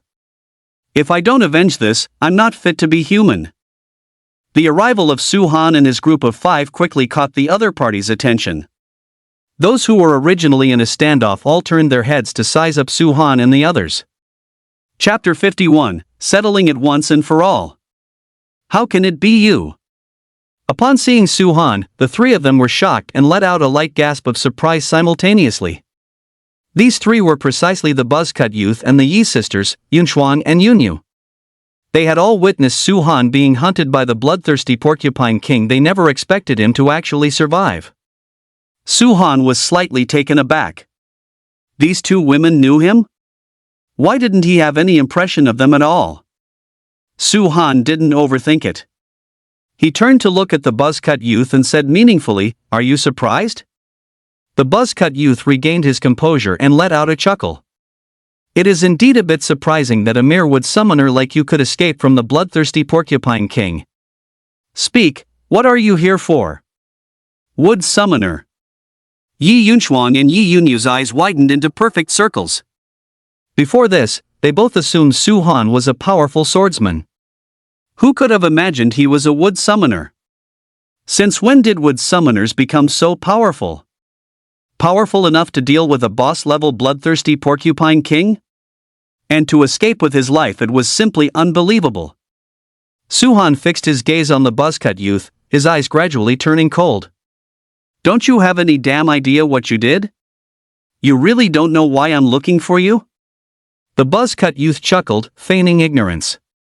I really don't. Why don't you make it clear for me? Lu Li couldn't hold back anymore and roared at the top of his lungs, "You freaking lured the bloodthirsty Porcupine King right to us and nearly got us killed. What the hell are you playing dumb for?" The buzzcut youth shrugged with an air of indifference. I did it on purpose. So what can you do to me? Do you even know who I am? I don't give a damn who you are. Lu Li let out a cold snort and raised his long blade, ready to strike, but Su Han held him back. Let me handle this. Su Han gave Lu Li a meaningful look, then turned toward the buzzcut youth. He gripped the verdict and pointed it at him from a distance. Draw your sword. The buzzcut youth hesitated slightly and lowered his voice. Kid, do you know who I am?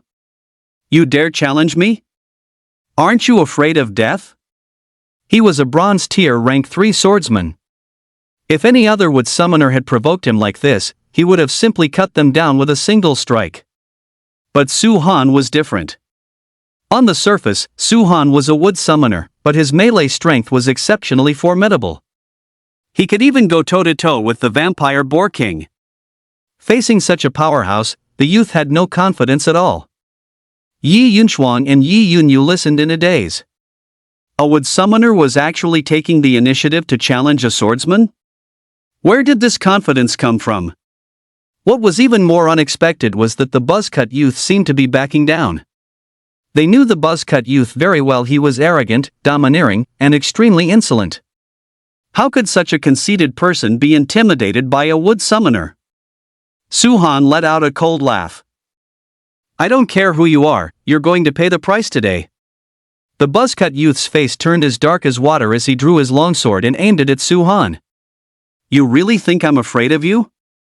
Just as the atmosphere reached a breaking point, Yi Yunyu hurriedly tried to persuade him. Handsome, don't act on impulse. Zhao Yuanluan is very strong. He has learned 2 swordsman skills.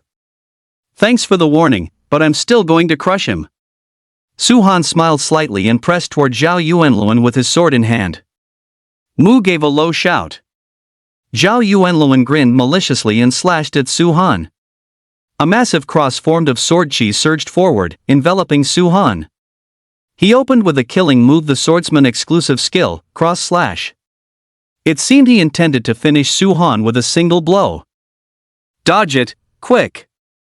Yi Yunyu shouted in desperation. The power of the crosscut was immense. Without a defensive skill, it was simply impossible to withstand. Su Han snorted in disdain. With his current defense, he could even tank the crosscut head-on. Of course, there was no need to be so flashy. Swish! Su Han brandished the verdict and delivered a mid-air slash. The sword light flashed, and the crosscut collapsed like it was made of paper. Immediately after, a blade light swept upward, carving a long, bloody gash across Zhao Yuanluan's chest. Crimson blood sprayed out, instantly soaking half of his body. Ugh! Zhao Yuanluan groaned in pain, staggered a few steps, and collapsed to the ground. This. Yi Yunchuan and Yi Yunyu were both stunned. A level 3 bronze tier swordsman was actually severely wounded by a single strike from a wood summoner? Who exactly was the swordsman here? Wood summoner. It felt as if their roles had been reversed. Huang Jin and the others were relatively much calmer, as they had expected this long ago. Just how powerful was Su Han? Since he could split a transformed level 3 bronze tier beast warrior in half with one strike, wasn't it perfectly normal for him to defeat Zhao Yuanluan with a single blow? Sis, do you think he's a dual-class user? Yi Yunyu nudged Yi Yunchuang's arm and asked in a low voice. How could a wood summoner be this fierce? It didn't make sense at all. Yi Yunchuang said thoughtfully, it is a possibility. Although Su Han hadn't used any exclusive swordsman skills, his sword speed was lightning fast and extremely ferocious, which perfectly matched the characteristics of a swordsman. He might actually be a dual-class awakener. He's so handsome and his strength is so overwhelming. How can someone be this perfect? Little stars twinkled in Yi Yunyu's eyes as she completely transformed into a little fangirl. Show some restraint. Yi Yunchuang was fuming as she shot a fierce glare at Yi Yunyu. I can't help it, the point is he's just too charismatic, Yi Yunyu muttered under her breath. Yi Yunchuang was left completely speechless. At that moment, Su Han walked up to Zhao Yuanluan. Looking down at him from above, he said coldly, consider this your punishment. If you ever dare to harm anyone again, I'll cut you down with a single strike. Zhao Yuanluan gritted his teeth, remaining silent, but his eyes were filled with a venomous resentment. Yi Yunchuang stepped forward. You're just going to let him go like that? Su Han raised an eyebrow. What do you suggest?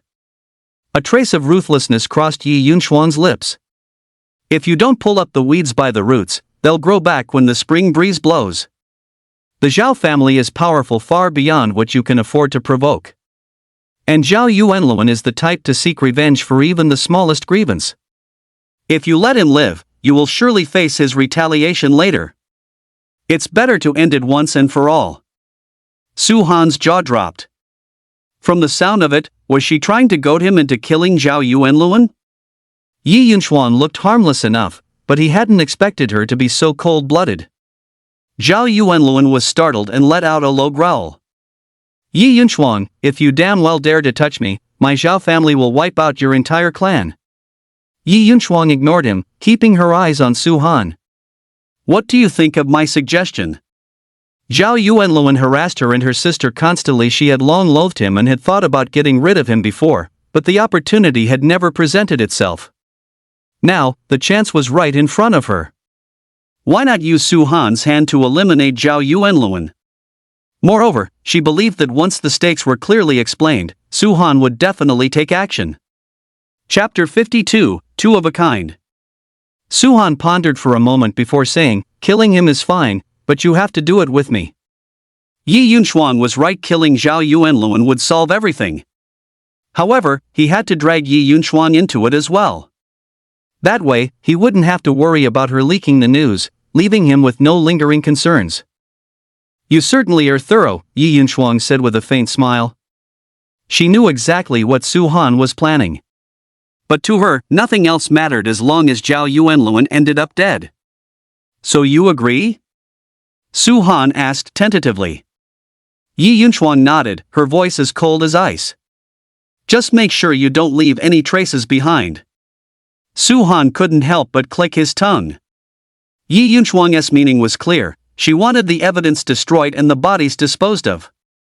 He had to admit, she was certainly meticulous. She must have done this quite a few times before, right? Seeing that Su-han and Yi Yunchuang had reached an agreement, Zhao Yuanluan was terrified. He cried out in a panic, "Don't kill me! I was wrong, please let me go!" Su-han and Yi Yunchuang exchanged a glance and struck simultaneously. Two long swords slashed into Zhao Yuanluan's body. The powerful destructive force tore him to pieces instantly. "Let us go!" After finishing off Zhao Yuanluan, Su-han gave Peng Quan and the others a meaningful look, and they quickly fled the scene. Yi Yunyu wanted to chase after them, but Yi Yunchuang grabbed her. "What do you think you're doing?" Yi Yunyu said anxiously, "Sister, let go of me. I haven't even asked for his name yet." Yi Yunchuang gave her a sharp glare. "Settle down. Can't you see he has no interest in talking to you?" Yi Yunyu retorted defiantly, "How would you know? She was a beauty in her own right, after all. What handsome guy wouldn't like a beautiful girl?" Yi Yunchuang's expression darkened slightly. "Even if he did like you, I wouldn't let the two of you have anything to do with each other." "Why?" Yi Yunyu asked, looking confused. Yi Yunchuang looked in the direction Su-han had left and said thoughtfully, "He is shrewd and ruthless. A naive girl like you would be sold out by him before you even realized it." Yi Yunyu pouted. "If you put it that way, isn't he just like you?" Yi Yunchuang. The bystander often sees more clearly than the player. With Yi Yunyu's reminder, it seemed that was indeed the case. On the other side, as Su-han and his group left the Blue Moon Mountain range, they saw a large crowd gathered outside the exit, thousands of people packed together. Among them were several exceptionally powerful class changers, definitely at the silver tier or above, and potentially even gold tier. Su-han wondered, what were all these powerhouses doing gathered here? After asking around, he realized he was the one who had caused the commotion. Having learned that a dragon had appeared in the Azure Moon Mountain range, these experts had come to prevent the dragon from breaking out of the dungeon. Once he understood the reason, Su-han planned to leave as quickly as possible.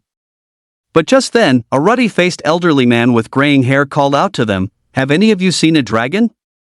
Sensing the profound aura emanating from the gray-haired elder, Su-han dared not be careless. "Senior, we did not see any dragon." A flash of disappointment crossed the elder's face as he followed up, "Are there any other people still in the Azure Moon Mountain range?" To others, a dragon was a ferocious monster, but to him, it was a rare and precious treasure. He had come here specifically to capture it. The moment he received the news, he had rushed over without a moment's rest.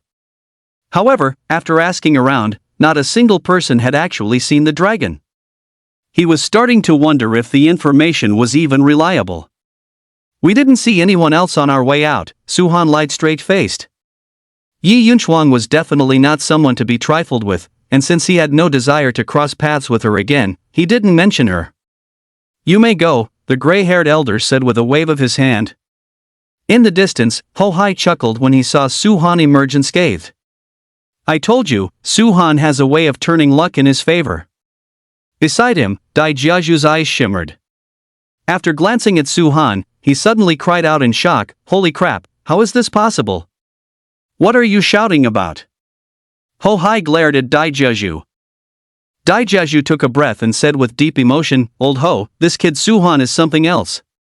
I definitely underestimated him before. His potential is absolutely not inferior to Lin Miaoka's." "What do you mean?" Ho-hai was slightly taken aback. Dai Jiaju's sudden comment left him a bit confused. Dai Jiaju said seriously, "Su-han has reached bronze tier rank 1. Hiss. Ho-hai sucked in a breath of cold air. He went into the Azure Moon Mountain range once and jumped 6 ranks? That leveling speed is just too exaggerated. Is such a thing even possible? Ho-hai subconsciously asked, "How do you know?" Dai Jiaju smiled slightly. "Have you forgotten about my skill, God-shattering eye?" "Oh," Ho-hai uttered in realization. The god-shattering eye was a supportive skill that could not only see through illusions and disguises but also perceive the cultivation level of a class changer. This meant that Su-han really had been promoted to bronze tier rank 1. Daijaju said meaningfully, Su-han not only promotes at an incredible speed, but his combat power is also extraordinary. He can even hunt a bloodthirsty boar king. A talent like this should join our god-slaying organization. You're joking, right? Ho-Hai looked surprised. The bloodthirsty boar king was a boss in the Azure Moon Mountains. Boss-level monsters all possessed special skills and were far beyond what ordinary monsters could compare to. Take the bloodthirsty boar king, for example. Once it used its petrification ability, its body became as hard as a rock.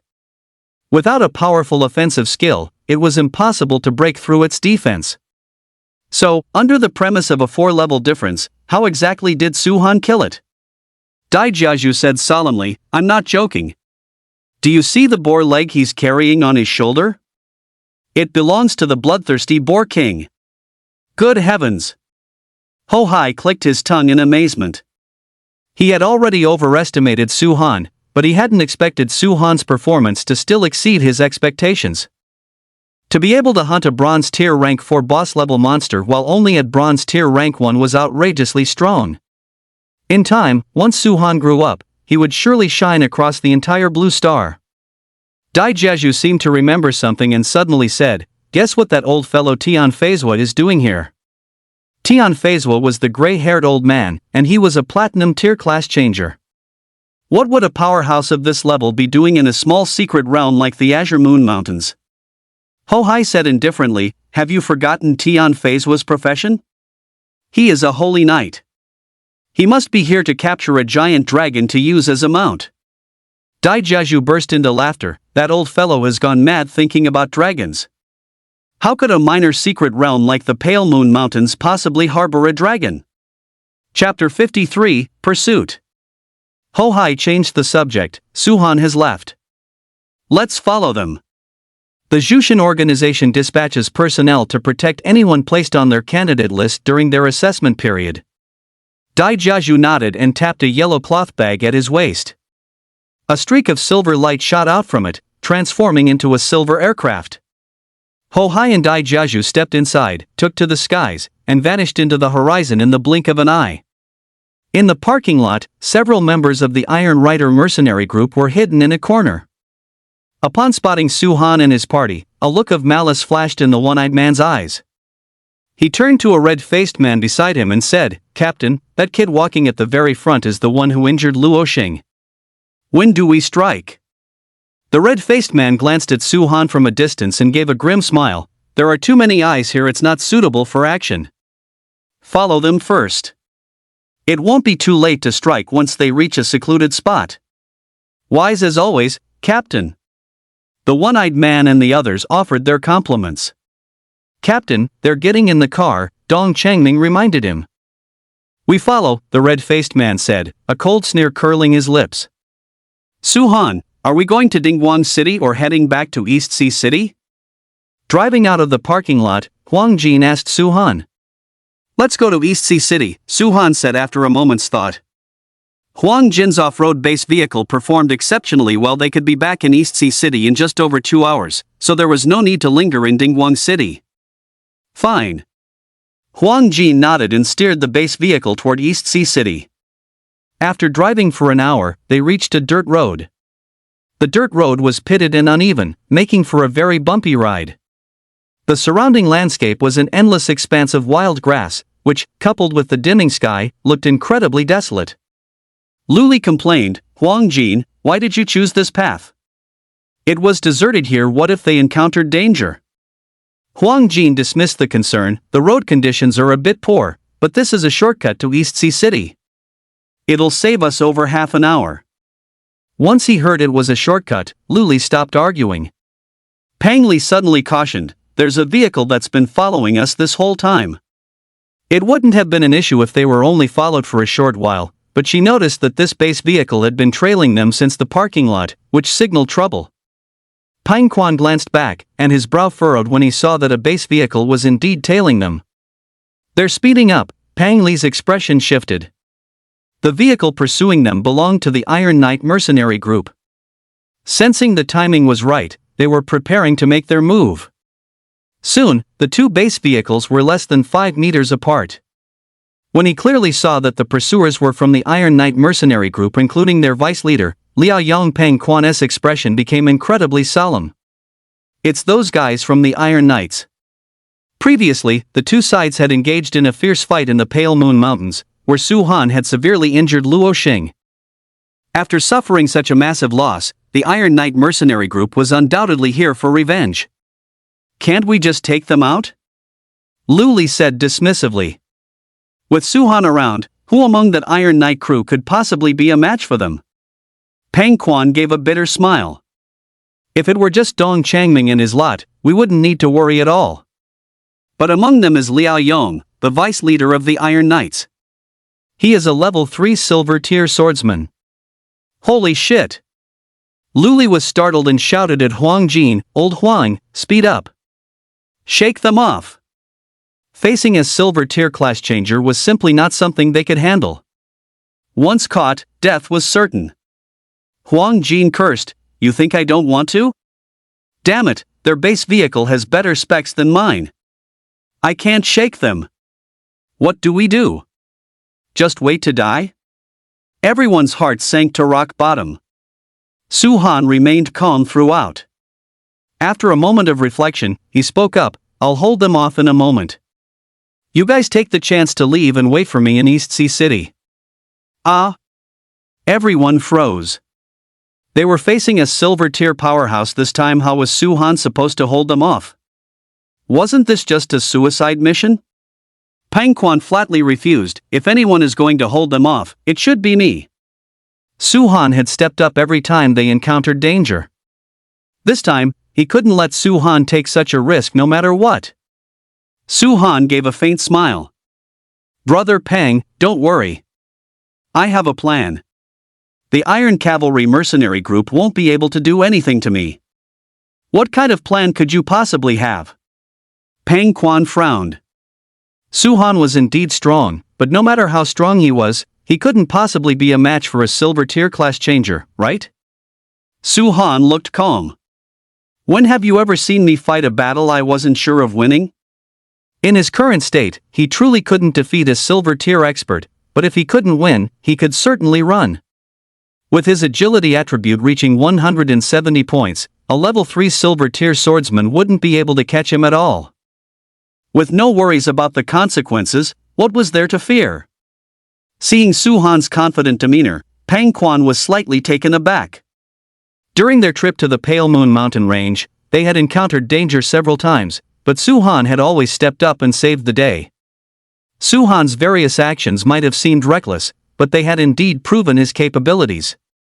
This indicated that Su Han was definitely not speaking without foundation. As long as he set his mind to something, there was nothing he couldn't achieve. Thinking of this, Peng Quan gritted his teeth. Huang Jin listened to Su Han. Ah! Huang Jin was dumbfounded. Did Peng Quan really have that much confidence in Su Han? "Old Huang, stop the car," Su Han shouted. Huang Jin instinctively slammed on the brakes. The base vehicle left a long skid mark and stopped in the middle of the road.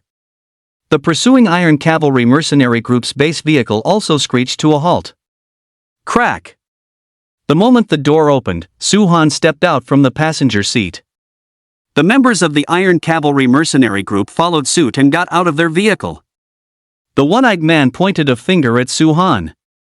"Captain, that's the kid who claimed he was going to wipe us out." Liao Yong sized Su Han up and approached with a sinister grin. "Run!" Su Han gave Huang Jin a meaningful look. Huang Jin did not hesitate. He slammed on the gas pedal, and the base vehicle surged forward. "Commander, they're trying to escape," Dong Changming called out as a reminder. Liao Yong didn't care at all, his eyes locked firmly on Su Han as he gave a cold sneer. "As long as this kid doesn't run, it's fine. The sole purpose of coming here was to kill Su Han. He didn't give a damn about anyone else." Su Han rubbed his nose. "Gentlemen, what's the meaning of this? The one-eyed man pointed his longsword directly at Su-han's face, saying with an arrogant look, "Stop fucking playing dumb. Weren't you acting all tough before? You didn't even show any respect to our Iron Cavalry mercenary group. I think you've grown tired of living. To tell you the truth, the boys and I are going to cripple you today." Su-han's eyes gradually narrowed. "You're just a dog acting tough because of your master. If I had known you were this kind of trash, I should have cut you down with one sword strike back then. You still fucking dare to be arrogant?" The one-eyed man flew into a towering rage. Chapter 54, Sneak Attack. Liao Yong signaled the one-eyed man to calm down, then turned toward Su-han. "Kid, no one who offends our Iron Cavalry mercenary group ends up with a good result. You only have your own blindness to blame. However, I am a reasonable man. Considering your youth and ignorance, I can give you a way out. As long as you break both your own arms, you may leave." The one-eyed man acted as if he had Su-han right where he wanted him, giving a playful smile. "Kid, the opportunity has been given to you. You'd better seize it." Su-han's gaze was sharp, showing no trace of fear. "Cut the bullshit.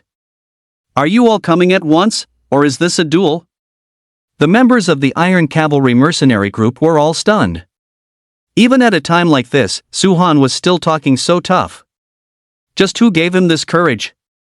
Did he simply want to die with more dignity? At that moment, a fierce-looking bald man walked up to Liao Yong's side. "Commander, let me play with him for a bit." His name was Niu Ren, a bronze tier rank 5 great axe warrior. "Then go play with him," Liao Yong replied with a sinister smile. He had learned from Dong Changming that Su-han was at most a bronze tier rank 1. With a 4-level difference, Niu Ren could handle him however he pleased. Niu Ren carried his axe over to Su-han, saying contemptuously, "Kid, didn't you want a duel? Let's go head to head." Su-han's eyes flickered slightly as he spoke. "What level of class change user are you?" Niu Ren said with a face full of pride, "Bronze tier rank 5. Trash." Su-han let out a contemptuous laugh, then stomped his foot, vanishing from the spot instantly. When he reappeared, he was already right in front of the one-eyed man, gripping the judgment and slashing down from mid-air. "How dare you!" It happened so suddenly that even Liao Yong was too late to intervene. The one-eyed man was scared out of his wits in his haste, he could only raise his sword to parry. Crack! Judgment struck down with unstoppable force, shattering the one-eyed man's longsword before crashing heavily onto his skull. There was a deafening bang. The one-eyed man's head exploded, blood and brain matter splattering in all directions in an extremely gruesome scene.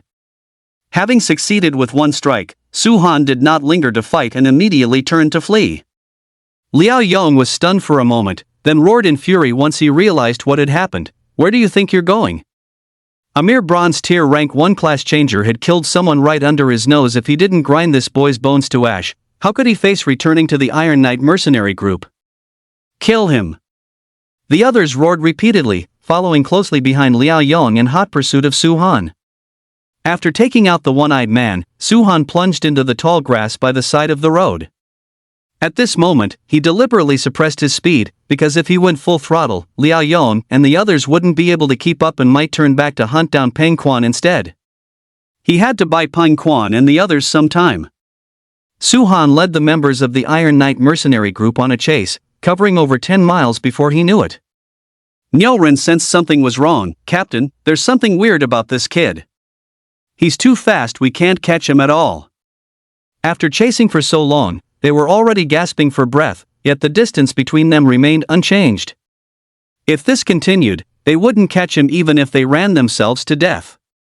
Liao Yong frowned. "You guys wait here, I'll pursue him alone." Even if he had to chase him to the ends of the earth, he was determined to eliminate Su-han. He refused to believe a bronze tier class changer could escape his grasp. In the sky, a silver aircraft soared through the clouds.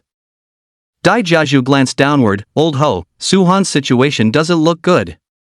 He's being hunted by a silver tier rank 3 swordsman. Should we make our move?" Ho Hai looked pensive. "There's no need to rush for now." Dai Jiaju didn't quite understand. "Don't you think highly of Su-han?" Aren't you afraid he'll be killed? Ho Hai burst out laughing. Of course I don't want Su-han to be killed, but look at how easily he's handling it. Does he look like he's in any danger? Daijeju let out a small sound of surprise and looked down again, quickly noticing something off. From start to finish, Su-han hadn't exerted himself at all. He was leading Liao Yong around like he was walking a dog. Daijeju was shocked. Su-han is only bronze tier rank 1. Is his agility attribute really that high?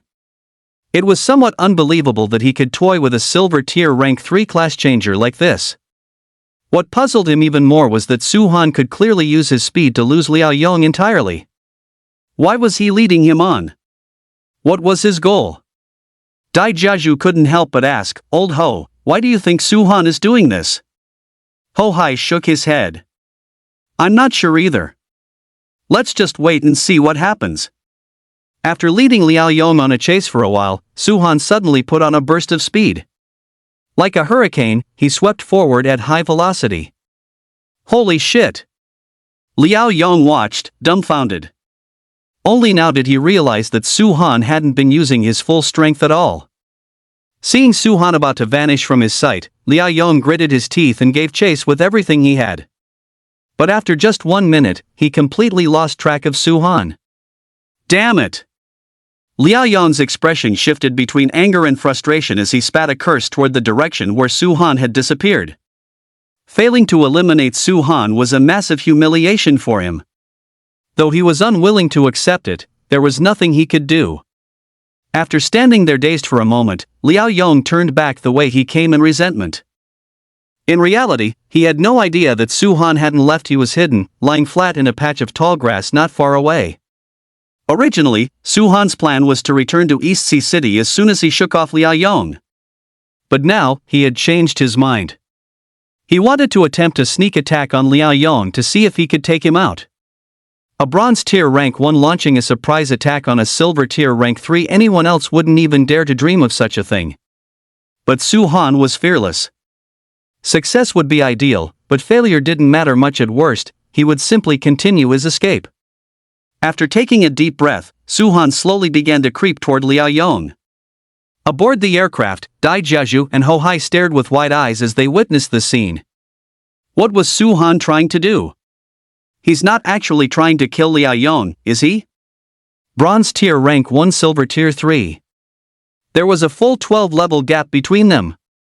Good heavens, can someone really be this insane? Daijeju swallowed hard. Old Ho, if you don't step in to stop this, Su-han is going to lose his life. If they truly came to blows, Su-han wouldn't last a single move. He would be obliterated instantly. Ho Hai hesitated for a moment before cautioning, "Get ready. The moment Su-han is in danger, move in to save him." Daijeju grumbled in dissatisfaction, "Why aren't you getting ready to step in?" Ho Hai rolled his eyes. "I'm a damn melee class. How could I possibly make it in time?" "That makes sense." Daijeju nodded, opened the cabin door, and stood at the edge. He pulled out a golden bow, drew it to full tension, and aimed downward. Strangely, however, there was no arrow on the bow. 5 minutes later, Su-han had successfully sneaked ahead of Liao Yong. As Liao Yong passed by, Su-han suddenly lunged from the thicket and swung his sword directly at him. Chapter 55, Sword Piercing the Rainbow vs. Tenfold Layered Wave Slash.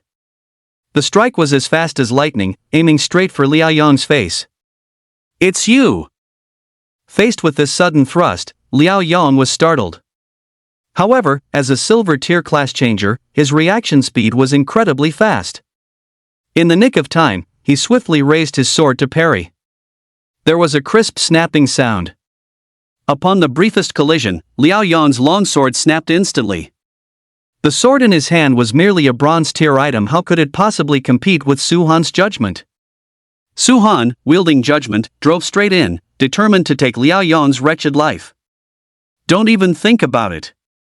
Gritting his teeth, Liao Yong retreated rapidly. Screech! Judgment slashed across Liao Yong's shoulder, opening a long, deep gash. Seeing this, Su-han cursed his luck inwardly. Having missed this opportunity, now that Liao Yong was on guard, it would be nearly impossible to kill him. Incredible! Ho Hai and Dai Jiazhu watched, clicking their tongues in amazement. A bronze tier class changer had actually managed to wound a level 3 silver tier class changer. Although it was a sneak attack, there was still a 12-level gap between them. Aside from Su Han, it was unlikely anyone else in the world could pull that off. Catching his breath, Dai Jiazhu asked, "Should we step in and finish off that swordsman?" Su Han's sneak attack had failed, meaning he would now face Liao Yong's frantic retaliation. He was likely in grave danger. Ho Hai pondered for a moment. No rush. Let's see how things play out first. He had a gut feeling that Su Han's strength was far greater than what they were currently seeing. Perhaps he would deliver an even bigger surprise. "I'll defer to you, then," Dai Jiazhu agreed without objection. Liao Yong glanced down at his shoulder, his eyes instantly filling with a bone-chilling coldness. "Today, I will grind your bones to dust and scatter your ashes." A dignified silver tier practitioner wounded by a bronze tier, what a humiliating disgrace. If word of this got out, wouldn't he be the laughingstock of the world? Therefore, Su Han must die. "You won't get that chance." Su Han let out a cold snort, turned around, and bolted. In a head-on confrontation, he was certainly no match. He could only temporarily avoid the brunt of the attack. "You can't escape." Liao Yong gave a sinister smile, swiftly pulled a longsword from his inventory, and slashed towards Su Han from a distance. In an instant, a torrent of sword chi surged forth, sweeping towards Su Han with a thunderous momentum. Everywhere it passed, the surrounding wild grass was instantly ground into powder by the sword chi. Rainbow-piercing sword. Su Han's mind jolted. He gripped the judgment and unleashed a tenfold layered wave slash. Rainbow-piercing sword was a powerful swordsman skill. Once it closed in, his defensive power wouldn't be able to withstand it at all. It was too late to dodge, so he had no choice but to meet force with force. He pinned his hopes on the tenfold layered wave slash being able to block this strike. When Dai Jiazhu saw Liao Yong release the rainbow-piercing sword, he prepared to step in and stop it. But in the next moment, he was suddenly stunned. He saw sword chi surging from Su Han's judgment, transforming into a sea of sword chi. Layer upon layer, each wave higher than the last, there were exactly 10 layers. Tenfold layered wave slash. Witnessing this scene, Dai Jiazhu couldn't help but cry out in alarm. Ho Hai was equally dumbfounded with shock. The tenfold layered wave slash was a swordsman skill with immense destructive power, easily ranking among the top 3 of all swordsman skills. It was many times more powerful than the rainbow-piercing sword. However, as everyone knew, only the swordsman profession could use swordsman skills. Su Han would summoner. Why could he also use the tenfold layered wave slash? Could it be he is a dual profession class changer? Holy crap! Ho Hai and Dai Jiazhu felt a surge of overwhelming shock crash through their hearts. Just as the two were dazed, the two powerful skills collided violently. The first wave of sword chi from the tenfold layered wave slash was instantly crushed by the torrential sword chi of the piercing rainbow. The second wave suffered the same fate. The torrential sword chi drove straight in with unstoppable force, shattering 6 consecutive waves of sword chi. It wasn't until the 7th wave that it momentarily stagnated. Upon encountering the 8th wave, the torrential sword chi began to weaken. By the 9th wave, it showed signs of exhaustion. When it met the 10th wave, the two forces became entangled for a moment before exploding violently. Sharp sword chi blasted in all directions, shredding all the wild grass within a 10-meter radius into pieces. He actually blocked it. Ho Hai and Dai Jiazhu stood frozen like wooden chickens.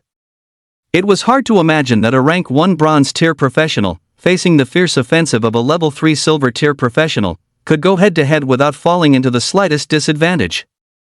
If this were told to others, no one would likely believe it. Liao Yong stood stunned on the spot, staring fixedly at Su Han, his eyes filled with utter shock. There was a full gap of 12 levels.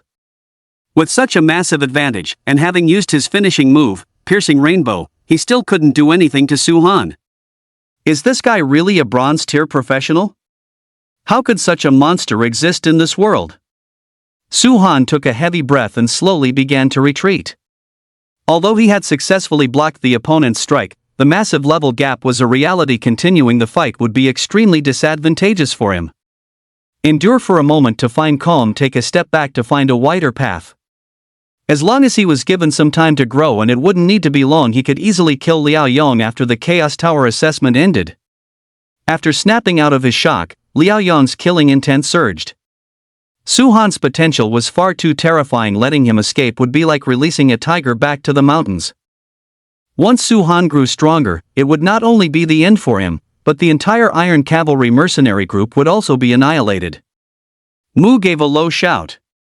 Liao Yong swung his longsword through the air, and a cross-sword chi whistled out, surging directly towards Su-han. Su-han chose not to take it head-on with a heavy stomp. He dodged at high speed. With a whoosh, the cross-slash grazed Su-han's clothes as it flew past, shredding a patch of weeds behind him into pieces. Failing with one strike, Liao Yong did not give up.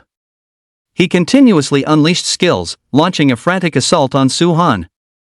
After several rounds, Su-han was in a disheveled state, nearly getting hit several times. Old ho, are we still going to wait? Dai Jiazhu watched with trepidation. If this were any other bronze tier class changer, they would have died countless times facing such a storm of skill attacks. Yet Su-han had managed to hold on until now without being injured. It was nothing short of a miracle. However, Su-han was now completely locked on by Liao Yong, losing any chance of escape. If this continued, he would likely fall victim to a lethal blow. Ho Hai's expression tightened. Let's move. Having already witnessed Su-han's combat power and potential, there was no need to let Su-han take any more risks. Dai Jiazhu held his longbow and fired an arrow at Liao Yong. This arrow appeared unremarkable, but in reality, it was anything but. He had utilized the archer's exclusive skill, Shadowless Arrow. Elusive and invisible. A sharp, piercing sound of breaking air echoed through the sky, clearly reaching the ears of both Su-han and Liao Yong. Both of them felt a chill in their hearts and looked up simultaneously. The sky appeared completely empty. Though there was clearly nothing there, both men felt an inexplicable sense of crisis. It was as if something terrifying was about to descend. Chapter 56, Uprooting the Problem. In the next moment, an eerie scene unfolded. Liao Yong's chest suddenly burst open with a massive, bloody hole, as if it had been pierced through by a sharp weapon. Crack, crack. The bloody holes continued to spread outward, and Liao Yong's entire body shattered inch by inch, eventually turning into a pile of fine dust and vanishing into nothingness. Su-han watched, dumbfounded. What was going on? Inexplicably, how did Liao Yong just die? And so miserably at that, with not even a bone remaining. Could someone have intervened in secret? Thinking of this, Su-han quickly looked up and scanned the area, but still found nothing. Since the distance was too great and Dai Jiazhu's aircraft was hidden within the clouds, it was normal that he couldn't see it. Su-han began to mutter to himself. Liao Yong was definitely killed by someone. Who could the person who struck be? And why help him? After thinking for a long while without reaching a conclusion, Su-han simply stopped overthinking and headed back the way he came. Dai Jiazhu put away his longbow, turned to Ho Hai, and gave a mischievous grin. Old Ho, let's discuss something. What? Ho Hai was slightly taken aback. Dai Jiazhu said calmly, can we cancel our bet? Previously, assuming Su-han was just a wood summoner, he didn't have high hopes for Su-han's prospects, which was why he had made the bet with Ho Hai. But he never expected that Su-han would be a dual-class user, let alone one who had learned such a powerful swordsman skill. In terms of combat power, he completely surpassed Lin Miaoka. If he continued the bet with Ho Hai, he would surely lose. Ho Hai flatly refused, no way. Trying to back out just because he found out Su-han was a dual class? Are you kidding me? Of course he wouldn't agree. Dai Jiazhu's face darkened. Our bet is cancelled as of this moment. Whether you agree or not doesn't matter, there are no witnesses anyway. He couldn't even bring himself to drink his prized jar of pear blossom wine, so he certainly wasn't going to let Ho Hai have it cheap. Ho Hai was utterly stunned. Could a dignified platinum-tier powerhouse actually go back on his word? Was this still the same Dai Jeju he knew? How could he be so shameless? Ho Hai swallowed hard and said coldly, Dai Jeju, if you dare to play dirty, don't blame me for being ruthless. Dai Jeju snorted in disdain. We've dealt with each other for so many years, we know each other inside out. Our strengths are neck and neck. If we really start a fight, neither of us will have a good time. Ho Hai's gaze turned icy. Then let's find a place to go at it and see if I can't teach you a lesson. Seeing that Ho Hai looked determined to see this through, Dai Jeju's eyes flickered. Old Ho, I have an idea. Listen to me first, I guarantee you won't be angry anymore. Speak, Ho Hai hummed coldly. Dai Jeju raised an eyebrow. You know how important that pear blossom wine is to me, there's no way I'm giving it to you. However, we can scam someone else. Ho Hai grew interested. Scam who? Dai Jeju whispered, Duan Chunhai. That fellow not only has several jars of pear blossom wine, but he also brewed a pot of medicinal wine using 1,000-year-old Lingji. Let's scam him. What's your plan? Ho Hai rubbed his chin. Dai Jeju said directly, Duan Chunhai is Lin Miaoka's guardian, and he thinks very highly of her. We'll use the rankings of this Chaos Tower assessment to make a bet with him. He definitely won't refuse. Ho Hai's heart stirred. Are you that confident that Su Han can defeat Lin Miaoka? Dai Jeju countered, don't you think so too? Ho Hai and Dai Jeju looked at each other and burst into laughter simultaneously. As a space mage, Lin Miaoka was indeed formidable. But Su Han was no pushover either.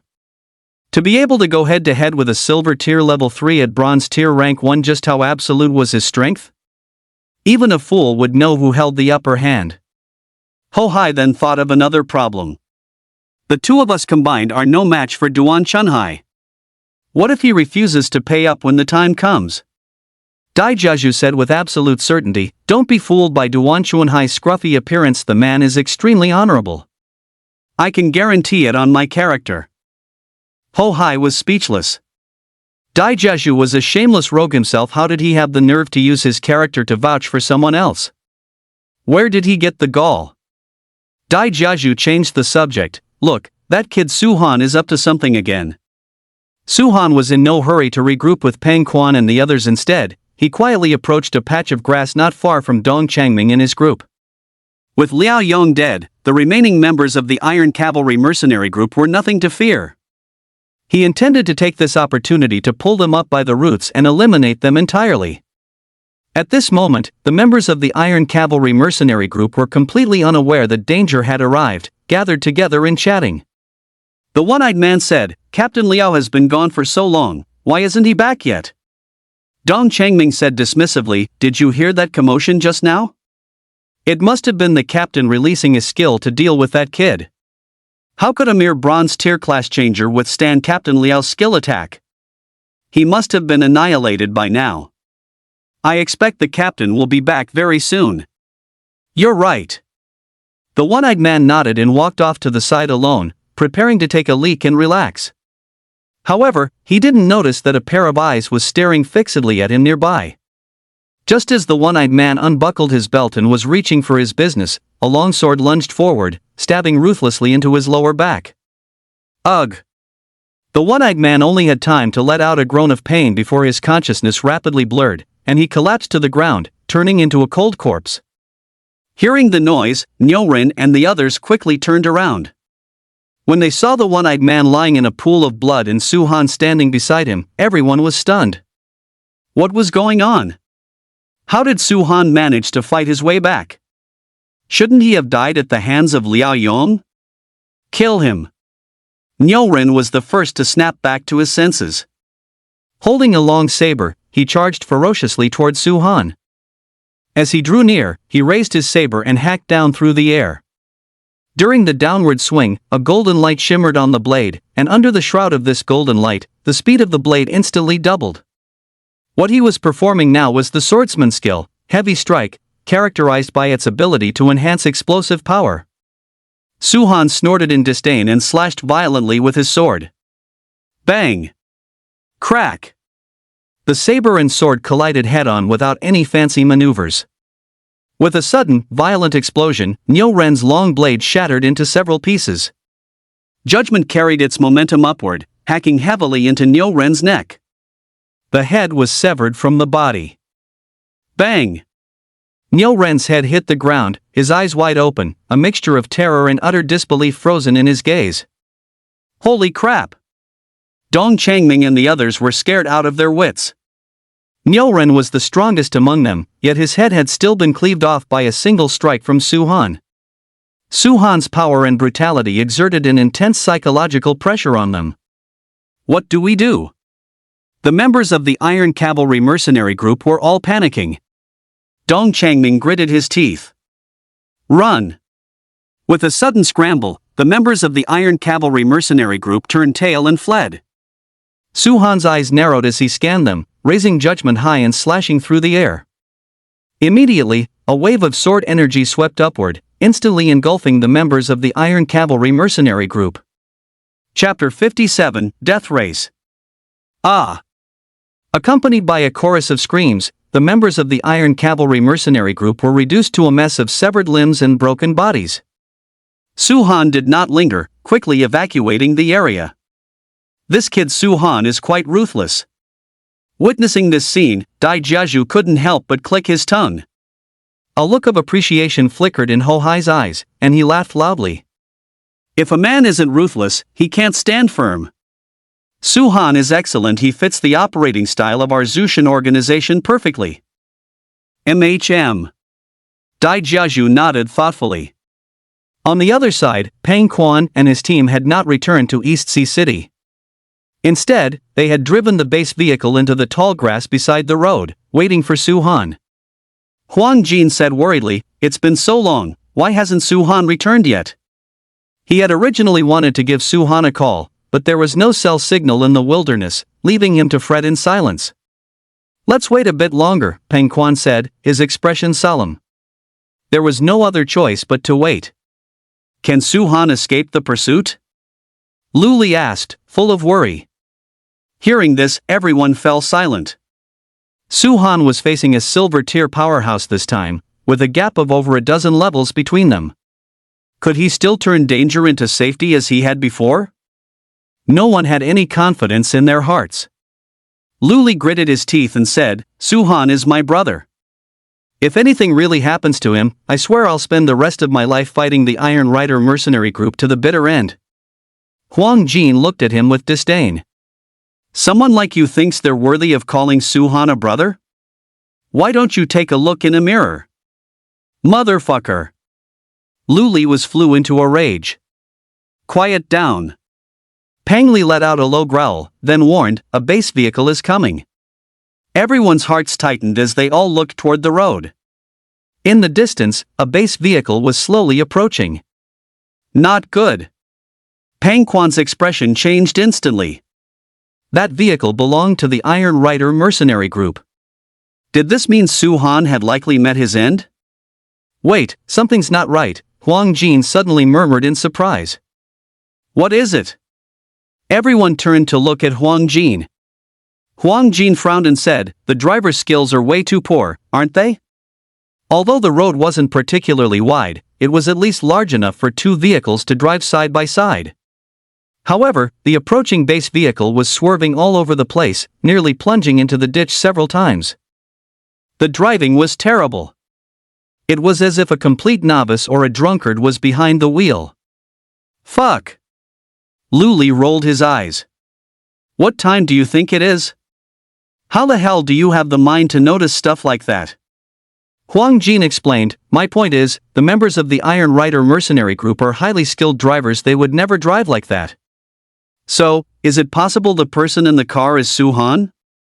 Lu Li asked subconsciously, "Does Su Han know how to drive?"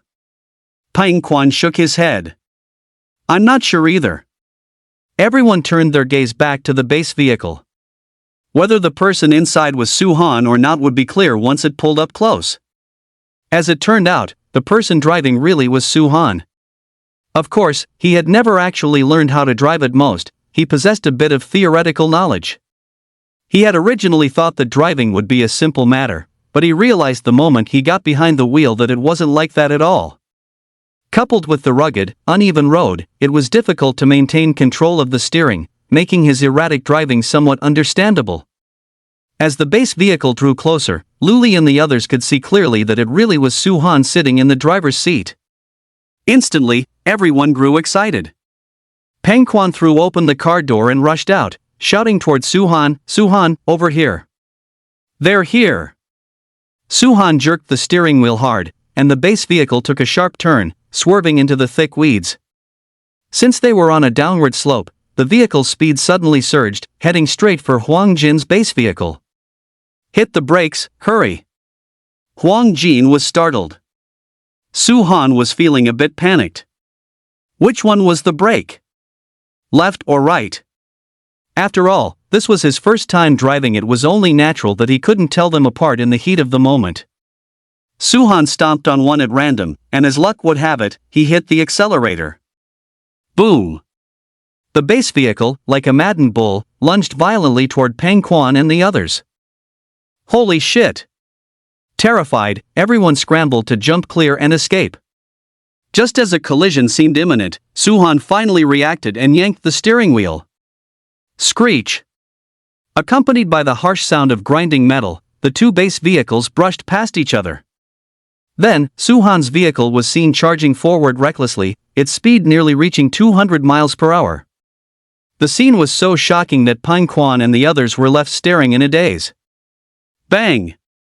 The next moment, the base vehicle slammed into a dirt mound, and wisps of white smoke began curling up from the hood. The base vehicle, worth over 100,000 blue star coins, was essentially totaled. Pang Quan, Pang Li, Luli, Huang Jin. Is this even driving? This is clearly playing a game of death race. At this moment, a single thought popped into all four of their minds: they must never let Su-han drive again in the future. It would literally kill someone. Ahem! Dizzy and disoriented from the crash, Su-han let out a violent cough and kicked open the deformed car door to step out. Pang Quan and the others trotted over, asking with concern, "Su-han, are you okay?" Su-han took a breath to steady himself. "I'm fine, just a little dizzy." Crashing a vehicle into total wreckage the very first time he drove was indeed a very embarrassing situation. Huang Jin reminded them, "The people from the Iron Cavalry mercenary group haven't caught up yet, let's get moving quickly." In his view, Su-han must have stolen the base vehicle while the other party wasn't paying attention. Once the Iron Cavalry mercenary group discovered it, they would definitely pursue them. Su-han smiled faintly. "Don't worry, everyone in the Iron Cavalry mercenary group is dead." What? Everyone was stunned on the spot. All dead? Killed by whom? Was it Su-han? Luli's lips trembled as she probed. "Su-han, you killed Liao Yon?" Su-han laughed. "What are you thinking? How could I possibly kill someone in the silver tier? Someone secretly took action and wiped out Liao Yon, but I'm not clear on their identity." Everyone looked at one another in stunned silence. Who would secretly help Su-han? Su-han called out, "All right, let's head back."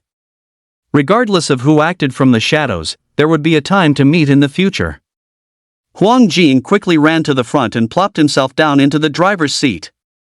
The purpose of doing this was to prevent Su-han from driving. After everyone boarded the vehicle, Huang Jin ignited the engine and drove the base vehicle straight toward Donghai City. On the road, Su-han kept staring at Huang Jin. After a while, he remarked with a sigh, "Huang Jin, your driving skills are pretty good. You're much steadier than I am." Huang Jin chuckled softly. "Don't be discouraged. Practice makes perfect. I've been driving for 2 or 3 years, so naturally, I have more EXP than you." "That makes sense." Su-han nodded thoughtfully, then changed the subject. "How about letting me drive for a bit? You can guide me from the passenger seat." Huang Jin was startled and politely declined. "It's already dark out, and the road conditions aren't great. Let's save it for next time." With past lessons in mind, he wouldn't dare let Su-han drive. Totaling the car was a minor issue, the real concern was that it might cost them their lives.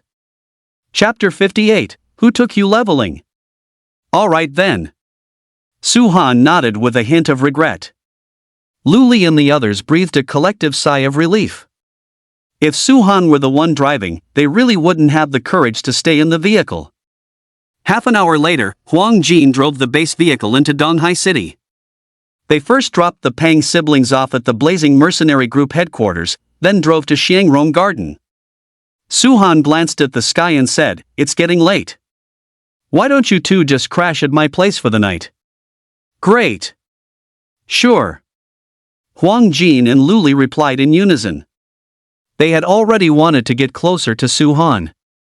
Since he had extended the invitation, they certainly weren't going to refuse. Suhan's mouth twitched slightly. "Aren't you in a hurry to get back?"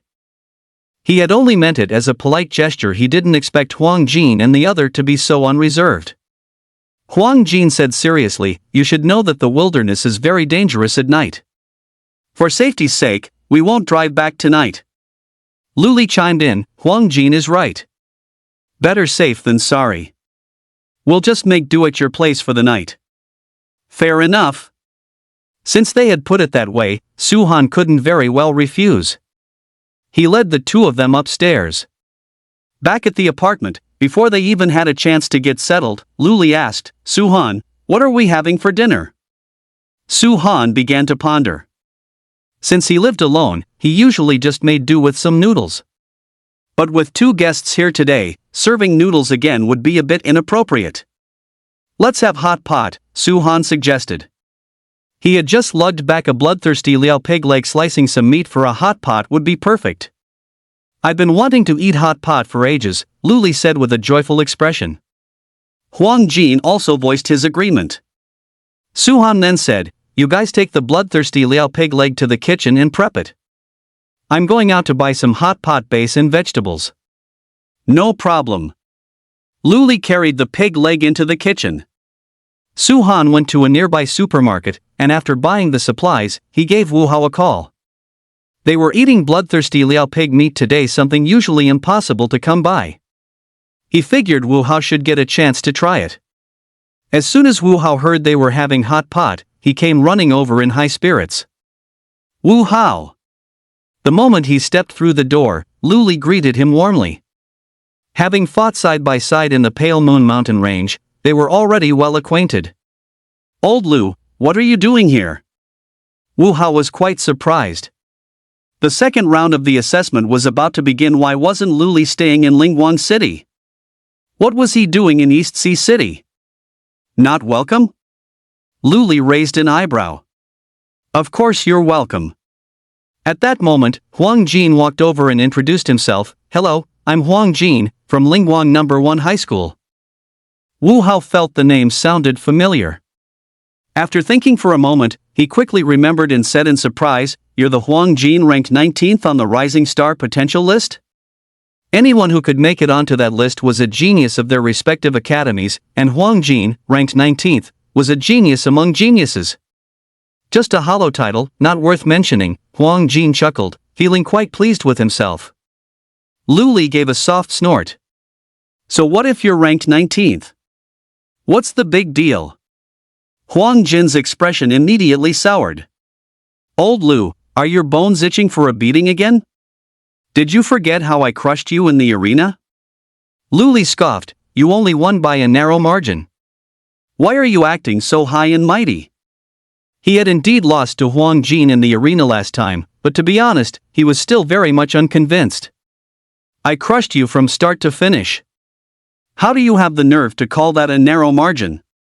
Huang Jin was practically laughing from anger. Luli said calmly, "I let you win on purpose last time, don't you have any self-awareness?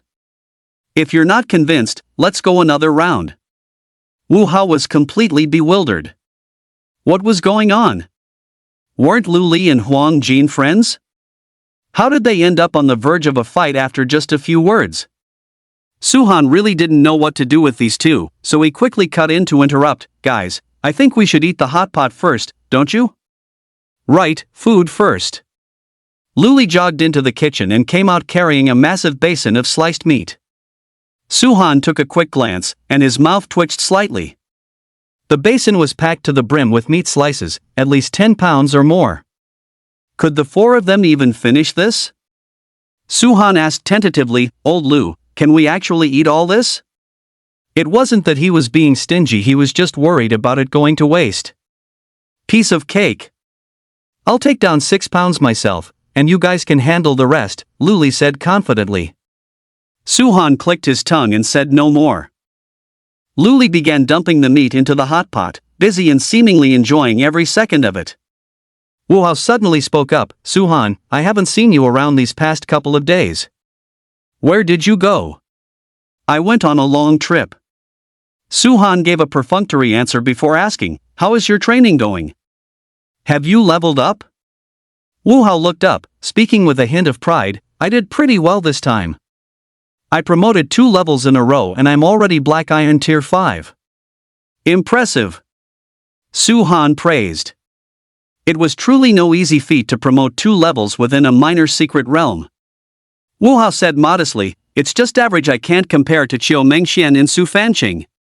"What level did those 2 reach?" Su-han asked, his interest piqued. Huang Jin and Luli were also curious and crowded around. Wu Hao said in a heavy voice, "Su Fanqing promoted to Black Iron Tier 8, and Qiu Mengxian is even more incredible, she reached Black Iron Tier 10. Su-han's mouth dropped open instantly. It was normal for Su Fanqing to reach Black Iron Tier 8, but how could Qiu Mengxian possibly promote that fast? When the Endless Desert trial ended, Qiu Mengxian was only Black Iron Tier 3. She promoted 7 levels in such a short period of time? Even more than he did? Su-han couldn't help but ask, "Weren't you teamed up with Qiu Mengxian? Just how many monsters did she kill?" Wu Hao replied, "Qiu Mengxian didn't team up with me. Instead, she spent a fortune hiring powerhouses to take her to Flame Valley to level up." "I see." Su-han felt a sense of clarity. Flame Valley was filled with a large number of silver tier monsters. Hunting just one provided at least over 100 EXP, so such rapid promotion was understandable. However, doing this was essentially pulling up the seedlings to help them grow. Skipping the actual trial process meant an unstable foundation, which would significantly impact future growth. Qiu Mengxian should know this, why would she still do it? Su-han couldn't quite understand it. "What about you guys? Where did you go for your trial? How many levels did you gain?" Wu Hao turned to look at Huang Jin and Luli. Huang Jin smiled faintly. "I went to the Azure Moon Mountain Range.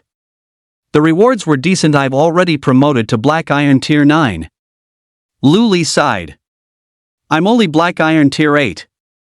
He had originally thought the trip to the Azure Moon Mountain Range would allow him to catch up to Huang Jin, but he hadn't expected to still be outdone.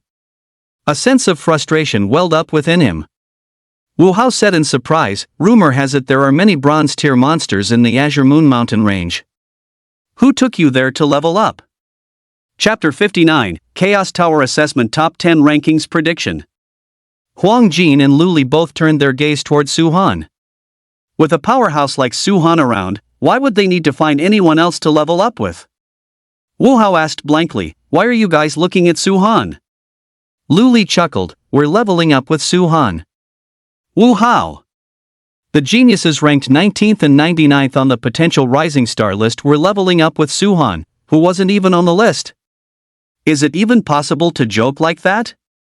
Admittedly, Su-han was indeed very strong. But previously he was only at Black Iron Tier 5. How could he have the ability to lead people to level up in the Azure Moon Mountains? Su-han smiled and said, "Don't listen to their nonsense. I'm leveling up with the members of the Raging Flame mercenary group." "I knew it," Wu Hao said with a look of realization. Although the Raging Flame mercenary group was a small one, it had bronze tier class changers leading Su-han and the others to level up wouldn't be a problem. Luli gave a sly smile. "Su-han is just being modest, and you actually took him seriously?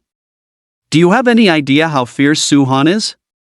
Wu Hao was slightly taken aback. "Why don't you tell me about it?"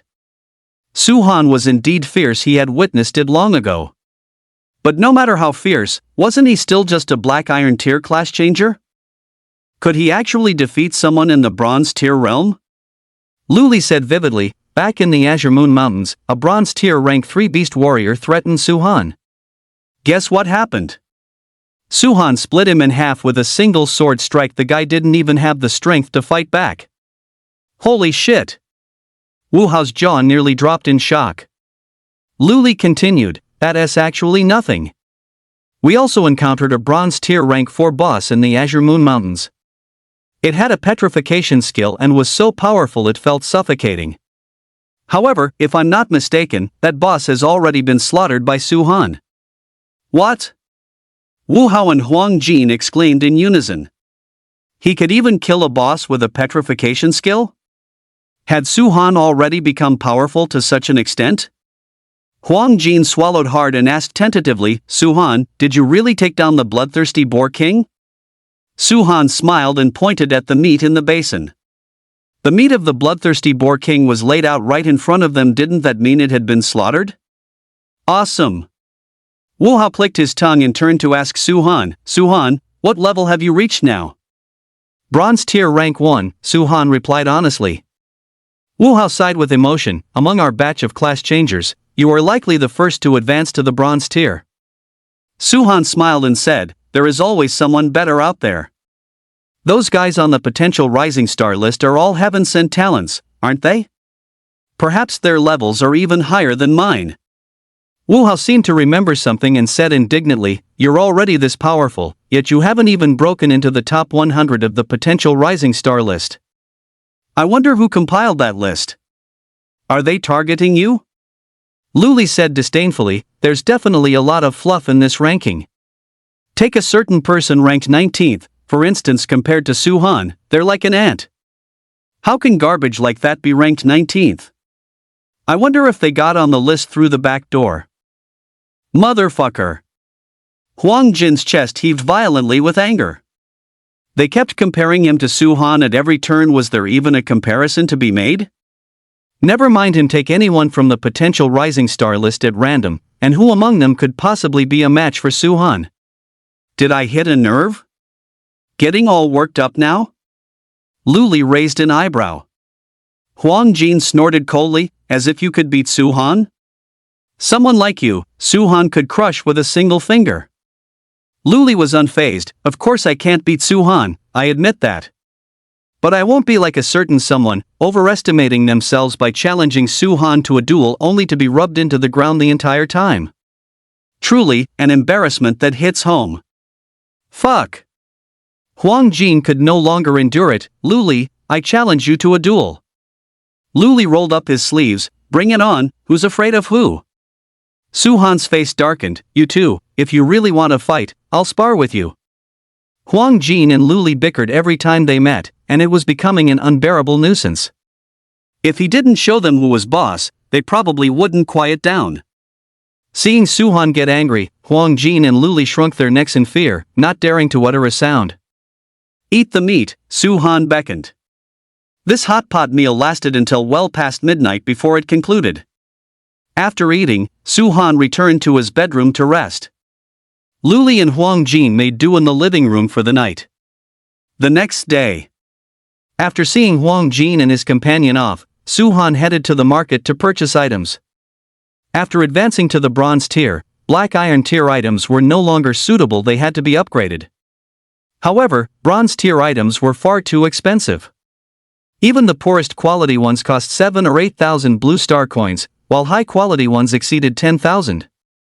Suhan only had 90,000 blue star coins. After selling 9 black iron tier offensive items, he barely managed to exchange them for 9 top grade bronze tier offensive items.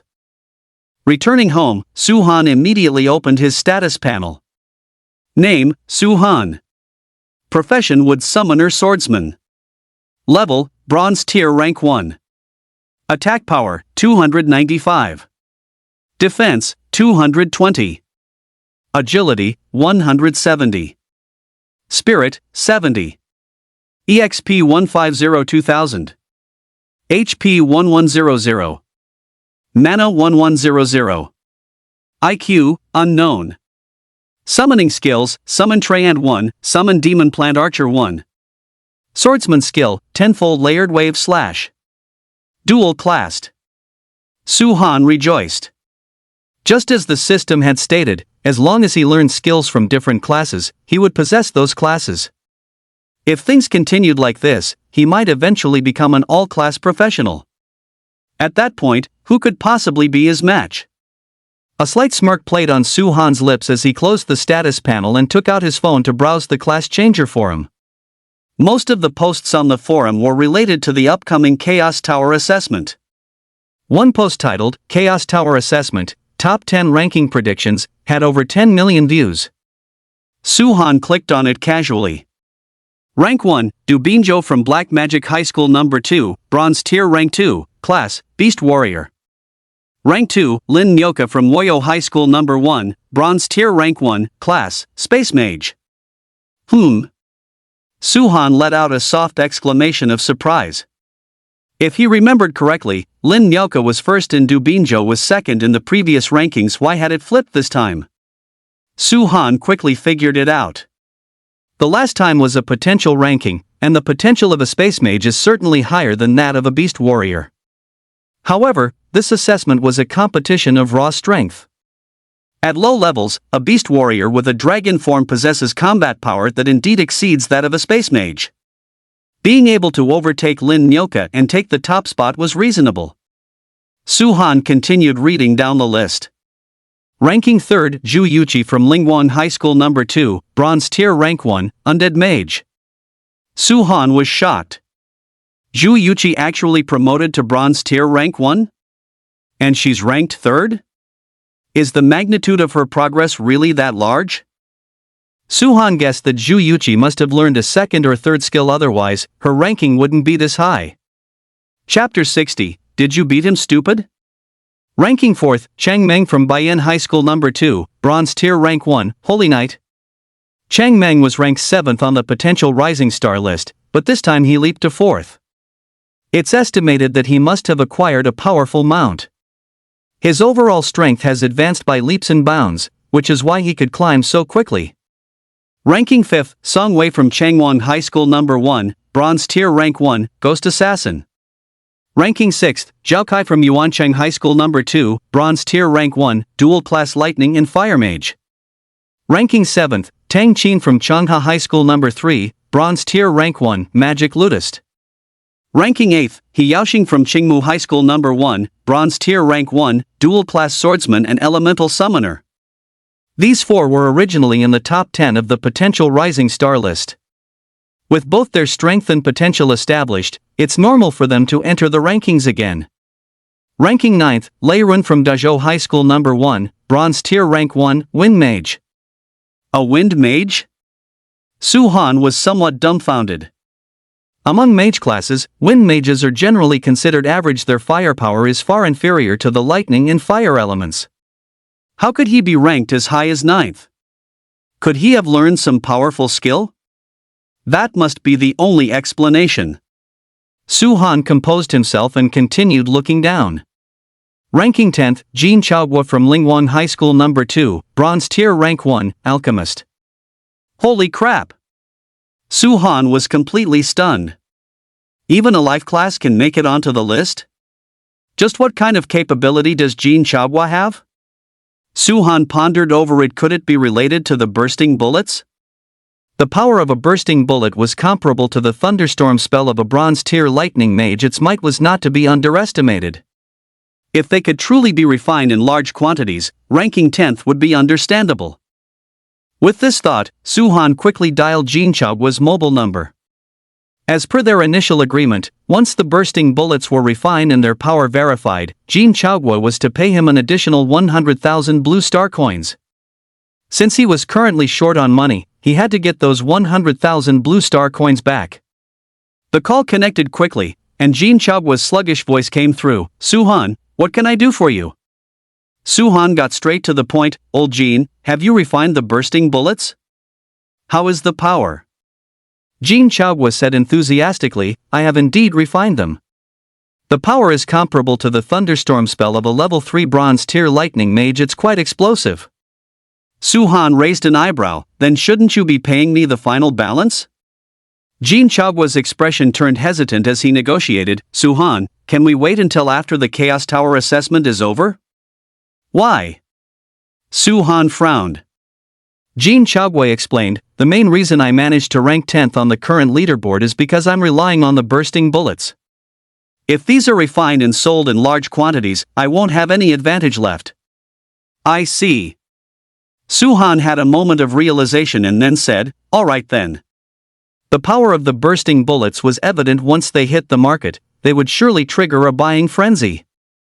In particular, students participating in the assessment would buy them in bulk, which would inevitably change the course of the assessment.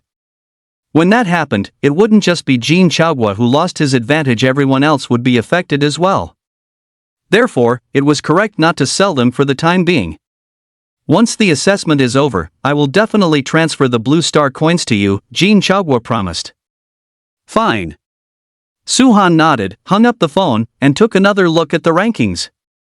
His name was still missing from the leaderboard this time, which meant the people responsible for the rankings still didn't think highly of him. It was a bit of a case of looking down on people. But it didn't matter, he would use his strength to slap those people in the face. It wasn't for the sake of fame, but mainly for the assessment rewards. The reward for first place in this assessment was a gold tier level less defensive item. When it comes to treasures, he never hesitated to take what was his. He was determined to seize the first place in this assessment. No one could stand in his way. In the following days, Su-han went nowhere, staying home to rest and recover. Time flew by, and soon it was the 5th day. Today was the day to gather at the assessment point. Su-han and Wu Hao met up and headed to the academy together. As soon as they entered the school gates, they saw Chen Xiao running toward them. Wu Hao muttered, is this guy Chen Xiao here to pick a fight? Last time, Chen Xiao had been publicly humiliated by Su-han. He surely harbored a grudge and was likely looking for trouble. Su-han let out a cold laugh. If he's not convinced, I'll beat him until he is. Brother Han, you're here. Chen Xiao ran up to them, greeting Su-han with a sycophantic smile and handing him a bottle of a drink. Brother Han, have a drink. Su-han. Wu Hao. What was going on? Shouldn't Chen Xiao be here to cause trouble? Why was he taking the initiative to show goodwill? Both of them were completely bewildered by this turn of events. The other students nearby were also staring in stunned silence. Usually, how arrogant and overbearing was Chen Xiao? When had he ever been so humble and submissive? What was wrong with him today? Was this still the Chen Xiao they knew? Su-han fixed his gaze on Chen Xiao and studied him. You didn't poison this drink, did you? Aside from that, he really couldn't think of any reason why Chen Xiao would give him a drink. Brother Han, you must be joking. Even if I had 10 times the courage, I wouldn't dare poison you, Chen Xiao explained hurriedly.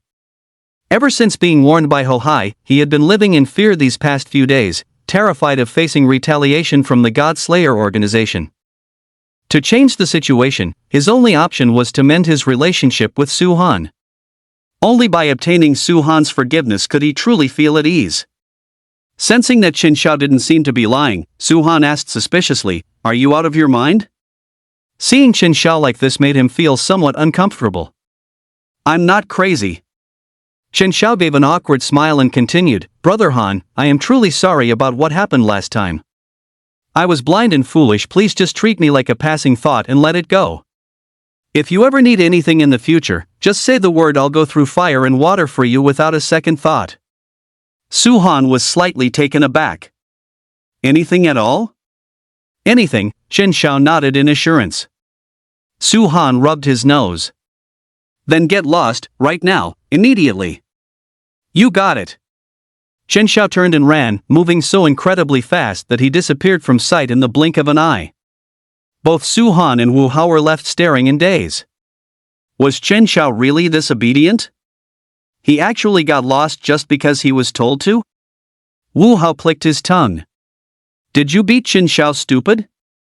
Surely not? Su-han was a bit confused by the situation. If he remembered correctly, he had only slapped Shin Xiao once last time and didn't even hit his head. How could he have been beaten stupid?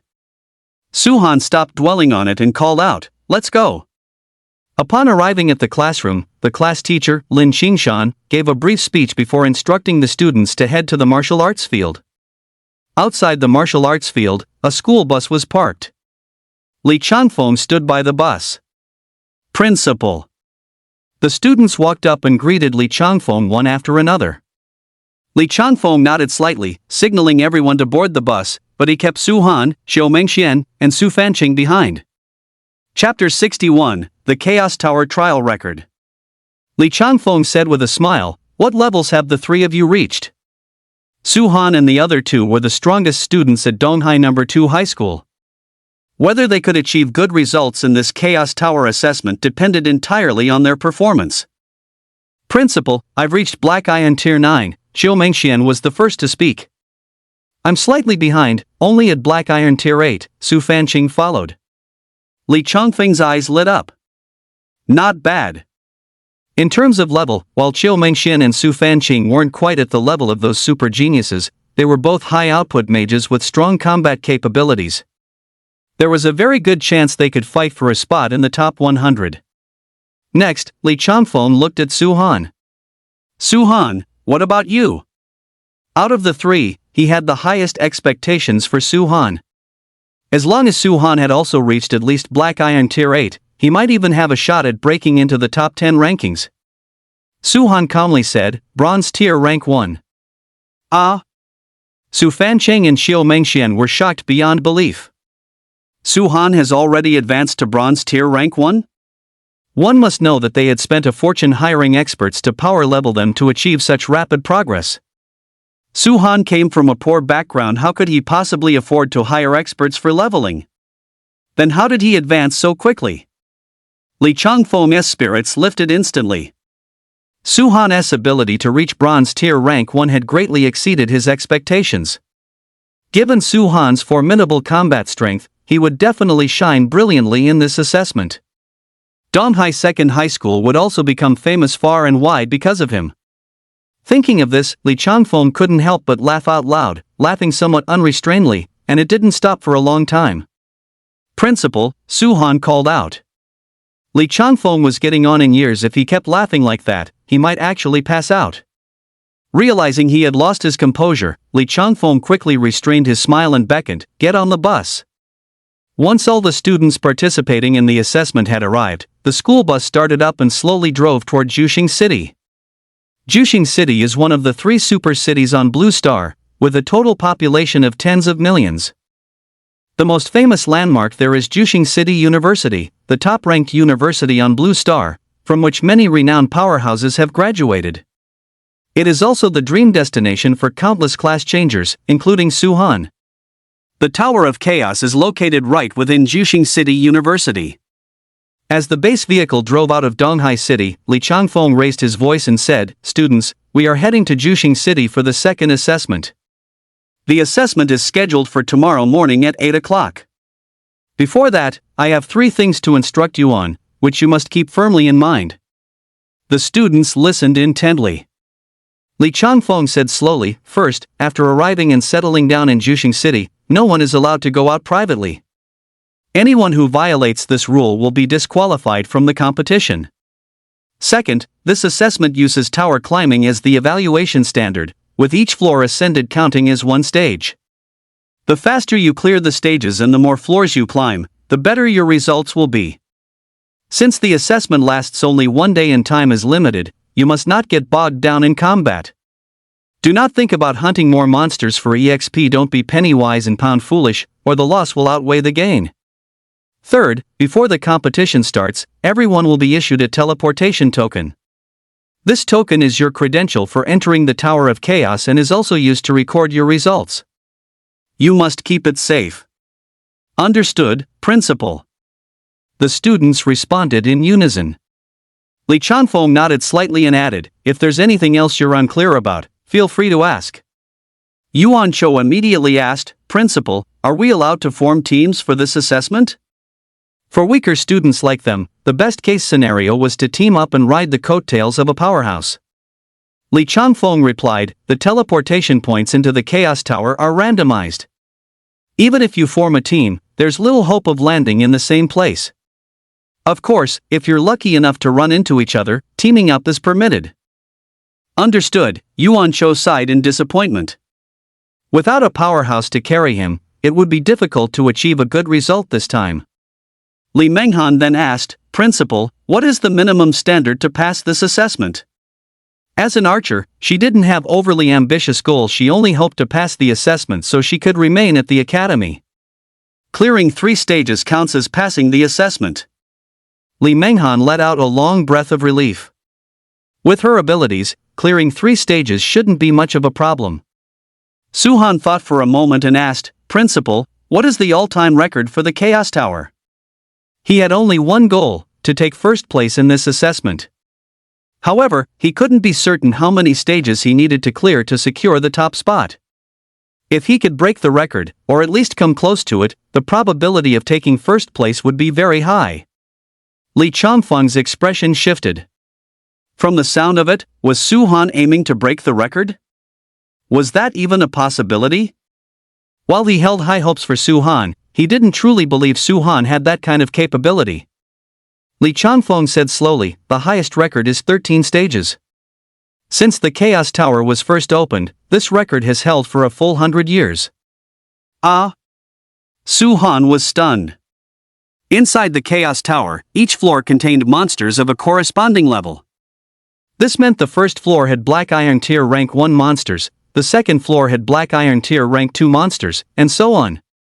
By the 13th floor, the monsters would be Bronze Tier Rank 3. Among the students participating in the assessment, there were many Bronze Tier Rank 1 class change users. Surely killing monsters 2 ranks above them wouldn't be an issue?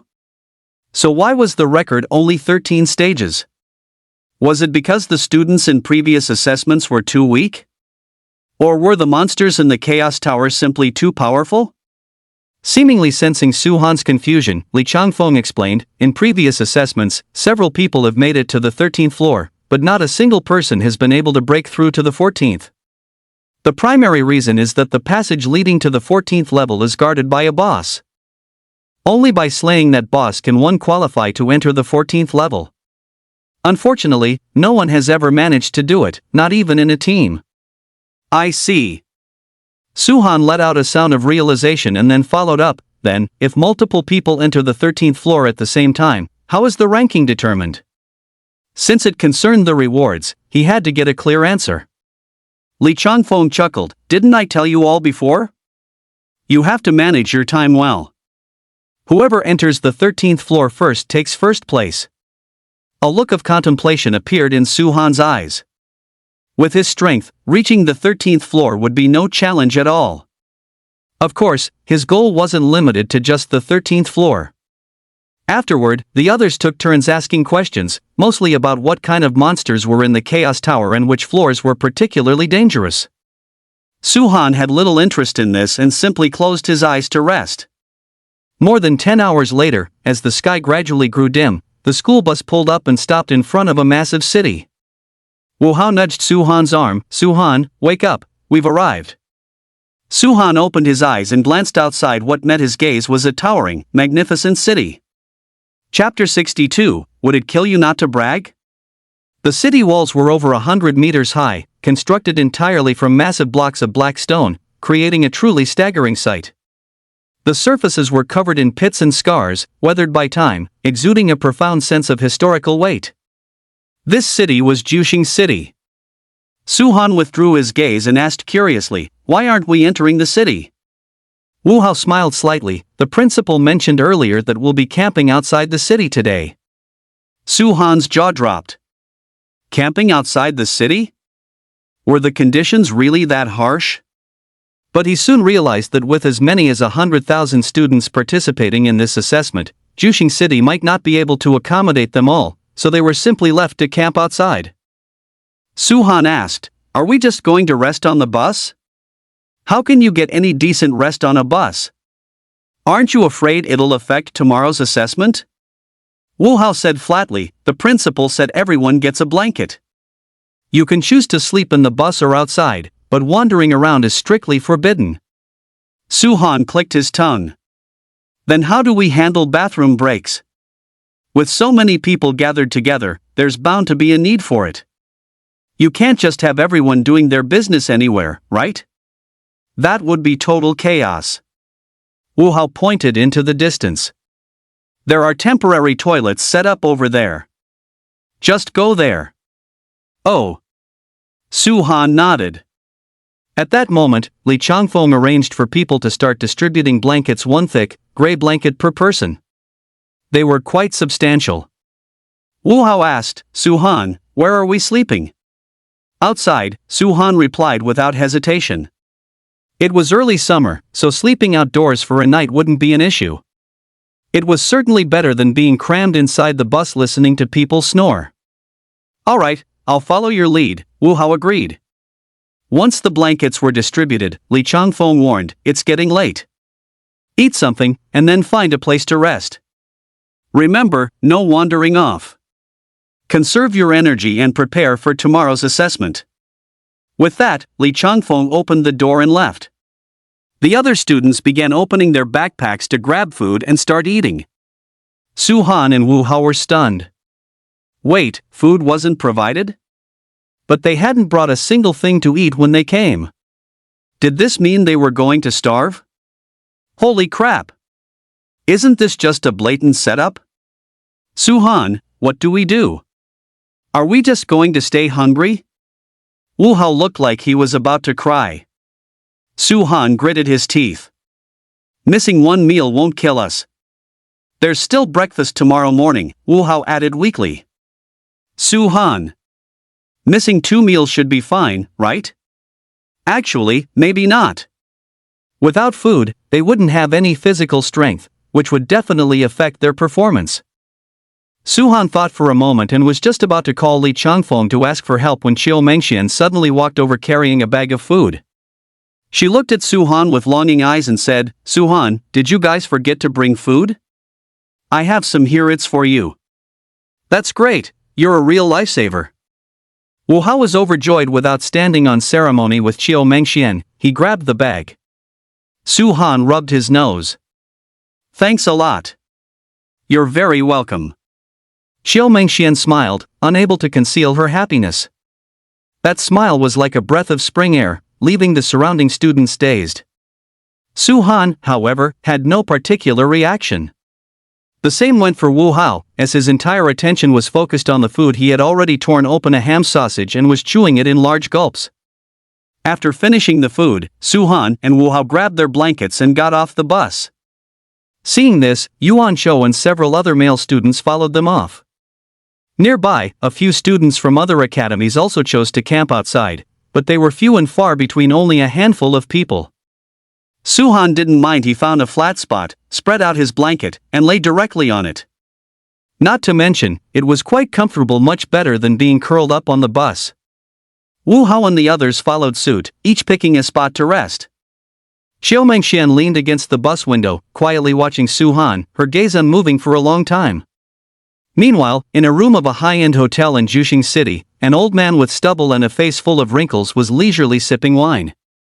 On the table before him, besides a bottle of liquor, there was only a small plate of peanuts, with only one single nut remaining. Thump, thump. Suddenly, there was a knock at the door. The wrinkled old man took a sip of wine. The doors unlocked.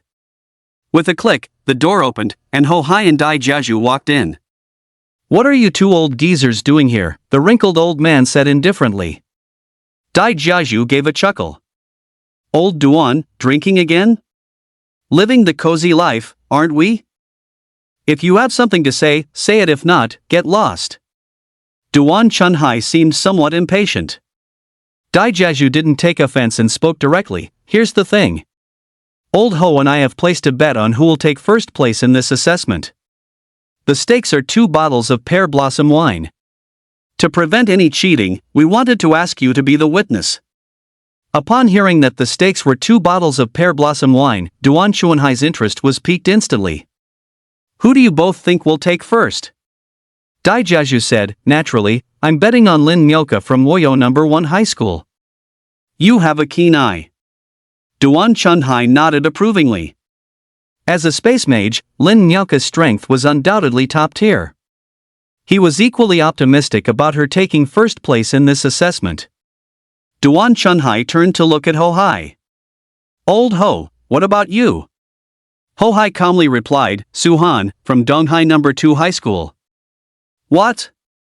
Duan Chunhai's expression froze. He had originally thought Ho Hai would choose Du Haiban from Black Magic No. 2 High School, or at the very least, Zhu Yuqi from Lingwang No. 2 High School. To his surprise, he chose Suhan. Admittedly, Suhan was on the God Slayer organization's observation list and possessed certain potential, but he was a wood summoner after all, which greatly limited his ceiling.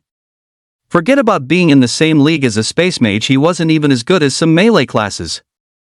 How could he possibly compare to Lin Myoka? Duan Chunhai scoffed, Old Ho, I think you're getting more senile the older you get. You might as well just admit defeat now. That's not necessarily true. Ho Hai looked full of confidence. It's true that Suhan is a wood summoner, but he possesses incredibly formidable melee strength. People have nicknamed him the Melee Madman. Beating Lin Myoka won't be a problem at all. Duan Chunhai stared at Ho Hai in stunned silence, feeling that Ho Hai wasn't just senile, but had completely lost his mind. A wood summoner beating a space mage? How could he even say such a thing? Ho Hai glanced at Duan Chunhai and said meaningfully, Old Duan, I know you're feeling uncomfortable, but facts are facts. You have to face reality. Duan Chunhai was a bit dazed. Why would I be uncomfortable? Ho Hai explained, Suhan is my candidate for observation, and Lin Myoka is yours. If Lin Myoka can't measure up to Suhan, would you be happy about that? Duan Chunhai paused for a moment, then sneered, Old Ho, stop being so self-righteous. Someone like Suhan, even 10 of him combined wouldn't be a match for Lin Myoka. Ho Hai raised an eyebrow. Old Duan, if you'd had a few more peanuts to go with your drink, you wouldn't be this drunk. 10 Suhans combined aren't as good as Lin Myoka? You're at that age, would it kill you not to brag so much?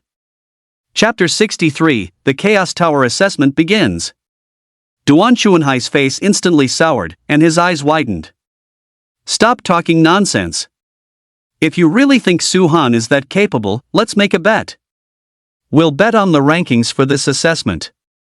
Dai Jiaju chuckled inwardly, the old man has taken the bait. All this groundwork had been laid for the sole purpose of setting a trap for Duan Chunhai. Hard work pays off. Duan Chunhai had finally fallen for it.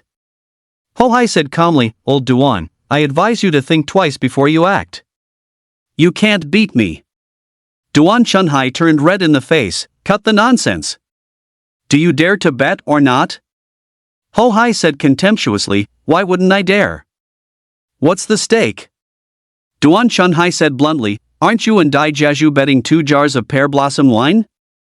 We'll bet the same. Ho Hai was overjoyed, deal. The next morning, a ray of sunlight fell on Juxing City, as if shrouding it in a layer of divine charm, adding a hint of mystery to the atmosphere.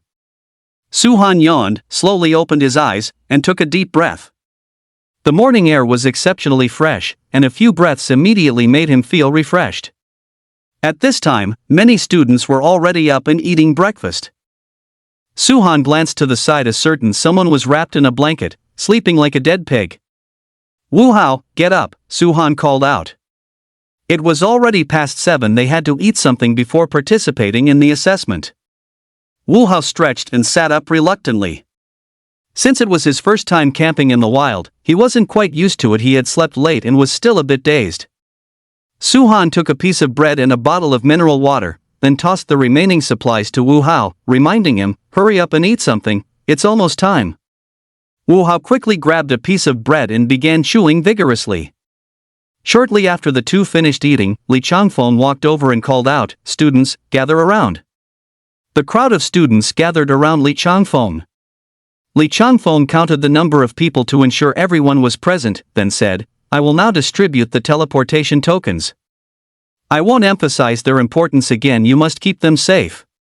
Understood, Principal. The students responded in unison.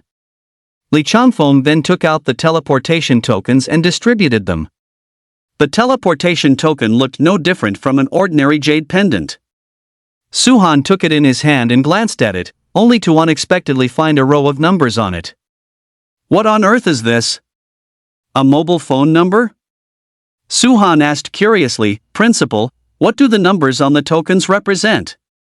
Li Changfeng explained, the numbers are your personal identification codes. Oh. Suhan let out a sound of realization. During the last Endless Desert assessment, every token had been labeled with a name. This time, perhaps because there were too many participants, they had simply replaced names with numbers. Li Changfeng glanced at the time and said, there are 10 minutes left until the assessment. If you need to use the restroom, go now, so you don't run out of time later. Immediately, a crowd of people rushed out. This included Su Han and Wu Hao. After taking care of business and returning to their original spot, they waited quietly for a few minutes. Suddenly, a massive phantom of a black stone tower appeared in the sky above Star Gathering City. It was towering and majestic, blotting out the sun like a divine object descending from the heavens. Looking closely, one could see that the stone tower had a total of 80 floors. This was the projection of the Chaos Tower. Everyone was stunned by the sight before them, looking up in awe. The next moment, countless golden lights erupted from the stone tower, washing down in all directions like a golden tidal wave. In an instant, all 100,000 students participating in the assessment were bathed in golden light. 3 seconds later, the golden light vanished, and Su Han and the others were all teleported into the Tower of Chaos. Simultaneously, countless white specks of light appeared on the first floor of the black stone tower. Each speck was labeled with a number, representing a single contestant. In Juxing City, on the rooftop of a certain building, Ho Hai and his 2 companions sat around a wooden table. Each held a jar of wine, chatting as they drank. Old Ho, how many levels do you think Su Han can clear? At least the 13th level. You have that much confidence in Su Han? If you had witnessed Su Han's strength for yourself, you would be even more confident than I am. Duan Chun Hai. Ho Hai started talking nonsense before even finishing 2 drinks? If I had known, I would have prepared a few more side dishes. Drinking without eating anything won't do it. Goes to your head too easily. It's starting. Li Changfeng clenched his fists tightly, staring unblinkingly at the black stone tower, both nervous and excited. The principals of other academies gathered in groups of 2s and 3s, discussing amongst themselves. Meanwhile, various universities and major factions were also paying close attention to this assessment. At the same time, famous Blue Star television stations and media outlets had sent personnel to track and report on the event. Hello everyone, I am Wang Jiao, a reporter for Chunha TV. The highly anticipated Tower of Chaos assessment has officially begun, and I will be providing full coverage of today's event. I would like to take this opportunity to wish all participating students the best of luck in achieving their ideal results. Dear viewers, while covering the Tower of Chaos assessment, we at Mayan Video have also invited a heavyweight guest, Zhou Haoxiong, the president of Tianqi University. President Zhou participated in the Tower of Chaos assessment 60 years ago and successfully ascended to the 13th floor, a record that has stood until this very day. Now, let's hear President Zhou's thoughts on this Tower of Chaos assessment. The camera quickly focused on a silver-haired elderly man with piercing, spirited eyes.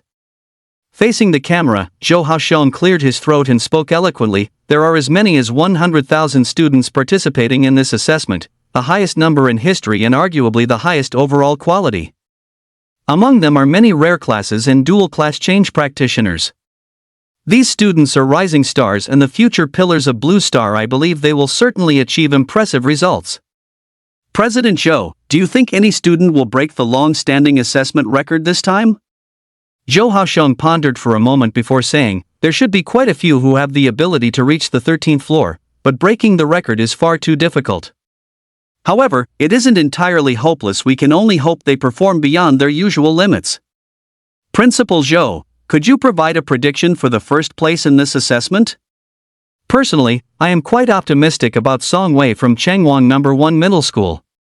The class change forum was also bustling with excitement. Major organizations were publishing their views one after another, clashing head-on. Mage Alliance, if no accidents occur, the first place in this assessment will once again belong to a mage. Our Mage Alliance wants to stay low profile, but we simply can't, our strength won't allow it. There isn't a single worthy opponent even when given the chance, you lot are useless. It's truly lonely at the top. Beast Warrior Alliance, today is not like the past. You Mage Alliance folks used to be impressive, but you won't stay on top forever. In this assessment, our Beast Warrior Alliance is going to break your monopoly. Mage Alliance, you don't actually think a single dragon form Beast Warrior class change candidate can shake the status of mages, do you? Chapter 64, The Golden Staircase. Assassin Alliance, among the contestants in this assessment is a ghost assassin. Everyone here surely knows how formidable a ghost assassin is. Our Assassin Alliance is going to rise this time. Mage Alliance, guys who only know how to hide in the shadows and launch sneak attacks will never amount to anything significant. Beast Warrior Alliance, in the face of a powerful Beast Warrior, an assassin is nothing more than a clown. Stop trying to seek attention. Assassin Alliance. Summoner Alliance, Mage Alliance and Beast Warrior Alliance, what are you acting so arrogant for? Do you really think other classes don't exist? Mage Alliance, yet another clown jumping out. Beast Warrior Alliance, daring to challenge the powerful Beast Warrior Alliance? Who gave you that confidence? Summoner Alliance, let's wait and see who gets the last laugh. Alchemist Alliance, we have a chance this time too. Mage Alliance, Assassin Alliance, Beast Warrior Alliance, Swordsman Alliance, and other alliances, go play somewhere else. You think you're worthy? Just as the class change forum was in an uproar, 100,000 assessment students had already appeared on the first floor of the Chaos Tower. Each floor of the Chaos Tower was a world of its own, with a vast and boundless area. Since the teleportation was random, everyone appeared in different locations. Su-Han was teleported into the middle of a lake. Fortunately, he knew how to swim. If it had been someone who couldn't swim, they would have been eliminated as soon as they landed, which would have been far too tragic. Su-Han treaded water, looking around in all directions. In the distance, mountains were jagged and trees stood tall in dense forests. In the distance, a golden staircase rose from the ground, piercing straight into the clouds. This staircase was the only path leading to the second floor. At a glance, it was about 5 kilometers away from his current position. If he ran at full speed, he could reach it in just over 10 minutes. However, the first priority was to get ashore. Su-Han withdrew his gaze and scanned his surroundings. The lake he was in was quite large, with the nearest shore over 1,000 meters away. There was no other way but to swim across.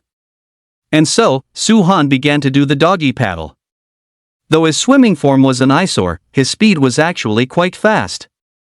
In a short while, he had already swum over 100 meters. Suddenly, his body felt a series of impacts, as if something was biting and tearing at him. Su-Han guessed that it was likely monsters in the water launching an attack on him. However, they were all just Black Iron Tier Rank 1 monsters. Attacking him was no different from throwing eggs against a rock, so he didn't pay it any mind at all. After swimming another 500 meters, a cry for help suddenly rang out in his ears. Su-Han turned his head and saw a male student not far away, splashing frantically and stirring up waves. Clearly, he didn't know how to swim. Su-Han ignored him and continued swimming straight ahead. With his own level of swimming skill, trying to save someone would be far too difficult. If he got caught in the other person's struggle, he might end up getting dragged down himself. Fuck you! Seeing Su-Han refusing to help, the male student cursed in anger before sinking into the depths of the lake in despair. Soon after, he turned into a flash of golden light and was teleported out. Dumbass! Su-Han spat. The nerve of this guy, blaming others for his own incompetence? What a piece of work! People like that deserve to be eliminated. A few minutes later, Su-Han reached the shore. He shook the water off his body and dashed straight toward the golden staircase. The shortest distance between 2 points is a straight line. Logically, Su-Han should have taken a straight line, but the path ahead was blocked by a towering mountain. Climbing over it would undoubtedly waste a lot of time, so it was better to take a detour. And so, Suhan plunged into a dense forest. As soon as he entered, the roars of wild beasts echoed from above. Suhan instinctively looked up and saw the tree canopy covered in swarms of monkeys. There were at least a dozen or 20 on every large tree, watching him with malicious intent as if he were their prey. Just as Suhan withdrew his gaze and prepared to leave, a series of whistling sounds suddenly pierced the air. In the next moment, countless fruits as large as boulders rained down from the sky, pelting toward him like a downpour. Suhan watched, dumbfounded. To adopt such an attack method, these monkeys had truly become cunning. Thud, thud. One giant yellow fruit after another smashed into Suhan, shattering and bouncing off. To him, this level of attack was no different from an itch. A bunch of death-seeking creatures. Suhan snorted coldly and immediately summoned the demonic plant archer, issuing an attack command. He hadn't intended to bother with these monkeys, but since they had pushed their luck, he had no choice but to hunt them down. Whoosh! Whoosh! The demonic plant archer continuously fired arrows, each one guaranteed to pierce the head of a monkey. Every shot was a headshot, and the scene was extremely bloody. In less than a minute, over 20 monkeys had died on the spot. Seeing how powerful the demonic plant archer was, the remaining monkeys fled in terror. Suhan did not pursue them and continued on his way. Black Eye and Tier rank 1 monkeys only provided 5 EXP each. There was no need to waste time on them. 10 minutes later, Suhan emerged from the woods, and the golden stairs were right before his eyes. However, thousands of people had gathered at the base of the stairs, all scrambling to surge upward, each wanting to climb the stairs as quickly as possible. This resulted in a very chaotic scene. Fortunately, everyone was relatively restrained. If someone were to start a fight, it would inevitably trigger a large-scale bloody incident. Suhan scanned the crowd, withdrew the demonic plant archer, and strode forward. With as many as 100,000 students participating in the assessment, there was no telling how long he would have to wait. No matter what, he had to find a way to squeeze his way up. Just as he reached the front, another large crowd surged up from behind, forcefully pushing him forward. All around, curses and shouts rang out incessantly. "Damn it, stop pushing! I'm about to be squashed into a meat patty. Which shameless bastard touched my ass? Don't you know you don't mess with a tiger's backside? Dare to step out and say something. Motherfucker! Who peed their pants? There's a goddamn stench of piss everywhere." Suhan thought to himself, what if a female student got squeezed in here? Wouldn't she be taken advantage of? Suddenly, a peculiar, delicate fragrance drifted into his nostrils. Suhan's eyes instantly widened. It didn't seem like perfume, but rather, body scent? Generally, only women possessed this kind of natural fragrance. Could it be that he was squeezed up against a female student? Suhan looked toward the source of the scent and saw a student with delicate features. The person had short hair and an air of heroic spirit, making it difficult to distinguish their gender at a glance. Actually, it could usually be determined by the chest. But weren't they squeezed together right now? He couldn't see anything at all. Suhan didn't think much of it, but just as he was about to look away, the other person shot him a fierce glare. Their eyes were filled with a chilling coldness, seemingly acting as a warning. Suhan didn't want to cause trouble, so he raised an eyebrow and turned his head to look at the golden stairs ahead. Chapter 65, Your Luck is Too Good. The golden stairs were about a dozen meters wide, extending upward at a 40-degree angle until they disappeared into the clouds. This stretch of the journey was somewhat dangerous. Once you climbed to a certain height, falling off meant you were basically finished. Therefore, the students ascending the stairs generally chose to walk in the center. Of course, there were also those bold enough to rely on their skills to save time. They chose the outermost edges. Without any obstacles, their speed far surpassed the others, and they quickly reached the summit. When Suhan was pushed onto the stairs, he also chose to walk in the center. There was plenty of time, so there was no need to take risks. After that, he followed behind the others, climbing upward step by step. Halfway there, a dark shadow suddenly swept overhead. Suhan looked up curiously, only to see a female student with a pair of white wings on her back soaring straight upward. Evidently, this was a wind element mage possessing the wings of flight skill. Seeing this scene, Suhan felt a pang of envy. If he had the wings of flight skill himself, he could save a lot of time and clear even more levels. 10 minutes later, Suhan finally reached the end of the golden staircase. Standing amidst the clouds and mist was a towering golden gate, which served as the portal to the second floor. Just as Suhan was about to enter, a woman's cold voice suddenly drifted into his ears. "What did you mean by looking at me with those eyes just now?" Suhan turned his head and saw that it was indeed the elegant student who emitted that faint body fragrance. Previously, he couldn't quite distinguish the person's gender, but hearing the voice, there was no doubt it was a female student. However, her chest was as flat as a plane, with no substance at all. For a woman, this was nothing short of a tragedy. Suhan even felt a bit of pity for her. "I'm asking you a question." Seeing Suhan remain silent, the elegant female student raised her voice. Suhan snapped out of it and asked blankly, "What kind of look did I give you?" "A malicious look." The elegant female student gritted her teeth. Suhan. This accusation was getting a bit serious. Before this, he wasn't even sure if the person was male or female. How could he have been malicious? Damn it. She's far too narcissistic. Doesn't she know she's a flat chest? As the bona fide school hunk of Donghai No. 2 High School, would he be interested in an airport? Who is she trying to insult? Suhan said solemnly, "Don't misunderstand, I just took a casual glance earlier, I didn't mean anything by it." Out of sympathy, he refrained from saying anything too harsh. "You'd better not have any other ideas." The beautiful female student gave a cold warning with a chilling gaze before walking straight into the portal. Suhan stood there, completely dazed. He just took one look, and now she's never going to drop it? Who does she think she is? He was only busy with the assessment right now, otherwise, he would have definitely given her a piece of his mind. "Man, you sure are lucky." Suddenly, a long-faced male student walked over, smiling and raising an eyebrow at him. Suhan was confused again. "What do you mean by that?" The long-faced student chuckled. "If your words had been even slightly more offensive just now, she would have kicked you out of the Chaos Tower." "Isn't that lucky?" Suhan's eyes showed a hint of disdain. "That's not necessarily true. Confidence stems from strength. With his current power, who could possibly be his match? Thinking they could kick him out of the Chaos Tower? It was nothing short of a pipe dream." "Not necessarily?" The long-faced student sneered. "If you knew her identity, you wouldn't think that way." Suhan became interested. "Who is she?"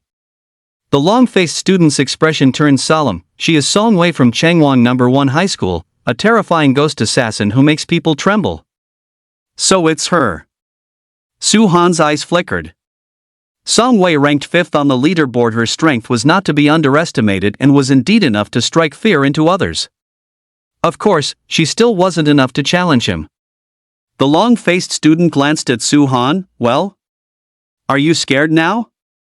Suhan smiled slightly and asked curiously, "Why is Song Wei's personality so irritable?" The long-faced student burst out laughing. "She's not irritable, she's just sensitive." Sensitive? Suhan was a bit confused. The long-faced male student lowered his voice. "Doesn't Song Wei have that physical flaw? People used to mock her for it all the time, calling her a tomboy. Over time, it left a psychological shadow.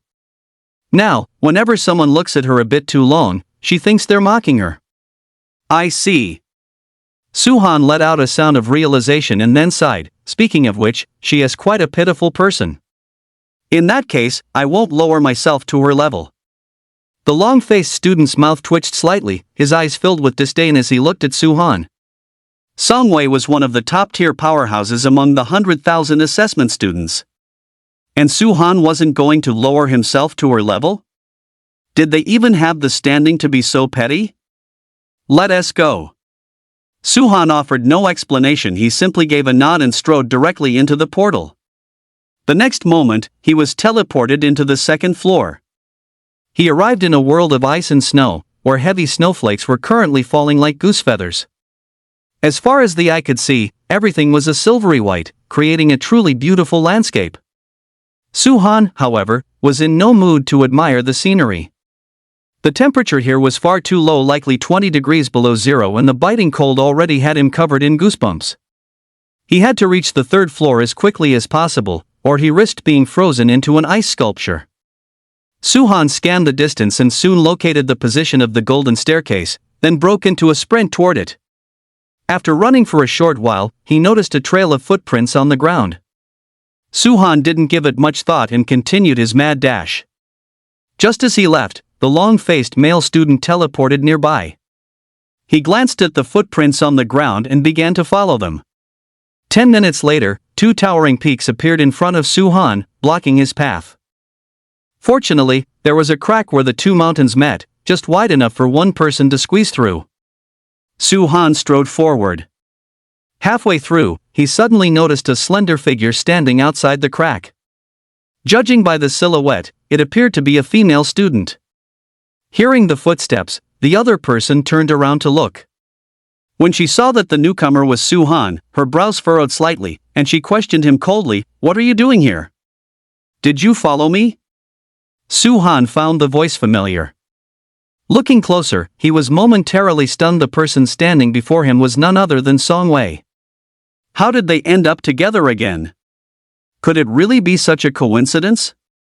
Suhan rubbed his nose and said indifferently, "You've misunderstood again. This path is the shortest route to the golden staircase, so I came this way.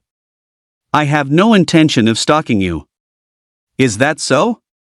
Songwei sized Suhan up, looking unconvinced. Suhan didn't bother explaining further and walked straight toward the crack. It was simply too cold here. After standing still for just a moment, he felt like he was about to freeze solid. He had no desire to stay here and trade barbs with Songwei. "Stop right there!" Songwei suddenly barked an order. Chapter 66, Boss Level Snow Beast. "What is it?" Suhan came to a halt. Songwei said coldly, "You can't take this path." Suhan asked, puzzled, "Why not? Was there some kind of danger within the rift?" Songwei spoke bluntly, "I discovered this path first. If I don't let you pass, you don't pass." Suhan was momentarily stunned. He couldn't go just because she said so? Since when could someone be this overbearing? Originally, out of a sense of sympathy, he hadn't wanted to lower himself to her level, but he hadn't expected her to give her an inch and have her take a mile. Did she really take him for a pushover? Someone she could just manipulate at will? Suhan's eyes gradually narrowed. "And if I insist on taking it?" Songwei's voice was ice cold. "As long as I'm here, you're not getting through." In an instant, the surrounding wind and snow seemed to intensify, making the atmosphere incredibly heavy. "No one in this world can block the path I choose. And you, least of all." Suhan gave a contemptuous smile as a thick, murderous aura radiated from his body. What intense pressure! Songwei was slightly taken aback, a feeling of palpitations rising in her heart. However, as a prodigy who had experienced many major scenes, she quickly calmed down and gave a cold laugh. "You're welcome to try." Suhan wasted no more words. He stomped his foot violently and, like a rising rocket, appeared in front of Songwei in an instant, reaching out to grab her wrist. How is this possible? Songwei's pupils dilated suddenly. As an assassin, her greatest advantage was her speed. But the speed Suhan displayed far exceeded all expectations, proving to be a notch faster than even her own. Having underestimated Suhan's prowess, her reaction was half a beat too slow, allowing Suhan to seize her by the wrist. Suddenly, a surge of immense force swept through her entire body. Songwei felt her body go weightless before she was sent flying, hurtling over 20 meters through the air before crashing heavily onto the ground. Just then, the long-faced male student came running from a distance, happening to witness the entire scene. He stood rooted to the spot, dazed, as he watched Suhan toss Songwei aside like a mere fledgling. What was going on? Songwei, ranked 5th on the leaderboard, had actually been utterly crushed? Was this some kind of hallucination? Overestimating himself. Su-han let out a cold snort and plunged straight into the rift. Song-wei scrambled up from the ground in a disheveled state. As she watched Su-han's departing figure, her eyes were filled with a mixture of terror and confusion. Su-han's strength was nothing short of sensational. Yet, she was baffled she knew all the powerhouses participating in this assessment. Where on earth did this Su-han pop up from? If he was this formidable, why hadn't there been a single word about him? Song-wei, are you all right? Recovering his senses, the long-faced male student walked over to her side. I'm fine. He held back. Song-wei sighed softly. Just now, if Su-han had truly intended to strike a lethal blow, she would have been teleported out long ago. The long-faced student asked tentatively, were you just being careless? As a ghost assassin, if Song-wei took things seriously, surely no one could defeat her in a head-on confrontation? Song-wei said in a heavy tone, I was a bit careless, yes. However, his strength is indeed ridiculously high. I feel like he wasn't even using his full power. Holy cow! The long-faced student clicked his tongue in disbelief. If he was this powerful without even going all out, just how terrifying would he be at full strength? Song-wei glanced at the student and asked, Yang Xiao, do you know anything about his background? Yang Xiao shook his head. I've only crossed paths with him once. We only exchanged a few words. Previously, when Su-han repeatedly claimed he wasn't afraid of Song-wei, he thought Su-han was just bragging. He never imagined he actually had that kind of strength. Had he known Su-han was such a formidable figure, he should have chatted with him more back then and struck up a friendship. Who exactly is he? Which academy is he from? Song-wei muttered with a furrowed brow, deeply intrigued by Su-han's identity. Yang Xiao suddenly asked, why did you two start fighting? Song-wei said indifferently, I wouldn't let him pass through the crack, so we started fighting. Yang Xiao was somewhat confused. Why did you stop him? The crack was the shortest path to the golden stairs. If it were him being blocked, he would have gotten angry and fought back too. Song-wei said in a heavy voice, I was trying to save him. Ah? Yang Xiao was dumbfounded. Song-wei explained, at the end of this crack, there is a bronze tier rank 1 boss. Its strength is exceptionally powerful. If a human class changer of the same level encounters it, it would almost certainly end in disaster. Yang Xiao said in disbelief, this is only the second floor. How could there be a bronze tier boss here? Song-wei spoke slowly, the Chaos Tower has a little-known secret, each of the first 10 floors hides a bronze tier rank 1 boss. These bosses are hidden in remote areas of each floor and cannot move freely, so very few people know about this. Then how do you know? Yang Xiao asked suspiciously. Even the principals of various academies weren't aware of such a thing. Where did Song-wei get this information? You don't need to know. You just need to know I'm not lying to you. Song-wei's voice was cold. Yang Xiao didn't dwell on the matter and instead asked, then why didn't you just explain it clearly to him? As long as it was explained clearly, there would have been no need to fight. Song-wei pouted, I couldn't stand his arrogant attitude, so I intentionally didn't tell him. Yang Xiao's mouth twitched slightly, and then he asked tentatively, do you think that guy just now is a match for the boss? Song-wei pondered for a moment and said, the boss on the second floor is a snow beast king, skilled in camouflage and sneak attacks. Although his strength is great, without being on guard, he could easily be ambushed and knocked out of the Chaos Tower. Then he's really unlucky. Yang Xiao sighed. A person like Su-han would surely be scrambled for by various universities once he graduated. However, being knocked out at the second level is equivalent to failing the assessment, which means losing the chance to remain at the academy and facing a bleak future. Yang Xiao dazed for a moment and asked, should we take a detour? Song-wei did not reply, but instead strode toward the rift. Yang Xiao was slightly taken aback. Didn't you say there's a boss? Why are you still heading over there? Song-wei said calmly, I have a sensing skill and a teleportation skill. No matter how powerful the boss is, it can't do anything to me. Yang Xiao stood in place, pondering for a moment, and then sped off in a different direction. He didn't possess Song-wei's formidable strength to avoid being knocked out of the Chaos Tower. He had no choice but to take a detour. On the other side, Suhan traveled over 1,000 meters along the rift, and the view ahead suddenly opened up into a vast, snow-white plain. The golden stairs were not far off either, only about a dozen miles away. Suhan abruptly increased his speed, rushing toward the golden stairs at full throttle. At that moment, a monster in a nearby snowdrift was staring fixedly at him. This monster was 5 meters long and covered in a layer of snow-white fur, blending almost perfectly with the surrounding snow, making it impossible to distinguish with the naked eye. This monster was the boss-level Snow Beast King. Just as Suhan ran close, the Snow Beast King suddenly launched a sneak attack, extending a sharp claw and swiping down toward Suhan's chest. Chapter 67, The Third Profession. The incident happened so suddenly, and with the distance between them being so close, Suhan had no time to react at all. However, he did not panic in the slightest. The highest level monsters on the second floor were only Black Iron Tier 2. An attack from a Black Iron Tier 2 monster was nothing more than a tickle to him. Bang! The next moment, the Snow Beast King's sharp claws struck Suhan's chest firmly. Suhan felt a surge of massive force sweep over him. His chest suddenly throbbed with a faint pain, and he was knocked back several steps at once.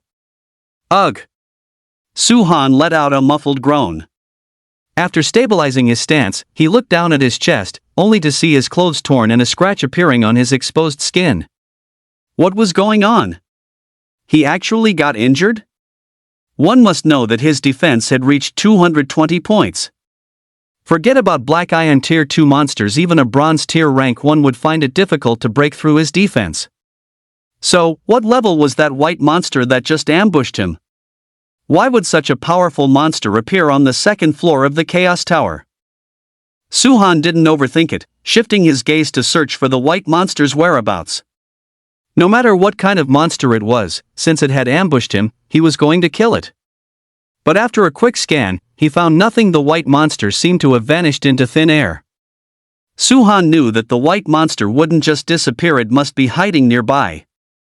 He had encountered this situation before. Limebirds were very adept at camouflage, and once disguised, they almost blended perfectly into the surrounding environment. Without a sensing skill, it was impossible to find any trace of them. Suhan didn't have a sensing skill, but the little tree ant did. Did the white monster really think it could keep playing dirty tricks on him? It was in for a rude awakening. With a curl of his lip, Suhan immediately summoned the little tree ant and the demon plant archer. With the little trent's help, he quickly locked onto the white monster's position. With a whoosh, the demonic plant archer fired a consonance arrow at a snowbank not far away, piercing the Snow Beast King's skull with pinpoint accuracy. Bang! The snowbank exploded as the massive Snow Beast King charged out. Perhaps realizing that Suhan was not to be trifled with, it didn't continue its attack on him, but turned around and fled instead. How could Suhan possibly let it escape?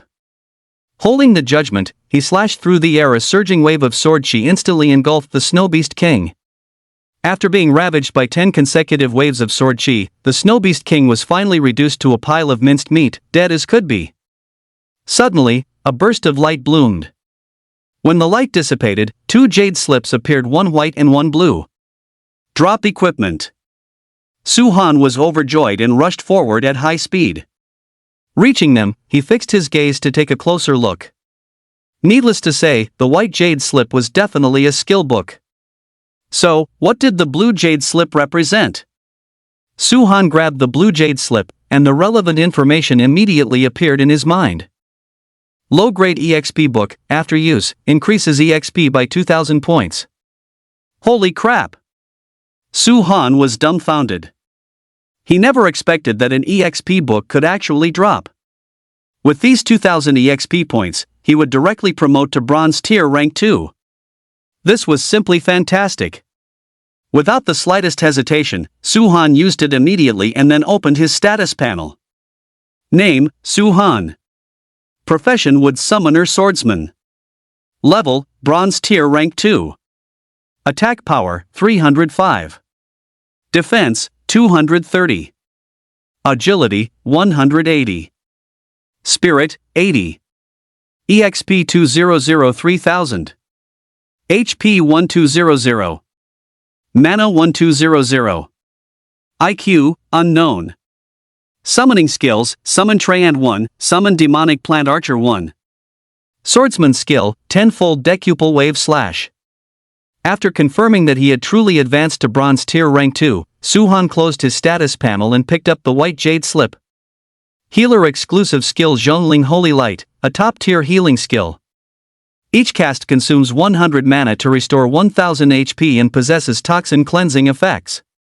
After reading the description, a look of contemplation appeared in Suhan's eyes. Should he learn this skill? As of now, he had learned 3 skills, leaving 17 skill slots remaining. Learning a healing skill wouldn't be an issue. Besides, this skill was indeed useful. Not only did it restore health, but it could also dispel poison. With this skill, his endurance and sustain would be significantly enhanced. Following that, Suhan pressed the skill book against his forehead. Skill, Zhongling Holy Light learned successfully. Upon learning this skill, Suhan officially became a triple class changer. If word of this got out, there's no telling how many jaws would drop in shock. A moment later, Suhan glanced at the Snow Beast King's corpse and quickly departed from the area. Shortly after, Songwei crawled out from the crevice and immediately activated her sensory skill. When she discovered that the Snow Beast King had been reduced to a pile of mangled flesh, she was completely stunned. The Snow Beast King is dead? Who killed it? The answer was obvious, only Suhan had come here just now. It couldn't have been anyone else but Suhan. Songwei hurried over to the Snow Beast King's corpse to examine it. Seeing how miserably the beast had died, she couldn't help but click her tongue in disbelief. How can he be this strong? If it were her, she might have been able to defeat the Snow Beast King, but she wouldn't have been able to kill it. This meant that Suhan's strength was definitely superior to her own. Just who on earth are you? Songwei murmured to herself, her interest in Suhan's identity growing by the second. Meanwhile, atop a high-rise building in Juxing City, an old man with high, protruding cheekbones and a thin goatee was leisurely sipping tea, his eyes fixed intently on the projection of the Chaos Tower. Suddenly, a young man in his 20s walked over briskly. "Grandfather, I just received news that the Snow Beast King on the second floor of the Chaos Tower has been slain." "Whom?" The goateed elder raised an eyebrow. "Who killed it?" The young man replied, "The specifics are still unclear. According to the reports sent back, only 2 people had entered the Snow Beast King's territory, one with the codename, and another with the codename 5. The goateed elder narrowed his eyes. Did they kill it together, or was it a solo kill? If they had teamed up to kill it, it wouldn't be much of a feat. But if it was a solo hunt, then that level of strength was something that could not be underestimated. The young man stated directly, it was likely a solo hunt. They arrived one after the other, not as a team. The goateed elder was slightly moved. "Do we know the identities of these 2 people yet?" The young man nodded. "We just found out. Codename is a wood summoner from Donghai No. 2 Middle School named Suhan. Codename 5 is the ghost assassin Songwei from Changwon No. 1 Middle School. So it's the little girl from the Song family. As a ghost assassin, she indeed possesses the potential to kill the Snow Beast King." The goateed elder muttered thoughtfully, instinctively assuming it was Songwei who had slain the creature. "Grandfather, there's one thing that's very strange," the young man said, hesitating as if unsure whether to speak. The goateed elder gave a light chuckle. "Whatever it is, just say it." The young man frowned and said, "Was the first to reach the Snow Beast King's territory, yet he wasn't forced out of the Chaos Tower by the beast." Chapter 68, I Know How to Drive. What? The goateed elder looked stunned.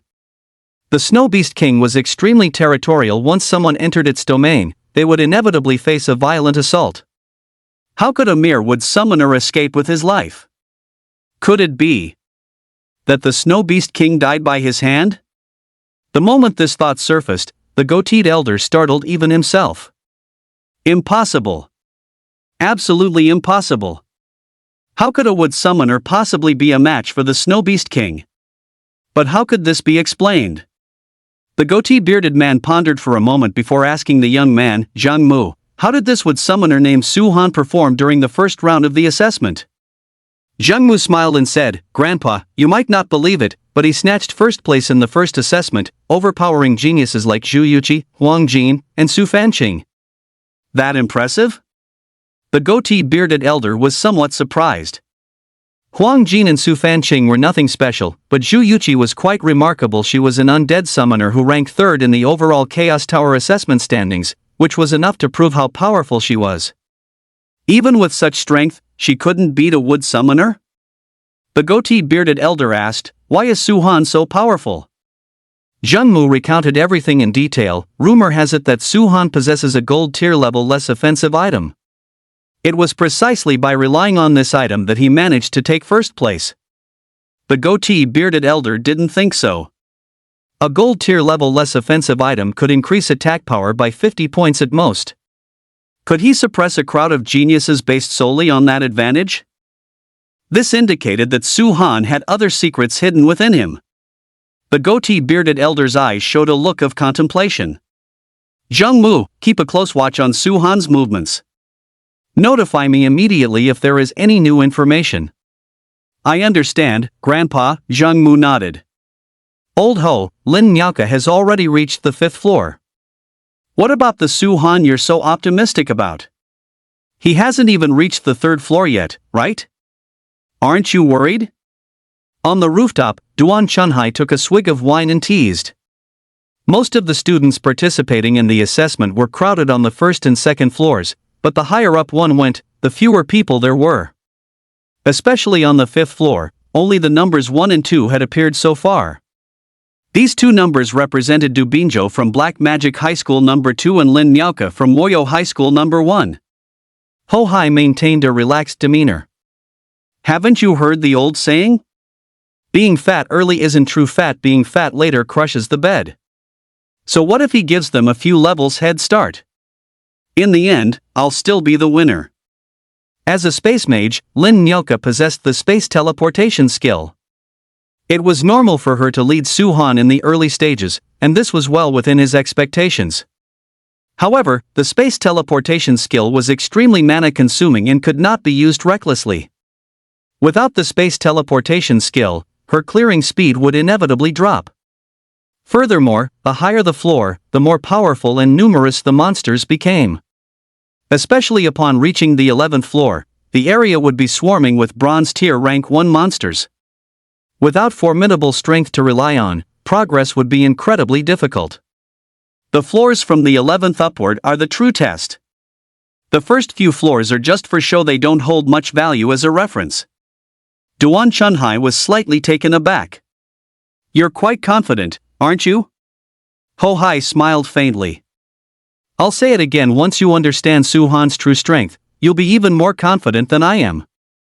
Duan Chunhai let out a cold laugh. "We'll just have to wait and see."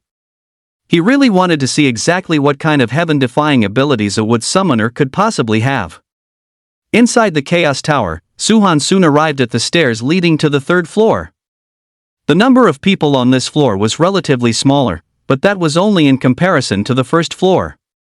At this moment, a steady stream of students was still surging in from all directions. Su Han didn't dare to delay. He used every ounce of his strength to squeeze onto the stairs and successfully entered the 3rd floor. The 3rd floor was a vast, boundless prairie. The golden stairs leading to the 4th floor stood in the far distance, their silhouette barely visible. Su Han estimated the distance to be at least 40 or 50 kilometers. Running there would consume a significant amount of stamina and time. But there was no other way, he had to run. Su Han took a deep breath and was just about to set off when he saw 2 students, a man and a woman, walking toward him from not far away. He heard the female student complaining, "I told you a long time ago to get a driver's license, but you just wouldn't listen. Now look, the golden stairs are so far away. Do you want to kill me by making me run there on my own 2 legs?" The male student beside her was submissive, constantly smiling apologetically. "All right, don't be angry. Once this assessment is over, I'll definitely get a driver's license. What use are you, anyway?" The female student glared at him fiercely, looking utterly exasperated by his lack of initiative. Hearing this, Su Han's mind began to race. From what they were saying, did they have a car? If there was a car, getting to the golden stairs would be much more convenient, saving both time and effort. Although he didn't have a license either, he did know how to drive. Of course, his skills were somewhat atrocious. However, since they were currently on a vast prairie with no obstacles, he could drive however he pleased.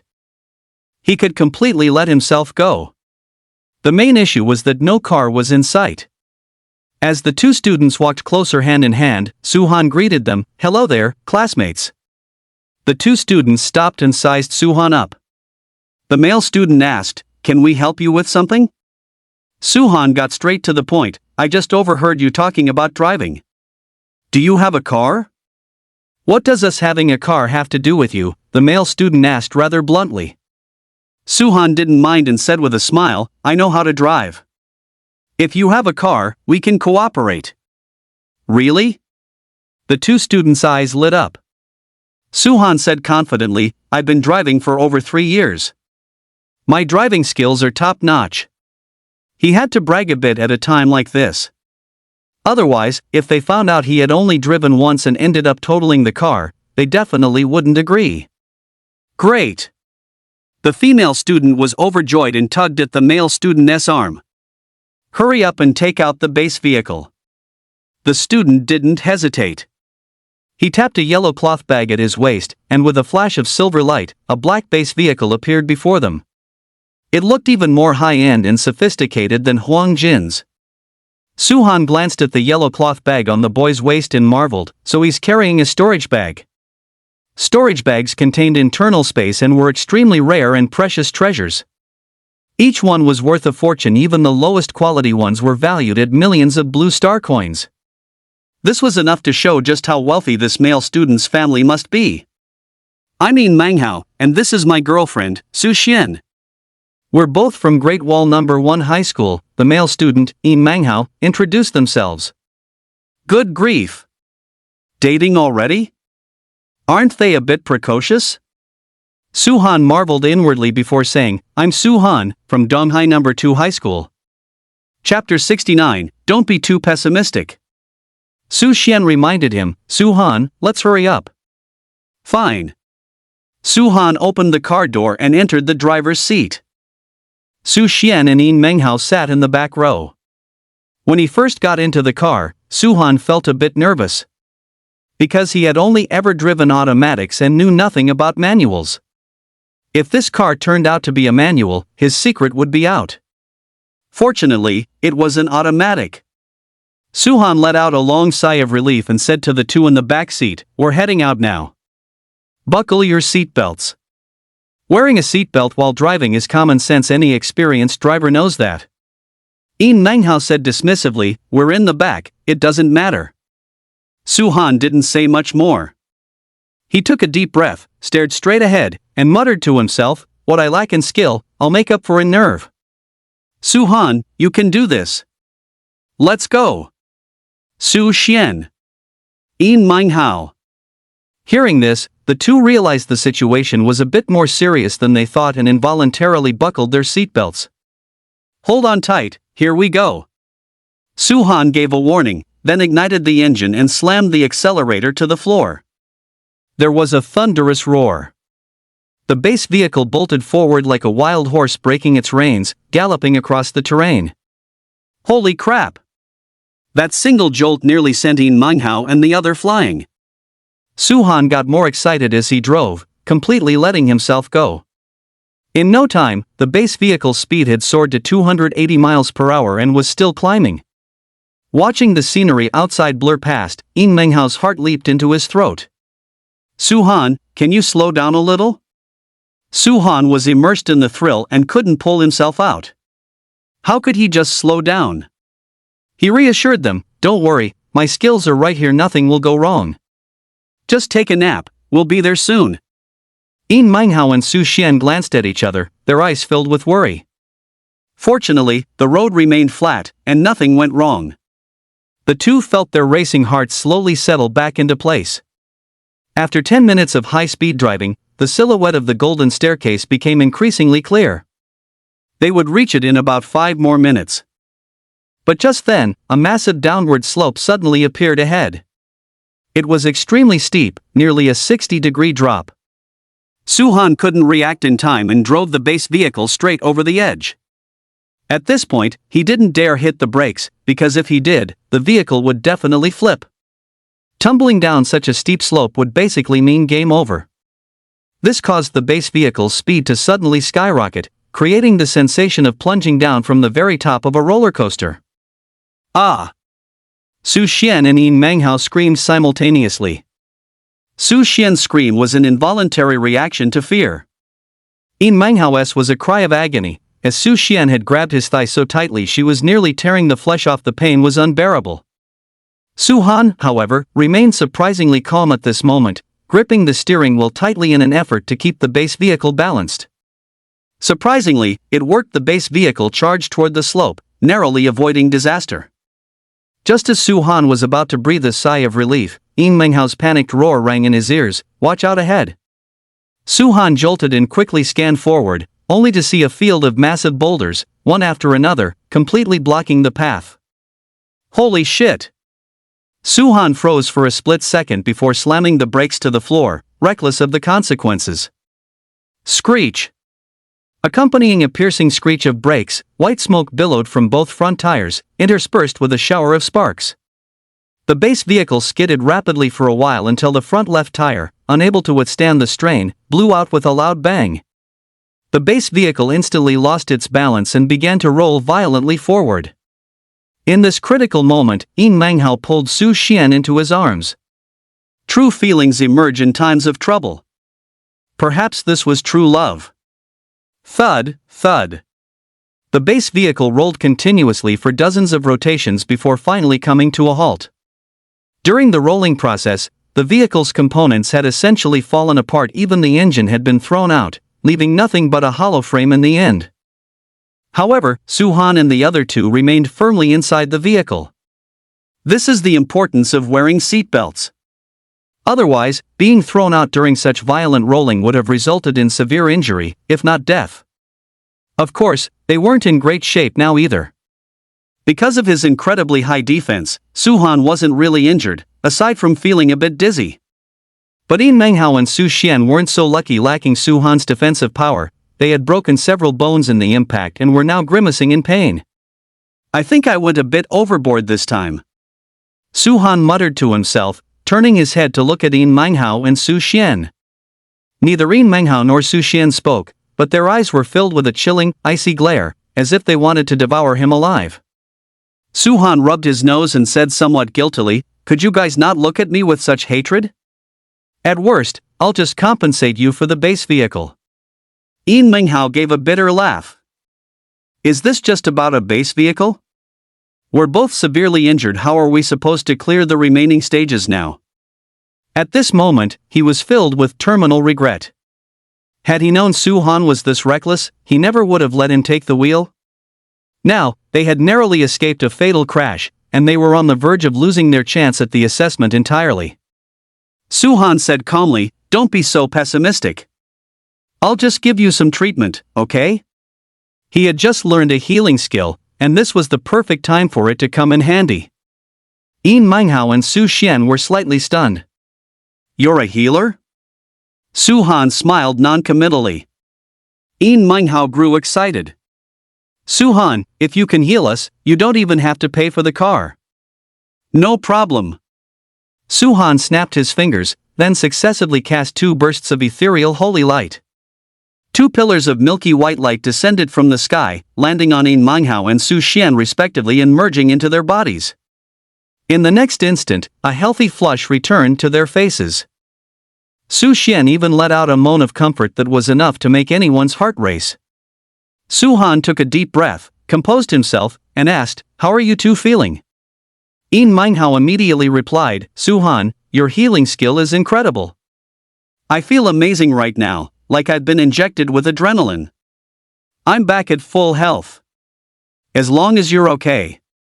Su-han let out a soft sigh of relief. The injuries sustained by Yin Manghao and Su Xian were a direct result of his blunder. If he couldn't heal them and caused them to withdraw from the competition, he would have been solely responsible. Fortunately, everything was turning out for the better. Su Xian fixed her gaze on Su Han and asked curiously, "Su Han, are you a healer?" "Something like that," Su Han replied evasively. He held 3 classes with Summoner, Swordsman, and Healer. Claiming to be just one of them wasn't technically a lie. Su Xian's brows furrowed slightly. "Since you're a healer, why aren't you injured?" It was common knowledge that healers were notoriously fragile.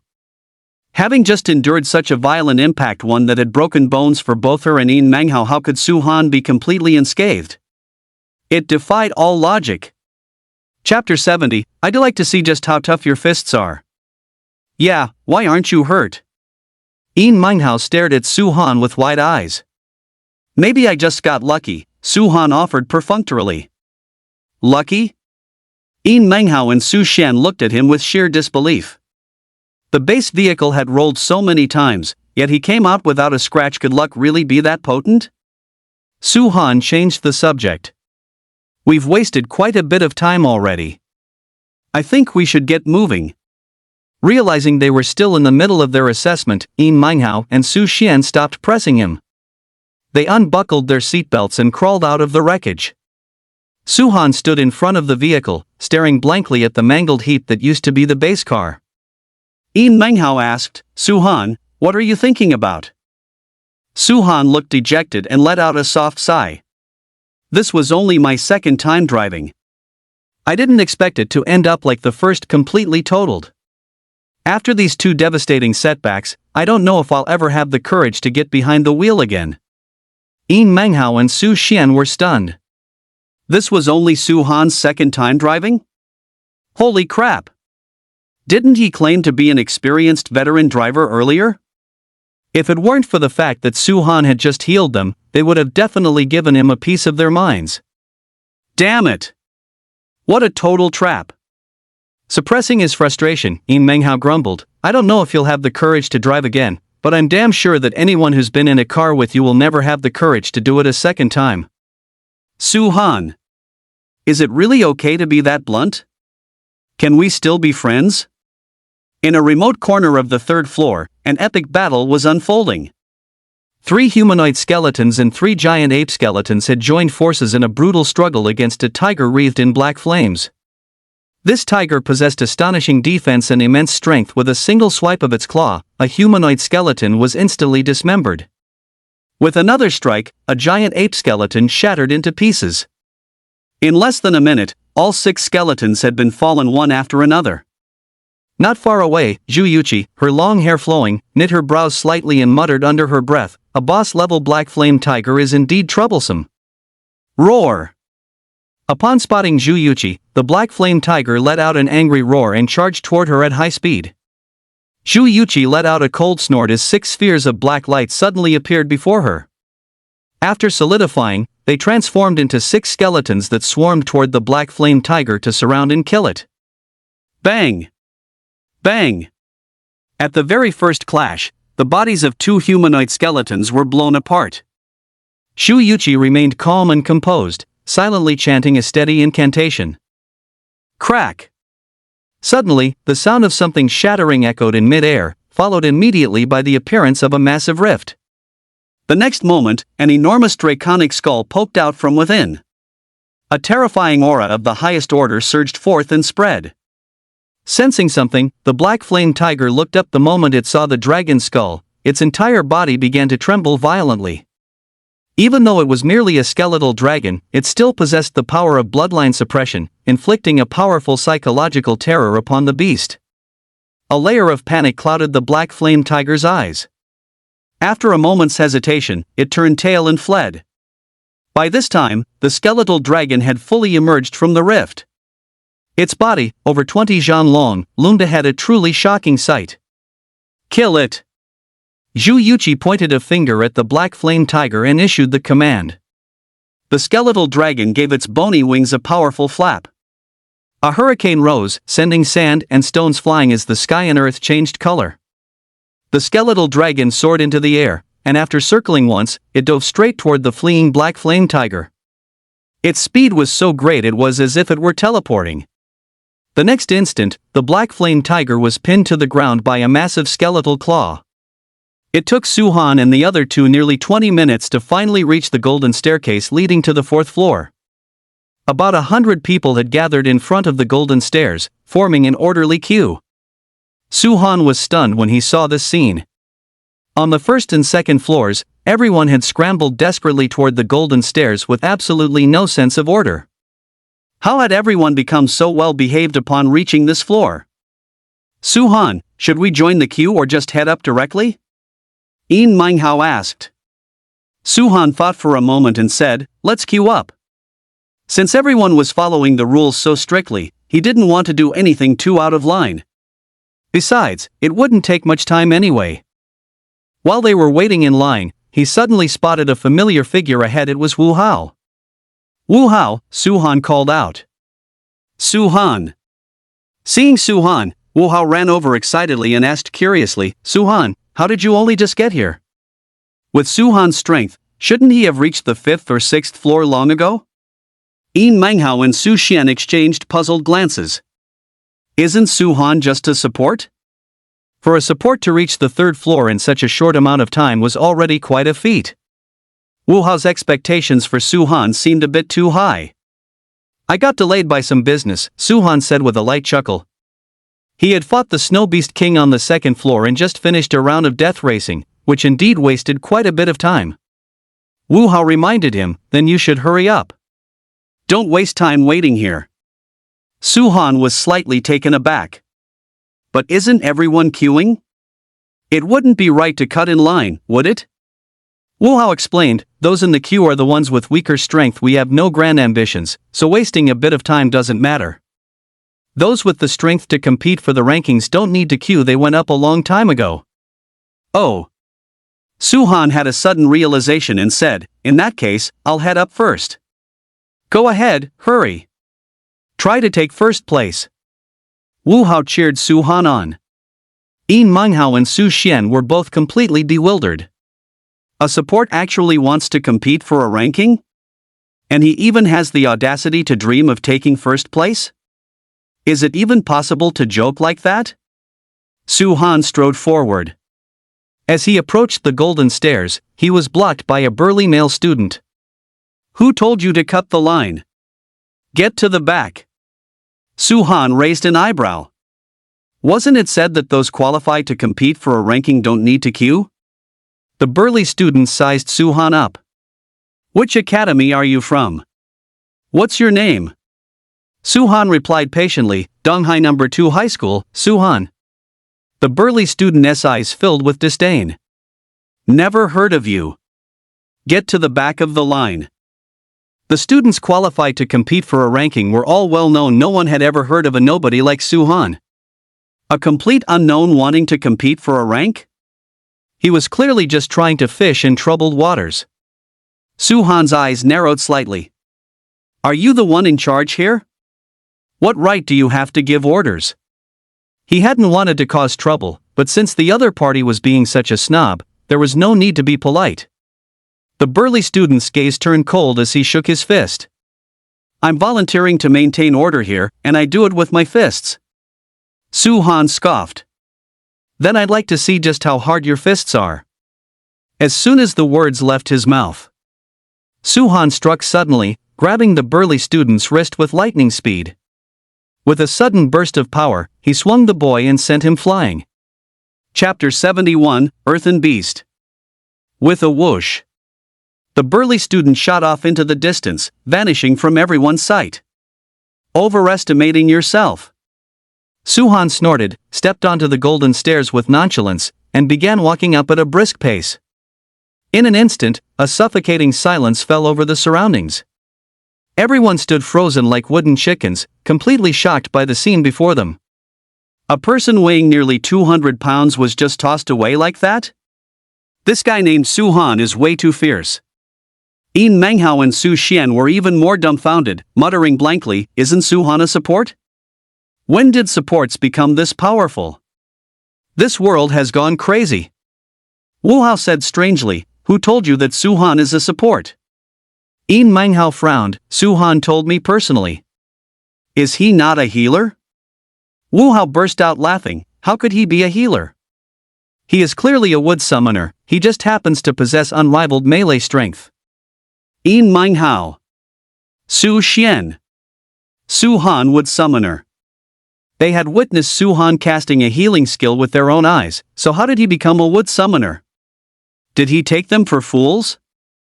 Yin Ming Hao asked tentatively, classmate, are you serious? You're not joking, right? Wu Hao replied noncommittally, of course I'm not joking. Su Han and I are from the same academy and the same class. How could I not know what Su Han's profession is? Yin Ming Hao and Su Xian were instantly dazed. If that was the case, was it possible that Su Han was a dual profession class changer?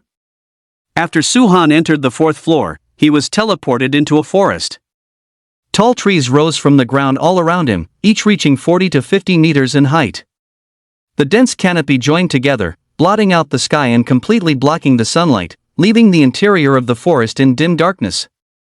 For Su Han, the most important task right now was to determine the location of the golden stairs. However, his vision was obstructed within the forest, and he could see nothing. Consequently, he climbed up a large tree. Stand tall to see far.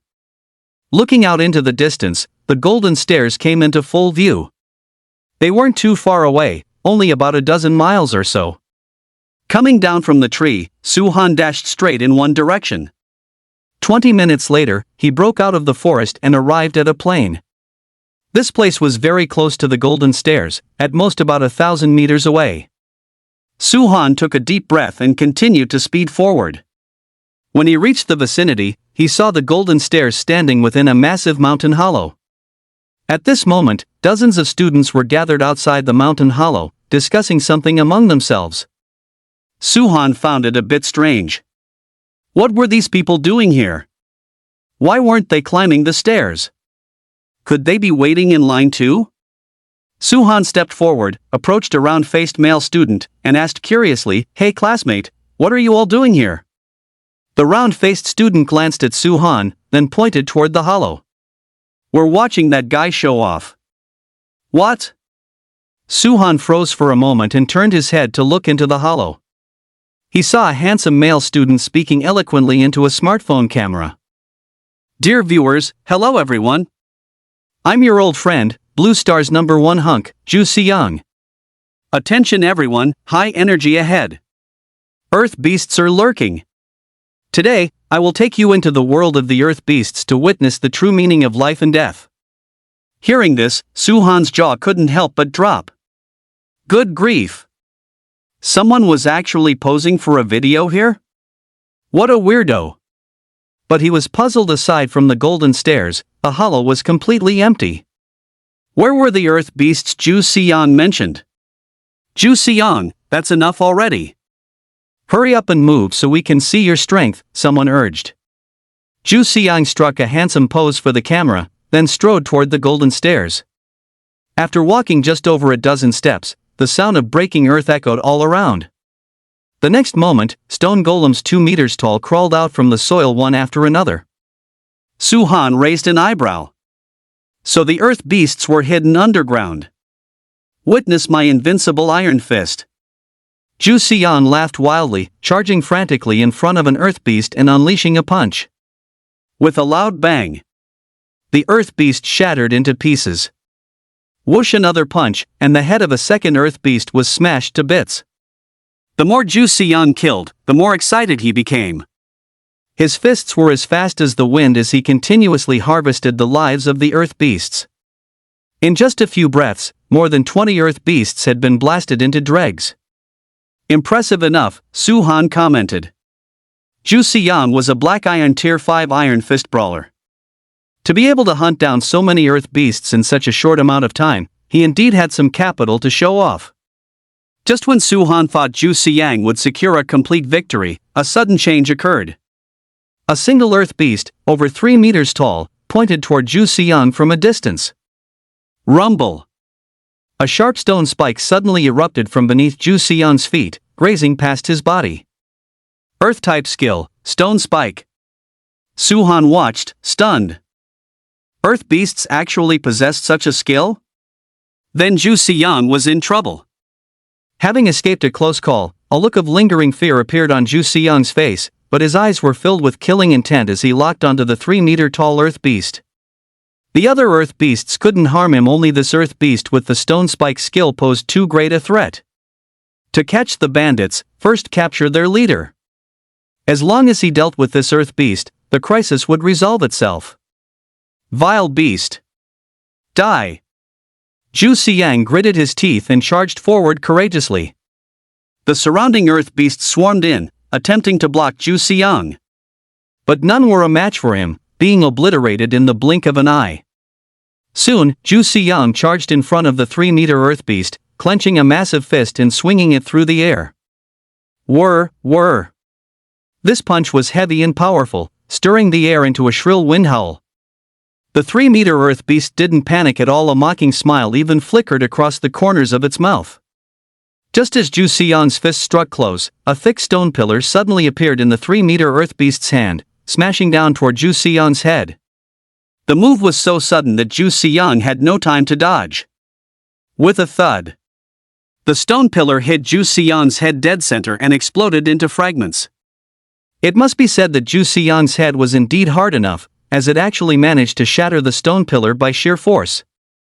However, having suffered this blow, Zhu Xiyang was not faring well either.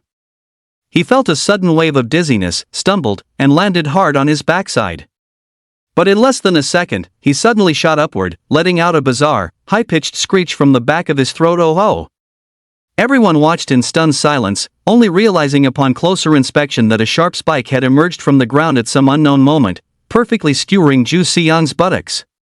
Poor Zhu Xiyang's rear was mangled. He clutched his backside with both hands and hopped over a dozen times in place, his face contorted in agony.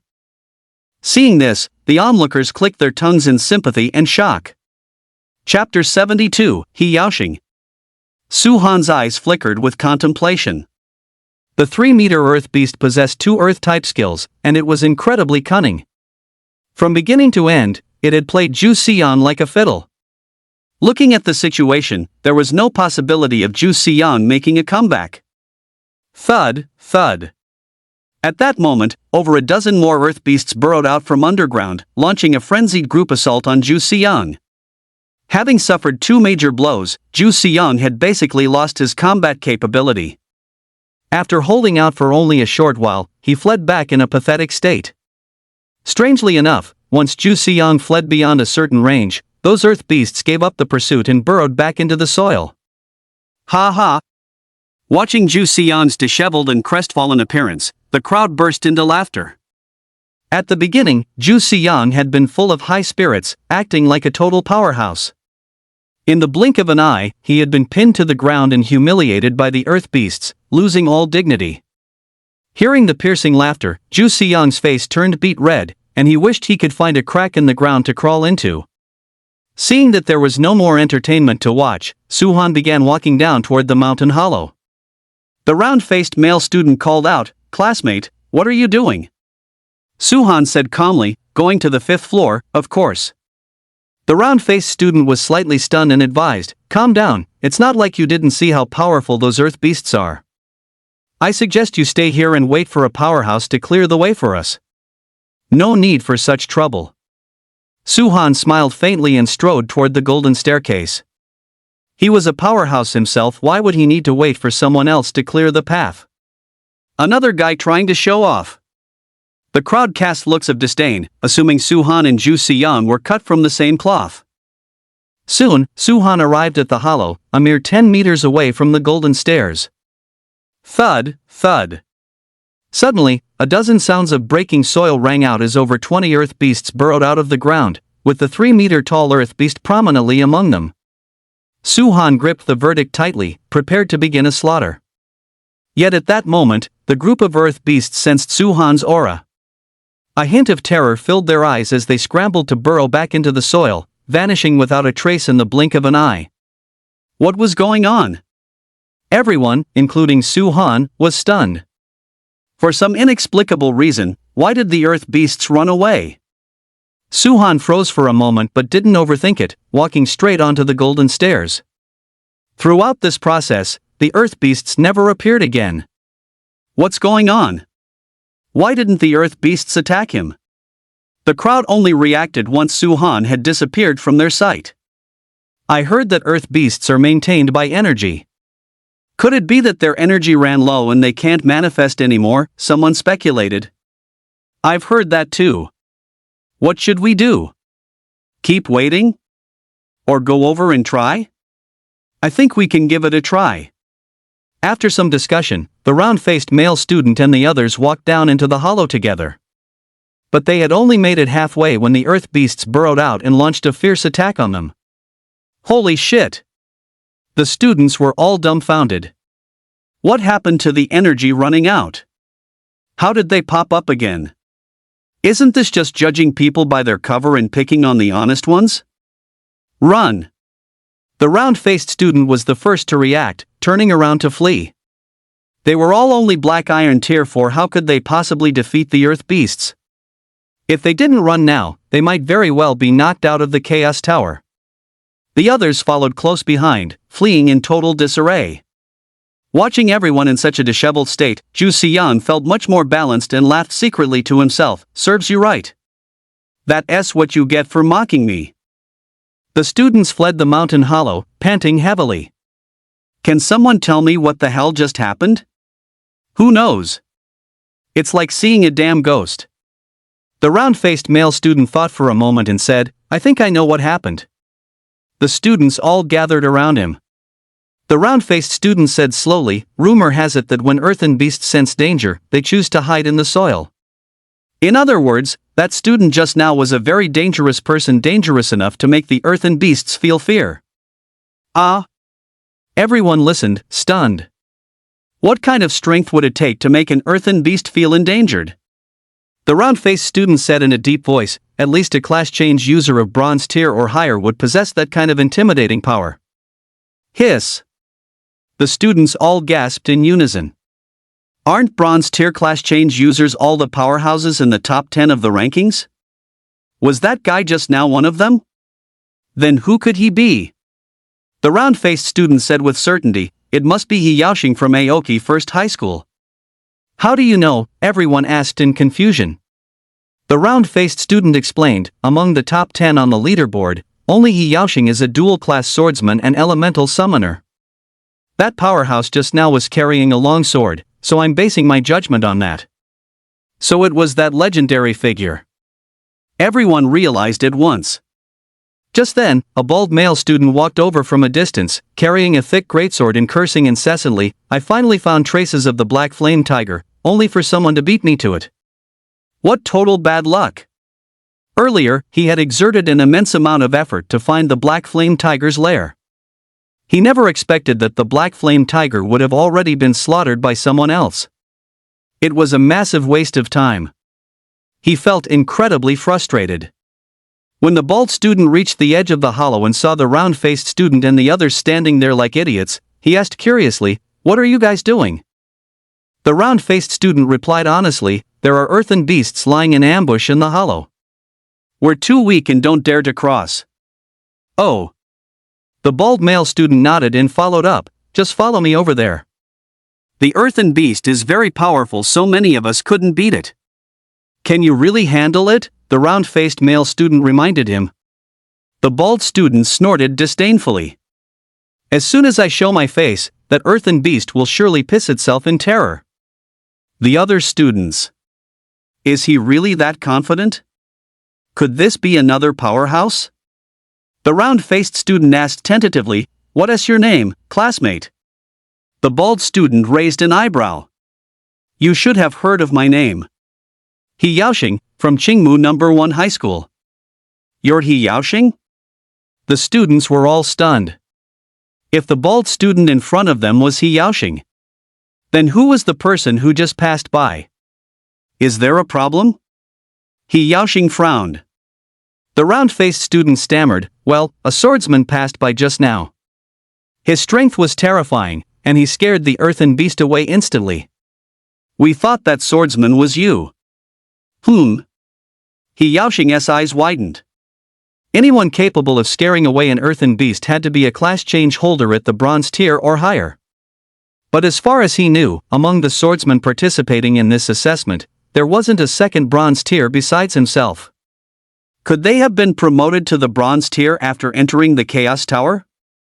He Yaoxing asked, what did that swordsman look like? As a fellow swordsman, he was particularly interested in Su Han's identity. The round-faced student thought back hard and said, about 1.8 meters tall, slender build, and exceptionally handsome, a rare beauty of a man. Chapter 73, Conquest. He Yaoxing fell into silence. After a long while, he suddenly blurted out, is he as handsome as I am? Everyone. To be fair, with He Yaoxing's appearance, at best you could say he wasn't ugly, but it had absolutely nothing to do with being handsome. Let alone comparing him to Su Han, there was simply no comparison at all. The round-faced male student swallowed hard and lied through his teeth, he's just a tiny bit more handsome than you. He Yaoxing was clearly a narcissist. Fearing that telling the truth would provoke him and lead to retaliation, the student had no choice but to sacrifice his conscience. He Yaoxing pinched his chin, gazing into the distance as he muttered thoughtfully, if he's a bit more handsome than me, then he must be exceptionally good-looking. The other students felt their stomachs churn, nearly gagging at the comment. After entering the 5th floor, Su Han was once again teleported into a forest. However, these weren't towering giants. The tallest trees were only 7 or 8 meters high, so the atmosphere didn't feel particularly oppressive. Su Han scanned his surroundings and easily located the position of the golden staircase.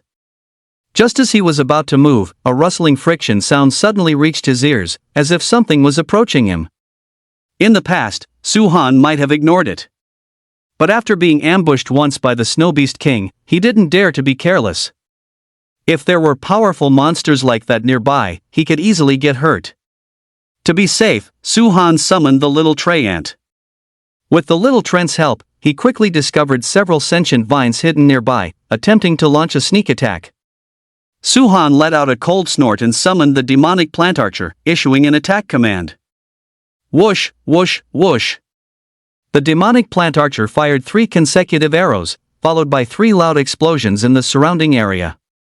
Su Han walked over to one of the spots to investigate and saw a green vine, as thick as a thigh and resembling a python, blasted into 2 pieces. Demonic plant vines?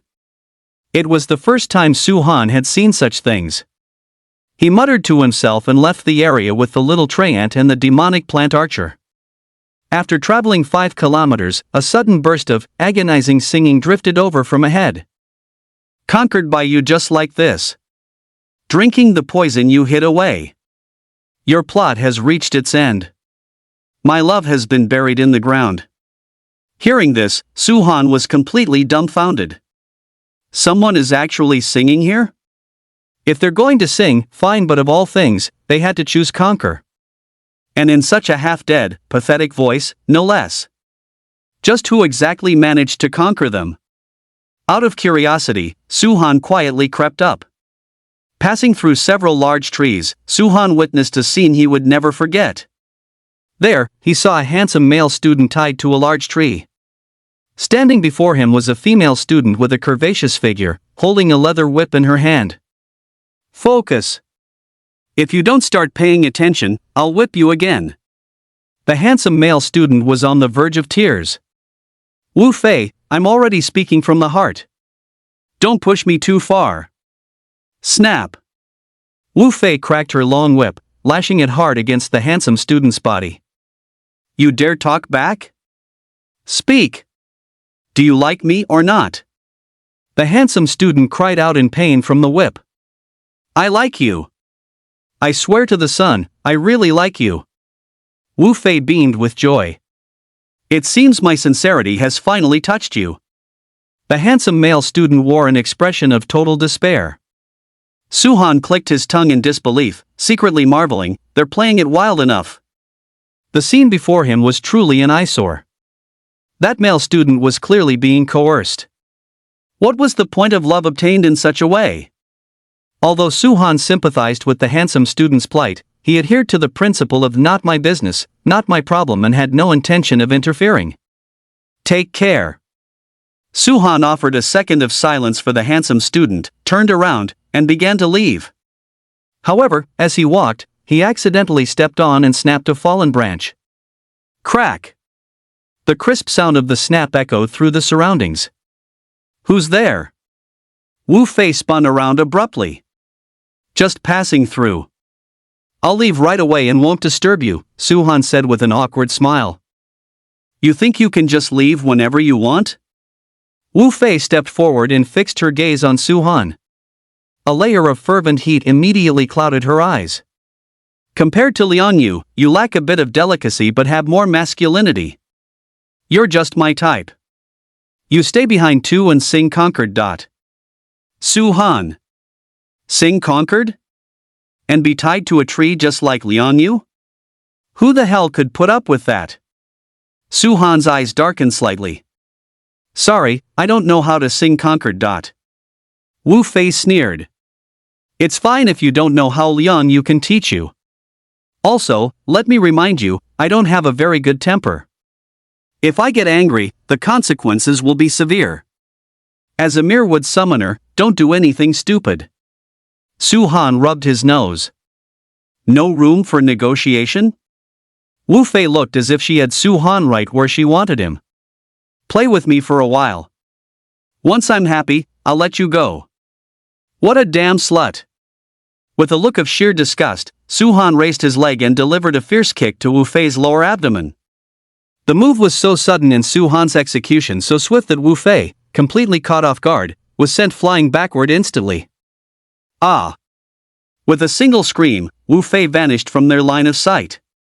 Lian Yu was utterly stunned. One had to remember that Wu Fei was a Black Iron Tier 7 Iron Whip warrior. How could she be kicked into oblivion so easily? Was a wood summoner nowadays really this violent and ferocious? Su Han shot a glance at Lian Yu, then turned to leave. Lian Yu suddenly shouted, "Brother, save me!" Su Han stopped in his tracks, his gaze icy. As a man, I feel ashamed for you. A grown man allowing himself to be tied to a tree and forced to sing songs of submission, he might as well be dead. Su Han had no intention of caring whether someone like this lived or died. Leaving those words behind, he walked away without looking back. Watching Su Han's departing figure, Lian Yu's voice choked with emotion. I'm just a healer, what else could I have done? Why can't any of you understand me? After trekking a few more miles, the little Treant suddenly sent out a warning signal, informing Su Han that there was a powerful presence ahead, a bronze tier rank 1 demon plant. Su Han was a bit dazed. This was only the 5th floor, how could there be a bronze tier rank 1 demon plant? However, he quickly recalled that he had encountered a bronze tier rank 1 snow beast king back on the 3rd floor. Thinking of this, Su Han's eyes gradually lit up. Hunting the snow beast king had yielded 2 pieces of equipment. Would hunting this demon plant also drop some gear? Action speaks louder than words. Since he had stumbled upon it, he absolutely could not let this opportunity slip by. Guided by the little Treant, Su Han passed through a dense forest and arrived inside a valley. In the center of the valley stood a massive tree, 5 meters tall. This was no ordinary tree. Right in the center of its trunk, there was actually a human face. Additionally, 2 thick branches transformed into a pair of arms. Looking down along the arms, one could see each massive wooden hand clutching a student, 1 male and 1 female. When Su Han saw the male student, he was momentarily stunned. Wasn't this Duan Ting from Lingwan No. 2 High School? Didn't he possess the wings of flight skill? How could he be captured by a demonic plant? Chapter 74, Nuclear Explosion Divine Fist. Su Han didn't overthink it and approached with the little Treant and the demonic plant archer. Duan Ting was considered a friend, so he couldn't just stand by and watch him die. Furthermore, even if Duan Ting weren't here, he had no intention of letting this demonic plant go. When he noticed Su Han walking over, Duan Ting was so moved he nearly burst into tears, shouting at the top of his lungs, "Su Han, save me!" The female student beside him rolled her eyes. What are you yelling for? Can a wood summoner really save us? What the hell do you know? Su Han isn't an ordinary wood summoner, he's a melee maniac. As long as he makes a move, what does a mere demonic plant matter? The female student. Wood summoner. A melee maniac? That sounds bizarre. The female student fixed her gaze on Su-han, sizing him up. Setting aside whether he was strong or not, he was truly handsome, exactly her type. Duan-ting, what happened? Can't you fly? How did you get caught? Su-han asked with a smile. Duan-ting gave a bitter laugh. This demonic plant is too sinister. It ambushed me while I was flying in the sky. One moment of carelessness and I was snatched up. Oh. Su-han nodded and asked curiously, then why hasn't it killed the two of you yet? Demonic plants are also a type of monsters. Generally speaking, monsters are extremely brutal and incompatible with humans. So why had this demonic plant delayed in delivering the killing blow to the two of them? Duan-ting said indignantly, this guy is very playful, it's treating the two of us like toys. It hasn't had its fill of fun yet. Once it's bored, it'll make its move. Su-han. Are monsters these days all this bizarre? Treating Duan-ting and his companion as mere toys? Just what kind of game is being played with them? In a daze, he saw the demonic plant grin and begin to spin its arms rapidly in circles. Whoosh, whoosh, whoosh. It moved so fast that it became a blur. Ah! Duan-ting and the female student collided repeatedly, heads spinning and lungs bursting with screams of agony. After an unknown number of rotations, the demonic plant finally came to a halt. Looking at Duan-ting and the girl now, their faces were as white as paper, and foam was constantly bubbling from their mouths. They were clearly severely disoriented. Su-han clicked his tongue at the sight. Good grief! What a way to play! Just when Su-han thought the demonic plant had had enough, a second round of inhumane torture began. The demonic plant gripped Duan-ting and the female student and slammed them violently into each other. It was playing a very intense game of head-on collision. With a thud, their foreheads smashed together, causing large lumps to swell up instantly. That single hit nearly sent both of them to their graves. Seeing the miserable state of the two, the demonic plant actually burst into laughter. Su-han didn't plan to stand by and watch any longer. If he let the demonic plant keep playing, Duan-ting and the girl would be played to death sooner or later. Hey big guy, I'll play with you. Su-han walked up to the demonic plant with a cold smirk. The demonic plant sized Su-han up, looking quite interested in this newly appeared human, a bizarre smile crossing its lips. The next moment, it suddenly shoved Duan-ting and the girl into the ground beneath its feet, leaving only their heads exposed, making them look like two radishes planted in the soil. Having finished this, the demonic plant extended a massive hand, reaching through the air to grab Su-han. Whoosh! Su-han gripped judgment and slashed through the air. As the sword light swept past, the demonic plant's massive hand was severed clean at the wrist. But after just a single breath, a new one grew back. Su-han was slightly taken aback. Self-healing? Is it really that powerful? Struck by the blow, the demonic plant flew into a complete rage, launching a frantic assault on Su-han. Su-han didn't hesitate either, brandishing the verdict and hacking away wildly. Crack, crack. In an instant, the sound of shattering echoed continuously from the demonic plant's body as wounds appeared one after another, dense and shocking to behold. Granted, its self-healing ability was incredibly formidable. But no matter how formidable it was, it couldn't keep up with such a sheer number of wounds. Facing Su-han's tempestuous offensive, its regenerative powers were rendered almost paralyzed. The female student watched in a daze. What kind of wood summoner plays in melee range? Su-han's fighting style completely overturned her worldview. To call him fierce would be an understatement. He was clearly a god of war descended to earth. Invincible and peerless. Duan-ting gave a dry chuckle. Tianyu, what do you think? I didn't lie to you, did I? Tianyu nodded, her gaze a bit dazed. Su-han is so powerful. Does he have a girlfriend? Duan-ting. What was going on? Was she completely won over by Su-han's charm? To be fair, Su-han was handsome and possessed such immense strength any girl would be drawn to him. The problem was, Tian Yu's looks were only average. Would Su Han even notice her? Duan Ting said tactfully, someone as outstanding as Su Han likely already has a girlfriend. Oh. A hint of disappointment flickered in Tian Yu's eyes.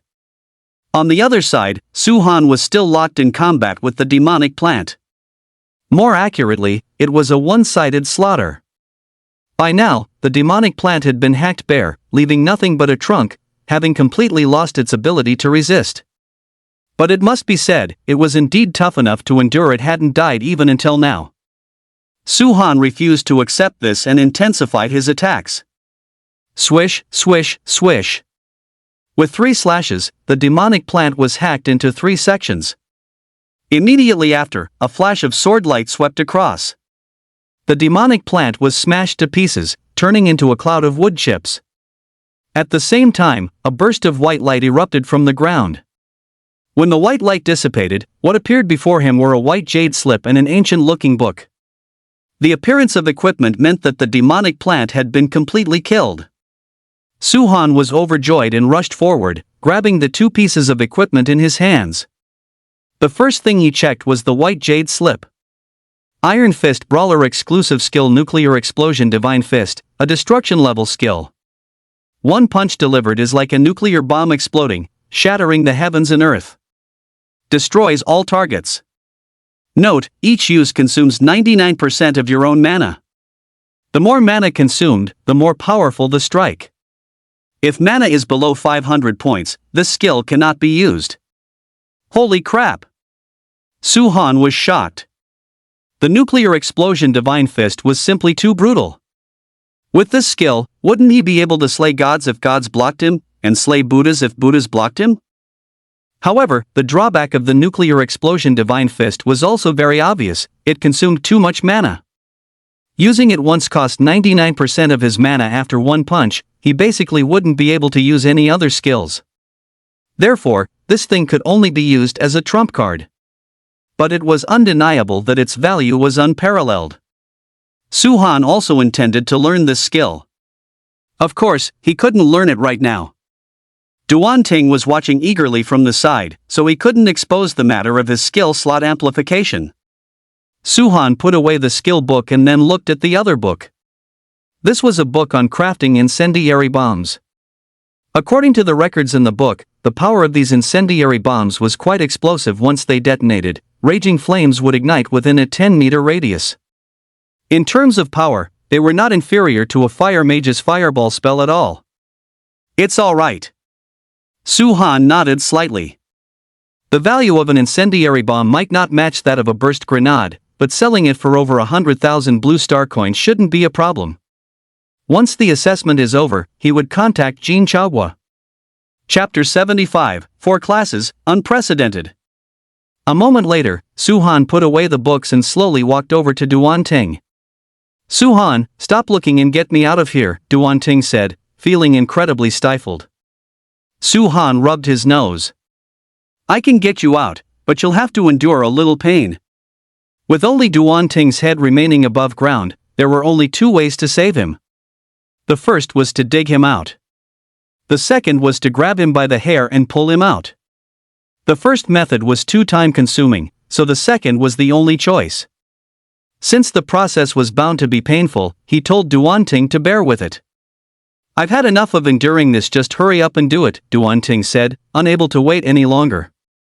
Alright, I respect your choice. Su Han nodded and, without warning, grabbed a handful of Duan Ting's hair. Duan Ting. What was going on? What was Su Han planning to do? Before he could react, he was yanked out by Su Han.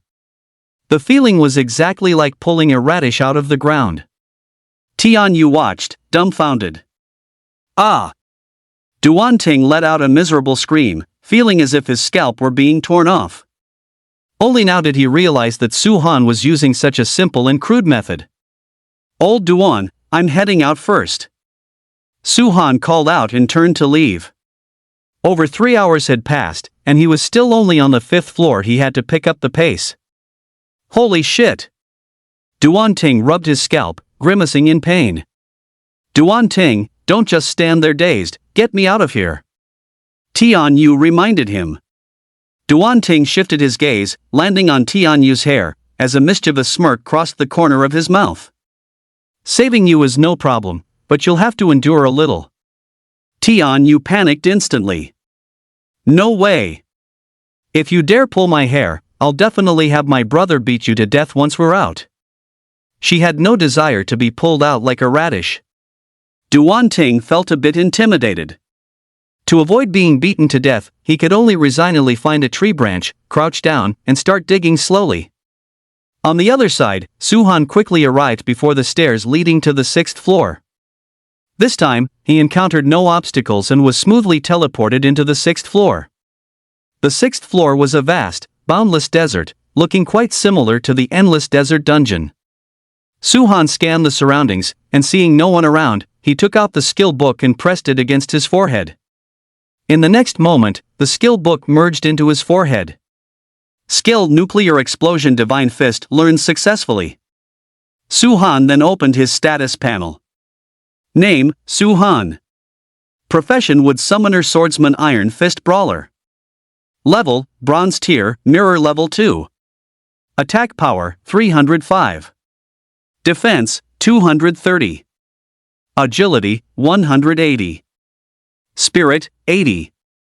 EXP 2303,000. HP 1200. Mana 1200. IQ, unknown. Summoning skills, Summon Treyant 1, Summon Demon Plant Archer 1. Swordsman skill, Tenfold Wave Decimation. Healer skill, Spiritual Holy Light. Iron Fist Brawler skill, Nuclear Explosion Divine Fist. For classes now. Su-han's expression shifted. On Blue Star, dual class changers are incredibly rare, and those with 3 classes are 1 in a million. As for a 4-class changer, one had never appeared before. He could be considered the first of his kind throughout history. A moment later, Su-han took a deep breath and sped directly toward the golden staircase leading to the 7th floor. Juxing City, on the rooftop of a certain building. Dai Jiazhu stared intently at the Chaos Tower. When he noticed a number suddenly appear on the 6th floor, he shouted excitedly, "Old Ho, I found Su-han." Ho Hai's eyes lit up. "Where is he?" Dai Jiazhu said directly, "He just entered the 6th floor." Ho Hai laughed loudly. "I told you, this kid Su-han will definitely catch up from behind." Duan Chunhai snorted disdainfully. "He just reached the 6th floor, what's there to be excited about? Didn't you see that Lin Miaoka has already entered the 9th floor?" Ho Hai said meaningfully, "It won't take long for Su-han to surpass her. From the 6th to the 8th floor, there are relatively fewer monsters, so there basically won't be any obstacles during this stretch. With Su-han's speed, it wouldn't take much time at all to reach the 9th floor." Duan Chunhai looked at Ho Hai quietly, then pushed a plate of peanuts in front of him. "Old Ho, don't just drink. Eat some peanuts, you're starting to talk nonsense." Ho Hai hummed softly. "I don't need them, keep them for yourself." Meanwhile, the Class Changer Forum was also buzzing with heated discussions. "Alchemists Guild, how about that? We alchemists are the first to enter the 9th floor. Our rise to power truly begins now. Currently, a total of 3 people have entered the 9th floor. Besides number 1 and number 2, there is also number 250. Number 250 represents Kim Chaogua, a genuine alchemist. Great Axe Warrior Alliance, this is fucking bizarre. What kind of dumb luck did this number 250 stumble into? How is he killing things so fast? Is he cheating? Alchemists Guild, you axe wielders better watch your mouth. What do you mean cheating? We alchemists have real strength too, okay? Great Axe Warrior Alliance, ha! Archer Alliance, no need to rush to conclusions, everyone. The first 9 floors of the Chaos Tower aren't difficult. You can only gauge true strength once someone reaches the 10th floor or higher. That alchemist will stop at the 9th floor at best. Swordsman Alliance, agreed. Mage Alliance, agreed +1. Beast Warrior Alliance, agreed +2. Knight Alliance, agreed +100. Alchemists Guild, even the lowly archers are coming out to seek attention? Don't you know exactly how weak you archers are? Who gave you the courage to question us? Archer Alliance? Since when does a life class have the right to look down on a combat class? This is fucking insane. Mage Alliance, the Alchemists Guild is getting a bit big-headed. Summoner Alliance, it's fine, let them bloat for a while. Reality is cruel, a life class will never amount to anything significant. Chaos Tower, 6th floor. Suhan was sprinting toward the golden stairs. Suddenly, a rumbling sound echoed in his ears. Suhan turned his head and saw a cloud of billowing dust to his rear left. In front of the dust, a massive, sturdy black bull was galloping wildly. This black bull was over 5 meters long, its muscles bulging as if they were cast from molten iron. At first, Suhan thought it was a monster, but upon closer inspection, he realized a thin male student was sitting on the bull's back. It was obvious that this was a night class changer, and the big black bull was his mount. "Hey man, give me a lift." As the other party approached, Suhan quickly waved his hand. The big black bull was very fast. Hitching a ride would save a lot of physical energy. "You think you're worthy?" The thin male student glanced at Suhan, a sneer appearing on the corners of his mouth. Having said that, he rode off on the big black bull, leaving Suhan standing there, bewildered in the wind. "Damn it! If you won't give me a ride, then don't," but was the mockery necessary? What a piece of work! Suhan felt a strong urge to rush up and give him a good thrashing. However, he eventually gave up on the idea. The priority right now was clearing the trial. There was no need to ask for unnecessary trouble. It wouldn't be too late to deal with him the next time they crossed paths. Chapter 76, I won't allow a swordsman more handsome than me. 15 minutes later, Suhan arrived before the golden staircase. At this moment, there was no one else around. Presumably, that thin male student riding the wild bull had already entered the 7th floor ahead of him. Suhan exhaled softly and quickly ascended the stairs. The 7th floor was desolate, with patches of withered yellow weeds filling his vision. Suhan scanned the area and was surprised to find that the golden staircase leading to the 8th floor was close at hand, only 50 meters away. His luck this time was simply too good. Suhan could hardly believe it. After a brief daze, he sprinted over and successfully entered the 8th floor, taking only 3 minutes in total. Suhan has entered the 8th floor. Dai Jiaju grew excited. Ho Hai laughed out loud. I told you, Suhan would definitely come from behind to catch up. Duan Chunhai glanced at Dai Jiaju and asked curiously, Old Dai, whose side are you on? What are you getting so worked up for? Didn't Dai Jiaju also make a bet with Ho Hai? The better Suhan performs, wouldn't that be worse for him? So why was Dai Jiaju getting so excited? Dai Jiaju cleared his throat and explained, I'm on your side, of course. I just didn't want it to lose its suspense, so I'm cheering Suhan on to make things more exciting. Is that so? Duan Chuanhai's brow furrowed. He felt like something was off, but he couldn't quite put his finger on it for the moment. Li Chanfeng also noticed that Suhan had entered the 8th floor, and his spirits immediately lifted. Currently, the total number of assessment students who had reached the 8th floor or higher was only around 100. Suhan had already broken into the top 100. If he put in more effort later, he might even have a chance to break into the top 10. Principal Li, you're looking well. It seems your academy students are performing quite well? Suddenly, Jiang Hong, the principal of Lingwang No. 2 Middle School, walked over and teased with a smile. Still no match for your academy, Li Changfeng said indifferently. Jiang Hong waved his hand with an air of humility. Our academy is just average. So far, only 2 students have reached the 9th floor, and another student has reached the 10th floor. We're better than some but worse than others. It's nothing worth bragging about. 3 students reaching above the 9th floor at the same time was quite an impressive achievement. After so many years, Lingwang No. 2 Middle School finally had its moment in the spotlight.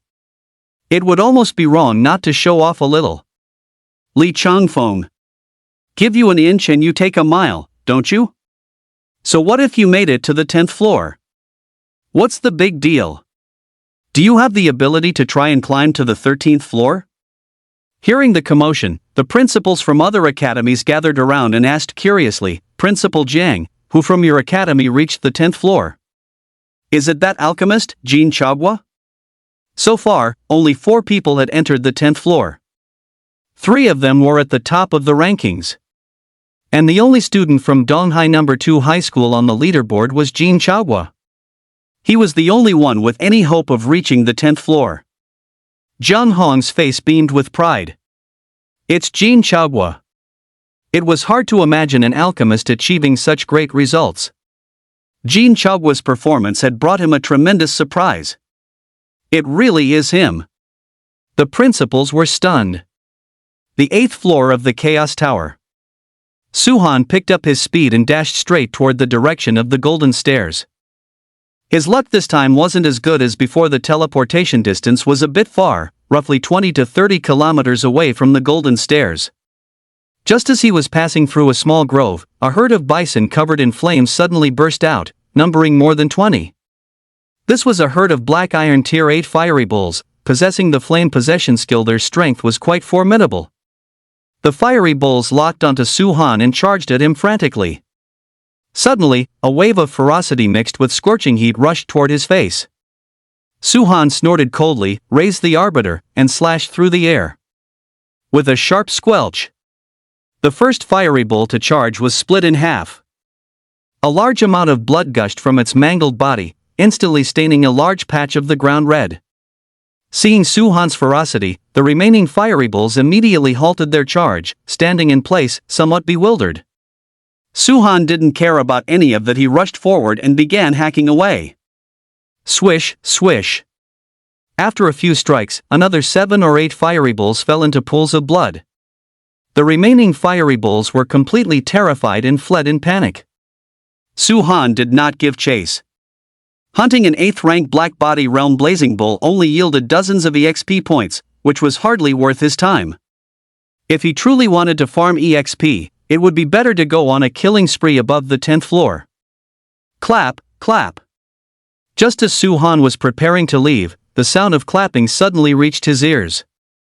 Not far away, a sturdy, bald male student was looking at him with burning eyes.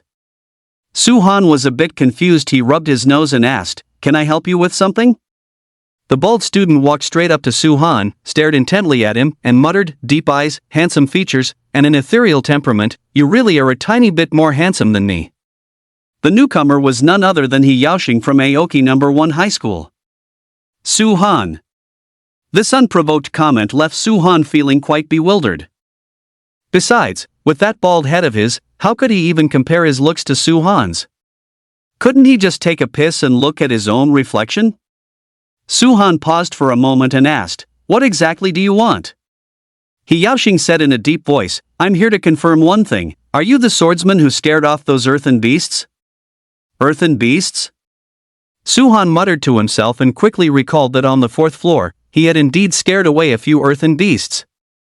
He Yaoxing glanced at Suhan and said flatly, "It looks like it was you." Suhan raised an eyebrow. What if it was? Flash. He Yaoxing pointed his long sword at Suhan. "Draw your sword. I want to duel you." Suhan was bewildered once again. What was going on? A duel out of nowhere? Is there something wrong with his head? Suhan asked blankly, "Can you give me a reason?" He Yaoxing's expression turned solemn as he said coldly, "The reason is simple. I cannot allow a swordsman more handsome than me to exist." Suhan was completely defeated by those words. Such an absurd reason exists? He was truly speechless. However, he didn't want to waste time fighting the guy, so he said, "How about I just give you the title of the most handsome swordsman?" Give? He Yaoxing snorted disdainfully, "Do I look like I need someone to give it to me? I'm going to defeat you with pure strength." Suhan's eyes gradually narrowed. "You really don't need to do this, do you know why?" "Why?" He Yaoxing asked subconsciously. The corner of Suhan's mouth curled, "Because you aren't handsome at all. You're not even qualified to be compared to me." For a narcissist, these words were nothing short of a lethal blow to the heart. He Yaoxing suffered a heavy blow, stumbling back as his lips trembled. What did you say? Say it again. Chapter 77, Curing All Defiance. Su-han repeated, "You aren't handsome at all." Impossible. Unable to accept this reality, He Yaoxing roared in a fit of rage, "Draw your sword. Don't say I didn't give you a chance." Su-han knew that He Yaoxing had lost his mind and that this battle was inevitable. He gripped judgment and pointed it forward. "I'll help you face reality today. Bring it on." Flash. Without another word, He Yaoxing charged in front of Su-han and swung his sword through the air. This strike didn't involve any skill, nor was there any flair to it. It was a pure contest of sword speed and attack power. Su-han gave a contemptuous smile and raised his sword to parry. The two blades collided violently. There was only a crisp crack. The long sword in He Yaoxing's hand instantly shattered into countless fragments. Holy crap! Startled, He Yaoxing hurriedly retreated. Once he had put some distance between them, he looked at Su-han in shock. "What grade is your sword?" Su-han didn't bother to answer, instead smiling. "Do you want to continue?" "Ha ha!" He Yaoxing let out a wild laugh. "No wonder you're so arrogant. It turns out you have a powerful weapon. However, crushing you will still be effortless." Su-han beckoned with his finger. "Hurry up, I'm in a rush." Seeing Su-han treat him with such disdain, He Yaoxing grew furious. He opened his inventory, pulled out a new long sword, and slashed toward Su-han from a distance. Su-han's weapon was too powerful for close-quarters combat, so he had to use skills to suppress him. There was a whistling sound. A massive cross-sword chi ground its way toward Su-han. Su-han stood his ground without moving an inch. When the cross-sword chi reached him, he delivered a casual slash. With a thud, the cross-sword chi disintegrated instantly like it was made of paper. Seeing this, He Yaoxing stood there, completely stunned. He even shattered a skill with a single swing? Who exactly was this male student standing before him? How could he be so powerful? "Baldy Strong, quit daydreaming and let's keep going," Su-han reminded him. Baldy Strong? He Yaoxing froze for a moment. Although he didn't know what a Baldy Strong was, the nickname sounded extremely insulting. He Yaoxing's face gradually darkened as he glared at Su-han. "Kid, you've completely provoked me. I'm using my ultimate move. Cut the crap. My judgment is already thirsty for blood." "Hurry up," Su-han said impatiently. He Yaoxing stopped talking, raised his sword high above his head with both hands, and slashed down violently toward Su-han. In an instant, a burst of sword light shot out, condensing into a massive dragon of sword chi that lunged at Su-han with bared fangs and claws. Swordsman exclusive skill Sword Chi Dragon. This skill was incredibly powerful, filled with murderous intent and a desire for slaughter. Among all swordsman skills, it easily ranked within the top 20. Facing such a formidable swordsman skill, Su-han merely raised an eyebrow in boredom, then swung judgment forward. Screech! The Sword Chi Dragon was sliced in half from head to tail, turning into specks of starlight that vanished into the void. He Yaoxing was completely petrified. Holy crap! Ruthless! Shattered again with just one strike? Since when did swordsman skills become so fragile? Was the male student in front of him even human? He was simply unfathomable. Baldy Strong, do you yield? Su-han gave a cold smirk. He Yaoxing grit his teeth. I don't. Aren't you just relying on a weapon? If you've got the guts, put down the weapon and let's fight hand to hand. Interesting. The corner of Su-han's mouth twitched as he put judgment back into his inventory. I'll give you a chance. Baldy Chang actually thinks he can take him on in a melee? Doesn't he know his reputation as a close combat maniac? Today, he'd give him a taste of it. You asked for this. He Yaoxing put away his weapon and charged frantically at Su-han. The two instantly became locked in a brawl. Bang, bang. In less than 2 moves, He Yaoxing was pinned to the ground by Su-han, enduring a relentless storm of kicks. Whether in terms of attack power, defense, or agility, the gap between the two was far from minor. It was only natural for him to be ground into the dirt by Su-han. "Stop! I surrender!" He Yaoxing pleaded loudly for mercy.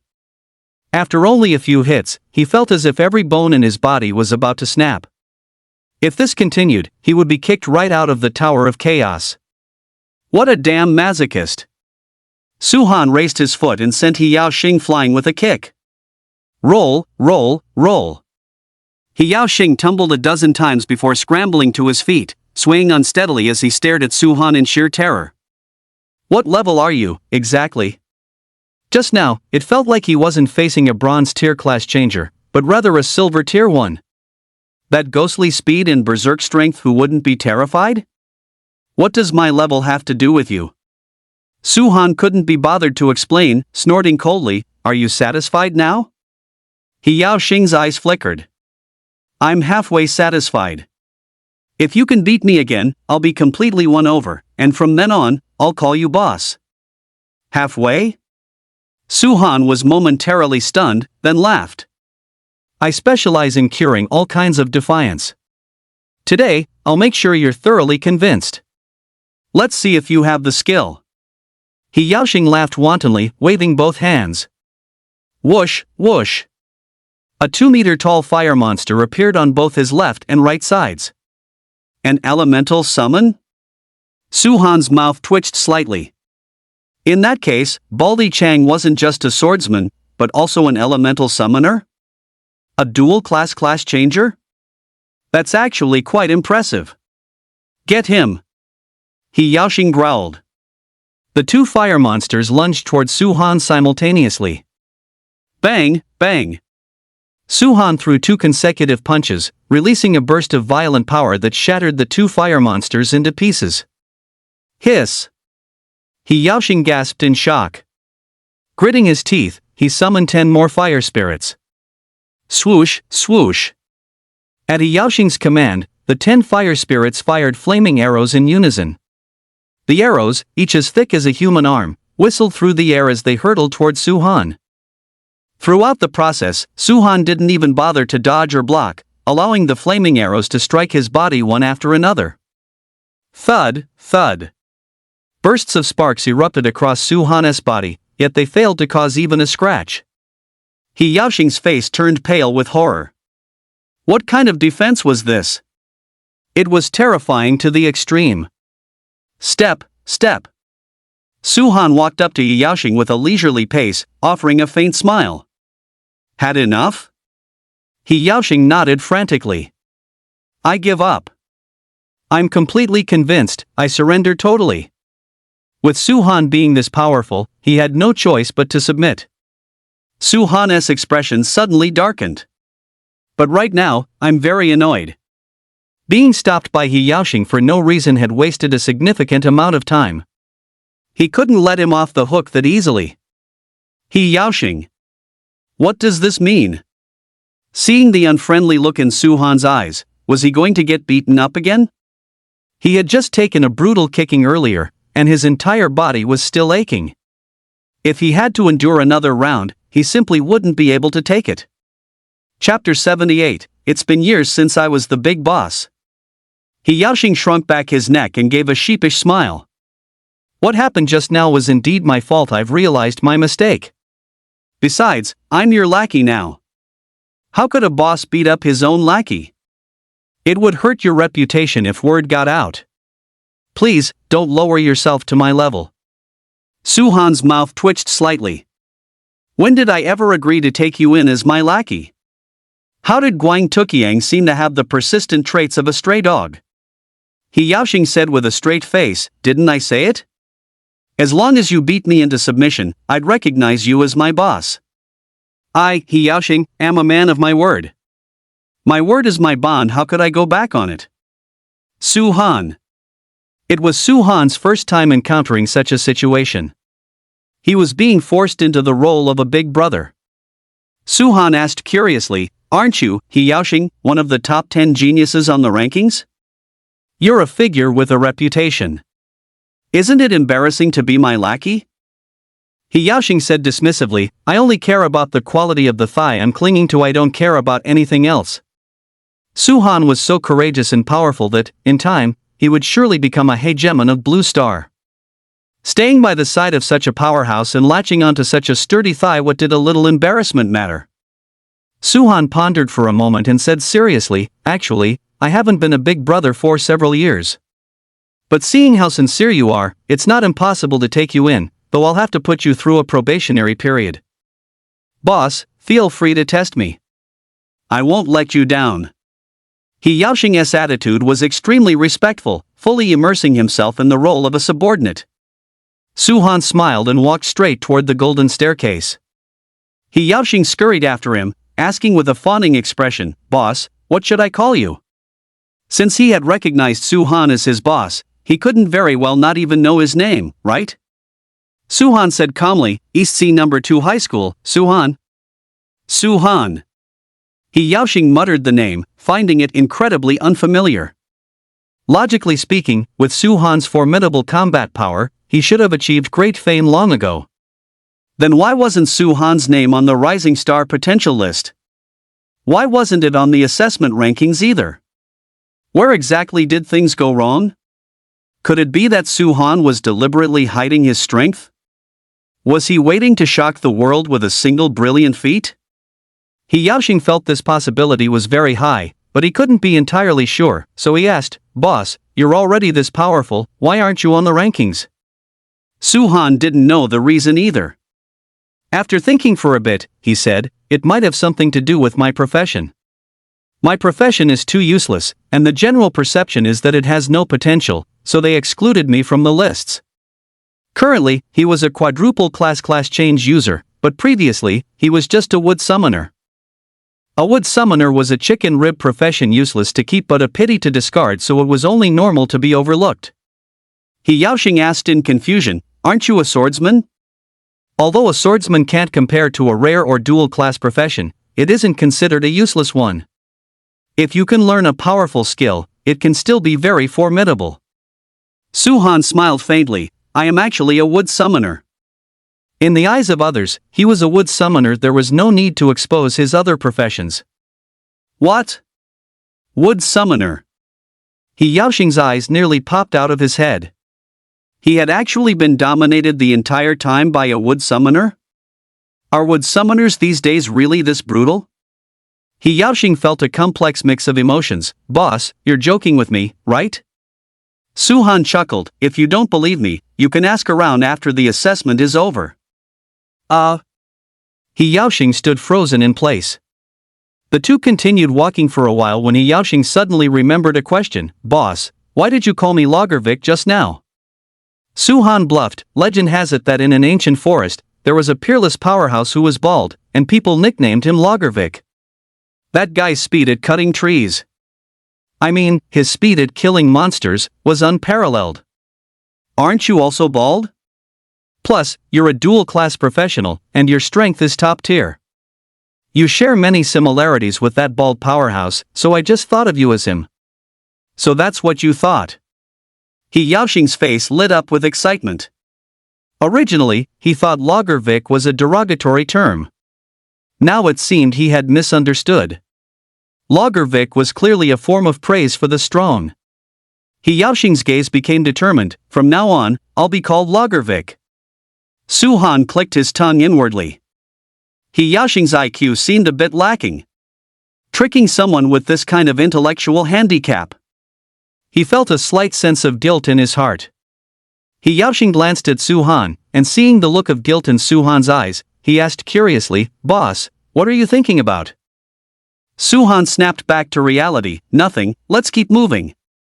Atop a high building in Juxing City, an old man with a goatee was leisurely sipping tea, his eyes fixed intently on the projection of the Chaos Tower. Suddenly, Zhang Mu walked over, Grandpa, there's an update on Su Han's situation. The goatee elder raised an eyebrow, his interest piqued instantly. What's the situation? Zhang Mu said slowly, Su Han encountered He Yaoxing from Qingmu No. 1 High School on the 8th floor, and for some reason, the two of them got into a fierce fight. The goatee elder said thoughtfully, He Yaoxing is a dual-class user with exceptionally strong power. Was Su-han not kicked out of the Chaos Tower by him? Zhang Mu cleared his throat. Grandpa, you might not believe this, but Su-han is ridiculously strong. He actually crushed He Yaoxing the entire time. What? The goatee elder suddenly sat up straight from his chair, his eyes filled with shock and disbelief. A wood summoner crushed a dual-class user the entire time? Was it really that exaggerated? Is this the kind of strength a wood summoner should have? The goatee elder paused for a moment before asking, how exactly did Su-han crush He Yaoxing? Zhang Mu shook his head. I'm not sure about the specifics. I only saw a snippet of the footage. Su-han pinned He Yaoxing to the ground and gave him a real thrashing. Incredible! The goatee elder clicked his tongue in amazement. Zhang Mu asked tentatively, Grandpa, I feel like Su-han's strength isn't inferior to Lin Nyoka or Du Binzhou. Do you think it's possible for him to take first place in this assessment? The goatee elder fell into deep thought. Lin Nyoka and Du Binzhou are no pushovers. It will still be extremely difficult for Su-han to snatch first place from them. However, Su-han's performance has already earned my recognition. Go tell teacher Li Qingguan that once Su-han graduates, he must be invited to our Juxing University. We cannot let a talent like this be snatched away by other universities. Understood, Grandpa, Zhang Mu replied with a nod. 10 minutes later, Su-han and his companion arrived at the base of the golden stairs. Before they could begin their ascent, a sharp shout suddenly rang out in their ears, You little brat, let's see where you run this time. Su-han felt the voice sounded familiar. He quickly turned his head to scan the area and saw two female students approaching. Chapter 79, Stop looking for trouble with my big brother. One of them carried an instrument resembling a guzheng. Her face was concealed by a veil, but her figure was incredibly curvaceous. The other woman had a particularly explosive physique and was clutching a long black whip in her hand. The moment he saw that whip, Su-han immediately remembered. Wasn't this Wu Fei, the one who had forced Lian Yu to sing Conquest? How did he run into this bitch again? What absolute rotten luck! A look of disgust instantly flickered in Su-han's eyes. He Yaoxing nudged Su-han's arm. Boss, do you have a grudge against them? Su-han nodded slightly. I had a run-in with Wu Fei before. I kicked her once. He Yaoxing sighed. You're in trouble. That student with the veil is named Tang Qin. She's a total violent maniac and extremely protective of her own. Since you hit her cousin Wu Fei, she won't let you off easily. Tang Qin? Su-han felt the name was familiar. After a moment's thought, he remembered wasn't Tang Qin the arcane zitherist ranked 6th on the Rising Stars potential list? As a rare class changer, Tang Qin's strength was certainly impressive. However, compared to him, she was more than just a little bit lacking. Cousin, this is the guy who hit me before. Upon reaching them, Wu Fei pointed a finger at Su-han and spoke with simmering rage. Tang Qin sized Su-han up, her voice cold and aloof. I'll give you two choices now. Either leave the Chaos Tower voluntarily, or be beaten out by me. Su-han raised an eyebrow. Aren't you being a bit unreasonable, planning to attack without even asking for the reason? Tang Qin turned to look at Wu Fei. Wu Fei, what exactly happened? Wu Fei's face was full of shame and indignation. He saw how beautiful I was and tried to hit on me, even getting handsy. I refused to yield even if it meant death, and in his rage, this guy attacked and injured me. Su-han's mouth fell open in shock. How could someone twist the truth to such a degree? As for a slut like Wu Fei, he wouldn't even spare her a glance if she stood naked right in front of him. And he supposedly took the initiative to hit on her?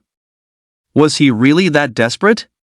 He Yaoxing stroked his chin, muttering thoughtfully, so the boss likes this type? He's got quite a heavy palate. Tang Qin blared fixedly at Su-han, her voice cold as ice. Do you have anything else to say for yourself? Su-han rubbed his nose. If I said things aren't what they seem, would you believe me? Of course not, Tang Qin snorted. Then there's nothing left to talk about. Su-han chuckled, then turned to He Yaoxing and said, Xiao Chang, here's a chance to prove yourself. As long as you stop Tang Qin, you'll have passed your probation, and I'll take you in as my lackey. What? Tang Qin and Wu Fei were both stunned. Su Han wanted to take He Yaoxing as a subordinate? And he even had to pass a probation period? What kind of international joke was this? He Yaoxing was a dual-class user, a powerhouse ranked in the top 10 of the Rising Stars potential list. Would a figure like him ever be someone else's lackey? Tang Qin sneered, "Have you lost your mind?" Su Han ignored her, instead quietly watching He Yaoxing, waiting for his answer. He Yaoxing's expression jolted as he immediately declared, "Boss, I definitely won't let you down. I guarantee the mission will be accomplished." Tang Qin. Wu Fei. What is going on? Was He Yaoxing actually willing to be someone's lackey? And in such a fawning manner, no less? Insane. The world has gone mad. Su Han raised an eyebrow. Suddenly, with a flicker of his feet, he vanished from the spot. When he reappeared, he was already standing right in front of Wu Fei. His speed was so incredible it was almost ghostly. Holy crap! He Yaoxing was stunned, completely shocked by Su Han's terrifying speed. Not good. Tang Qin's face turned pale with fright. Su Han was definitely going to strike Wu Fei down. Even if she wanted to stop him, it was too late. You. Sensing the danger, Wu Fei's eyes were filled with a deep, paralyzing terror. Bitch! Die! Su Han clenched his fist and swung it forward with explosive force. Wu Fei had provoked him time and again. If he didn't teach her a lesson, he wouldn't be able to swallow his resentment. This punch carried everything he had, heavy and powerful. It stirred the surrounding air, creating a shrill, whistling wind. No, please. Enveloped by the pressure of the fist, Wu Fei was frightened to tears. Bang! The next moment, Su Han's fist slammed heavily toward Wu Fei's face. The violent force surged out like a bursting dam, turbulent and overwhelming. Suddenly, a silver light erupted from Wu Fei's body. Wrapped in this glow, her figure became translucent and finally vanished from the spot. It was clear that she had been knocked out of the Chaos Tower by Su Han's single punch. Tang Qin and He Yaoxing watched, trembling with fear. Even though Su Han hadn't used a skill, the power of that punch was exceptionally explosive. In other words, the protection mechanism had been triggered, otherwise, Wu Fei would have long since been blasted into nothingness. He Yaoxing marveled inwardly, the boss is truly the boss, absolutely incredible. Only at this moment did he realize that when Su Han fought him earlier, he hadn't exerted any effort at all. His strength was truly unfathomable. In a daze, he felt that the thigh he was clinging to had become significantly sturdier. Yes. He had to hold on tight. Having dealt with Wu Fei, Su Han gave He Yaoxing a meaningful glance. "Xiao Chang, I'll leave this to you." With those words, he stepped directly onto the golden staircase. He Yaoxing stood before the golden stairs, warily keeping an eye on Tang Qin to prevent her from launching a sneak attack on Su Han. Tang Qin was briefly stunned before she sneered, "You, He Yaoxing, are supposed to be a person of standing, yet you've chosen to be someone else's lackey. Aren't you ashamed of yourself?" He Yaoxing shrugged with an air of indifference. "You want to be my boss's lackey? My boss wouldn't even give you the time of day. You're clearly just green with envy." Tang Qin. He actually felt a sense of superiority from being someone's lackey? Is there something wrong with his head? Tang Qin shook her head speechlessly and snorted softly, "Move aside, don't block the way." He Yaoxing froze for a moment. "We're not fighting anymore?" Tang Qin said irritably, "Our strengths are evenly matched. What's the point of fighting? I'd rather spend the time clearing a few more stages." "That makes sense." He Yaoxing nodded and moved to the side, clearing a path for Tang Qin. Without another word, Tang Qin strode up the golden stairs. "Hey, let me tell you something." He Yaoxing suddenly called out. Tang Qin stopped in her tracks and said without looking back, "What?" He Yaoxing said bluntly, "Don't ever go looking for trouble with my boss again. You're no match for him." Upon hearing this, a flicker of wariness appeared in Tang Qin's eyes. Although she hadn't traded blows with Su Han, that single punch he threw earlier had given her a feeling of heart-pounding dread. Unless absolutely necessary, she would not have another conflict with Su-han. Tang Qin suddenly asked, "Just how strong is your boss? Is he even more powerful than you?" He Yaoxing didn't try to hide anything. "We just had a fight, and I was pinned to the ground and utterly ravaged." Tang Qin's mouth instantly dropped open. "What is your boss's name?" If he could crush even He Yaoxing, wouldn't he be an expert on the level of Lin Niuka or Du Binzhou? Then who exactly was he? Chapter 80, The Iron-Winged Bat Queen. He Yaoxing said solemnly, "My boss is named Su-han." Su-han. Tang Qin muttered the name to herself, then asked tentatively, "Is he an Iron Fist brawler?" Just now, Su-han had blasted Wu Fei out of the Chaos Tower with a single punch, which was very consistent with the attack style of an Iron Fist brawler. Consequently, they suspected that Su-han was an Iron Fist brawler. He Yaoxing shook his head. "You might not believe it, but my boss is a wood summoner." Tang Qin was instantly stunned. Su-han wood summoner. He thrashed He Yaoxing? Is this for real? On the other side, Su-han had already teleported into the 9th floor, appearing within a dilapidated city. Before his eyes were broken walls and ruins, and the sky was exceptionally dim. It gave off a very oppressive feeling. Su-han narrowed his eyes and scanned the area, quickly discovering the location of the golden staircase.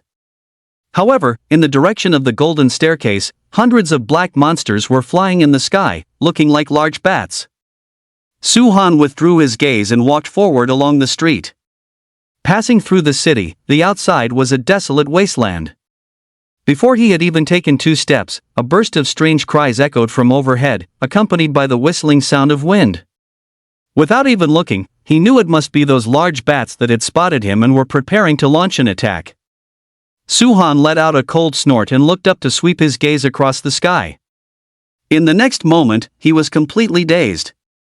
Indeed, a swarm of meter-long black bats was circling above, but there was also a cold and elegant woman with a pair of bat wings. This woman looked to be 18 or 19 years old, with a curvaceous figure. She wore very little clothing. More accurately, she wore only 2 pieces that covered her vital areas. Her skin was pale and fair, and describing it as creamy and smooth as jade would not be an exaggeration. Her 2 long, slender legs were exposed, inspiring infinite imagination. Even with Su-han's mental fortitude, he couldn't help but lose himself for a moment while watching. If it had been anyone else, they would likely have succumbed long ago. After a momentary trance, Su-han regained his clarity. What kind of thing was this Batwoman in front of him? Monsters. Aren't monsters supposed to be ugly? Why was the one before his eyes so beautiful? The Batwoman glanced at Su-han, a wicked smile suddenly crossing her lips. "Human, I can sense your strength. Your essence and blood must be exceptionally delicious." Su-han's expression froze.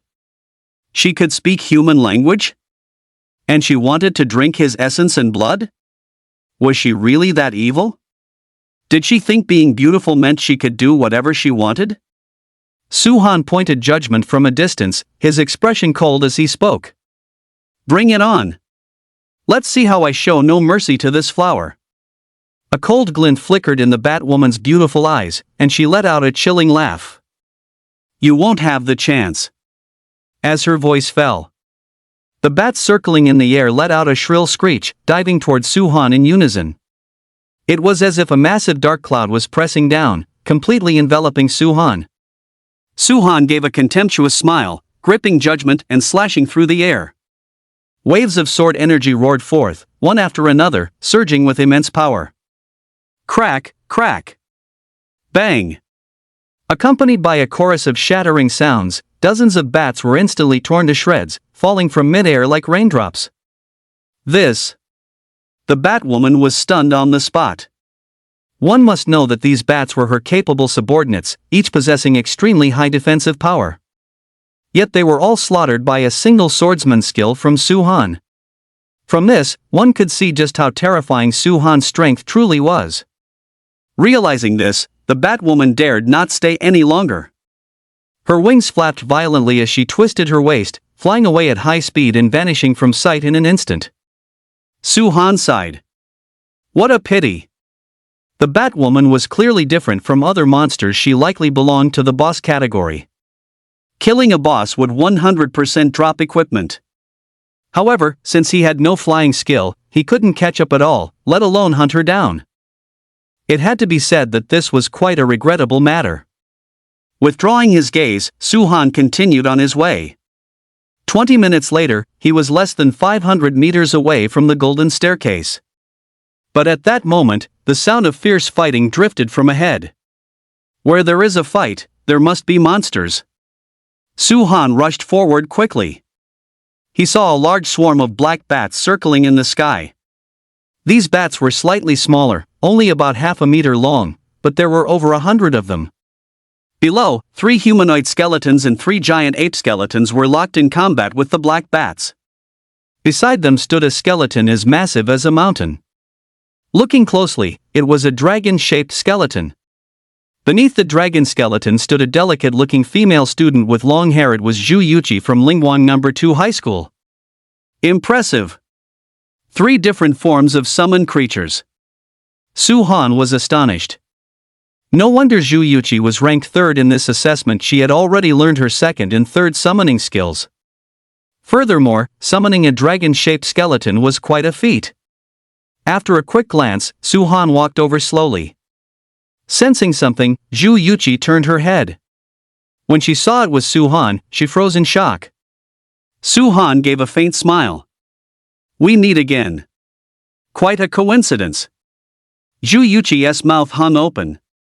Su-han, how are you able to reach the 9th floor?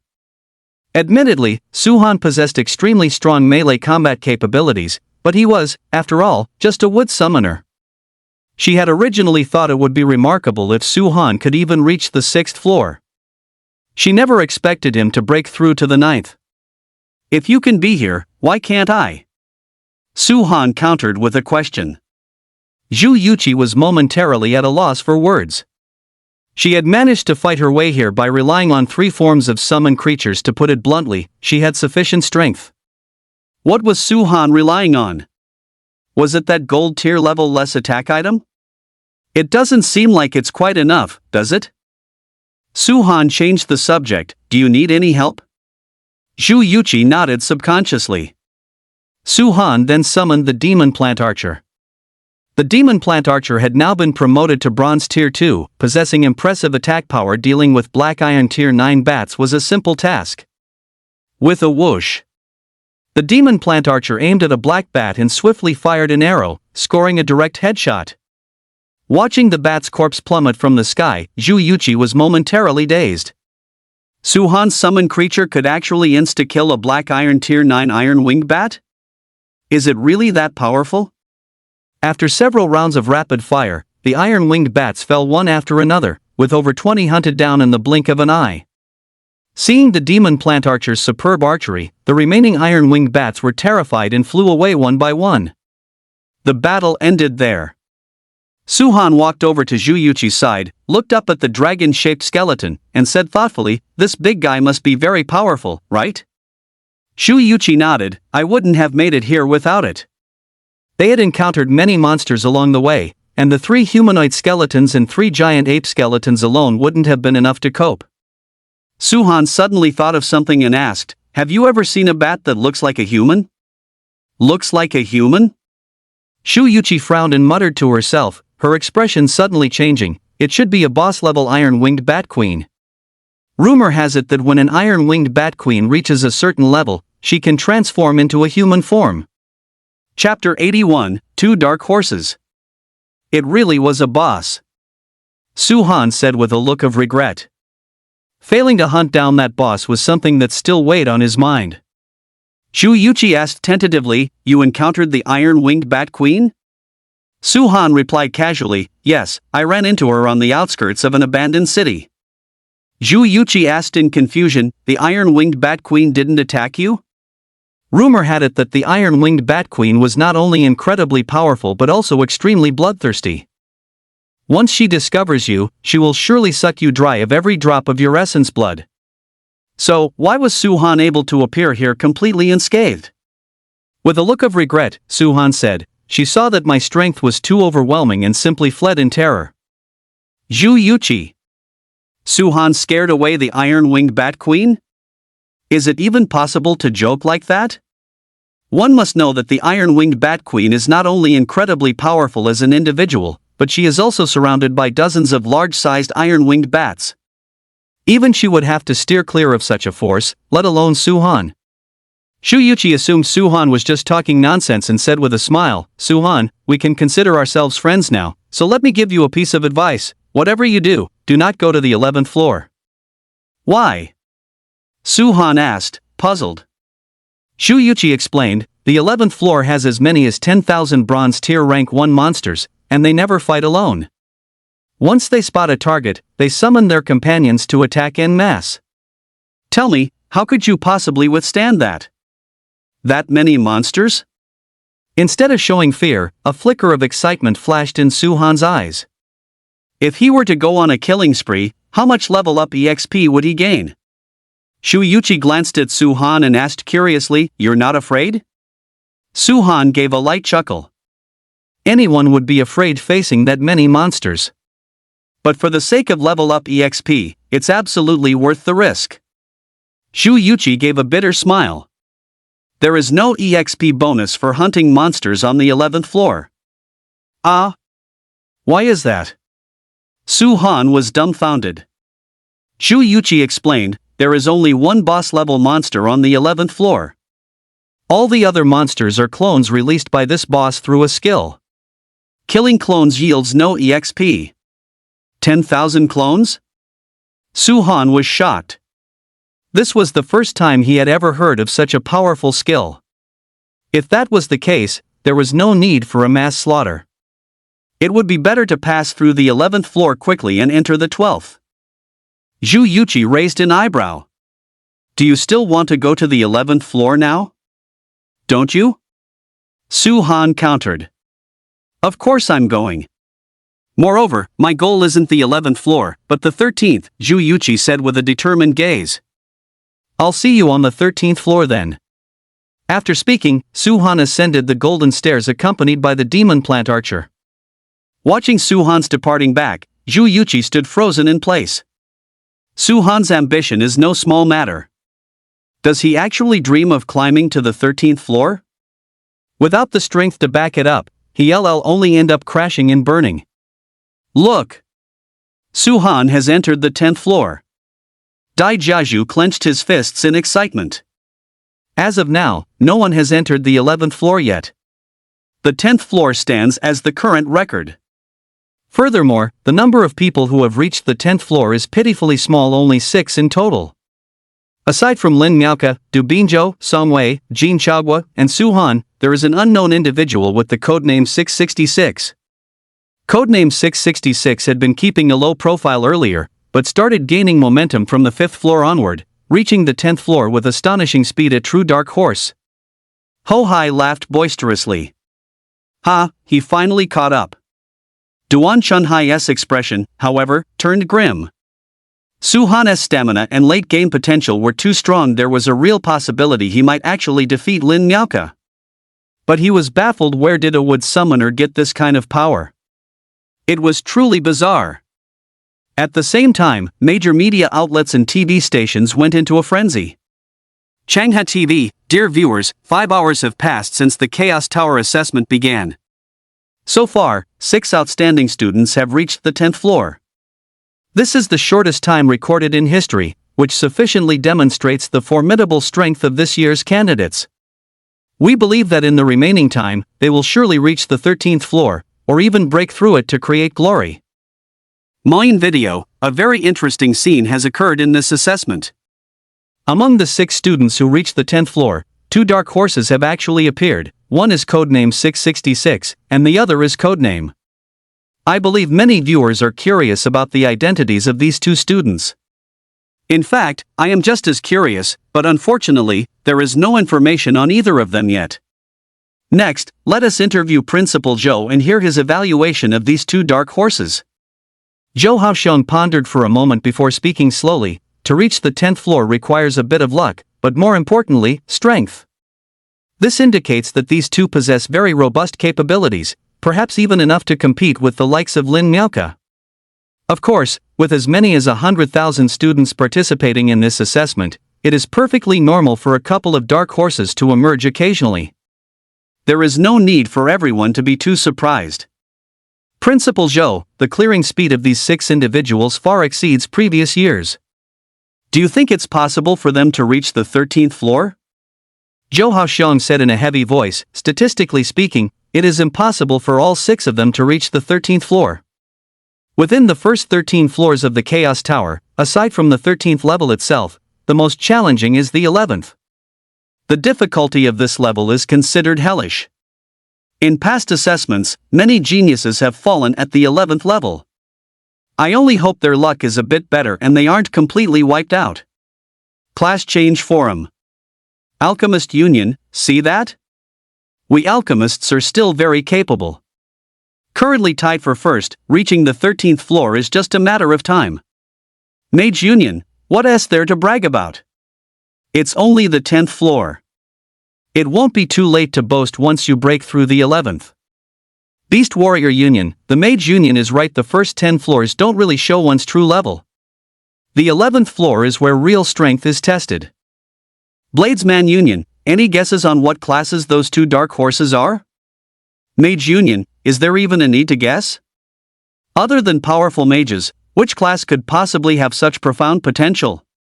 Beast Warrior Union, stop flattering yourselves. Who is to say they aren't 2 Beast Warriors? Mage Union, ha! Mechanic Union, haha. You guys couldn't imagine it in your wildest dreams, could you? One of them is a mechanic. All unions? Mage Union mocking mercilessly, aren't mechanics just for modding machinery and fixing cars? Go back to tightening your bolts. Why are you hanging around the Class Changer Forum? Mechanic Union, don't look down on people. That student with codename 666 is a genuine, bona fide mechanic. All unions, haha. That's one hell of a tall tale you're spinning.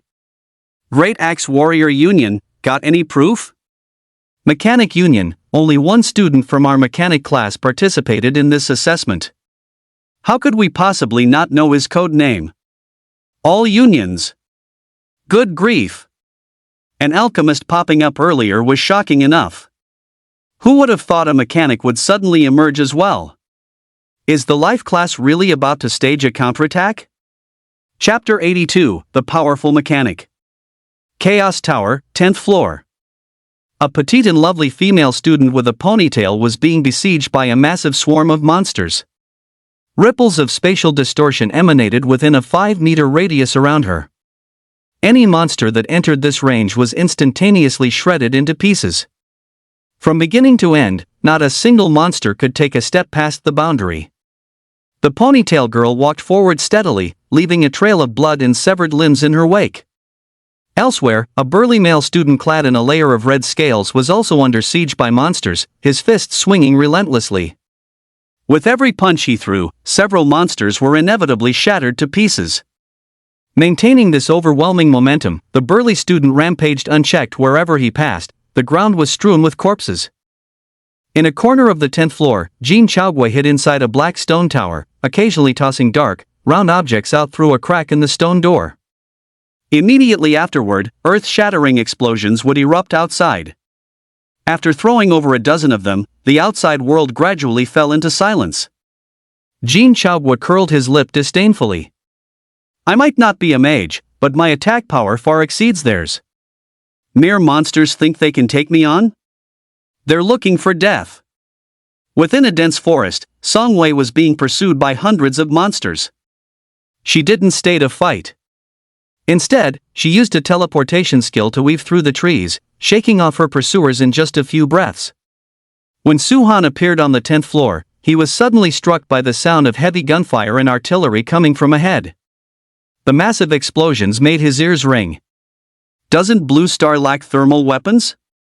In the year since he arrived on Blue Star, he had never seen anyone use firearms or heavy weaponry. So what was with that roar of gunfire just now? Driven by curiosity, Su Han sped toward the source of the noise. After racing for half a mile, a basin appeared ahead. Inside the basin, 40 to 50 giant cyan wolves had gathered. These wolves were all over 3 meters long, with sharp fangs bared from their muzzles and a cruel glint in their eyes. Opposite this pack of giant azure wolves stood a male student, his entire body encased in a thick layer of iron plating, looking exactly like a robot. Additionally, Suhan noticed something else.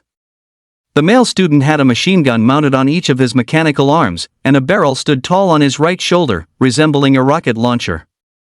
Holy crap! What on earth is this thing? A mecha warrior? Or Iron Man? Suhan was completely dazed by the sight. Suddenly, the giant azure wolves launched a tide-like assault. Rat-tat-tat. Dud-did-day. Simultaneously, the male student opened fire. The two machine guns incessantly spat tongues of fire, and the giant azure wolves charging at the very front were instantly riddled with holes like sieves. The remaining giant azure wolves fared no better, falling to the ground one after another as they were struck by bullets. After a burst of frantic strafing, all 40-plus giant azure wolves lay dead on the ground. Not a single one remained intact. The vast basin was dyed a deep crimson, an incredibly bloody scene. What incredible attack power! Suhan marveled inwardly, then began walking toward the Iron Man. He was very curious to know exactly what class the other party was. And where did he get this suit of mecha armor? Hearing footsteps, the male student instinctively thought it was a monster approaching. He spun around quickly, fingers on the triggers, ready to strafe at any moment. Being aimed at by two pitch-black muzzles made Suhan feel a bit uneasy. He cautioned, "I mean no harm, could you point your weapons away?" "Sorry about that, I thought you were a monster."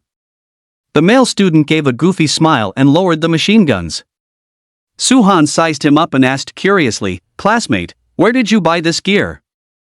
The male student laughed and said, "I didn't buy it, I researched and built it myself." "Built it yourself?" Suhan was beyond shocked. Is he really that capable? He can even build a mecha? What a talent! The male student nodded.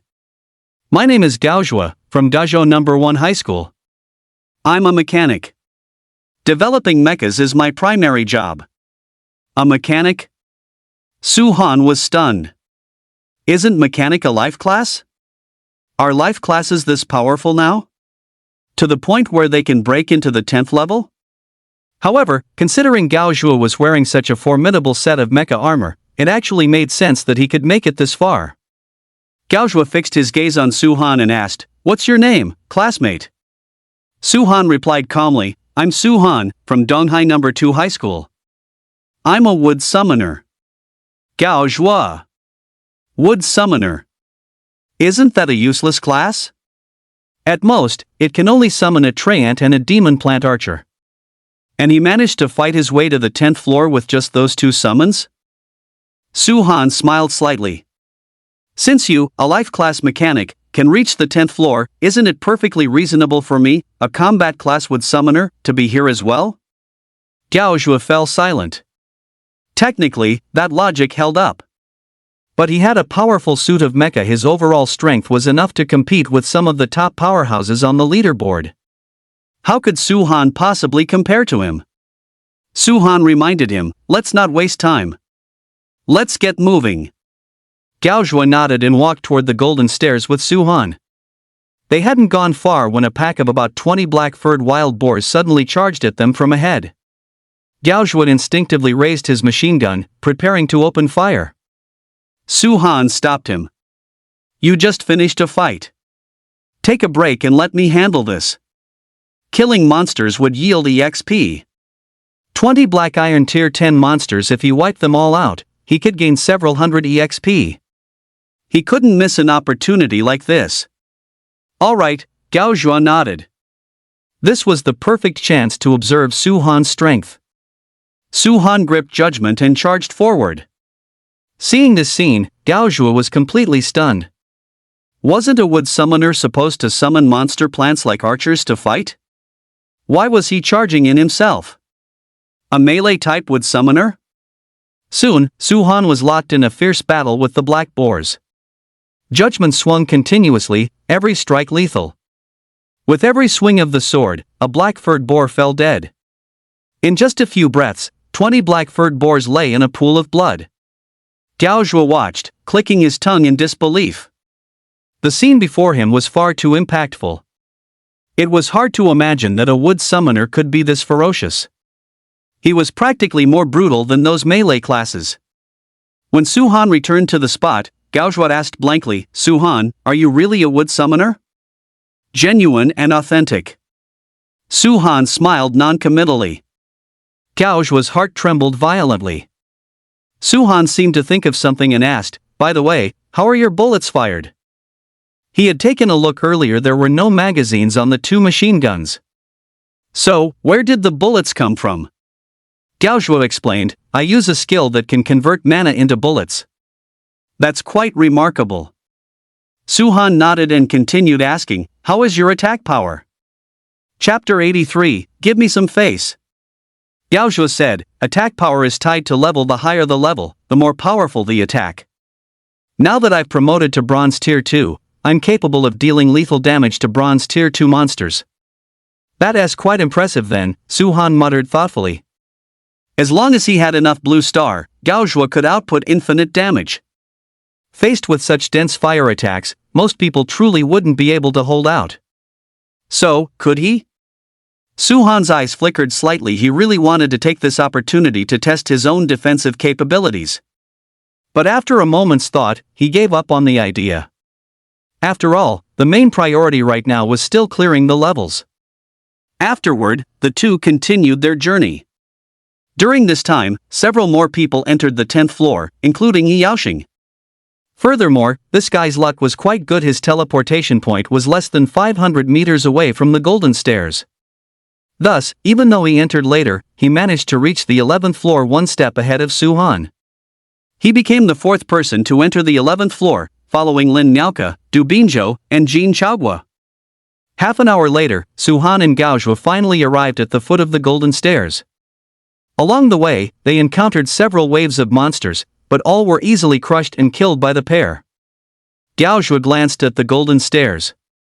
"Su Han, I'm heading up first.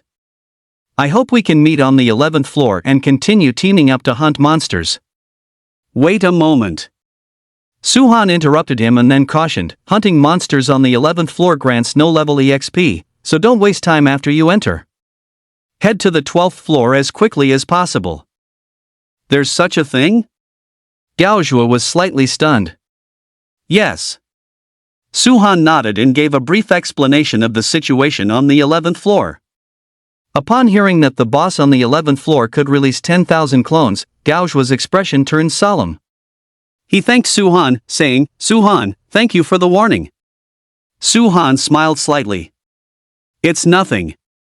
Until we meet again." Gao Zhuo gave a wave and strode up the golden stairs. Just as Su Han was preparing to move, his vision suddenly blurred. A ripple shimmered in the air, and a beautiful woman with short hair stepped out. It was Song Wei. Su Han chuckled and teased, "We meet again. You're not going to accuse me of stalking you this time, are you?" "It's you?" Song Wei was slightly taken aback. She fixed her gaze on Su Han, sizing him up before asking tentatively, "Were you the one who killed that snow beast king?" "What's it to you?" Su Han gave her a dismissive look.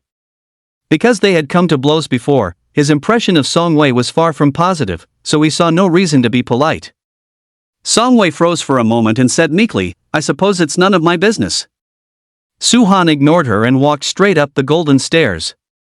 Song Wei hesitated for a moment before gathering her courage to shout, "What's your name?" Su Han pretended not to hear and continued his way up. "Damn it!" Ignored by Su Han once again, Song Wei stomped her foot in frustration. Before long, Su Han reached the summit and stepped into the portal. After a brief teleportation, he appeared in the middle of a vast wasteland. Reaching this floor, Su Han still felt a hint of nervousness. If he were targeted by the boss's clone, he would have to face a siege of thousands of bronze tier rank 1 monsters. If that happened, far from reaching the 12th floor, he'd be lucky not to be kicked out of the Chaos Tower entirely. Su Han began to observe his surroundings warily. Half-meter high wild grass stretched endlessly in all directions. In the distance, a golden staircase flickered in and out of sight. By visual estimation, it was at least 20 kilometers away. In any other place, this distance could be covered in just over half an hour. But not here. If he were spotted by the monsters, the consequences would be catastrophic, so he had to remain cautious. Suhan summoned the little tray ant and began moving slowly toward the golden staircase. Having advanced to Black Iron Tier Rank 2, the little tray ant's detection range had expanded to 100 meters. Any slight disturbance would trigger an early warning. After traveling several miles without incident, they passed a small grove. The little tray ant sent a message, reporting that 2 male students were locked in a tense standoff inside the trees. Initially, Suhan didn't pay it much mind, having no desire to meddle in others' business. But after hearing the little tray ant's description, he hesitated. The little tray ant mentioned that one of the male students was completely bald. To have the strength to reach the 11th floor and sport such a hairstyle, there couldn't be a second person besides He Yaoxing.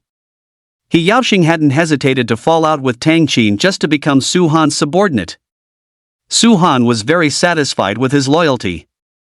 Since his subordinate was in trouble, he, as the boss, couldn't just stand by and watch. Suhan took a deep breath and slowly walked into the grove.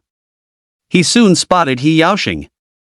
A row of elemental summons stood behind him as he gripped his long sword, cold sweat beading on his forehead, looking extremely tense.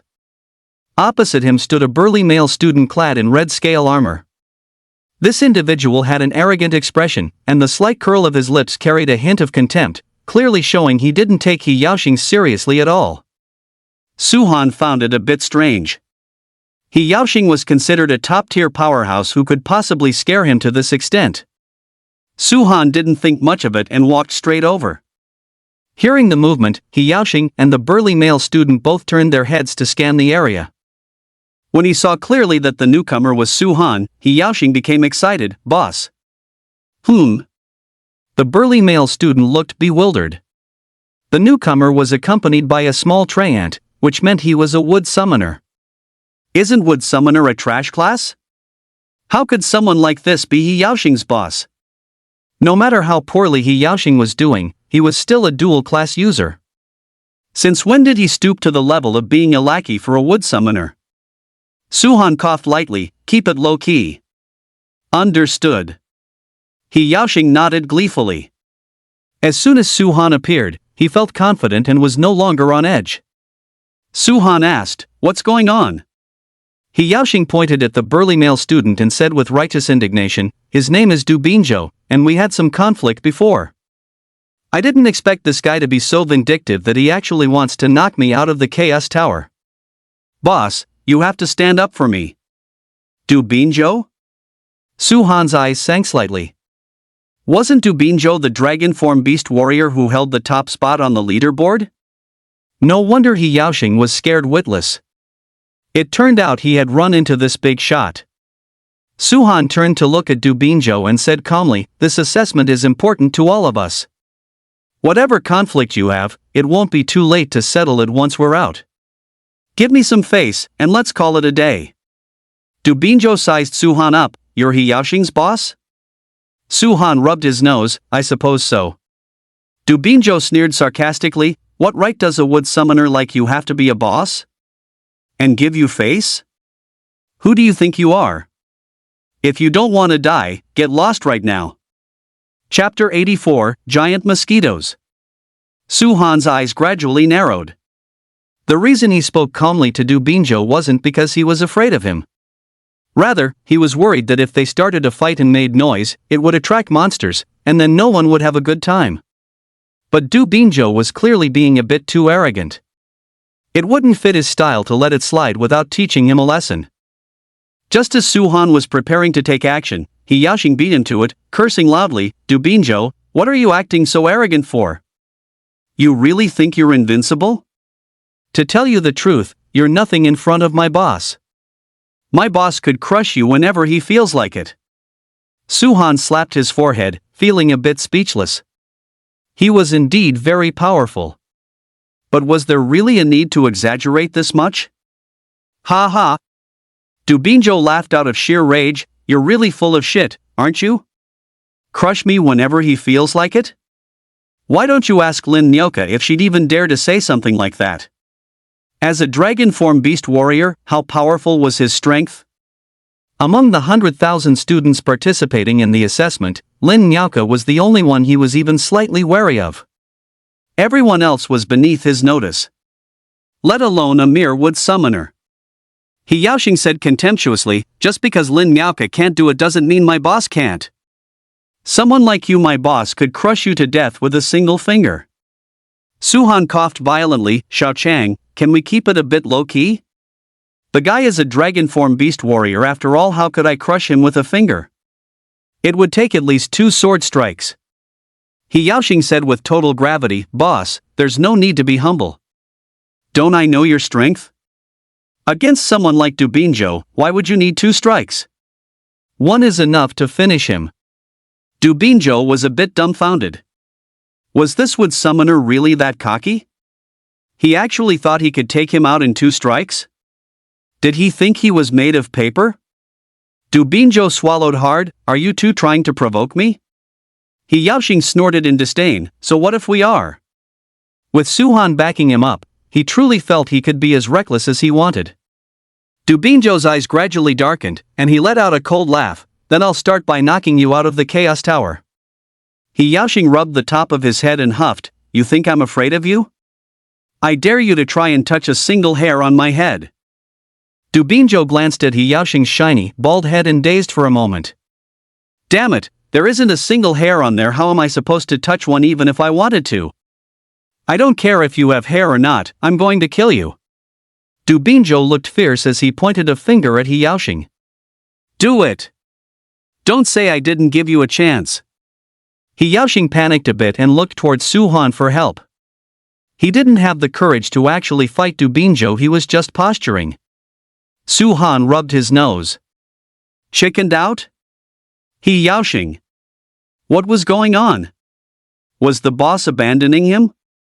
Remember, keep a low profile from now on. Stop causing trouble for me every day. Su-Han gave a warning, then turned to face Du Binzhou. I'll play with you. You actually dared to fight me? Du Binzhou was stunned. Even if he racked his brain, he couldn't understand why a wood summoner would be so brave. Why wouldn't I dare? Su-Han gave a faint smile and slowly raised judgment. But at that moment, the little Treant suddenly sent a message. A group of monsters was rapidly flying toward their location. Su-Han's expression changed, and he shot a look at He Yaoxing. Retreat! This. He Yaoxing froze for a second before quickly following behind Su-Han. Where do you think you're going? Du Binzhou was furious and sped up to give chase. Instinctively, he thought Su-Han was afraid. Trying to run after acting tough? How could there be such a cheap deal in this world? Get lost. Seeing Du Binzhou's relentless pursuit, Su-Han's temper flared, and he swung his sword back in a horizontal slash. The strike flashed with a cold light, fast as a bolt of lightning. Du Binzhou didn't even have time to react before he was struck across the chest. Clatter, clatter, clatter. Struck by this blow, Du Binzhou retreated several steps. Instantly, a surge of intense pain rushed to his heart. Du Binzhou subconsciously looked down, only to see a long bloody gash sliced across his chest. The flesh within was turned white, and crimson blood was gushing out. Wounded? How is that possible? A layer of terror and disbelief filled Du Binzhou's eyes. One must know that after transforming, his defense surpassed 200 points. He could simply ignore ordinary attacks, and even powerful skills might not necessarily break through his defense. Then why was his defense shattered and himself heavily injured by a single sword strike from a wood summoner? There was only one answer: that wood summoner's attack power exceeded 200 points. Holy crap! Thinking of this, a layer of cold sweat involuntarily broke out on Du Binzhou's forehead. A wood summoner with an attack power over 200? Is this even a freaking wood summoner anymore? Du Binzhou felt a lingering fear in his heart. It was fortunate that the wood summoner hadn't lowered himself to his level. Otherwise, he would have been knocked out of the Chaos Tower by now. On the other side, Su-Han was speeding away with He Yaoxing. After running for a while, He Yaoxing couldn't help himself. "Boss, why are we running?" Before Su Han could explain, a buzzing sound suddenly rang in their ears. It sounded like insects fluttering overhead, but the noise was exceptionally loud. The two stopped in their tracks and looked up. Within their line of sight, 5 giant mosquitoes, each over half a meter in size, were staring down at them. Half-meter-long mosquitoes? Holy crap! If one got bitten by these, wouldn't they be sucked dry into a mummy? "Boss, what on earth are these things?" He Yaoxing said, trembling. "Don't worry about anything else, destroy them quickly," Su Han commanded with a solemn expression. These mosquitoes were likely scouts for a mosquito army. If they were allowed to leave and report back, it would surely attract countless giant mosquitoes later on. Therefore, they had to be eliminated.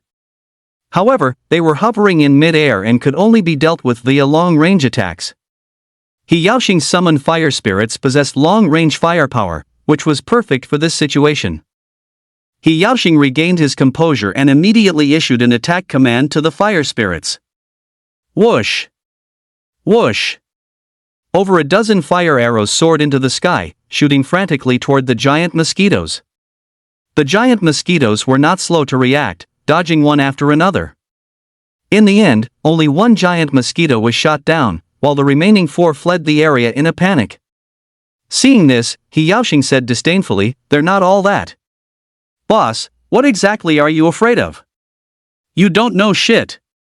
Su Han snorted irritably, "Just run with me, hurry." Once the main swarm of giant mosquitoes arrived, it would be too late to run. The two had just rushed out over 100 meters when a burst of violent fighting sounds erupted behind them. Presumably, the giant mosquitoes had discovered Du Binzhou and engaged him in a fierce battle. "Boss, look, what's that up ahead?" He Yaoxing pointed forward, his lips trembling as he spoke.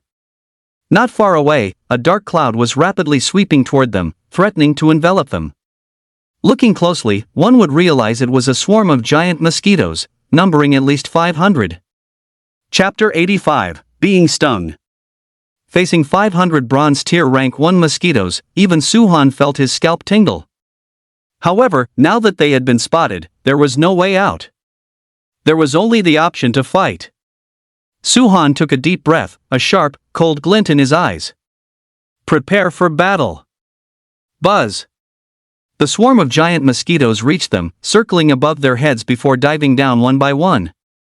Kill them. He Yaoxing let out a low roar.